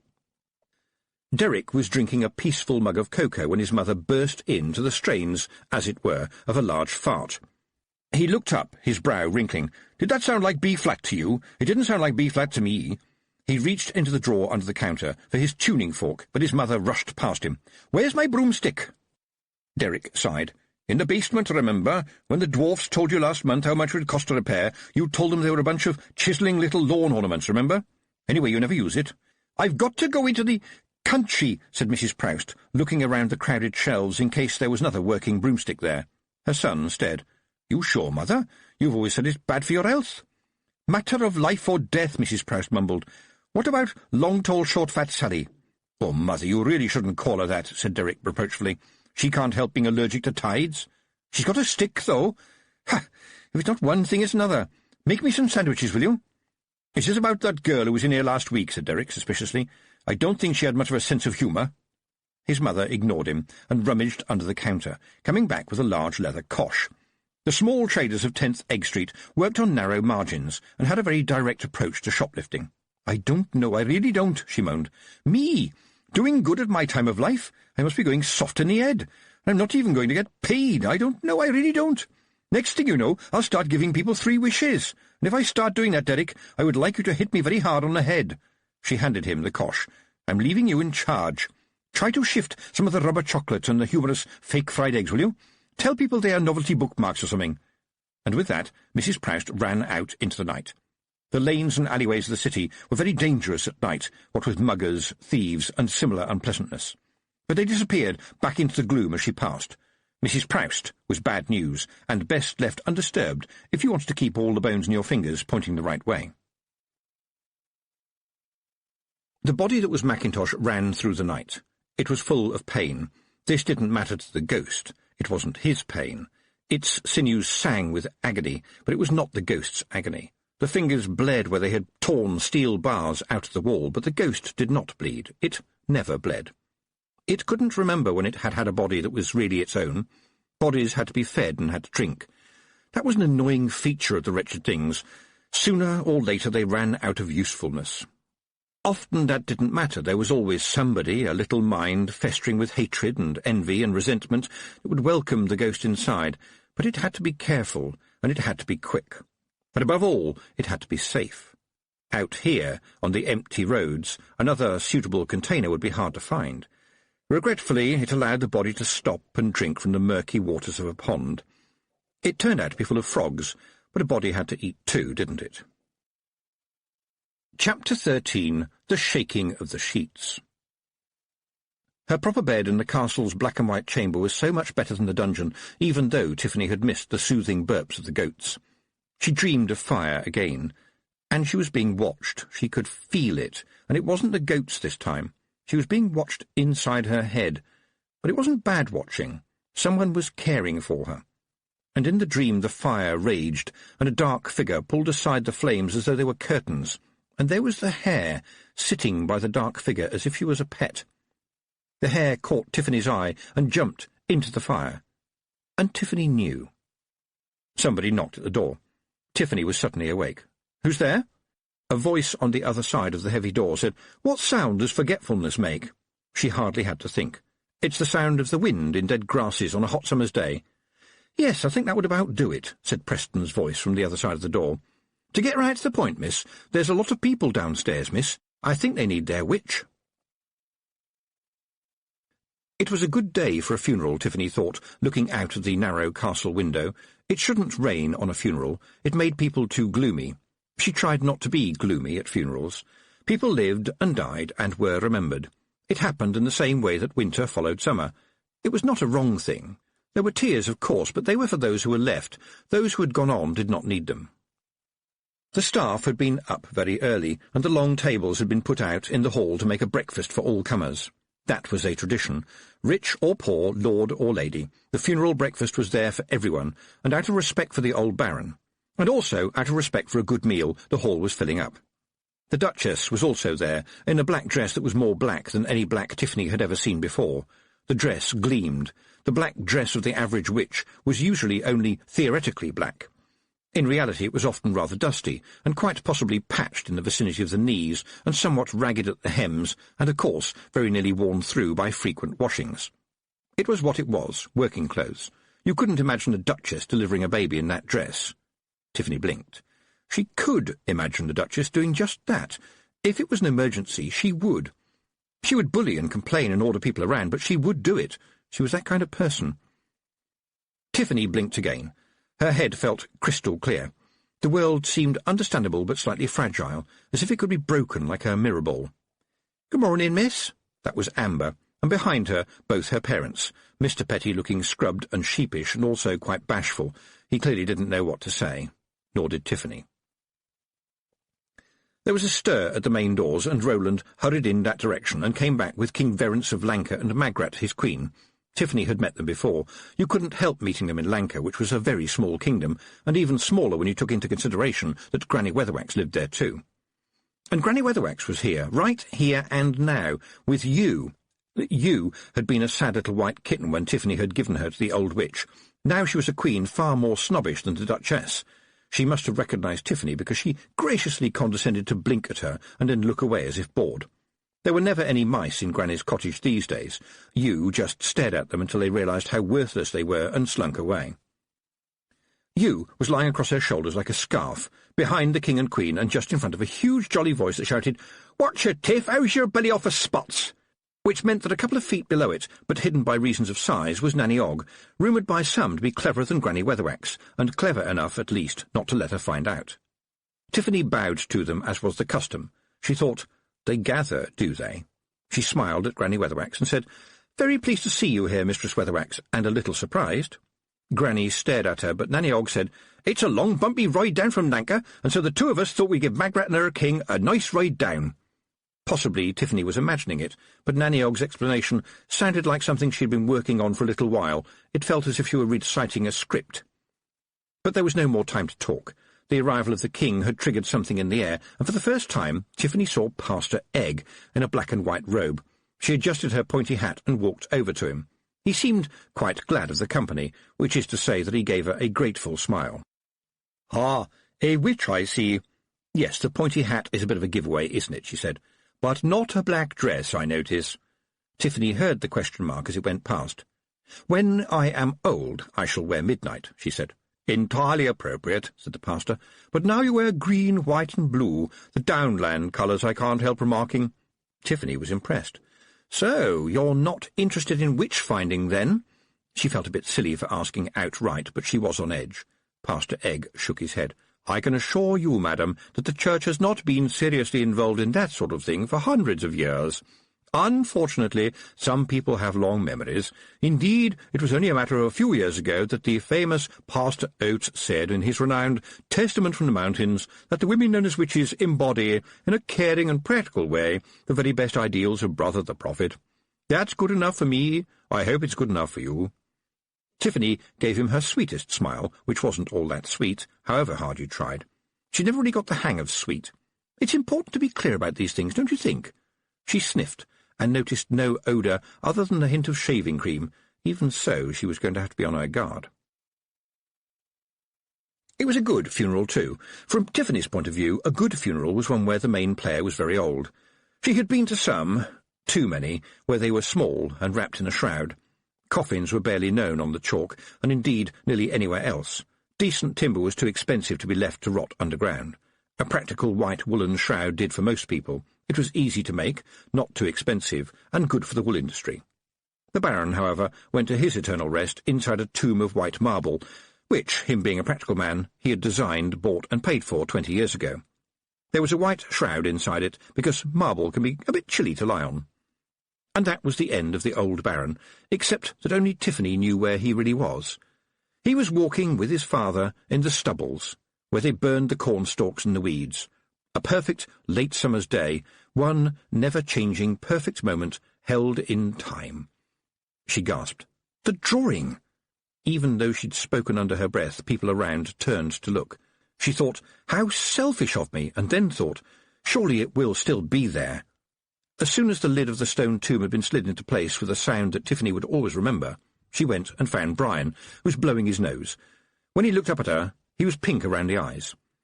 She took him gently by the arm, trying not to sound urgent. The room that the Baron was living in, is it locked? He looked shocked. I should say so, and the money is in the big safe in the office. Why do you want to know? There was something very valuable in there, a leather folder. Did that get put in the big safe too? The sergeant shook his head. Believe me, Tiff, after the, he hesitated, bit of trouble, I did an inventory of everything in that room. Not a thing went out from there without me seeing it and putting it down in my notebook. With my pencil, he added, for maximum accuracy. Nothing like a leather folder was taken out, I'm sure of it. No, because Miss Spruce had already taken it, Tiffany said. That wretched nurse. I didn't mind about the money because I never expected the money. Maybe she thought it had deeds in it or something. Tiffany hurried back to the hall and looked around. Roland was the Baron now, in every respect, and it was in respect that people were clustering around him, saying things like, he was a very good man, and he'd had a good innings, and at least he didn't suffer, and all the other things people say after a funeral when they don't know what to say. And now Tiffany headed purposefully towards the Baron, and stopped when a hand landed on her shoulder. She followed the arm up to the face of Nanny Ogg, who had managed to obtain the biggest flagon of ale that Tiffany had ever seen. To be precise, she noticed it was a half-full flagon of ale. "Nice to see something like this done well," said Nanny. "Never knew the old boy, of course, but he sounds like a decent fellow. Nice to see you, Tiff. Managing all right?" Tiffany looked into those innocent, smiling eyes, and past them to the much sterner face of Granny Weatherwax, and the brim of her hat. Tiffany bowed. Granny Weatherwax cleared her throat with a sound like gravel. "We ain't here on business, my girl. We just wanted to help the king make a good entrance." "We are not here about the cunning man, neither," Nanny Ogg added cheerfully. It sounded like a simple and silly giveaway, and Tiffany heard a disapproving sniff from Granny. But generally speaking, when Nanny Ogg came out with a silly, embarrassing comment by accident, it was because she had thought about it very carefully beforehand. Tiffany knew this, and Nanny certainly knew that Tiffany knew, and Tiffany knew that too. But it was often the kind of way that witches behaved, and it all worked perfectly if nobody picked up an axe. "I know this is my problem. I will sort it out," she said. This was, on the face of it, a really stupid thing to say. The senior witches would be very useful to have at her side, but how would that look? This was a new steading, and she had to be proud. You couldn't say, "I have done difficult and dangerous things before," because that was understood. What did matter was what you did today. It was a matter of pride. It was a matter of style. And it was also a matter of age. In 20 years' time, perhaps, if she asked for help, people would think, well, even an experienced witch can run up against something really unusual, and they would help as a matter of course. But now, if she asked for help, well, people would help. Witches always helped other witches, but everyone would think, was she really any good? Can't she last the distance? Is she strong enough for the long haul? No one would say anything, but everyone would think it. All this was the thought of a second, and when she blinked, the witches were watching her. "Self-reliance is a witch's best friend," said Granny Weatherwax, looking stern. Nanny Ogg nodded in agreement and added, "You can always rely on self-reliance. I've always said so." She laughed at Tiffany's expression. Do you think you're the only one to have to deal with the cunning man, love? Granny here had to deal with him when she was your age. She sent him back to where he came from in very short order, trust me on that." Knowing that it was useless, but attempting it anyway, Tiffany turned to Granny Weatherwax and said, "Can you give me any tips, Mistress Weatherwax?" Granny, who was already drifting purposefully towards the buffet lunch, stopped for a moment and turned and said, "Trust yourself." She walked a few steps further and stood as if lost in thought, and added, "And don't lose." Nanny Ogg slapped Tiffany on the back. "Never met the bugger myself, but I hear he's pretty bad. Here, is the blushing bride having a hen night tonight?" The old lady winked and poured the remaining contents of the flagon down her throat. Tiffany tried to think quickly. Nanny Ogg got on with everyone. Tiffany had only a vague idea of what a hen night was, but some of Mrs. Proust's stock gave her a few clues, and if Nanny Ogg knew about them too, it was a certainty that alcohol was involved. "I don't think it's appropriate to have a party like that on a night after a funeral, do you, Nanny? Though I think Letitia might enjoy a little talk," she added. "She's your chum, isn't she? I would have thought you'd have had a little talk with her yourself." "I did," Tiffany protested, "but I don't think she believed me. And you've had at least 3 husbands, Nanny." Nanny Ogg stared at her for a moment and then said, "That's quite a lot of conversation, I suppose. All right. But what about the young man? When's his stag night going to be?" "Ah, I've heard of those. It's where his friends get him drunk, take him a long way away, tie him to a tree, and then I think a bucket of paint and a brush is involved sometimes, but usually they throw him in the pigsty. Why do you ask?" "Oh, the stag night is always much more interesting than the hen night," said Nanny, a look of mischief in her eye. "Has the lucky groom got any chums?" "Well, there are some nobby lads from the other posh families, but the only people he really knows live here in the village. We all grew up together, you see, and none of them would dare throw the Baron in a pigsty." "What about your young man over there?" Nanny gestured towards Preston, who was standing nearby. He always seemed to be standing nearby. "Preston," said Tiffany. "I don't think he knows the Baron very well, and in any case—" She stopped and thought, "Young man?" She turned and looked at Nanny, who was standing with her hands behind her back and her face turned towards the ceiling with the expression of an angel, although admittedly one who might have met a few demons in her time. And that was Nanny all over. When it came to affairs of the heart, or indeed of any other parts, you couldn't fool Nanny Ogg. "But he's not my young man," she insisted to herself. "He's just a friend, who is a boy." Preston stepped forward and removed his helmet in front of Nanny. "I feel, madam, that it would be against the rules for me as a military man to lay a hand on my commanding officer," he said. "Were it not for that, I would do so with alacrity." Nanny nodded appreciatively at the polysyllabic response, and gave Tiffany a wink that made her blush to the soles of her boots. Nanny Ogg's grin was now so wide you could fit it onto a pumpkin. "Oh dear, oh dear, oh dear," she said. "I can see this place needs a little fun. Thank goodness I'm here." Nanny Ogg had a heart of gold, but if you were easily shocked, then it was best to stick your fingers in your ears when she said anything. Yet there had to be common sense, didn't there? "Nanny, we're at a funeral." But her tone of voice would never make Nanny Ogg swerve. "Was he a good man?" Tiffany hesitated only for a moment. "He grew into goodness." Nanny Ogg noticed everything. "Oh, yes, your Granny Aching taught him his manners, I believe. But he died a good man, then? Good. Will he be remembered with fondness?" Tiffany tried to ignore the lump in her throat and managed to say, "Oh, yes, by everybody." "And you saw to it that he died well, kept the pain away?" "Nanny, if I say it myself, he had a perfect death. The only better death would have been not to die." "Well done," said Nanny. "Did he have a favourite song, do you know?" "Oh, yes, it's the larks they sang melodious," said Tiffany. "Ah, I reckon that's the one we call pleasant and delightful back home. Just follow me, will you, and we'll soon get them in the right mood." And with that, Nanny Ogg grabbed a passing waiter by the shoulder, took a full flagon from his tray, jumped up onto a table, as lively as a girl, and shouted for silence in a voice as brisk as the Sergeant Major. "Ladies and gentlemen, to celebrate the good life and easeful passing of our late friend and Baron, I have been asked to sing his favourite song. Do join in with me if you've got the breath." Tiffany listened enthralled. Nanny Ogg was a one-woman master-class, or rather mistress-class, in people. She treated perfect strangers as if she had known them for years, and somehow they acted as if she really had. Dragged along, as it were, by an extremely good singing voice for one old woman with one tooth. Perplexed people were raising their voices beyond a mumble by the second line, and by the end of the first verse were harmonizing like a choir, and she had them in her hand. Tiffany wept, and saw, through the tears, a little boy in his new tweed jacket that smelled of wee, walking with his father under different stars.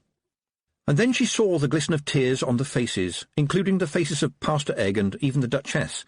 The echoes were of loss and remembrance, and the hall itself breathed. I should have learned this, she thought. I wanted to learn fire and pain, but I should have learned people. I should have learned how not to sing like a turkey. The song had finished, and people were looking around sheepishly at one another, but Nanny Ogg's boot was already making the table rock. "Dance, dance, the shaking of the sheets. Dance, dance, when you hear the piper playing," she sang. Tiffany thought, is this the right song for a funeral? And then she thought, of course it is. It's a wonderful tune, and it tells us that one day all of us will die, but, and this is the important thing, we are not dead yet. And now Nanny Ogg had jumped off the table, grabbed a hold of Pastor Egg, and as she spun him round she sang, "Be assured no preacher can keep death away from any man," and he had the grace to smile and dance with her. People applauded, not something Tiffany would ever have expected at a funeral. She wished, oh, how she wished, to be like Nanny Ogg, who understood things and knew how to hammer silence into laughter. And then, as the applause died away, a male voice sang, "Down in the valley so low, hang your head easy, hear the wind blow," and silence stood aside in the face of the unexpectedly silver voice of the sergeant. Nanny Ogg drifted to where Tiffany was standing. "Well, it looks like I've warmed them up. Heard them clearing their throats. I reckon the pastor will be singing by the end of the evening, and I could do with another drink. It's thirsty work, singing." There was a wink when she said to Tiffany, "Human being first, witch second. Hard to remember, easy to do." It was magic. Magic had turned a hall full of people who mostly did not know very many of the other people there into human beings who knew they were among other human beings, and, right now, that was all that needed to matter. At which point Preston tapped her on the shoulder. He had a curious kind of worried smile on his face. "Sorry, miss, but I'm on duty, worst look, and I think you ought to know we have 3 more visitors." "Can't you just show them in?" said Tiffany. "I would like to do that, miss, only they are stuck on the roof at the moment. The sound made by 3 witches is a lot of swearing, miss." If there had been swearing, the new arrivals had apparently run out of breath by the time Tiffany located the right window and crawled out onto the lead roof of the castle. There wasn't very much to hold on to, and it was pretty misty, but she carefully made her way out there on her hands and knees and headed towards the grumbling. "Are there any witches up here?" she said, and out of the gloom came the voice of somebody not even trying to keep their temper. "And what in the 7 hells would you do if I said no, Miss Tiffany Aking?" "Mrs. Proust? What are you doing here? Holding on to a gargoyle? Get us down right now, my dear, because these are not my stones, and Mrs. Happenstance needs the privy." Tiffany crawled a little further, well aware of the sheer drop an inch away from her hand. "Preston has gone to fetch a rope. Do you have a broomstick?" "A sheep crashed into it," said Mrs. Proust. Tiffany could just make her out now. "You crashed into a sheep in the air?" "Maybe it was a cow or something. What are those things that go snuffle-snuffle?" "You ran into a flying hedgehog?" "No, as it happened. We were down low looking for a bush for Mrs. Happenstance." There was a sigh in the gloom. "It's because of her trouble, poor soul. We've stopped at a lot of bushes on the way here, believe me. And you know what? Inside every single one of them is something that stings, bites, kicks, screams, howls, squelches, farts enormously, goes all spiky, tries to knock you over, or does an enormous pile of poo. Haven't you people up here heard about porcelain?" Tiffany was taken aback. "Well, yes, but not in fields." "They would be all the better for it," said Mrs. Proust. "I've ruined a decent pair of boots, I have." There was a clinking noise in the mist, and Tiffany was relieved to hear Preston say, "I have forced open the old trapdoor, ladies, if you would be kind enough to crawl this way." The trapdoor opened into a bedroom, clearly one that had been slept in last night by a woman.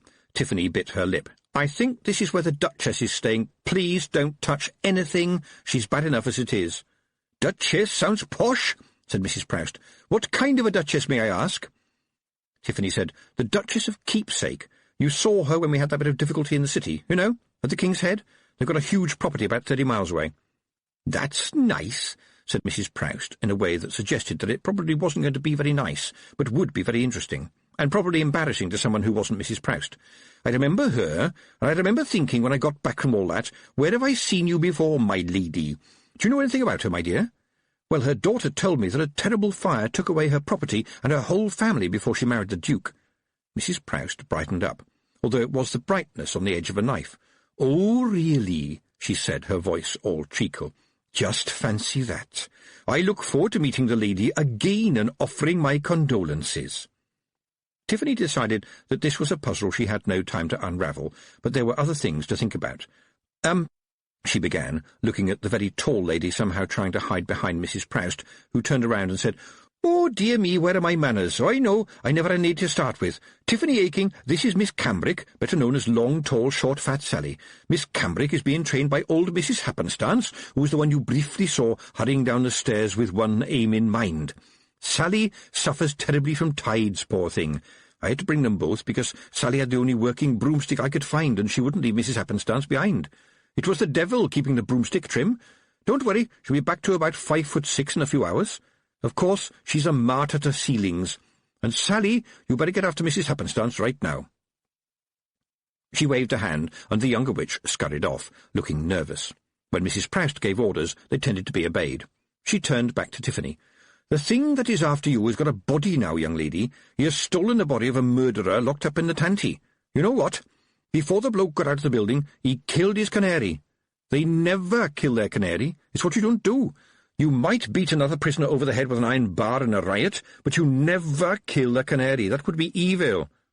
It was a strange way to introduce the subject, but Mrs. Proust didn't do small talk, or, for that matter, reassurance. "I thought something like this would happen," said Tiffany. "I knew it would. What does he look like?" "We lost him a couple of times," said Mrs. Proust. "Calls of nature and so on. He might have broken into a house for better clothes, I couldn't say. He won't care about the body. He'll run it until he finds another one, or it falls to pieces. We'll keep an eye out for him." "And this is your steading?" Tiffany sighed. "Yes, and now he is chasing me like a wolf after a lamb." "Then, if you care about people, you must get rid of him quick," said Mrs. Proust. "If a wolf gets hungry enough, it will eat anything. And now, where are your manners, Miss Aking? We're cold and wet, and by the sound of it, there is food and drink downstairs, am I right?" "Oh, I'm sorry, and you've come all this way to warn me," said Tiffany.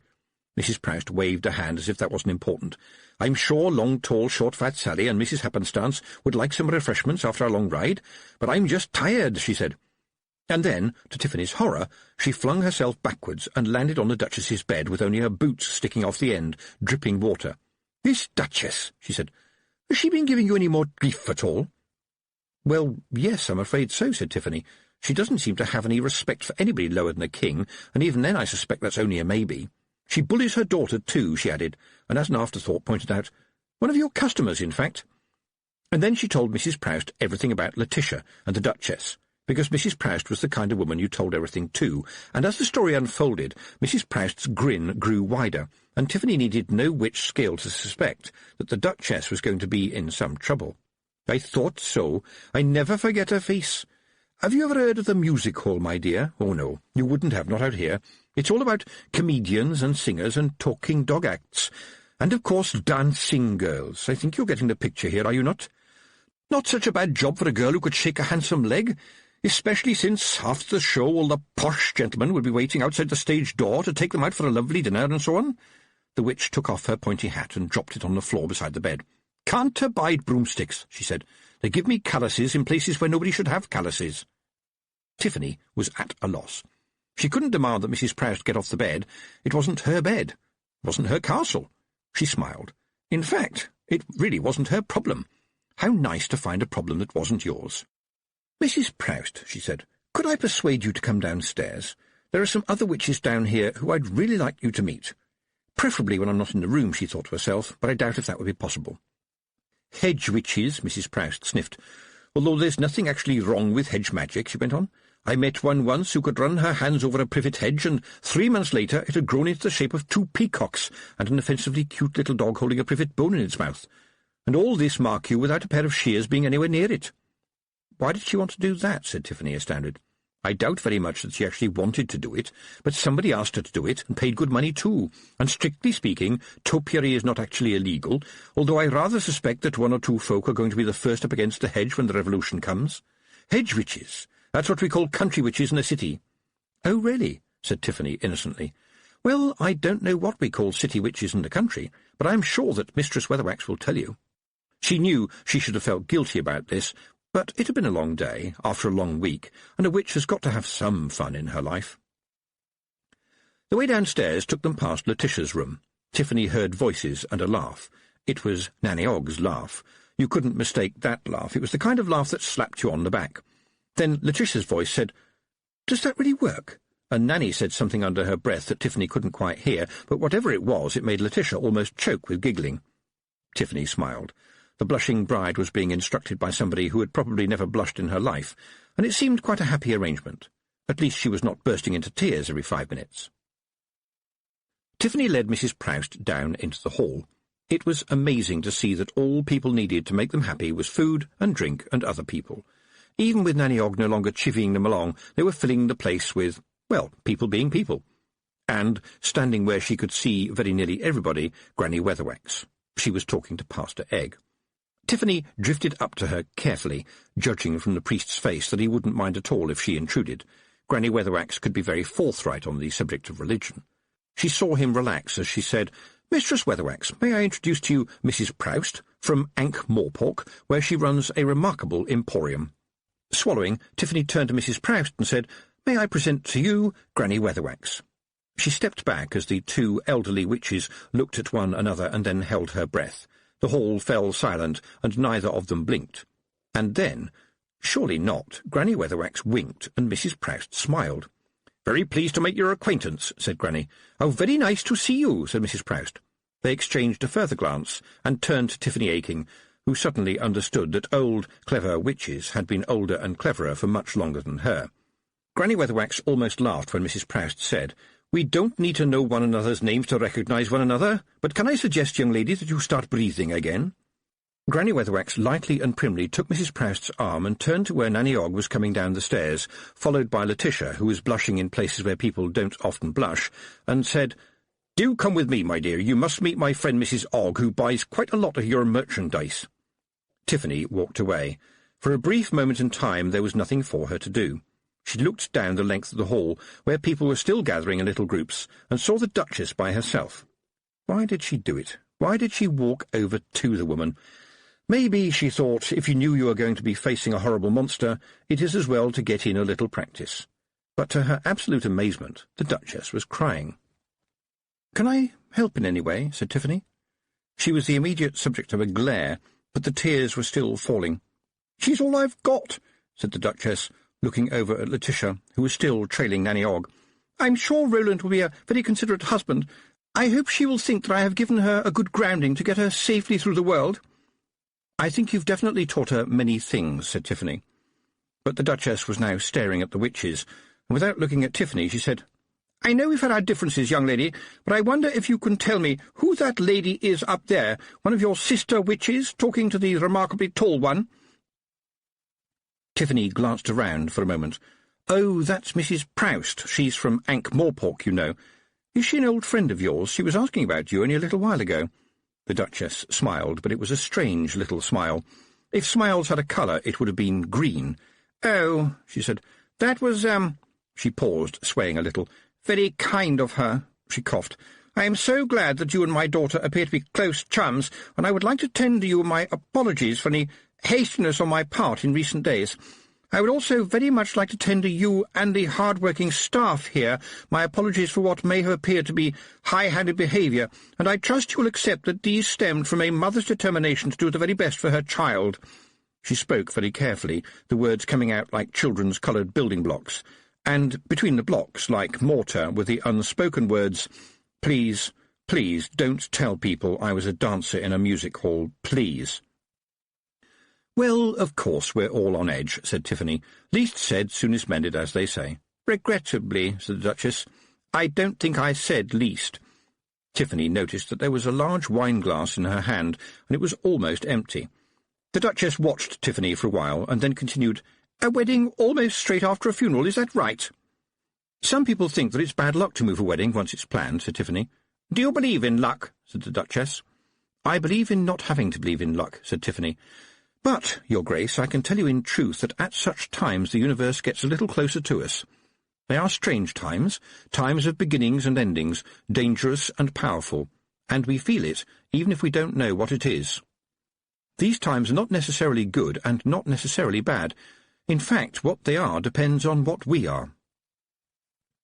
The Duchess looked down at the empty glass in her hand. For some reason, I think I should be taking a nap." She turned to head towards the stairs, nearly missing the first step. There was a burst of laughter from the other end of the hall. Tiffany followed the Duchess, but stopped to tap Letitia on the shoulder. "If I was you, I'd go and talk to your mum before she goes upstairs. I think she'd like to talk to you now." She bent down and whispered in her ear, "But don't tell her too much about what Nanny Ogg said." Letitia looked about to object, saw Tiffany's expression, thought better of it, and intercepted her mother. And now, suddenly, Granny Weatherwax was at Tiffany's side. After a while, as if addressing the air, Granny said, "You have a good steading here, nice people, and I'll tell you one thing, he is near." Tiffany noticed that the other witches, even long, tall, short, fat Sally, were now lining up just behind Granny Weatherwax. She was the focus of their stares, and when a lot of witches are staring at you, you can feel it like the sun. "Is there something you want to say?" said Tiffany. "There is, isn't there?" It wasn't often, and in fact, now Tiffany came to think of it, it wasn't ever that she had seen Granny Weatherwax look worried. "You are certain that you can best the cunning man, are you not? I see you don't wear midnight yet." "When I am old, I shall wear midnight," said Tiffany. "It's a matter of choice. And, Granny, I know why you are here. It is to kill me if I fail, isn't it?" "Blast it," Granny Weatherwax said. "You are a witch, a good witch, but some of us think it might be best if we insisted on helping you." "No," said Tiffany. "My steading, my mess, my problem." "No matter what?" said Granny. "Definitely."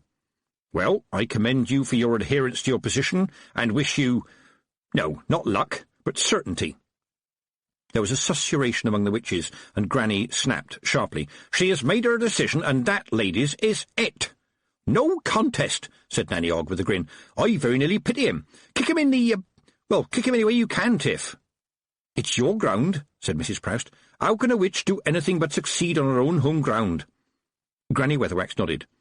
"If you have let pride get the better of you, then you have already lost. But if you grab pride by the scruff of the neck and ride it like a stallion, then you may have already won. And now, I think it's time for you to prepare, Miss Tiffany Aching. Do you have a plan for the morning?" Tiffany looked into the piercing blue eyes. "Yes. Not to lose. That's a good plan." Mrs. Proust shook Tiffany with a hand that was prickly with warts and said, "By happy accident, my girl, I think I should go and slay a monster myself." Chapter 14. Burning the King. Tiffany knew she wouldn't go to sleep that night and didn't try. People sat together in little groups talking, and there was still food and drink on the tables. Possibly because of the drink, the people didn't actually notice how fast the food and drink were disappearing, but Tiffany was certain she could hear faint noises in the beams high above. Of course, witches were proverbially good at stuffing food into their pockets for later, but probably the Feagles outdid them by sheer numbers. Tiffany moved aimlessly from group to group, and when the Duchess finally left to go upstairs, she didn't follow her. She was quite emphatic to herself that she wasn't following. She just happened to be going in the same direction.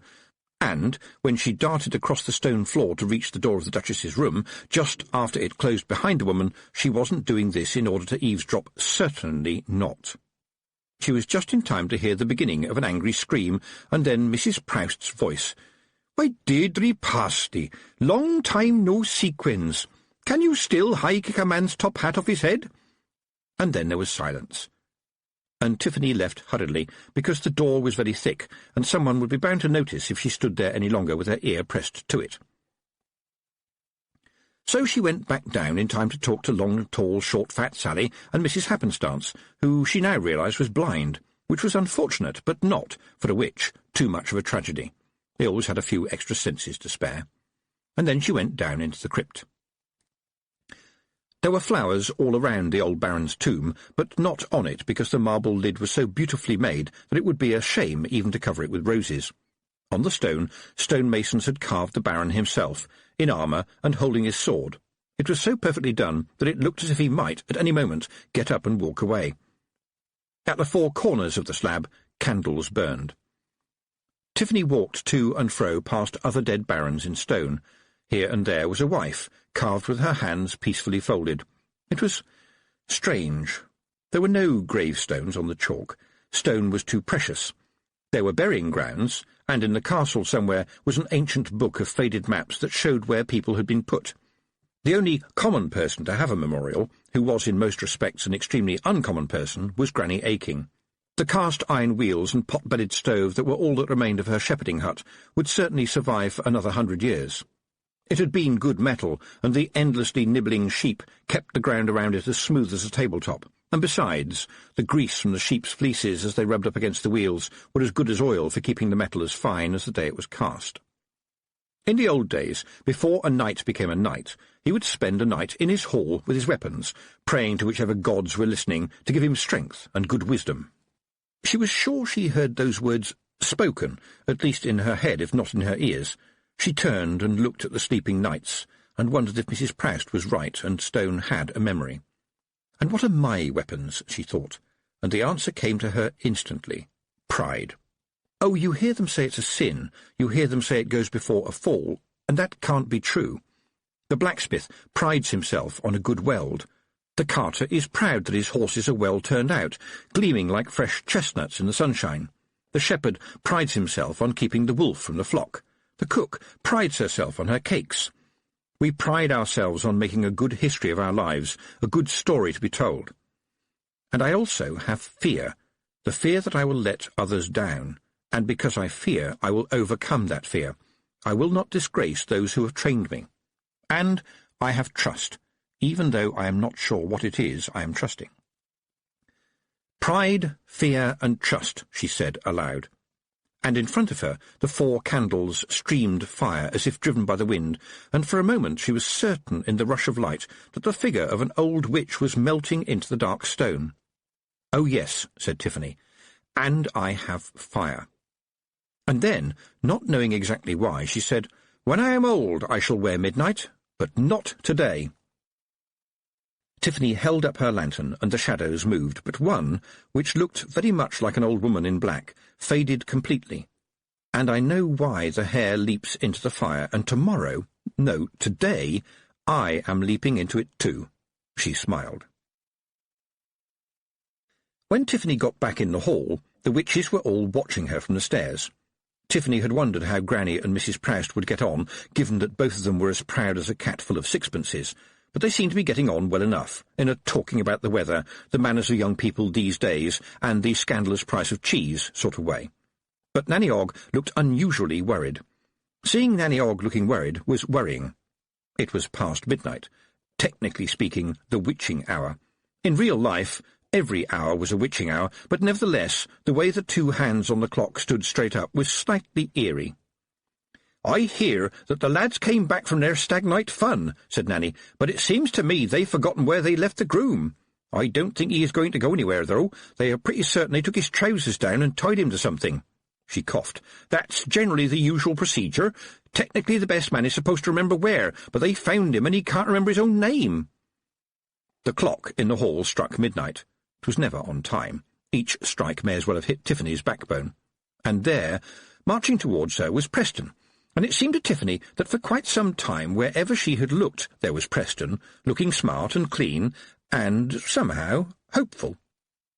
"Look, Preston," she said, "I haven't got time to explain things, and I'm not certain you would believe them. No, you probably would believe them if I told you them. I have to go out there to kill that monster before it kills me." "Then I will protect you," said Preston. "Anyway, my commander-in-chief might be out there somewhere in the pigsty with a sow sniffing his unmentionables, and I represent the temporal power here." "You?" Tiffany snapped. Preston stuck out his chest, although it didn't go very far. "As a matter of fact, yes. The lads made me officer of the watch so that they could all have a drink, and right now the sergeant is in the kitchen throwing up in the sink. He thought he could outdrink Mrs. Ogg." He saluted. "I'm going out there with you, miss, and you can't stop me. No offence meant, of course. However, by virtue of the power invested in me by the sergeant, in between him throwing up into the sink, I would like to commandeer you and your broomstick to assist me in my search, if that is all right with you." It was a dreadful question to ask a witch. On the other hand, it was being asked by Preston. "All right, then," she said, "but do try not to scratch it. And there is one thing I have to do first. Do excuse me." She walked a little way over to the open door of the hall and leaned against the cold stonework. "I know there are Feagles listening to me," she said. "Oh, aye," said a voice about 1 inch from her ear. "Well, I don't want you to help me tonight. This is a hag thing, you understand?" "Oh, aye, we seen the big posse of hags. It's a big hag night anew." "I must—" Tiffany began, and then an idea struck her. I have to fight the man with no eyes, and they are here to see how good a fighter I am. And so I mustn't cheat by using Feagles. That's an important hag rule. Of course, I respect the fact that cheating is an honourable Feagle tradition, but hags don't cheat, she went on, aware that this was a huge lie. If you help me, they will know, and all the hags will put me to scorn. And, Tiffany thought, and if I lose, it will be Feagles versus hags, and that's a battle that the world will remember. No pressure, eh? Aloud, she said, You understand, right? This once, just this once, you will do as I tell you, and not help me. Aye, we understand ye, but ye ken that Jeanie says we must look out for ye at all times, because ye are our Hag of the Hills, said Rob. I'm sorry to say that the Kelder is not here, said Tiffany, but I am, and I have to tell you that if you help me this once, I will no longer be your Hag of the Hills. I'm under a geese, ye ken. It's a hag geese, and that's a big geese indeed. She heard a group groan, and added, I mean it. The chief hag is Granny Weatherwax, and you know her. There was another groan. There you are, then, said Tiffany. This time, please, let me do things my way. Is that understood?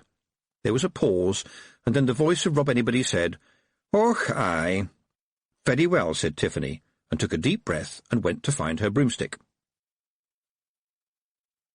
Taking Preston with her didn't seem such a good idea as they rose above the roofs of the castle. Why didn't you tell me that you were scared of flying, she said. That's hardly fair, said Preston. This is the first time I've ever flown. When they were at a decent height, Tiffany looked at the weather. There were clouds above the mountains, and the occasional flash of summer lightning. She could hear the rumble of thunder in the distance. You were never far from a thunderstorm in the mountains. The mist had lifted, and the moon was up. It was a perfect night, and there was a breeze. She had hoped for this. And Preston had his arms around her waist. She wasn't sure whether she had hoped for that or not. They were well down onto the plains at the foot of the chalk now, and even by moonlight Tiffany could see dark rectangles where earlier fields had been cleared. The men were always meticulous about not letting the fires get out of hand. Nobody wanted wildfire. There was no telling what that would burn. The field they reached was the very last one. They always called it the King. Usually, when the king was burned, half the village was waiting to catch any rabbits that fled the flames. That should have happened today, but everybody had been otherwise occupied. The chicken houses and the pigsty were in a field just above it, at the top of a bank, and it was said that the king grew such bountiful crops because the men found it much easier to cart the mulch onto the king rather than take it all to the lower fields. They landed by the pigsties to the usual ferocious screaming of piglets, who believed that no matter what is actually happening, the world is trying to saw them in half. She sniffed. The air smelled of pig, she was sure, absolutely sure that she would nevertheless smell the ghost if and when he was here. Mucky though they were, the pigs nevertheless had a natural smell. The smell of the ghost, on the other hand, would make a pig smell like violets by comparison. She shuddered. The wind was getting up. "Are you sure you can kill it?" whispered Preston. "I think I can make it kill itself.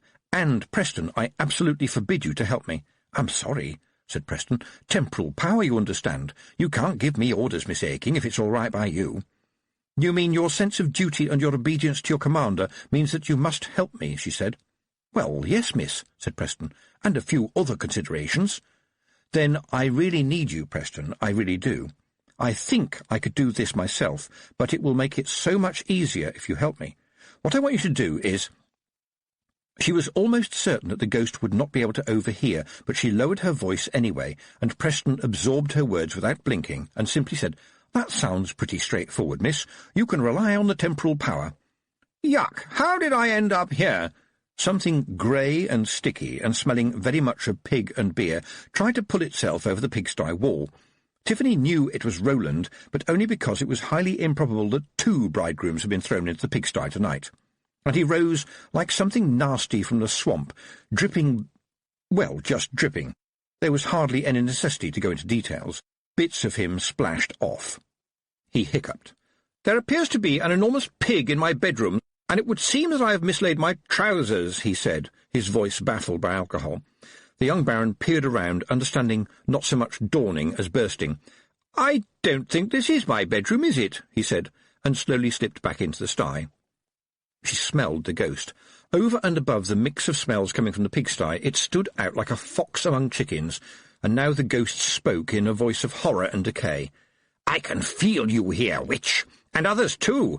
I do not care about them, but this new body, while not very robust, has a permanent agenda of its own. I am strong. I am coming. You cannot save everybody. I doubt if your fiendish flying stick can carry 4 people. Who will you leave behind? Why not leave them all? Why not leave the tiresome rival, the boy who spurned you, and the persistent young man? Oh, I know how you think, witch." But I don't think that way, Tiffany thought to herself. Oh, I might have liked to see Roland in the pigsty, but people aren't just people. They are people surrounded by circumstances. But you aren't. You're not even people any more. Beside her, with a horrible sucking noise, Preston pulled Roland out of the pigsty against the protest of the sow. How lucky for both of them that they couldn't hear the voice. She paused. 4 people? The tiresome rival? But there was only herself, Roland, and Preston, wasn't there? She looked towards the far end of the field, in the moon shadow of the castle. A white figure was running towards them at speed. It had to be Letitia. Nobody around here wore so much billowing white all the time. Tiffany's mind spun with the algebra of tactics. "Preston, off you go. Take the broomstick." Preston nodded and then saluted with a grin. "At your service, miss." Letitia arrived in a flurry and expensive white slippers. She stopped dead when she saw Roland, who was sober enough to try to cover with his hands what Tiffany knew she would always now think of as his passionate parts. This simply made a squelching noise, since he was thickly encrusted in pig-muck. "One of his chums told me they threw him in the pigsty for a laugh," Letitia said indignantly, "and they call themselves his friends." "I think they think that's what friends are for," said Tiffany absent-mindedly. To herself she thought, "Is this going to work? Have I overlooked something? Have I understood what I should do? Who do I think I'm talking to? I suppose I'm looking for a sign, just a sign." There was a rustling noise. She looked down. A hare looked up at her, and then, without panicking, lost herself in the stubbles. "I'll take that as a yes, then," said Tiffany, and felt panicked herself. After all, was that an omen, or was it just a hare who was old enough not to run instantly when she saw people? And it wasn't good manners, she was sure, to ask for a second sign to tell you if the first sign wasn't just a coincidence, was it? At this point, this very point, Roland started to sing. Possibly because of drink, but also perhaps because Letitia was industriously wiping him down while keeping her eyes closed so that, as an unmarried woman, she wouldn't see anything unseemly or surprising. And the song that Roland sang went, "'Tis pleasant and delightful on the bright summer's morn to see the fields and the meadows all covered in corn, and the small birds were singing on every green spray, and the larks they sang melodious at the dawning of the day." He paused. "My father used to sing that quite a lot when we walked in these fields," he said. He was at that stage when drunken men started to cry, and the tears left little trails of pink behind as the muck was washed from his cheeks. But Tiffany thought, "Thank you. An omen was an omen. You picked the ones that worked.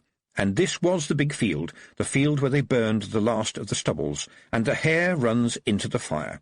Oh, yes, the omens, they were always so important. Listen to me, both of you.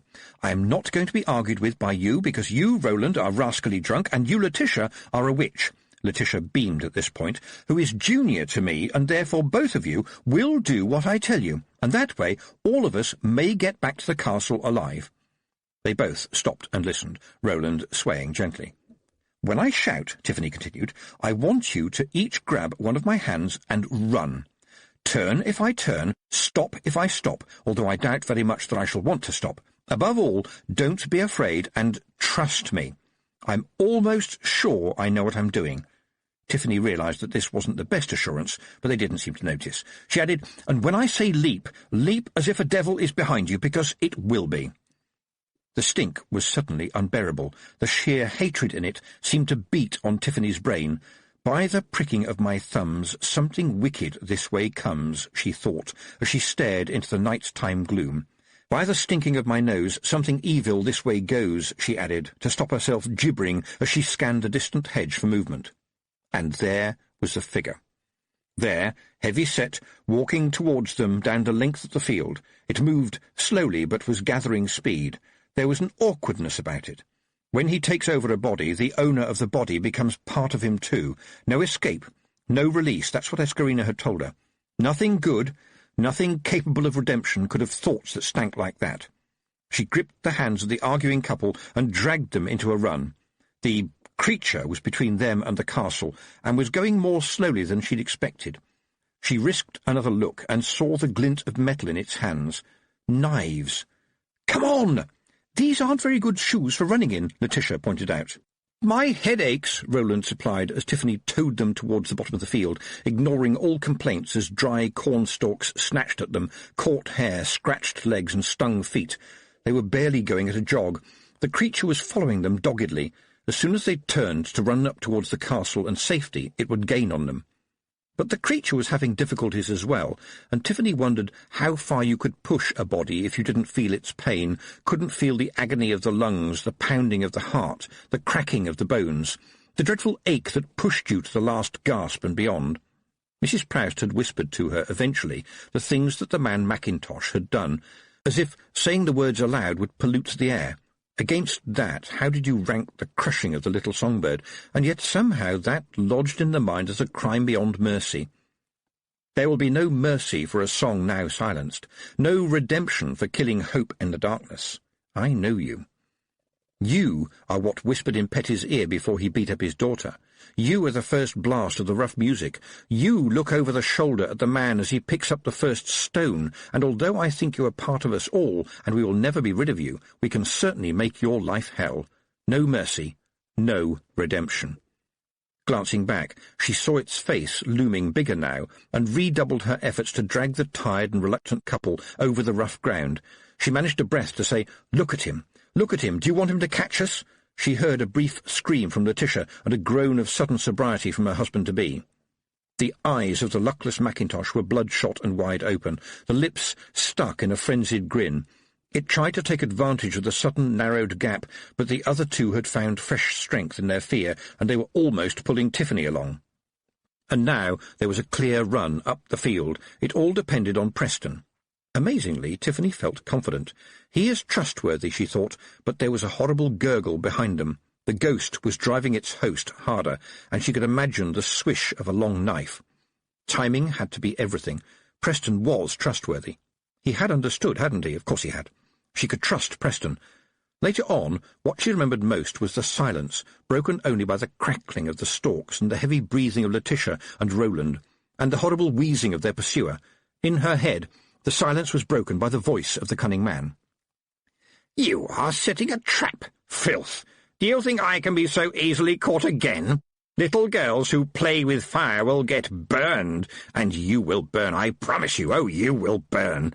Where then will be the pride of witches, vessels of iniquity, handmaidens of uncleanliness, defilers of all that is holy?" Tiffany kept her eyes fixed on the end of the field as tears streamed out. She couldn't help it. It was impossible to keep the vileness out. It drizzled in like poison, seeping into her ears and flowing under her skin. Another swish in the air behind them made all three runners find redoubled strength, but she knew it couldn't go on. Was that Preston she saw in the gloom ahead? Then who was the dark figure beside him, looking like an old witch in a pointy hat? Even as she stared at it, it faded away. But suddenly fire burst up, and Tiffany could hear the crackling as it spread like a sunrise across the field towards them, sparks filling the sky with extra stars.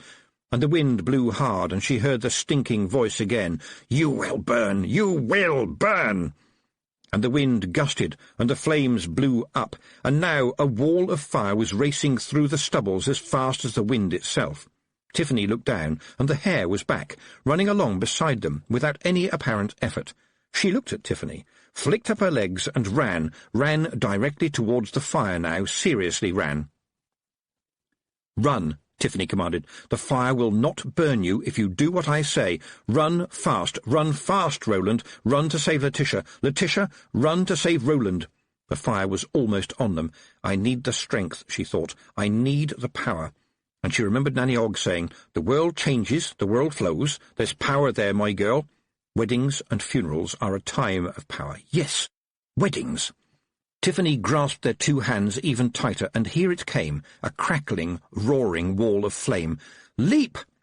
And as they leapt, she screamed, "Leap, knave! Jump, whore!" She felt them lift as the fire reached them. Time hesitated. A rabbit sped past beneath them, fleeing in terror from the flames. He will flee, she thought. He will run from the fire, but the fire will run to him, and the fire runs much faster than a dying body. Tiffany floated in a ball of yellow flame. The hair drifted past her, a creature happy in her element. "We are not as fast as you," she thought. "We will get singed." She looked right and left at the bride and groom, who were staring ahead as if hypnotized, and pulled them towards her. She understood. "I am going to marry you, Roland. I said I would." She would make something beautiful out of this fire. "Back to the hells you came from, you cunning man," she yelled above the flames. "Leap, knave, jump, whore," she screamed again. "Be married now for evermore." "And this is a wedding," she said to herself. "A fresh start. And for a few seconds in the world, this is a place of power. Oh, yes, a place of power." They landed, rolling, behind the wall of fire. Tiffany was ready, stamping out embers and kicking the small flames that remained. Preston was suddenly there too, picking up Letitia and carrying her out of the ash. Tiffany put an arm round Roland, who had had a soft landing, possibly on his head, part of Tiffany thought, and followed him. "Looks like very minor burns and some frizzled hair," said Preston, "and as for your old boyfriend, I think his mud is now baked on. How did you manage it?" Tiffany took a deep breath. "The hair jumps through the flames so fast that she barely feels them," she said. "And when she lands on hot ash mostly. A grass fire burns out quickly under a strong wind." There was a scream from behind them, and she imagined a lumbering figure trying to outrun the wind-driven flames bearing down on it and failing. She felt the pain of a creature that had twisted through the world for hundreds of years. "The three of you, stay right here. Do not follow me. Preston, look after them." Tiffany walked across the cooling ash. "I have to see," she thought. "I have to witness. I have to know what it is that I have done." The dead man's clothes were smouldering. There was no pulse. He did terrible things to people, she thought, things that made even the prison warders sick. But what was done to him first? Was he just a much worse version of Mr. Petty? Could he ever have been good? How do you change the past? Where does evil begin? She felt the words slide into her mind like a worm. Murderer! Filth! Killer! And she felt she should apologize to her ears for what they had had to hear. But the voice of the ghost was weak and thin and querulous, sliding backwards into history.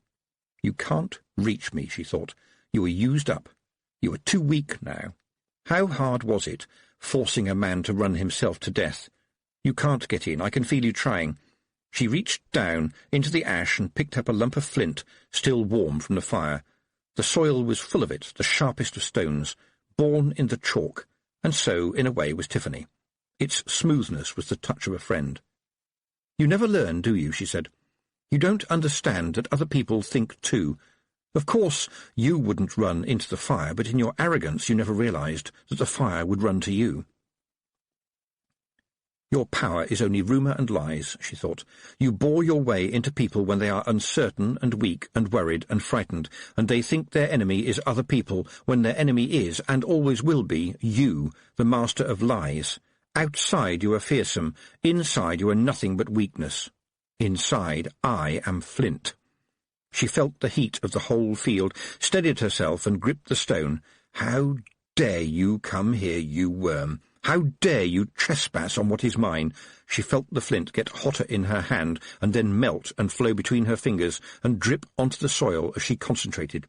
She had never tried this before, and she took a deep breath of air that somehow the flames had cleansed. "And if you come back, cunning man, there will be another witch like me. There will always be another witch like me, because there are always going to be things like you, because we make space for them. But right now, on this bleeding piece of earth, I am the witch, and you are nothing. By the blinking of my eyes, something wicked this way dies." A hiss in her mind faded away and left her alone among her thoughts. "No mercy," she said aloud. "No redemption. You forced a man to kill his harmless songbird, and somehow I think that was the greatest crime of all." By the time she had walked back up the field, she had managed to become, once again, the Tiffany Aching who knew how to make cheese and deal with everyday chores, and didn't squeeze molten rock between her fingers. The happy but slightly singed couple were beginning to take some notice of things. Letitia sat up. "I feel cooked," she said. "What's that smell?" "Sorry, it's you," said Tiffany, "and I'm afraid that wonderful lace nightshirt might just about be usable to clean windows from now on. I'm afraid we didn't leap as fast as the hare." Letitia looked around. "Is he all right?" "Right as rain," said Preston cheerily. "The wet pig muck really helped." Letitia paused for a moment. "And that thing?" "Gone," said Tiffany. "Are you sure Roland is all right?" Letitia insisted. Preston grinned. "Absolutely tickety-boo, miss. Nothing important has been burned away, although it might be a little painful when we take the crusts off. He's somewhat baked on, if you get my meaning." Letitia nodded, and then turned slowly to Tiffany. "What was that you said when we were jumping?" Tiffany took a deep breath. "I married you." "You? That is to say, you? Married, which is to say, wedded us," said Letitia. "Yes," said Tiffany. "That is to say, certainly. Jumping over the fire together is a very ancient form of marriage. Doesn't need any priests either, which is a great saving on the catering." The possible bride weighed this one up. "Are you sure?" "Well, that's what Mrs. Ogg told me," said Tiffany, "and I've always wanted to try it." This seemed to meet with Letitia's approval, because she said, "Mrs. Ogg is a very knowledgeable lady, I must admit. She knows a surprising number of things." Tiffany, keeping her face as straight as possible, said, "A surprising number of surprising things." "Oh, yes, Letitia cleared her throat rather hesitantly and followed up her with an "Is something wrong?" said Tiffany. "That word you used about me while we were jumping, I think it was a bad word." Tiffany had been expecting this. "Well, apparently it's traditional." Her voice almost as hesitant as Letitia's, she added, "And I don't think Roland is a knave either. And, of course, words and their usage do change over the years." "I don't think that one does," said Letitia. "Well, it depends on circumstance and context," said Tiffany. "But, frankly, Letitia, a witch will use any tool at hand in an emergency, as you might learn one day. Besides, the way we think about some words does change. For example, do you know the meaning of the word buxom?" She thought to herself, "Why am I making this small talk? Oh, I know.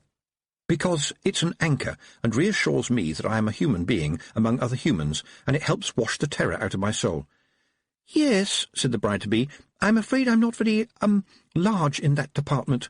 That would have been a bit unfortunate a couple of 100 years ago, because the wedding service in those days required a bride-to-be buxom towards her husband. "I'd have had to push a cushion down my bodice." "Not really. It used to mean kind, understanding and obedient," said Tiffany. "Oh, I can do those," said Letitia. "At least the first two," she added with a grin. She cleared her throat. "What is it, apart from getting married, of course, and I'm very amused about that we have just done?" "Well," said Tiffany, "you have helped me trap one of the worst monsters that has ever fouled the world." The new bride brightened up. "Did we? Well, that's good," she said. "I'm very glad we did that. I don't know how we can repay you for all your help, though." "Well, clean, used linen and old boots are always welcome," said Tiffany seriously. "But you don't have to thank me for being a witch. I'd much prefer that you thanked my friend Preston. He put himself in real danger for the pair of you. At least we were together. He was out here all by himself." "That is, in point of actual fact," said Preston, "not entirely accurate. Apart from anything else, all my matches were damp, but fortuitously Mr. Daft Woolly and his chums were very kind enough to lend me some. And I've been told to tell ye that was okay, because they was helping me, not ye. And although there are ladies present, I have to say that they did assist in getting things going quickly by flapping the flames with their kilts. A sight, I may say, that once seen is never forgotten." "I would very much have liked to have seen it," said Letitia politely. "Anyway," said Tiffany, trying to get the mental picture out of her mind, "it might be best to concentrate on the fact that you will be somewhat more acceptably married by Pastor Egg tomorrow. And you know something very important about tomorrow? It's today." Roland, who was holding his head and groaning, blinked and said, "What is?" Chapter 15. A Shadow and a Whisper. It was, on the whole, a pretty good wedding in Tiffany's opinion, a pretty good wedding. Pastor Egg, aware of the unusual number of witches in the audience, kept the religion to a minimum. The blushing bride walked up the hall, and Tiffany saw her blush a little more when she caught sight of Nanny Ogg, who gave her a cheerful thumbs-up as she passed. And then there was the throwing of the rice, followed of course by the careful sweeping up of the rice, because it was wicked to waste good food. Then there was general cheering and congratulations, and, to the surprise of some, a happy, beaming Duchess, who chatted merrily, even to the maids, and appeared to have a kind and reassuring word for everybody. and only Tiffany knew why the woman shot occasional nervous glances towards Mrs. Proust. Tiffany left then to sneak away and help Preston in the King field, where he was digging a hole deep enough so that the plough would never find the charred remains that were collected and thrown down it. They washed their hands with vicious lye soap, because you could never be too careful. It was not, strictly speaking, a very romantic occasion. "You'll think he will ever come back," said Preston as they leaned on their shovels. Tiffany nodded.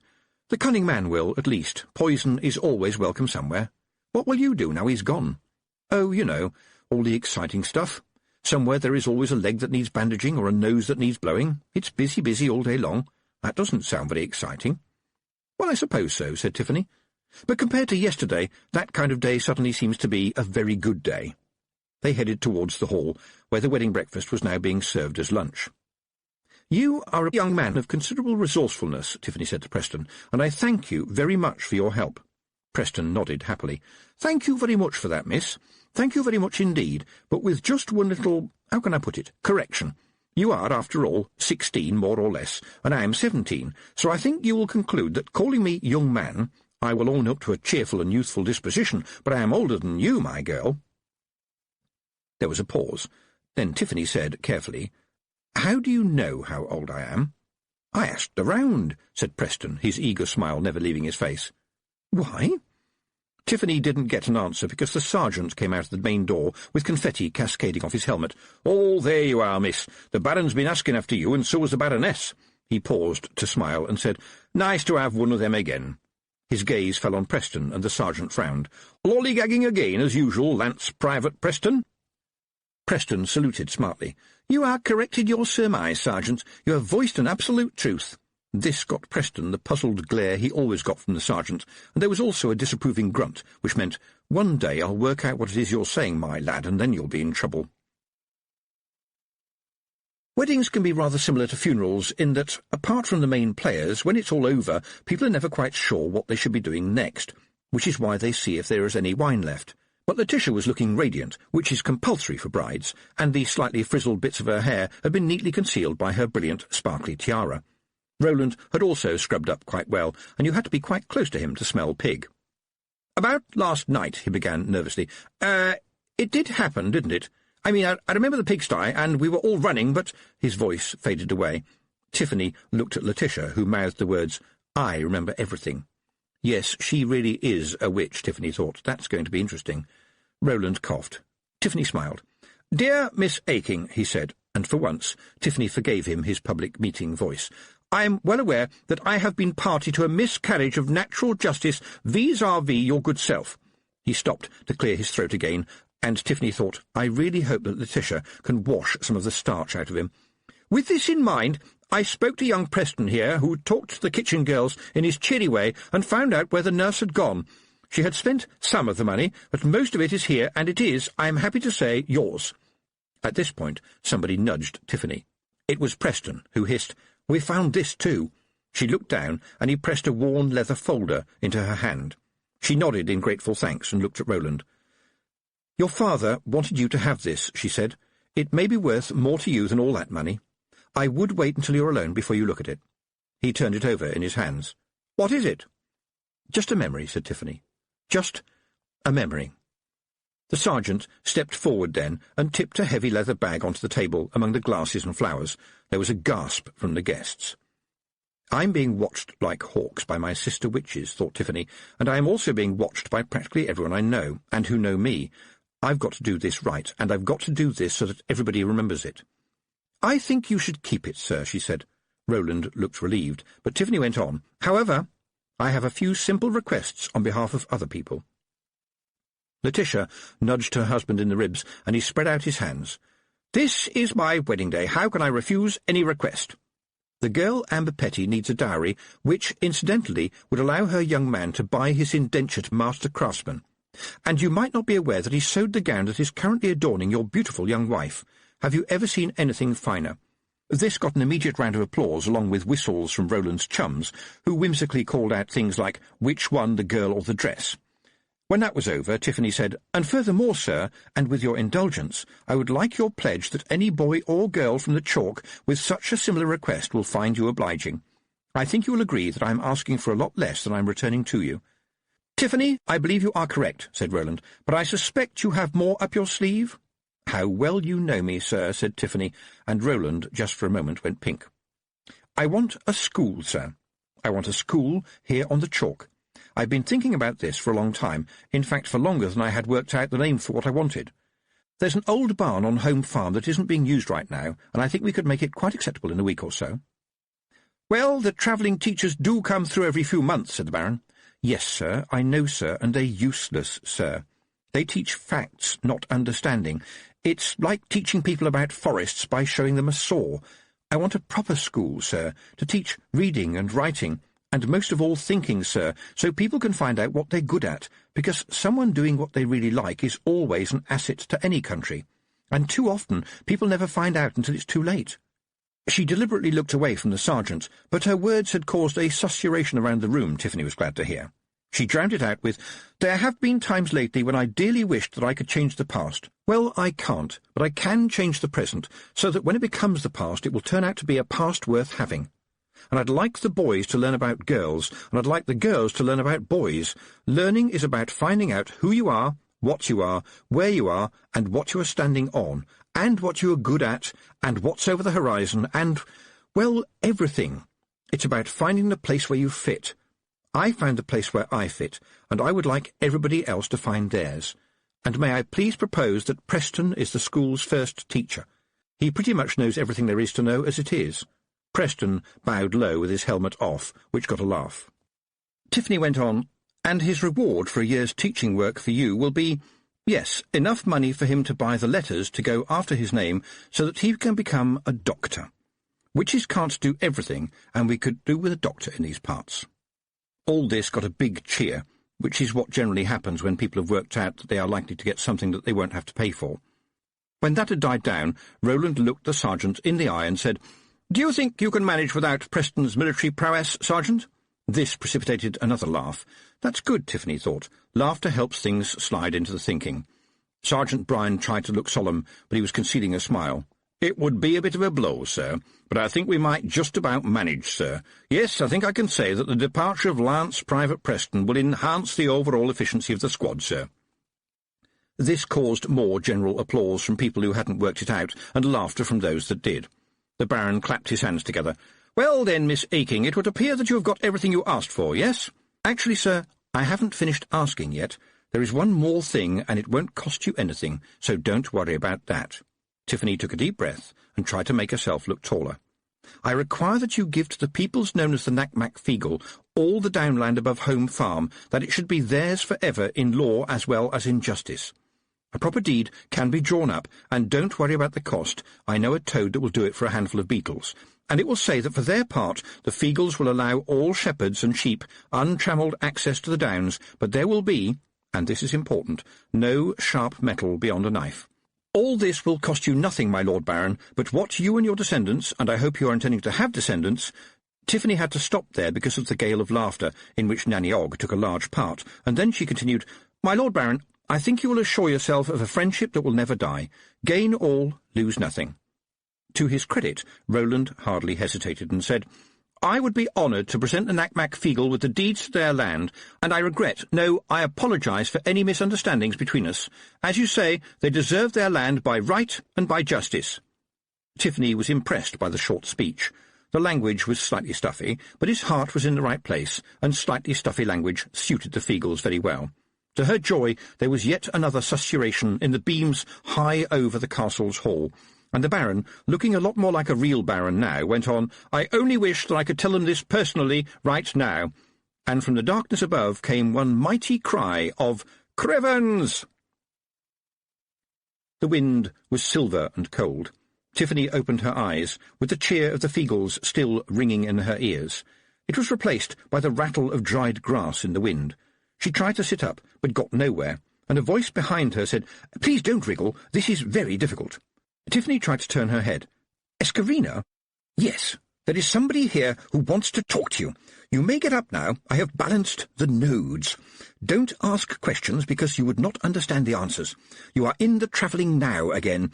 Now and again, you might say, I will leave you to your friend, and I'm afraid you cannot have much time for a given value of time, but I must protect my son. Tiffany said, You mean you've got— She stopped because a figure was forming in front of Tiffany and became a witch. A classic witch with the black dress, black boots, rather nice ones, Tiffany noted, and of course the pointy hat. She had a necklace, too. On the chain was a golden hair. The woman herself was old, but it was hard to say how old. She stood proudly like Granny Weatherwax, but like Nanny Ogg, she seemed to suggest that old age or something wasn't really being taken seriously. But Tiffany concentrated on the necklace. People wore jewellery to show you something. It always had a meaning, if you concentrated. All right, she said. I have just one question. I'm not here to bury you, am I? My word, you are quick, said the woman. You have immediately devised a remarkably interesting narrative and instantly guessed who I am. She laughed. The voice was younger than her face. No, Tiffany. Interestingly macabre though your suggestion is, the answer is no. I remember Granny Weatherwax telling me that when you get right down to it, the world is all about stories, and Tiffany Aching is extremely good at endings. I am. Oh, yes. Classic endings to a romantic story are a wedding or a legacy, and you have been the engineer for one of each. Well done. You are me, right, said Tiffany. That's what the you-have-to-help-yourself business was about, yes? The older Tiffany grinned, and Tiffany could not help noticing that it was a very nice grin. As a matter of fact, I only interfered in a few small ways, like, for example, making certain the wind really did blow very hard for you. Although, as I recall, a certain colony of little men added their own special excitement to the venture. I'm never quite certain if my memory is good or bad. That's time travel for you. You can travel in time? With some help from our friend Escarina, and only as a shadow and a whisper. It's a bit like the don't see me thing that you have to persuade time not to take any notice. But why did you want to talk to me? Said Tiffany. Well, the infuriating answer is that I remembered that I did, said old Tiffany. Sorry, that's time travel again, but I think I wanted to tell you that it all works out, more or less. It all falls into place. You've taken the first step. There's a second step, said Tiffany. No, there's another first step. Every step is a first step if it's a step in the right direction. But hold on, said Tiffany. Won't I be you one day, and then will I talk to me now, as it were? Yes, but the you that you talk to won't exactly be you. I'm very sorry about this, but I'm having to talk about time travel in a language that can't really account for it. But in short, Tiffany, according to the elasticated string theory, throughout the rest of time, somewhere an old Tiffany will be talking to a young Tiffany, and the fascinating thing is that every time they do, they will be a little bit different. When you meet your younger self, you will tell her what you think she needs to know. But I have got a question, said Tiffany, and it's one I want to know the answer to. Well, do be quick, said old Tiffany. The elasticated string thingy, or whatever it is that Escarina uses, does not allow us very much time. Well, said Tiffany, can you at least tell me, do I ever get— Old Tiffany faded, smiling into nothingness, but Tiffany heard one word. It sounded like, listen. And then she was in the hall again, as if she'd never left it at all, and people were cheering, and there seemed to be Feagles everywhere, and Preston was by her side. It was as if ice had suddenly melted. But when she got her balance back and stopped asking herself what had just happened, had really happened, Tiffany looked for the other witches, and saw that they were talking amongst themselves, like judges adding up a score. The huddle broke up, and they came towards her purposefully, led by Granny Weatherwax. When they reached her, they bowed and raised their hats, which is a mark of respect in the craft. Granny Weatherwax looked at her sternly. "I see that you have burned your hand, Tiffany." Tiffany looked down. "I didn't notice," she said. "Can I ask you now, Granny, would you all have killed me?" She saw the expressions of the other witches change. Granny Weatherwax looked around and paused for a moment. "Let us say, young woman, we would have done our best not to. But all in all, Tiffany, it seems to us that you've done a woman's job today. The place where we looks for witches is at the centre of things. Well, we looks around here, and we see that you is so central that this steading spins on you. You are your own mistress, nevertheless, and if you don't start training somebody, that will be a waste. We leave this steading in the best of hands." The witches clapped, and some of the other guests joined in, even though they did not understand what those few sentences had meant. What they did recognise, however, was that these were mostly elderly, experienced, important, and scary witches, and they were paying their respect to Tiffany Aching, one of them, their witch, and she was a very important witch, and so the chalk had to be a very important place. Of course, they had known that all along, but it was nice to have it acknowledged. They stood a little straighter and felt proud. Mrs. Proust removed her hat again and said, "Please don't be afraid to come back to the city again, Miss Aking. I think I can promise you a 30% discount on all Boffo products, except for perishables or consumables, and offer not to be sneezed at."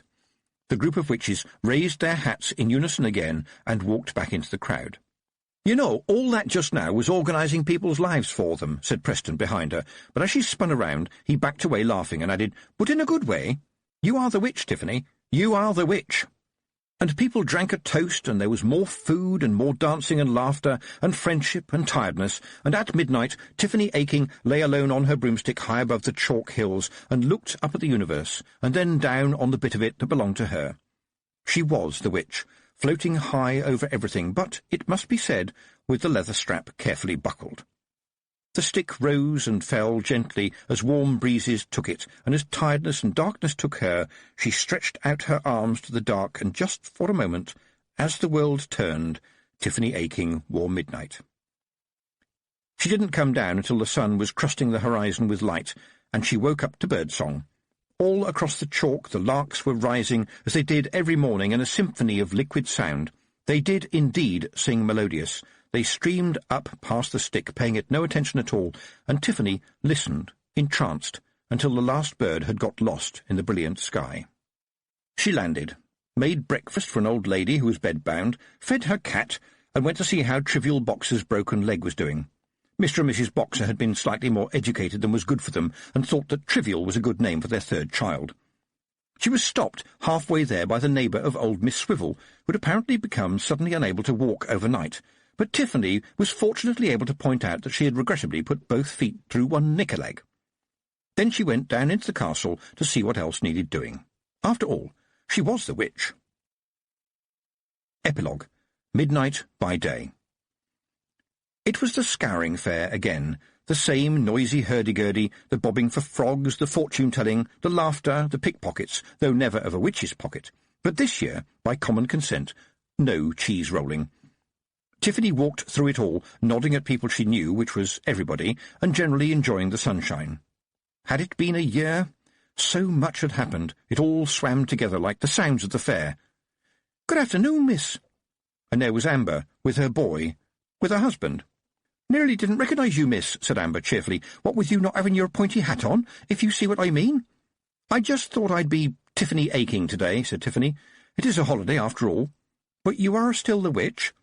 "Oh, yes, I'm still the witch, but I'm not necessarily the hat." Amber's husband laughed. "I know what you mean, miss. Sometimes I swear that people think I'm a pair of hands." Tiffany looked him up and down. They had met properly when she had married him to Amber, of course, and she had been impressed. He was what they called a steady lad and as sharp as his needles. He would go far and take Amber with him, and after Amber finished her training under the Kelder, who knows where she would take him? Amber hung on his arm as if it was an oak. "My William done a little present for you, miss," she said. "Go on, William, show her."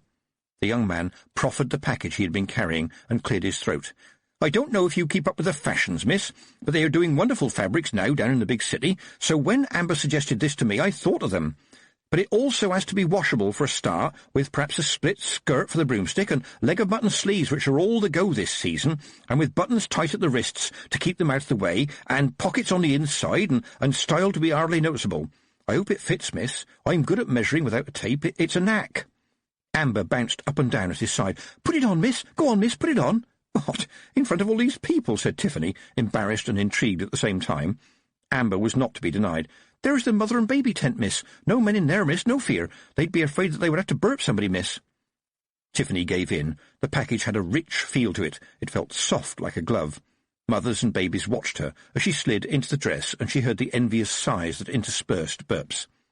Amber, on fire with enthusiasm, pushed her way in through the flap and gasped, oh, miss, it does suit you so. Oh, miss, if only you could see yourself, miss. Do come and show William, miss. He'll be as proud as a king. Oh, miss." You couldn't disappoint Amber, you just couldn't. It would be like, well, kicking a puppy. Tiffany felt different without the hat, lighter perhaps, and William gasped and said, "I wish my master was here, Miss Aking, because you are a masterpiece. I just wish you could see yourself." "Miss?" And just for a moment, because people shouldn't get too suspicious, Tiffany stood outside herself and watched herself twirl the beautiful dress as black as a cat full of sixpences, and she thought, "I shall wear midnight, and I will be good at it." She hurried back to her body and shyly thanked the young tailor. "It's wonderful, William, and I will happily fly over to show your master. The cuffs are wonderful." Amber was jumping up and down again. "We'd better hurry if we're going to see the tug-of-war, miss. It's Feagles versus humans. It's going to be fun." And in fact they could hear the roar of the Feagles warming up, though they had made a slight alteration to their traditional chant. "Nae king, nae queen, nae laird, one baron, and under mutually agreed arrangements, you ken." "You go on ahead," said Tiffany. "I'm waiting for somebody." Amber paused for a moment. "Don't wait too long, miss. Don't wait too long."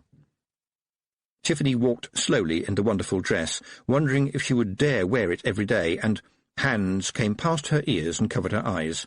A voice behind her said, "A nosegay for the pretty lady? You never know, it might help you find your beau." She spun around. "Preston." They talked as they strolled away from the noise, and Tiffany listened to news about the bright young lad that Preston had trained to take over as the school's new teacher, and about exams, and doctors, and the Lady Sybil Free Hospital, who had, and this was the really important part, just taken on one new apprentice, this being Preston, possibly because, since he could talk the hind leg off a donkey, he might have a talent for surgery. "I don't reckon I'll get many holidays," he said. "You don't get many when you're an apprentice, and I shall have to sleep under the autoclave every night and look after all the saws and scalpels, but I know all the bones by heart." "Well, it's not too far by Broomstick after all," said Tiffany. Preston's expression changed as he reached into his pocket and pulled out something wrapped in fine tissue, which he handed to her without saying a word. Tiffany unwrapped it, knowing, absolutely knowing, that it would be the golden hair. There was no possibility in the world that it wouldn't have been. She tried to find the words, but Preston always had an adequate supply. He said, "Miss Tiffany, the witch, would you be so good as to tell me what is the sound of love?" Tiffany looked at his face. The noise from the tug-of-war was silenced. The birds stopped singing. In the grass, the grasshoppers stopped rubbing their legs together and looked up.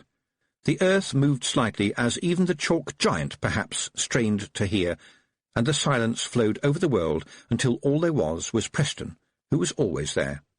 And Tiffany said, "Listen."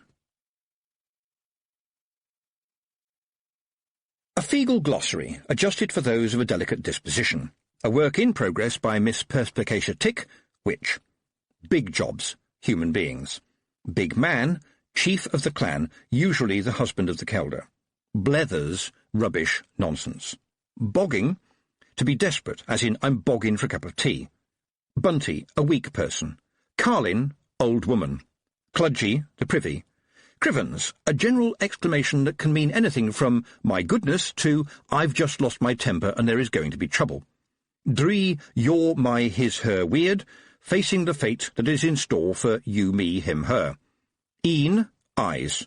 Eldritch, weird, strange. Sometimes means oblong too, for some reason. Fash, worry, upset. Geese, a very important obligation backed up by tradition and magic. Not a bird.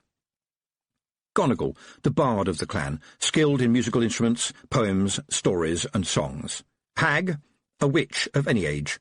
Hag-a-hags, a very important witch. Hagging, haggling, anything a witch does. Hidlins, secrets. Kelder, the female head of the clan, and eventually the mother of most of it. Feagle babies are very small, and a kelder will have hundreds in her lifetime. Lang Syne, long ago. Last world. The Feagles believe that they are dead. This world is so nice, they argue, that they must have been really good in a past life and then died and ended up here. Appearing to die here means merely going back to the last world, which they believe is rather dull. Muddlin, useless person. Pished, I am assured that this means tired. Schemy, an unpleasant person. Scuggan, a really unpleasant person. Scunner, a generally unpleasant person. Ships, woolly things that eat grass and go bar, easily confused with the other kind. Spavey, see Muddlin. Special sheep liniment. Probably moonshine whiskey, I'm very sorry to say. No one knows what it'd do to sheep, but it is said that a drop of it is good for shepherds on a cold winter's night, and for Feagles at any time at all. Do not try to make this at home. Spog, a small leather bag at the front of a Feagle's kilt, which covers whatever he presumably thinks needs to be hidden, and generally holds things like something he is halfway through eating, something he'd found that now therefore belongs to him, and quite often, because even a Feagle can catch a cold, it might hold whatever he was using as a handkerchief, which might not necessarily be dead. Steamy, only found in the big Feagle mounds in the mountains, where there's enough water to allow regular bathing. It's a kind of sauna. Feagles on the chalk tend to rely on the fact that you can only get so much dirt on you before it starts to fall off of its own accord. Whaley, a general cry of despair. Author's note. My job is to make things up, and the best way to make things up is to make them out of real things. When I was a small boy, just after the last ice age, we lived in a cottage that Tiffany Aking would recognise. We had cold water, no electricity, and took a bath once a week, because the tin bath had to be brought in from its nail, which was outside on the back of the kitchen wall, and it took a long time to fill it, when all my mother had to heat water with was one kettle. Then I, as the youngest, had the first bath, followed by Mum and then Dad, and finally the dog if Dad thought it was getting a bit niffy. There were old men in the village who'd been born in the Jurassic period and looked, to me, all the same, with flat caps and serious trousers held up with very thick leather belts. One of them was called Mr. Allen, who wouldn't drink water from a tap because he said it's got neither taste nor smell. He drank water from the roof of his house, which fed a rain barrel. Presumably he drank more than rainwater because he had a nose that looked like two strawberries that had crashed into one another. My dad told me it's called drinker's nose, but he was probably wrong, as the condition, I'm told, is a type of adult acne called rhinophyma, but I suspect that this is too much information. Mr. Allen used to sit out in the sun in front of his cottage on an old kitchen chair, watching the world go by, and we kids used to watch his nose in case it exploded. One day I was chatting to him, and out of the blue he said to me, "You seen stubbles burning, boy?" I certainly had. Not near our home, but when we drove down to the coast on holiday, though sometimes the smoke from the burning stubbles was so thick that it looked like a fog. The stubbles were what was left in the ground after most of the corn stems had been cut. The burning was said to be good for getting rid of pests and diseases, but the process meant lots of small birds and animals were burned. The practice has long since been banned for that very reason. One day, when the harvest wagon went down our lane, Mr. Allen said to me, "You ever seen a hare, boy?" I said, "Yes, of course. If you haven't seen a hare, then imagine a rabbit crossed with a greyhound, one that can leap magnificently." Mr. Allen said, "The hare ain't afraid of fire. She stares it down and jumps over it and lands safe on the other side." I must have been about 6 or 7 years old, but I remembered it because Mr. Allen died not long afterwards. Then, when I was much older, I found in a second-hand bookshop a book called The Leaping Hare, written by George Ewart Evans and David Thompson, and I learned things that I would not have dared to make up.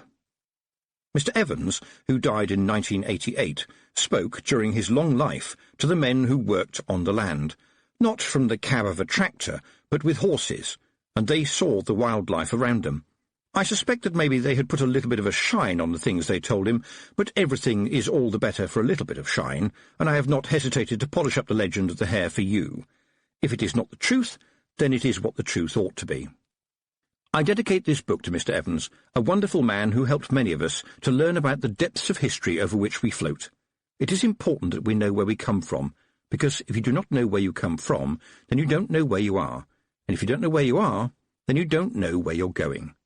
And if you don't know where you're going, you're probably going wrong. Terry Prachett, Wiltshire, 27th of May, 2010. Hey, how ya? Name's Mike, 30 years old, been hacking. A yellow cab around the 5 boroughs for the last 8 years. You know how it is, traffic on the FDR at rush hour, passengers who won't shut up about their day, or the ones who sit there like ghosts out the window.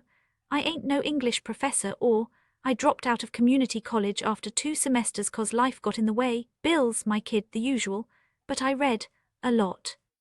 Audiobooks mostly, 'cause when you're in gridlock on the BQE you got time. A buddy of mine, this regular fare who works at a bookstore in the village, left a copy of The Colour of Magic by Terry in my cab last month. Said, "Mike, you gotta try this. It's fantasy but funny as hell." I figured, why not? Fantasy ain't usually my thing. I'm more into crime thrillers or those true stories about mob guys. but I the audio version on and damn if I didn't get hooked. First off, this book is wild. It's the first one in this big series and man, the world built is else. Imagine the planet ain't round like ours. Nah, it's flat like a big pizza, on the backs of 4 giant elephants, and those elephants are on the shell of this enormous turtle through space. Sounds crazy, right? But makes it feel real.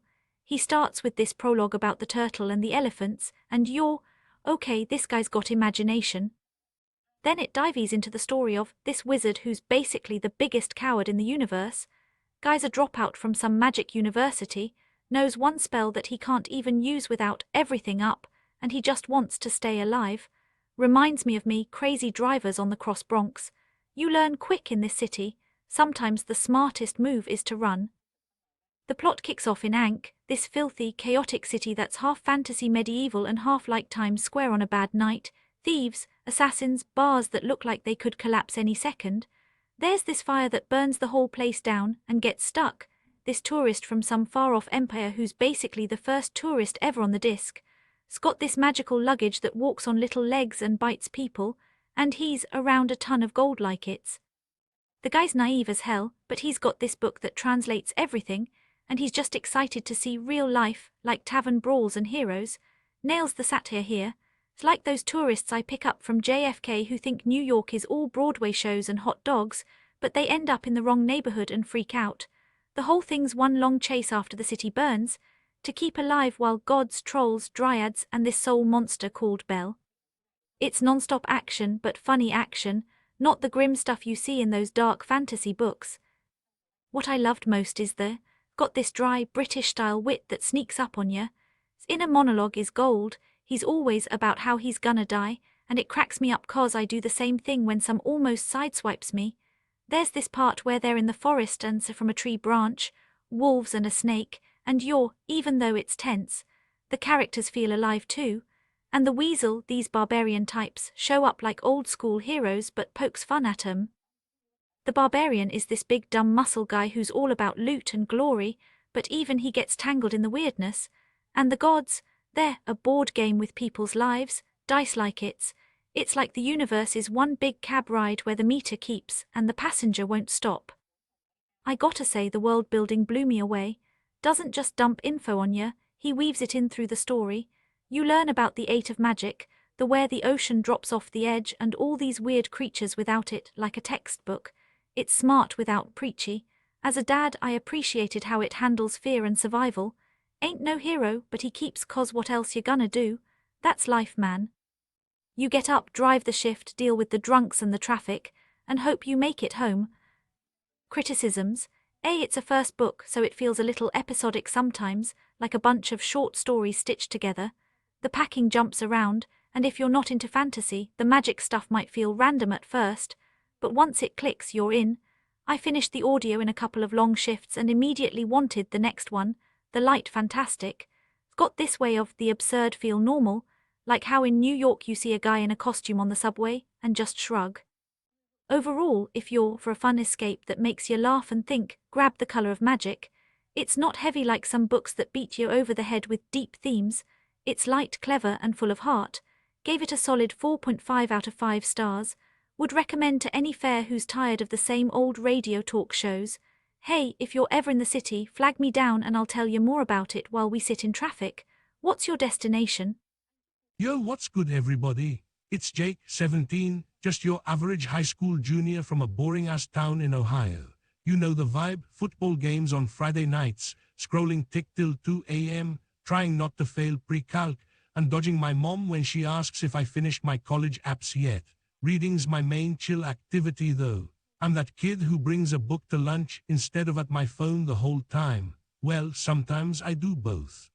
My English teacher last year put me onto this wild series called after I said I was bored with all the same old dystopian stuff we read in class. She handed me The Color of Magic by Terry and said, "Trust me, this one's different." Bro, she was right. I finished it in like 3 days straight, staying up way too late with my headphones in so my parents wouldn't yell at me. This book is straight up chaos, in the best way. Okay, first things first, the whole world is flat. Like actually flat. It's a giant disc sitting on the backs of 4 elephants, and those elephants are standing on a massive turtle swimming through space. The turtle, called Great, I swear I laughed out loud when I first read that. It sounds so stupid when I say it out loud to my friends, but makes it feel completely normal. The book starts with this prologue that's all poetic and kinda trippy about the turtle and the elephants and how the whole universe works. Then it jumps right into the city of Ankh, which is basically the fantasy city ever. Think Game of Thrones, but with more taverns that catch on fire and way more comedy. The main dude he's a wizard, except he sucks at it. He got kicked out of wizard school, knows only one spell, and it's a dangerous one he's scared to even think about, and his whole personality is, I just wanna survive. Dude is the biggest coward ever, and I relate so hard. Every time something bad happens he's like, yep, this is how I'd die. Same energy as me when I see a pop quiz coming. Then there's this little tourist guy from the other side of the world who's super rich and super clueless. He's basically the first tourist the disc has ever had.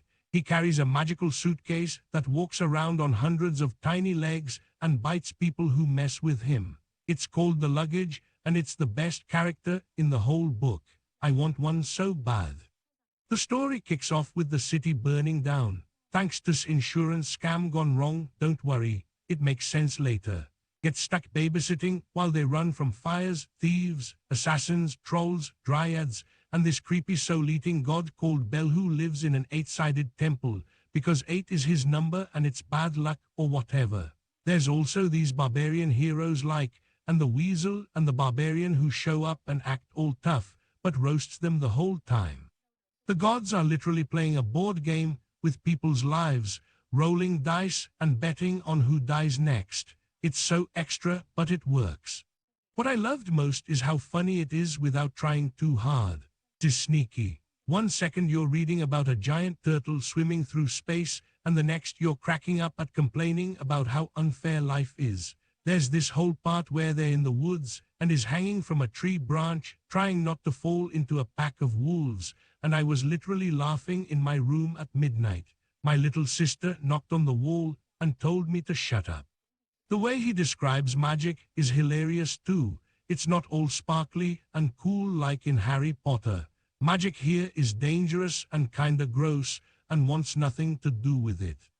I also really liked how the book doesn't take itself seriously but still builds this insane world. You get all these cool details about the disc, the 8 of magic. There's one called that only wizards can see, the where the ocean just drops off the edge into space, the counterweight continent that's full of gold. It feels like a video game world, but written by someone with a really dry sense of. If it was a game it would be like mixed with Untitled Goose Game and a dash of Grand Theft Auto chaos. The characters are so good. Is this optimistic little guy who thinks everything is quaint and picturesque, even when people are trying to rob him. Is the reluctant hero who keeps saving the day even though he's screaming internally the whole time. The Luggage is just iconic. I need a pet like that. Even the side characters like the patrician, the ruler of the city, or Death, who shows up looking all dramatic, feel real even though they're totally weird. Is it perfect? Nah. It's the first book in the series, so sometimes it feels like a bunch of short adventures mashed together instead of one big plot. The packing jumps around a lot. If you're not already into fantasy, it might take a minute to get used to all the made-up words and the weird rules of the disc. But honestly, those are tiny complaints. The book is so fun, it doesn't matter. I finished it and immediately my library for the next one, The Light Fantastic. If you like books that make you laugh but also have smart stuff to say about life, fear, greed, and how the universe is kinda ridiculous, you gotta read this. It's not dark and depressing like a lot of fantasy lately. It's hopeful in a chaotic way. Like yeah, the world is on fire and gods are gambling with your life, but you can still crack a joke and keep running. Rating 9.5/10. Would totally recommend to any of my friends who are bored with the same old stuff on Netflix. If you're in high school and need something that actually feels fun to read instead of homework, this is it. Terry is a legend. If you made it this far, drop a comment or whatever. Have you read? What's your character so far?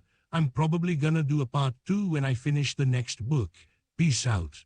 Video opens with soft classical music fading in over a shot of a well-stocked bookshelf in a cozy study lined with oak panels and a large window overlooking a rainy English garden.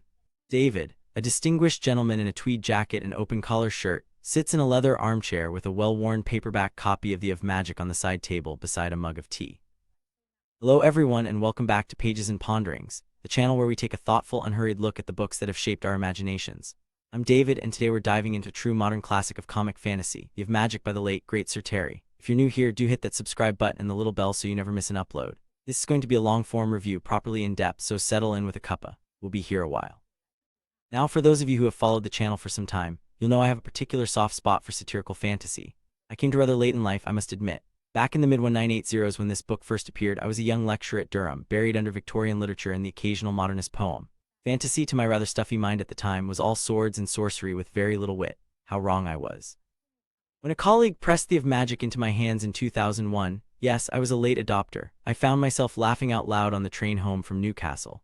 That was the moment I wasn't just writing funny fantasy. He was writing some of the sharpest social satire of the late 20th century, wrapped in a world so vividly you could almost smell the streets of Ankh. Let us begin, as the book itself does, with cosmology. Opens with one of the most memorable prologues in modern literature, Great the Star Turtle, swimming through the interstellar gulf with 4 enormous elephants on its back carrying the itself. The prose here is lyrical yet deadpan, and blending the cosmic with the absurd. In a brain bigger than a city, with geological slowness, he thinks only of the weight. That single line tells you everything you need to know about its tone. Majestic, slightly weary, and quietly hilarious. The disc is not merely a flat world for comic effect. It is a deliberate inversion of our own globe-centric assumptions, a place where physics and magic coexist in uneasy truce. Someone who spent years teaching Milton in the Ptolemaic universe, I found this delightful. Takes the medieval model of the cosmos and runs with it, but never at the expense of character or story. The narrative proper opens amid the burning of Ankh, the twin city that serves as the disc's beating, slightly corrupt heart. Fire roars through the streets, burning blue and green and laced with the eighth of magic.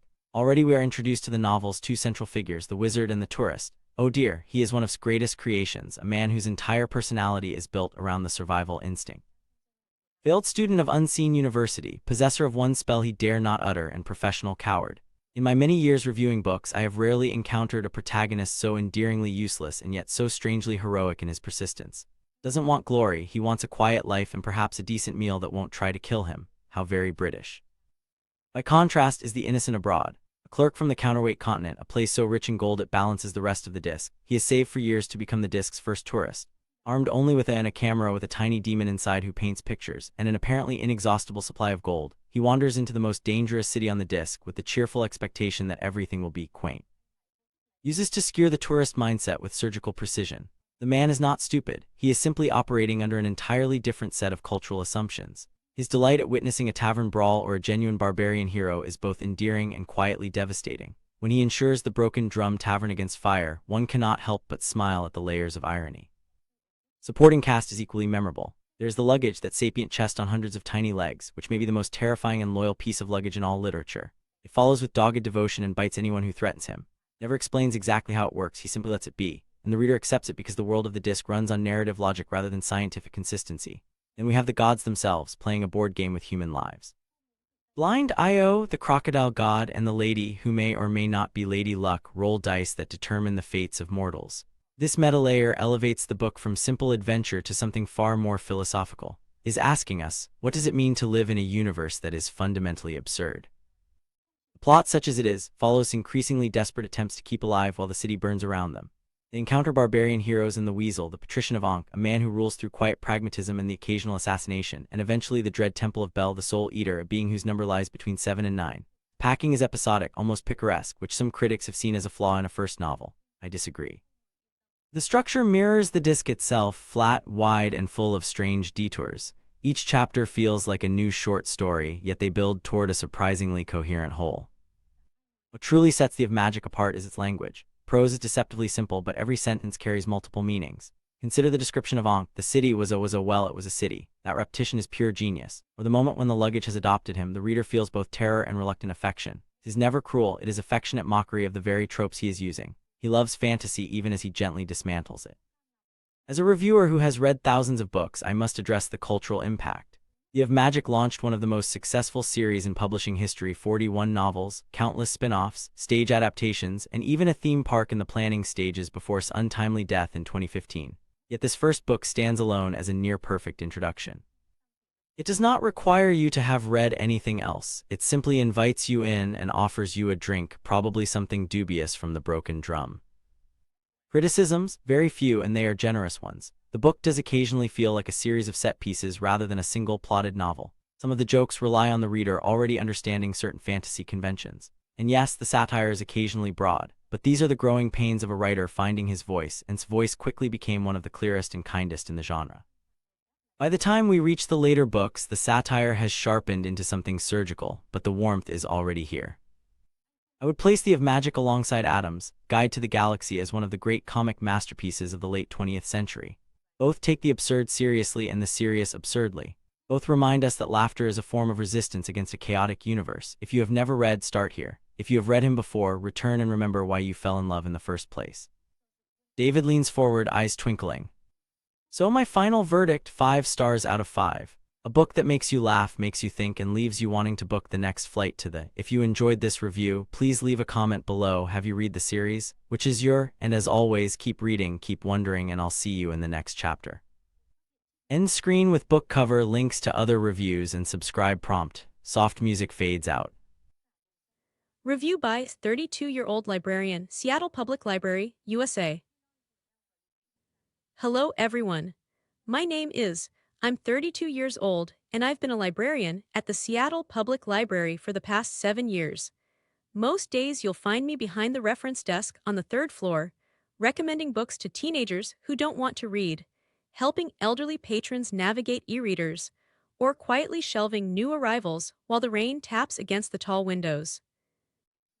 Books have always been my safe place, and when I'm not working, I'm usually curled up with one in my small apartment in Capitol Hill, a cup of Earl beside me and my cat, Merlin, purring on my lap.